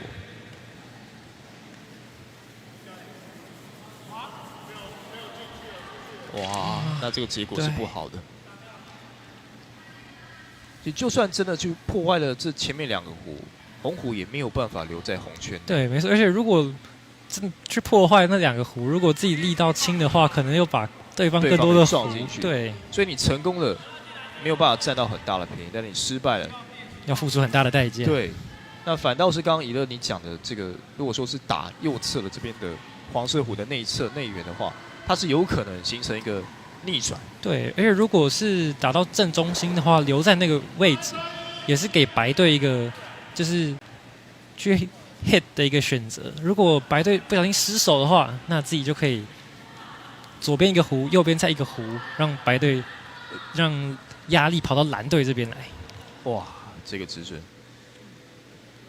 而且现在没有刷 ，house 里面有2个黄弧。这个也不一定要刷啊，这个也可以对留着刹车用。对，那现在就看看红弧该怎么去打。对，因为现在白队剩下3颗弧，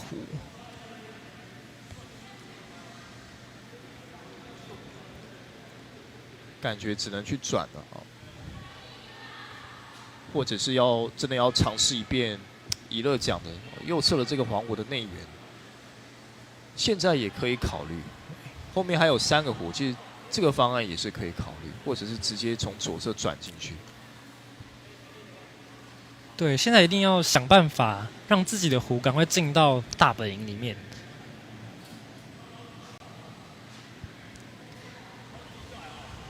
好，白队现在陷入长考。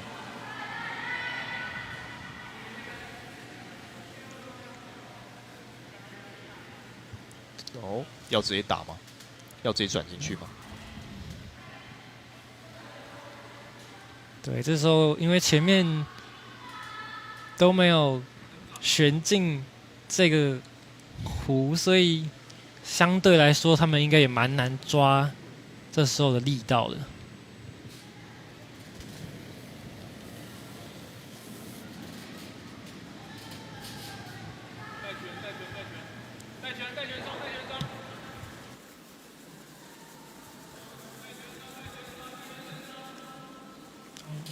看起来还不错，路线不错，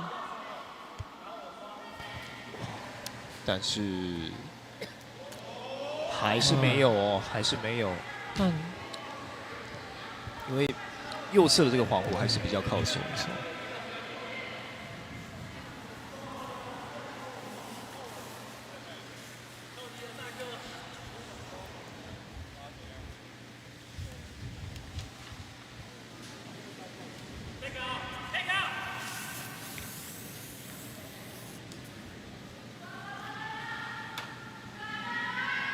最后就要看到两边队长。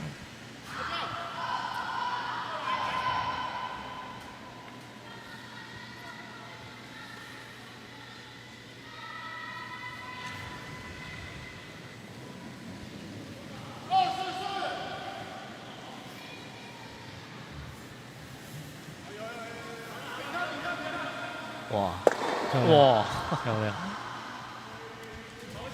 跟你换是绝对没有问题的，所以白队真的前面浪费那几壶，后面现在就慢慢的感受到压力了，而且是压力山大。但是白队还是有机会，如果现在选择用 draw 的方式，把自己的壶藏到前面的防守壶的后面。然后再加上自己还有一颗壶，如果自己成功旋进之后，然后蓝队没有把那颗清掉，然后自己再旋进一次，还是有得到2分的机会。看来应该就是要选了，看起来力道有点大。哇，那这个应该救得了吗？这救得了吗？应该是没法度。好，最后一壶了，只能拼这个平手了哈。但是，对，看看蓝队怎么做哈。蓝队当然也可以选择直接选进去。对，当然他们，或者是我再做一个防守啊，在左边再做一个防守。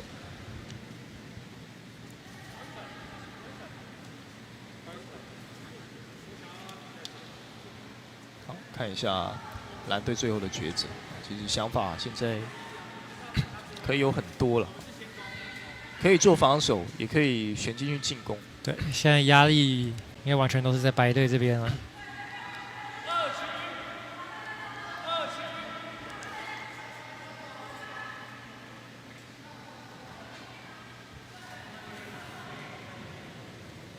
哦，是不是真的要做防守？感觉要刷一下，它向外的幅度好像有点大。对，哇，那这个壶没有机会。哇，这个壶是完全浪费掉了。那这样关键的这一壶，其实白队还是有逆转的可能哦。白队还是有办法追平啊。对，而且他前面2条路要转进去还是去打？哎，现在。要去打右侧。对，这个想法可能是因为他前面是丢快的壶，所以相对一个慢的一个旋进来说的话，用快的 take out 会对他来说比较简单。但是力量要掌握好。对。那右侧这边其实变数比较多哈，右边的这个冰面不太好掌握。看一下这一壶。对，看起来力道有点小。可能要刷一下。好，现在刷一下，看一下最后的结果，好像不太理想，不太理想，应该是没办法了。现在只能去接受这样的结果，还是我们讲姜是老的辣啊，学长还是比较有经验一点，技高一筹。那最后在这一局，看一下应该是2分啊。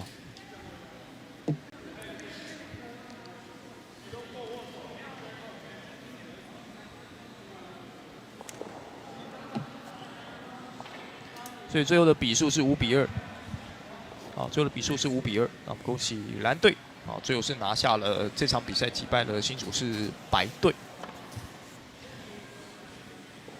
这场比赛其实非常的精彩，双方在前面的这个后攻队都是拿1分的，那在先攻的部分都是差一点点，对，每一局都是差一点点，那一直到最后的第6局才分出胜负。那我想最后的这一局其实2队都还有机会，学弟甚至最后那一壶，如果说想法上面的改变啊，如果提早先去做一个不管是 take out 或者是在左侧的一个旋路其实都可能都会有不一样的一个结果对，我觉得对白队来说，这个比赛结果是蛮可惜的，因为自己就差一点点就可以拿到最后那个比赛的那个胜利，拿到那个逆转，而且是面对自己的老师。但是最后很可惜，可能还是姜还是老的辣。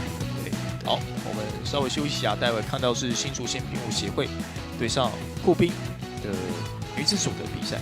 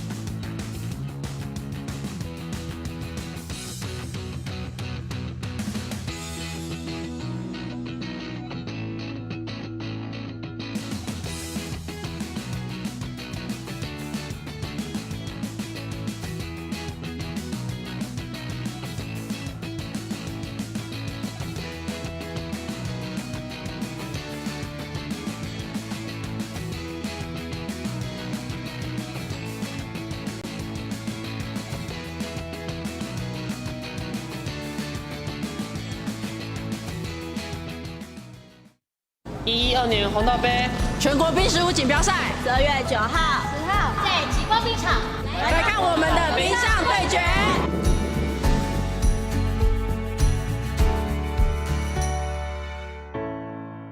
冰石湖是冬季奥运的比赛项目之一，发源于苏格兰，从16世纪开始就有了哦。那冰石湖是2队进行对抗，一队会有4个人，一个人会丢2颗冰壶。那所有的冰壶都丢完之后，谁的冰壶离耗时正中心最近，谁就是最后的赢家。我们现在要介绍于冰石湖所具备的有哪些器材。首先第一个是冰石壶，然后产于是苏格兰，大约为20公斤重。好，第二个是我们的冰刷，是让选手们在冰上的时候刷冰为作用。再来是鞋子的部分，我们的鞋子上面会有铁氟龙制造的，所以让选手们可以在冰面上有顺利的滑出去的效果。前直线规则。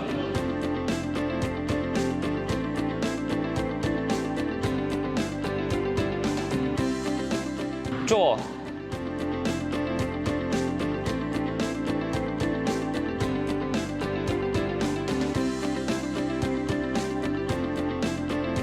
Guard， 队长下达指令，将冰石壶停在耗时前面的自由防守区，取得最好的站位。自由防守区规则：每一回合2队加起来的前5颗冰石壶在自由防守区是不可以被打出界外的。如果今天我们不小心把对方的冰石壶打出界外了，那我们这颗冰石壶就不算，原本被打出去那颗冰石壶就回到原本的位置。Take out。如果大本营内有对方的冰石壶，队长就会下达 take out 的战术。投掷的选手就会用力的把石壶将对手的冰石壶给 take out 打出场外。偶然间知道了这项运动，刚好有机会参加新北市冰石壶训练营，还参加了比赛拿到了冠军，觉得自己很有天赋，想继续钻研这项运动。我为什么会参加冰壶运动？要感谢我的好友，是他推荐我来参加这个活动的。当我参加之后，我发现它是一个非常绅士的运动，它还结合了射箭、保龄球跟撞球的概念。除了体能的训练之外，还有头脑的训练，所以我一玩就上瘾了，一直玩就玩到现在。那要感谢中华民国冰石壶协会办了这样的活动，让我有机会来参加这样的活动欢迎全国所有的朋友们都来玩这样的活动，谢谢。112年红道杯全国冰石舞锦标赛12月9号、10号在极光冰场来看我们的冰上对决。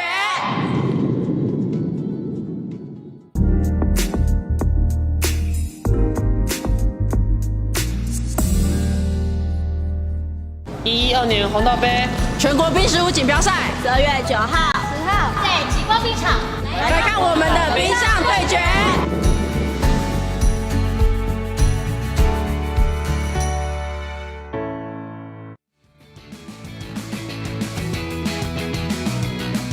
今天12月9号星期六的晚上时间目前是接近7点钟。那我们看到这场比赛，新竹县冰壶协会要对上酷冰冰石壶俱乐部这是今年112年红道杯全国冰石壶锦标赛的现场。第一天的比赛进入到最后一场的一个赛事。那我是今天主播林世廷在我们身旁，我们今天邀请到是张佳琪，佳琪你好。你好，主播你好，各位观众朋友大家好。好，我们今天看了一整天的比赛其实对有些选手来讲可能一天当中进行2场以上的这个赛事对选手来讲可能会有一些疲劳了，或者是说会感受到身体有些寒冷，因为现场的这个温度应该都是比较低的，冰场的温度其实通常可能都是在10几度或者是更低。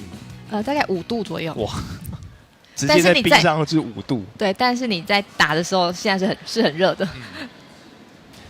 所以对选手来讲，可能整天的时间从早上就开始做准备了，那一直到晚上也算是蛮辛苦的。我们先看到新竹县冰壶协会今天安排的一个选手江玉轩、彭子宁、陈静妍还有范雨婷那雨婷刚刚是有当这个讲评现在她上场比赛了。那现在我们看到是酷冰冰石壶俱乐部安排的先发是江小慧、张玉轩、陈时珍还有李灵芝，是2队做最后的一个握手要来准备进行这场比赛。那这2队其实在前面都是有输过了哈。那酷兵是输给的欧尼，那个哇很精彩，很精彩，很精彩，差一点点在最后的时候被逆转了，真的。所以有时候，所以他今天已经比了第3场了。对对。那新竹这边也是在前面败给了北市啊，对，新北市滨湖俱乐部就是我们。好，所以现在我们看到这场比赛已经正式的展开啊。首先是由酷兵这边先指出第一壶，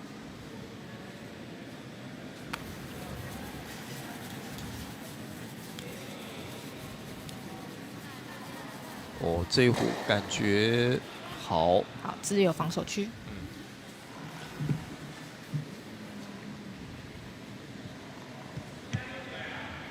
这位置算是不错，有卡到中间的位置。那现在要来看到是新竹县兵务协会，他们也打算放在自由防守区的样子。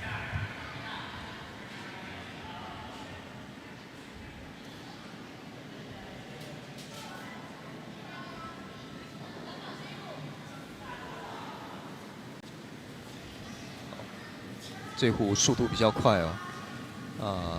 看看好像会碰到，好撞了一下，两边都撞开，等于说中间的路线还是打开了。对，这样也算不错。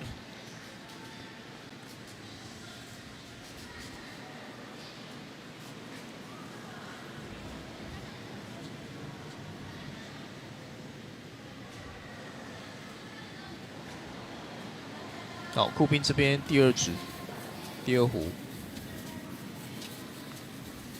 这一壶好像还是会碰到那个红色，轻轻碰到，哎，没有，好，没有贴上去哈，但是非常的靠近。但这个位置可能就是酷兵这边比较吃亏一点。我想他刚才应该是想要进去，先进去 house 里面。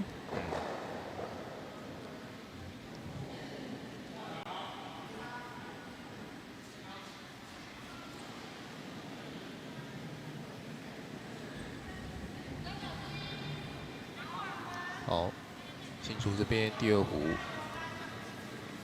在中间，哦，位置不错哦。来看一下这速度，应该可以留在里面。哇，好像有点快了，快哦，刷出去。好，哎，好，还是留住了哈，留一个蛮好的位置，留在红圈的外围，但很容易会被人家当成垫背的打掉。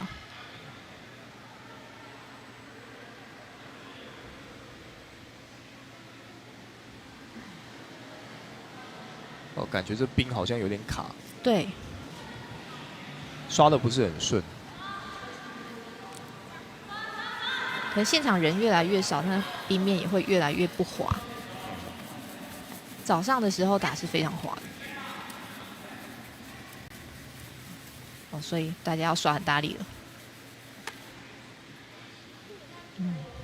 好，这一壶停留在自由防守区。是酷兵的第3壶啊，这个位置其实也还蛮不错的。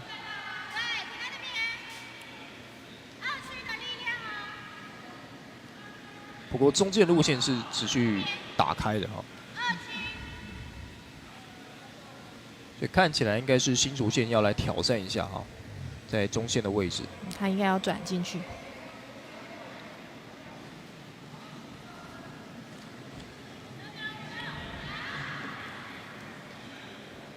好像太慢了一点。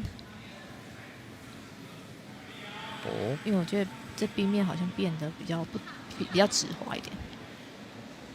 不过看起来好像是有符合。他要放在自由防守区。对。所以这一颗是新竹县想要的位置。那刚好是挡在正中间。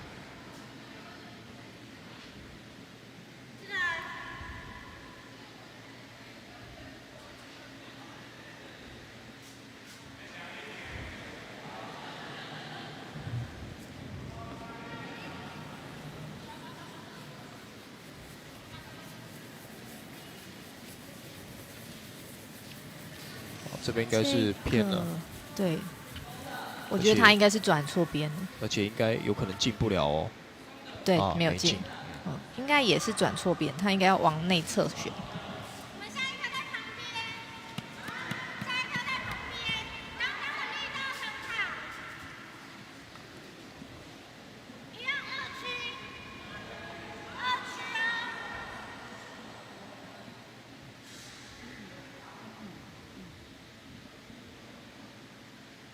新竹县的第4湖。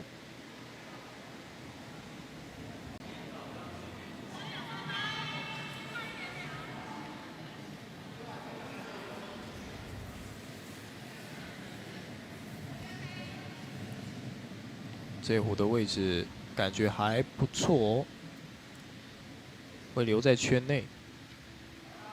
好，有一个很好的位置。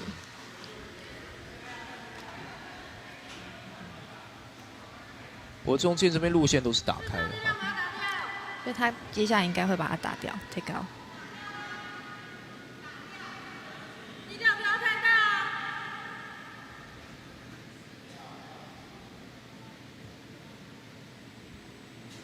这如果没脱掉的话，滑不出去，很容易忘记，真的。刚刚我有看到有位选手忘记，哎，所以他要 take out， 用力的推了一下。这个推的很用力，可是好像歪的，刚才推出来的时候是歪了一下。推有个风险就是很容易会歪掉，所以用脚蹬是会比较准一点。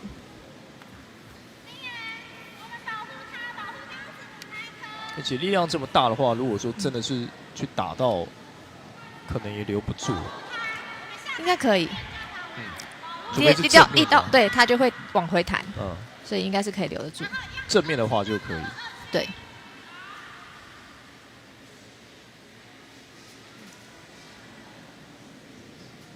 那应该是要放在它前面保护它。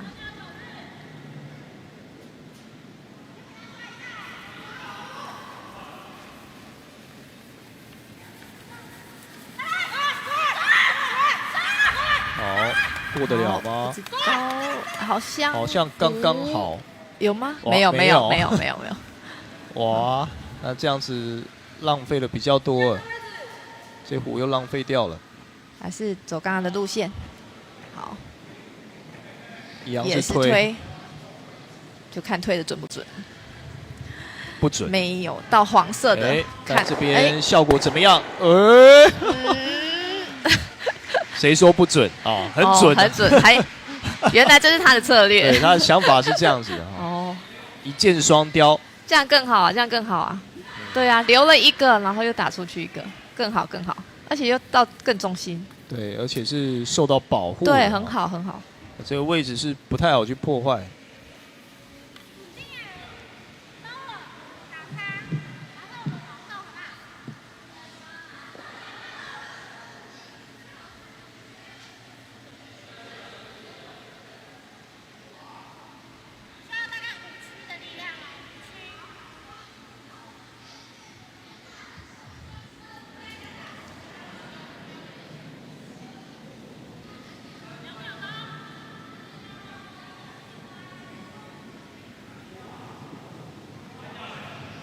看起来应该是要进去吗？会过吧，看太大力了，最后还是出去了。对，现在都集中在右边。那目前最有威胁就是中间的这个红虎啊，这个防守红虎，其实后续还有进攻的可能性。他现在要把它旋进去，要放在红的后面。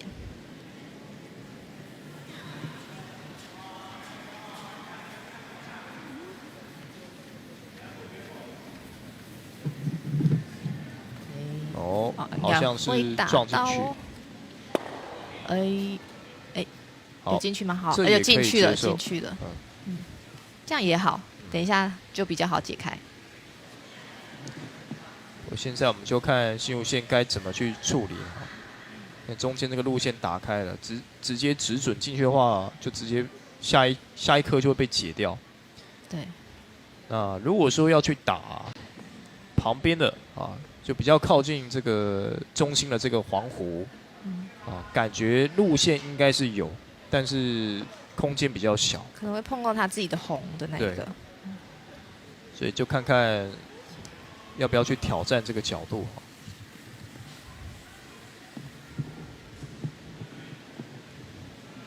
或者是说，他要他要打黄色的。他是要打黄色，还是要直接直准进来啊？他应该会打黄色的打掉。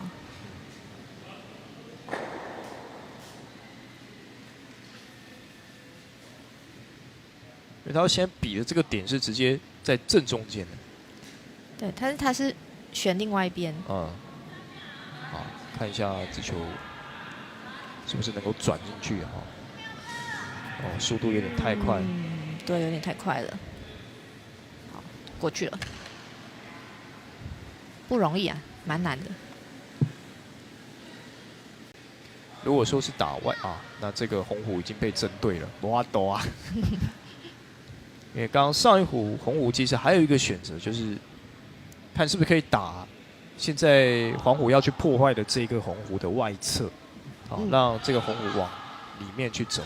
也可以，好像也是一个方式。那现在他已经要打那个红的内侧了，要把它打出去，然后自己留在里面，这样就2分。哎，是吗？看他的方向，好像不是。应该就是要打那个红虎的外的内侧。好，看一下这个角度应该要再直一点点，可以吗？那过头了，那过去了，太歪了。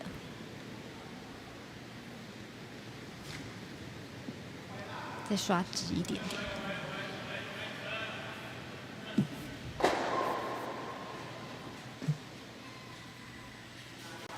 我觉得现在场地好像又变得比较滑一点。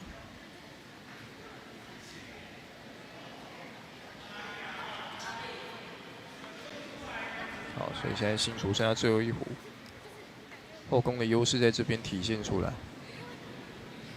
那这一壶要直接去撞中间的黄虎吗？还是说直接去直准进来？直准感觉风险也蛮大的。对，我觉得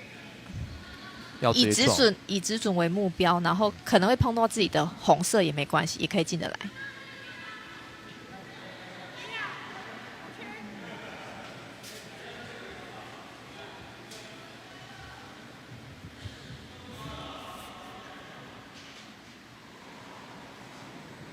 好，那跌了一下，有点不太确定，好像有点歪。好，有没有办法？哇，应该不是他想要的位置。好，所以应该就是拿1分。1分。酷兵，第一局这边是1比0。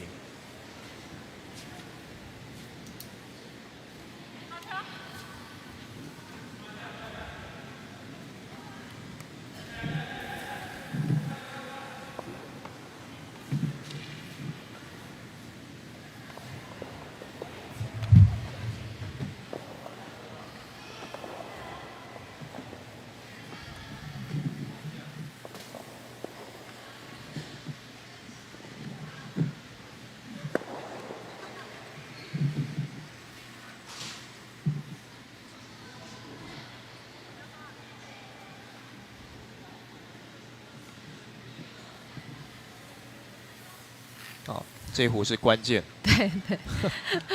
这一壶是关键。对，池正老师。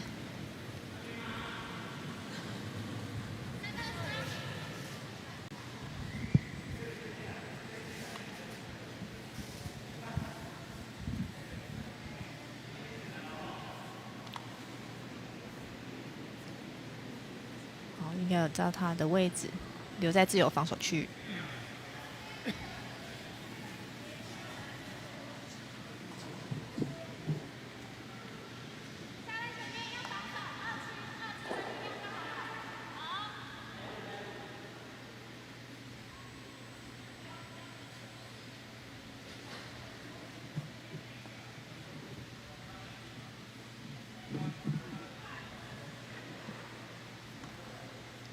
现在是不是沟通有些问题？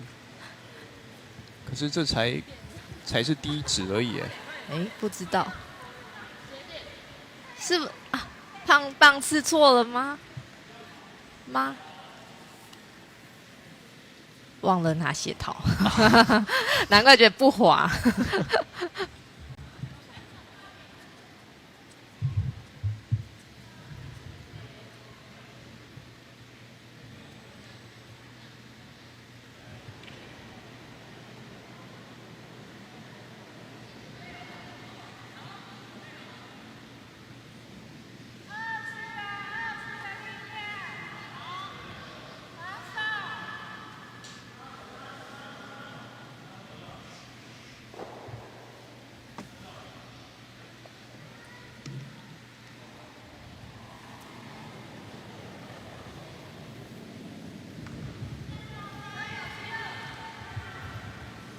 有一点慢。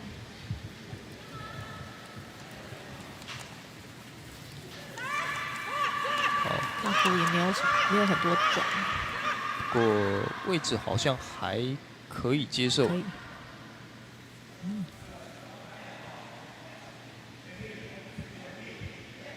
好，有守在一个比较靠近中间的位置。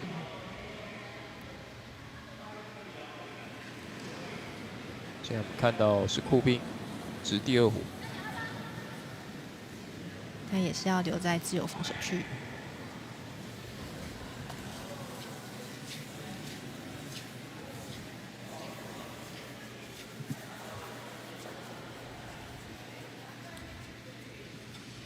有这个挡了一个不错的位置。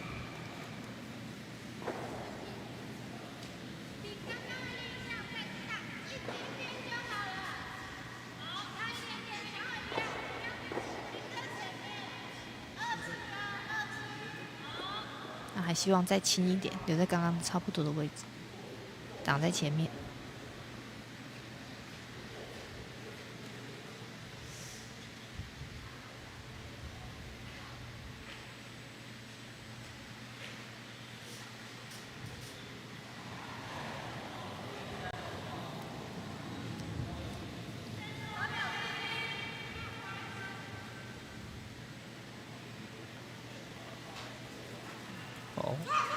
感觉速度不够，哎呦，停下来！怎么会停在？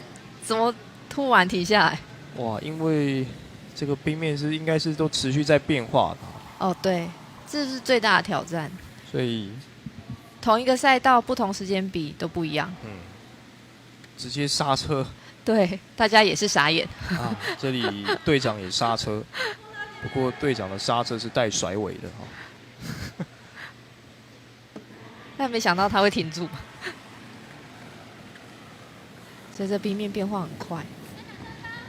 那中间的这一条可能要特别注意。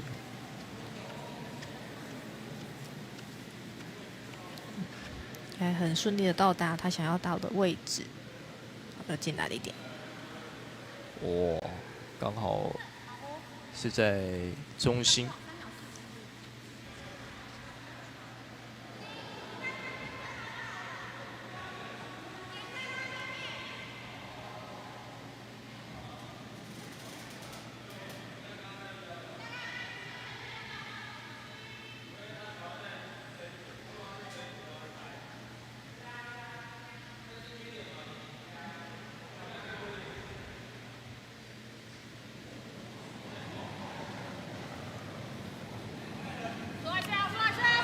路线的第3值，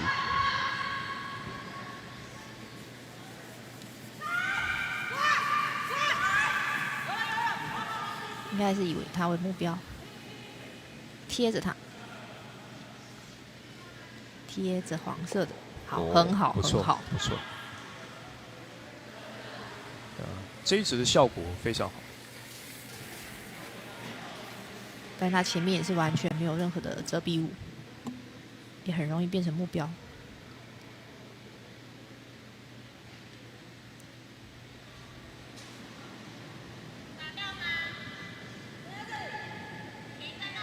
以他为目标了。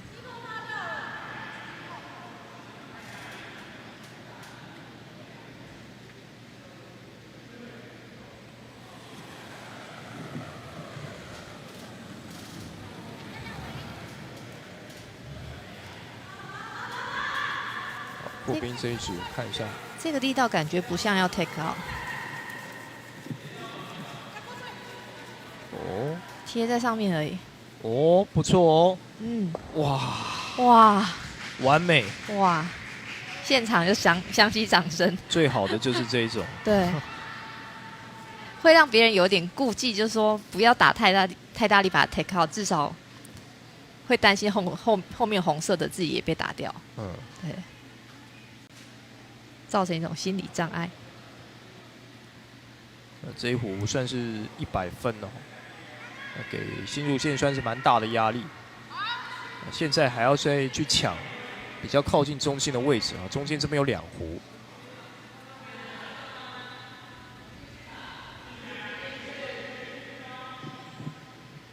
其实这个角度好像是有 double 的机会。可是这个力道，他现在出的力道感觉不像是。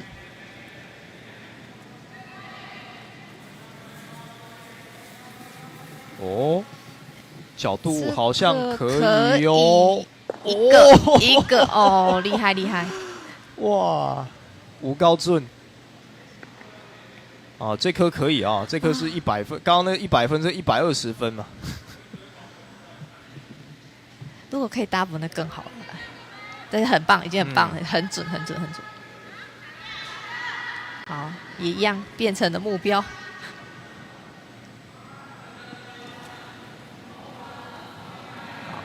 take out 的推了一下，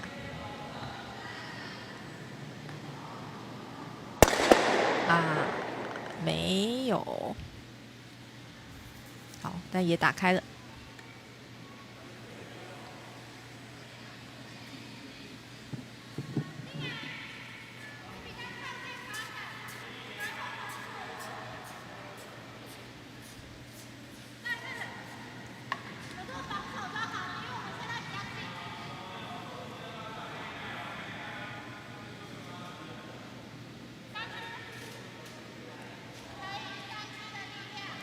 而且要挡在前面的样子。哦，这个位置看起来也是要粘上去哦。哎，可以哦，好像这个力道是要粘上去的样子。嗯，看是不是要粘上去。帮忙多刷一点，好像粘不到。不行不行，太轻了。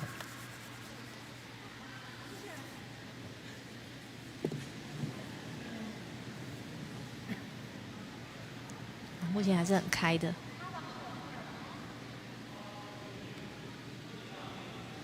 想再来一次。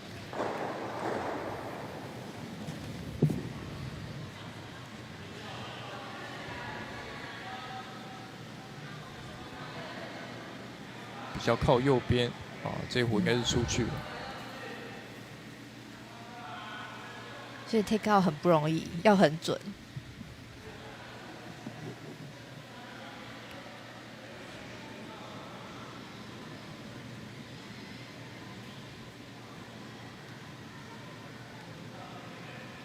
好，再来是新竹。对，新竹当然想法可以简单一点了。可以直接看是不是粘在中间这一块啊，粘上去的话，那个优势就很大。不过这里是要做右边哦。他想要进去吗？还是他想要挡住那条路？做右边的话，其实中间也是打开的。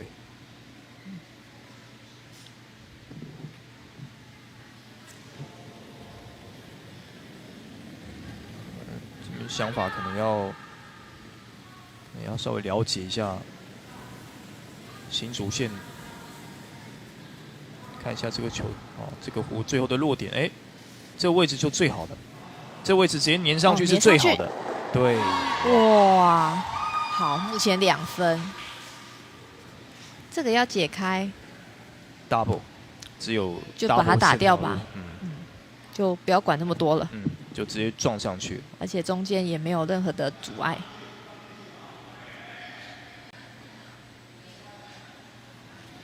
好，很快，推一下，有机会哦。非常的笔直。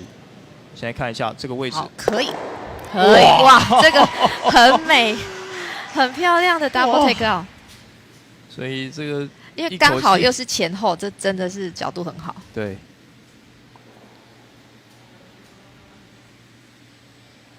哇！现在被逆转，对，情势直接逆转，而且这个位置两湖分得算蛮开的。这个没有，也是可以，但是不容易，也是可以，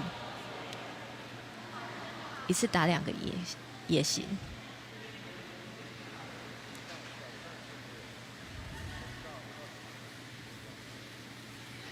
应该会一次解1个吧。或者是继续粘上去。如果粘到这个中间这个黄色上面的话，其实黄湖这边要去用最后一颗去解也会很麻烦。就是要牺牲掉。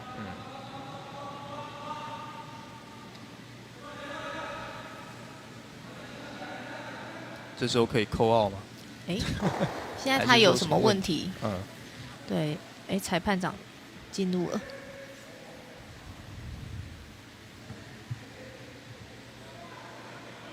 好像发生了什么问题？被拿了过去是为什么？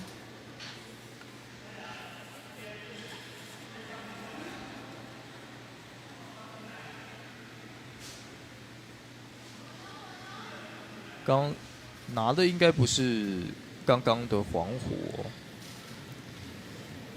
你说拿的那个是已经出去的。好 ，OK。可能怕干扰，所以先拿走吧。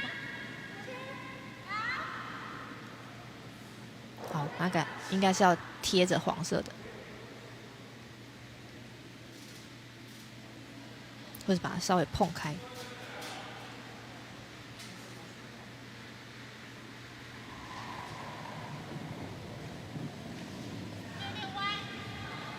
还要把它碰开，稍微推了一下。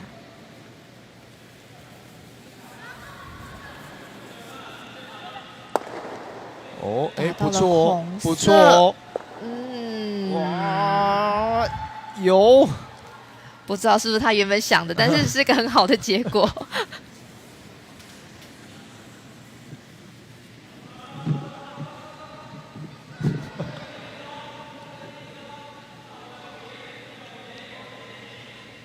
好，所以现在红虎还是比较靠近。那看黄虎的想法，要直接直中间吗？直中间的话，会给对方后攻的一个不错的机会啊。对。但是他先把别人打走，以免等一下后攻他多得分啊。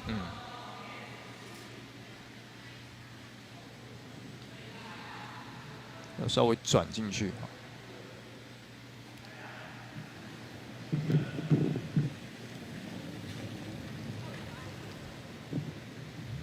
角度好像不太对。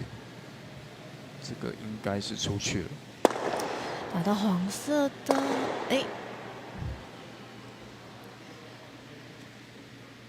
好，所以现在是新竹县追加分数的机会。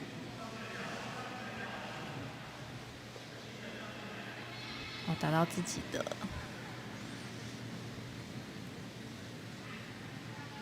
好，目前就是红色1分。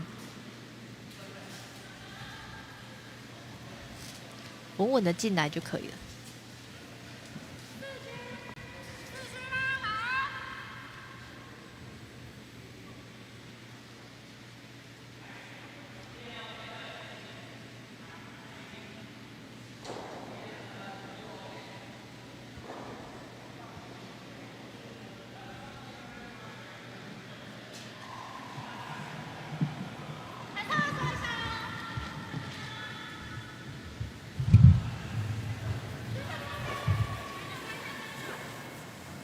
哇，偏掉了。喂，这运气好像不错。运气好像不错。有碰到对不对？有碰到的。但是又出去了。哇，可惜呀。哇，那这样子1分呢？1分的话还可以接受。对。是就是追加分数的机会就流失了。对，刚才那一刻真的很可惜。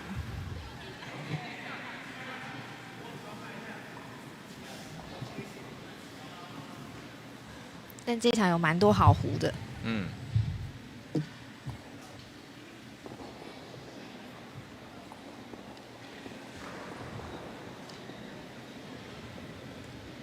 对，每一个回放都很精彩。嗯。这个是关键啊，这一口气解开，然后这个也蛮关键的。所以这一局真的很精彩。这个。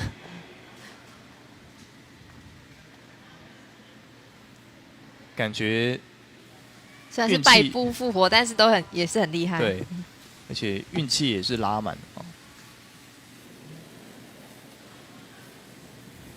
好，现在双方1-1。那进入到第3局。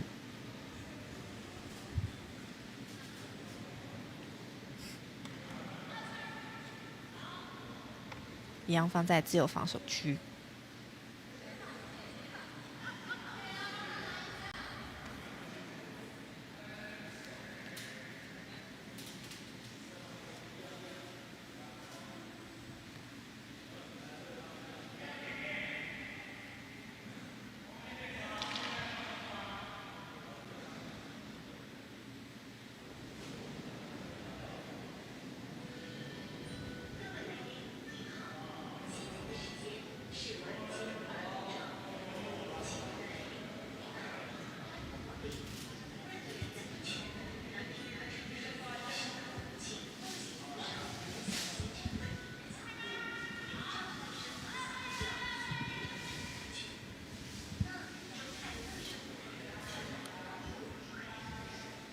好，来看到第3局新竹县第1支。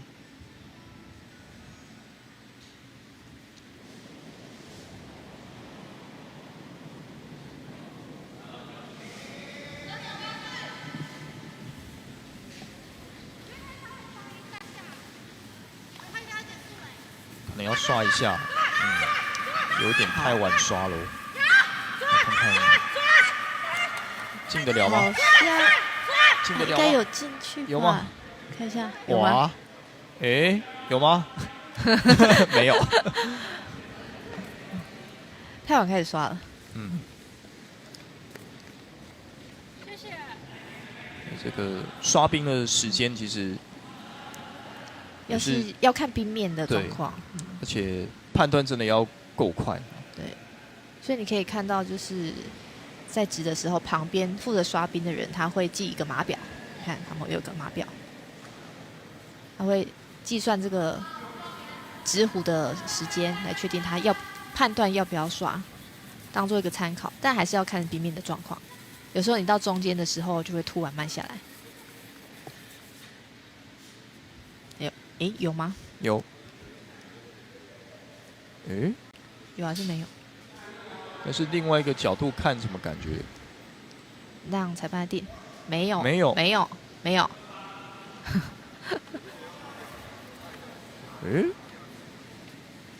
大家都围过来看了。这个角度看这么难，好像这么难判定。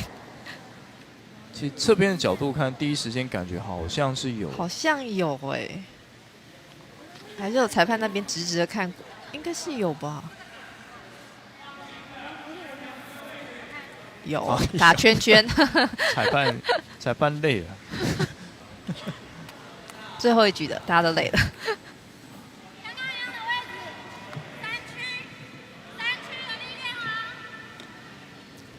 3区的力道，也就是在自由防守区。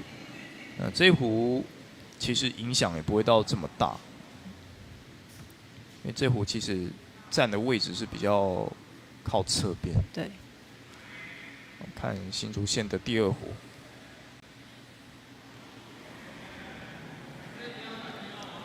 发现刚才力道太小，所以推了一下。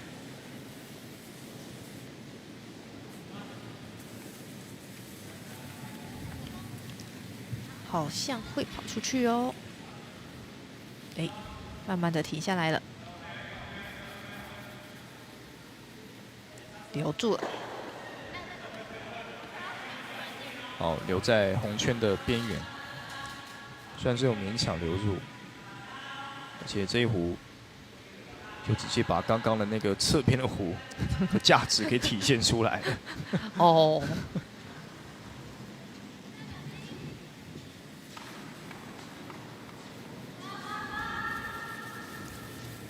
步兵的第2壶，好，这壶的位置不错。它希望粘在上面，大概红色的位置。进得去吗？哦，哎，好像应该是不错啦。嗯，好像是没有哈，还差了一点点啊。不过这个位置其实已经很好了，而且是不可以碰出去的。对，现在是第5壶。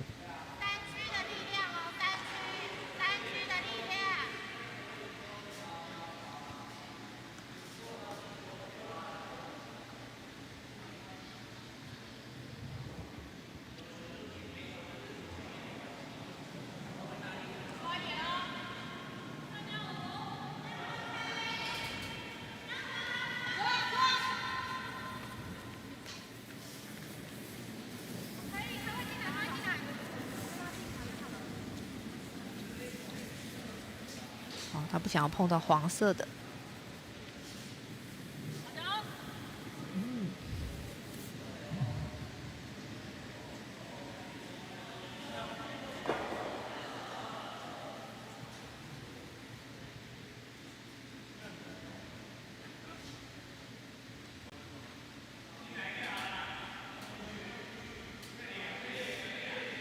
想要直接进来，躲在黄色的后面。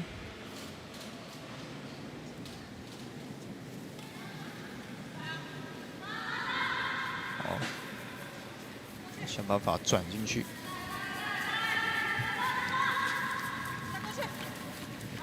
有机会。可以哦，有可以哦机会哦，可以哦。哇，可以，可以，可以，好，很好，很好。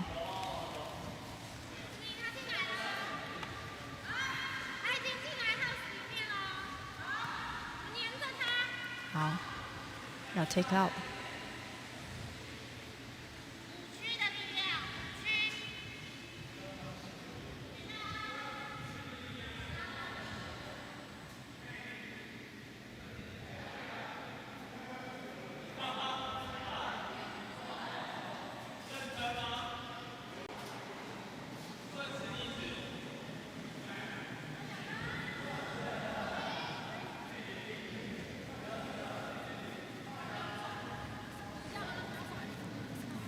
应该是歪掉的，会不会有好结局呢？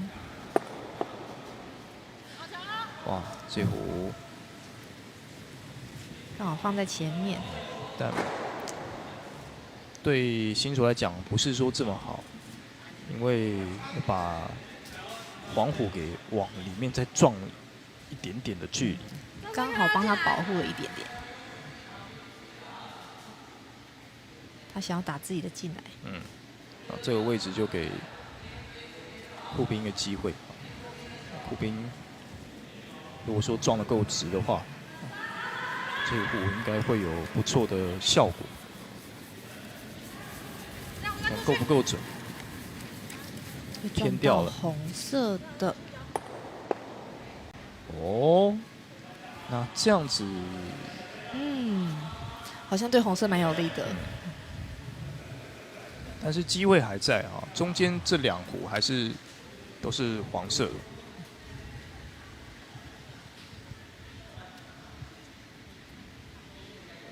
如果是我，可能会撞那个红色前面的那个黄色。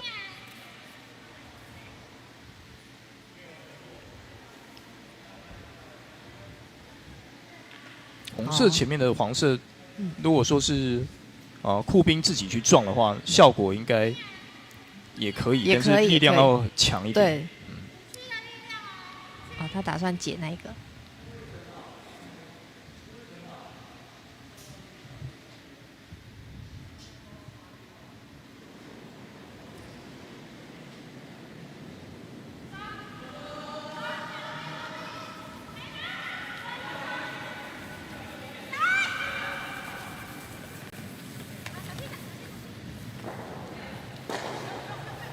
哇，应该是应该出去了。没有到他想要的位置。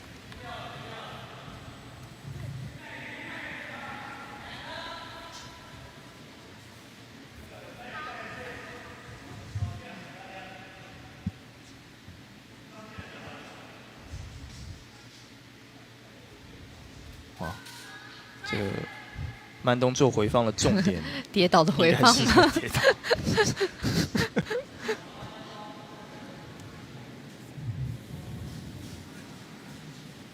转得进来吗？我看一下这一壶的效果。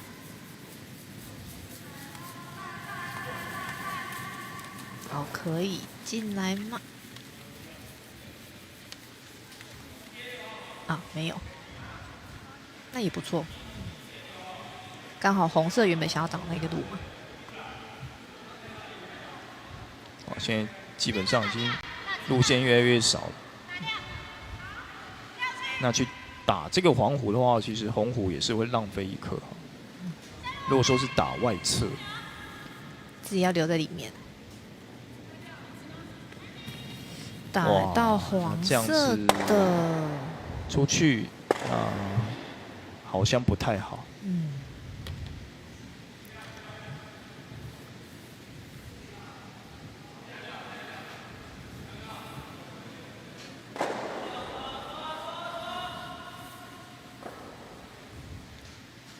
所以这个黄色的还是没解掉。继续要再把虎放进去，希望再得1分。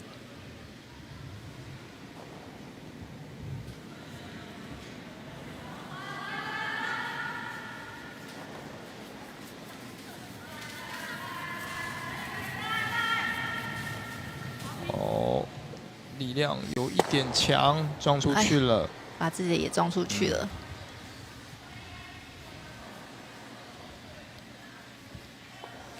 目前还是1分。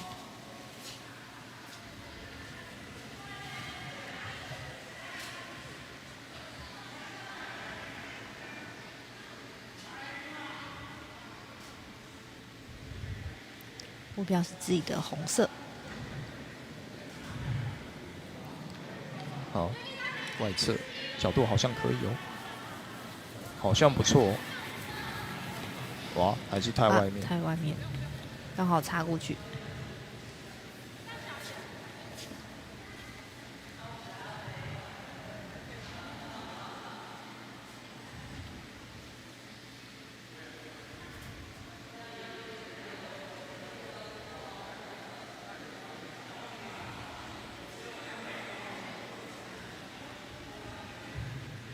哦，所以现在保守一点啊，就直接去撞前面的防守弧。对，轻轻碰一下，应该就可以进去了。幸好前面的防守弧比较多，有这个机会可以多得分。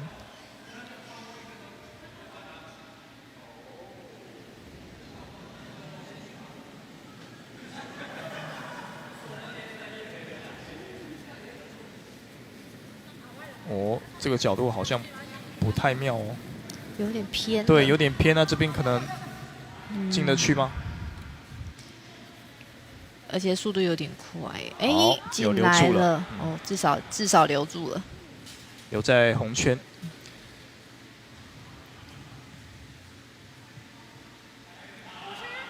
哦，红色应该是采取一样的策略吧。前面路线是好像是有打开的，所以去撞这个黄色的其实是可以的。好，撞得到吗？看一下，哦，前面应该是会被先撞到一个。哦、哇，这样子可能不太好。这个刷出去，刷出去。哦，可以。好，刷出去了。至少没有再让他多得1分。那可能可以拿3分哈。哦，对。甚至有4分的可能性吗？我们要看一下。4分的话，难度就比较高了。对，我觉得应该3分顶多。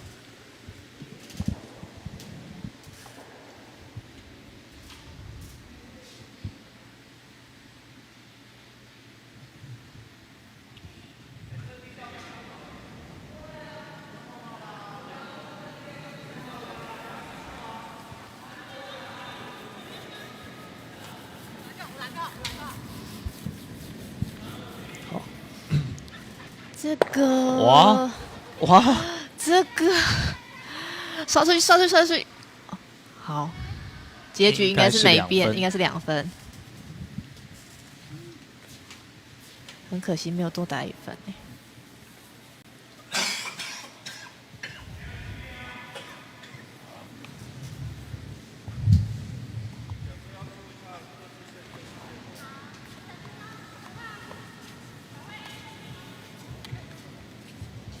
好，所以这局应该是拿2分。酷兵2比0。所以现在比数已经是3比1，酷兵暂时领先。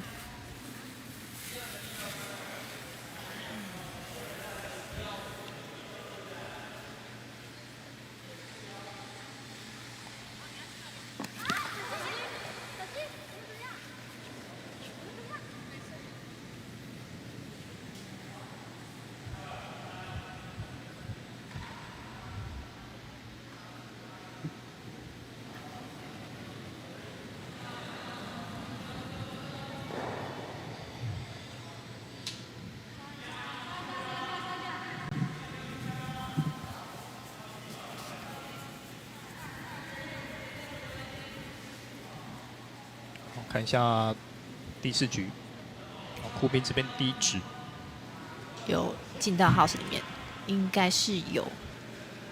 那看这边要不要直接选择去破坏？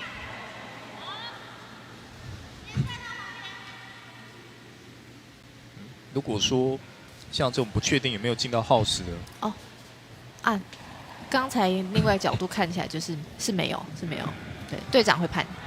但如果说不确定有没有进到 house 的，可能就不会去打，因为打的话有可能会被判，就是会判说无效，就是两个胡交换。就目前看就是没有进 house。队长那边看是最清楚的。但现在有一个问题就是，这可能就是看裁判嘛，因为有些胡可能就真的就是好像是有压到边边。哦，那我们就会保守一点，就当做他进了。就不会去挑战看看，对，不会去碰。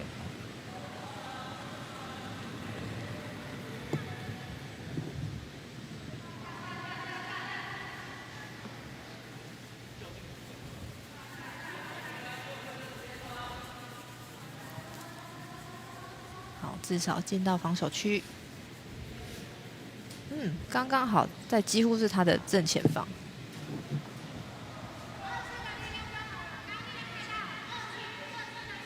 好，新竹县也想要放在防守区。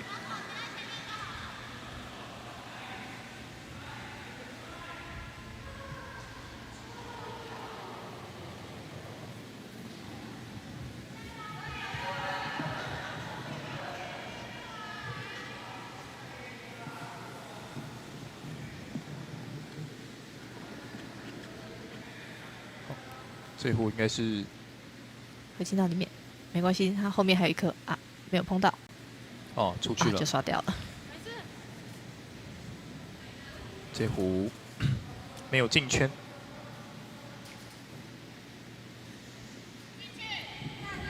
好，所以酷兵现在要进 house 里面。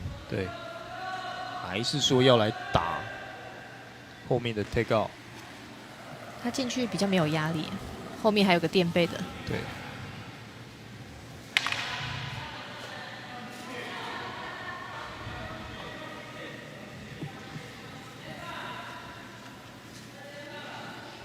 很好，位置不错，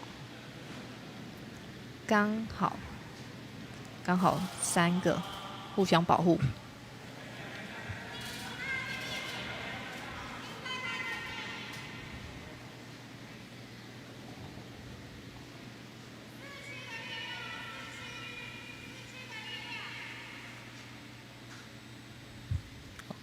这里有露出来一些空间哦，所以新竹线是可以打到的。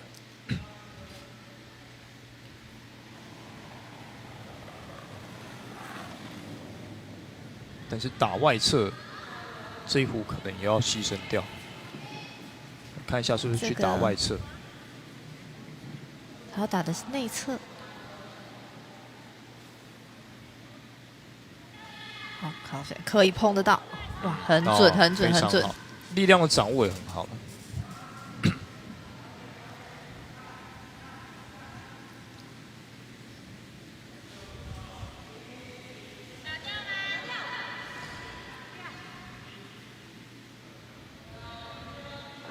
很好。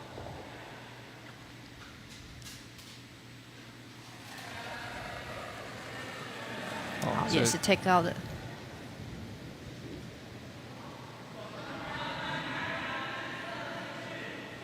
哇！哦，穿过去，哎，什么都没有，打了一个寂寞。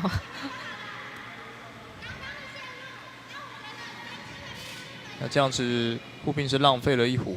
对。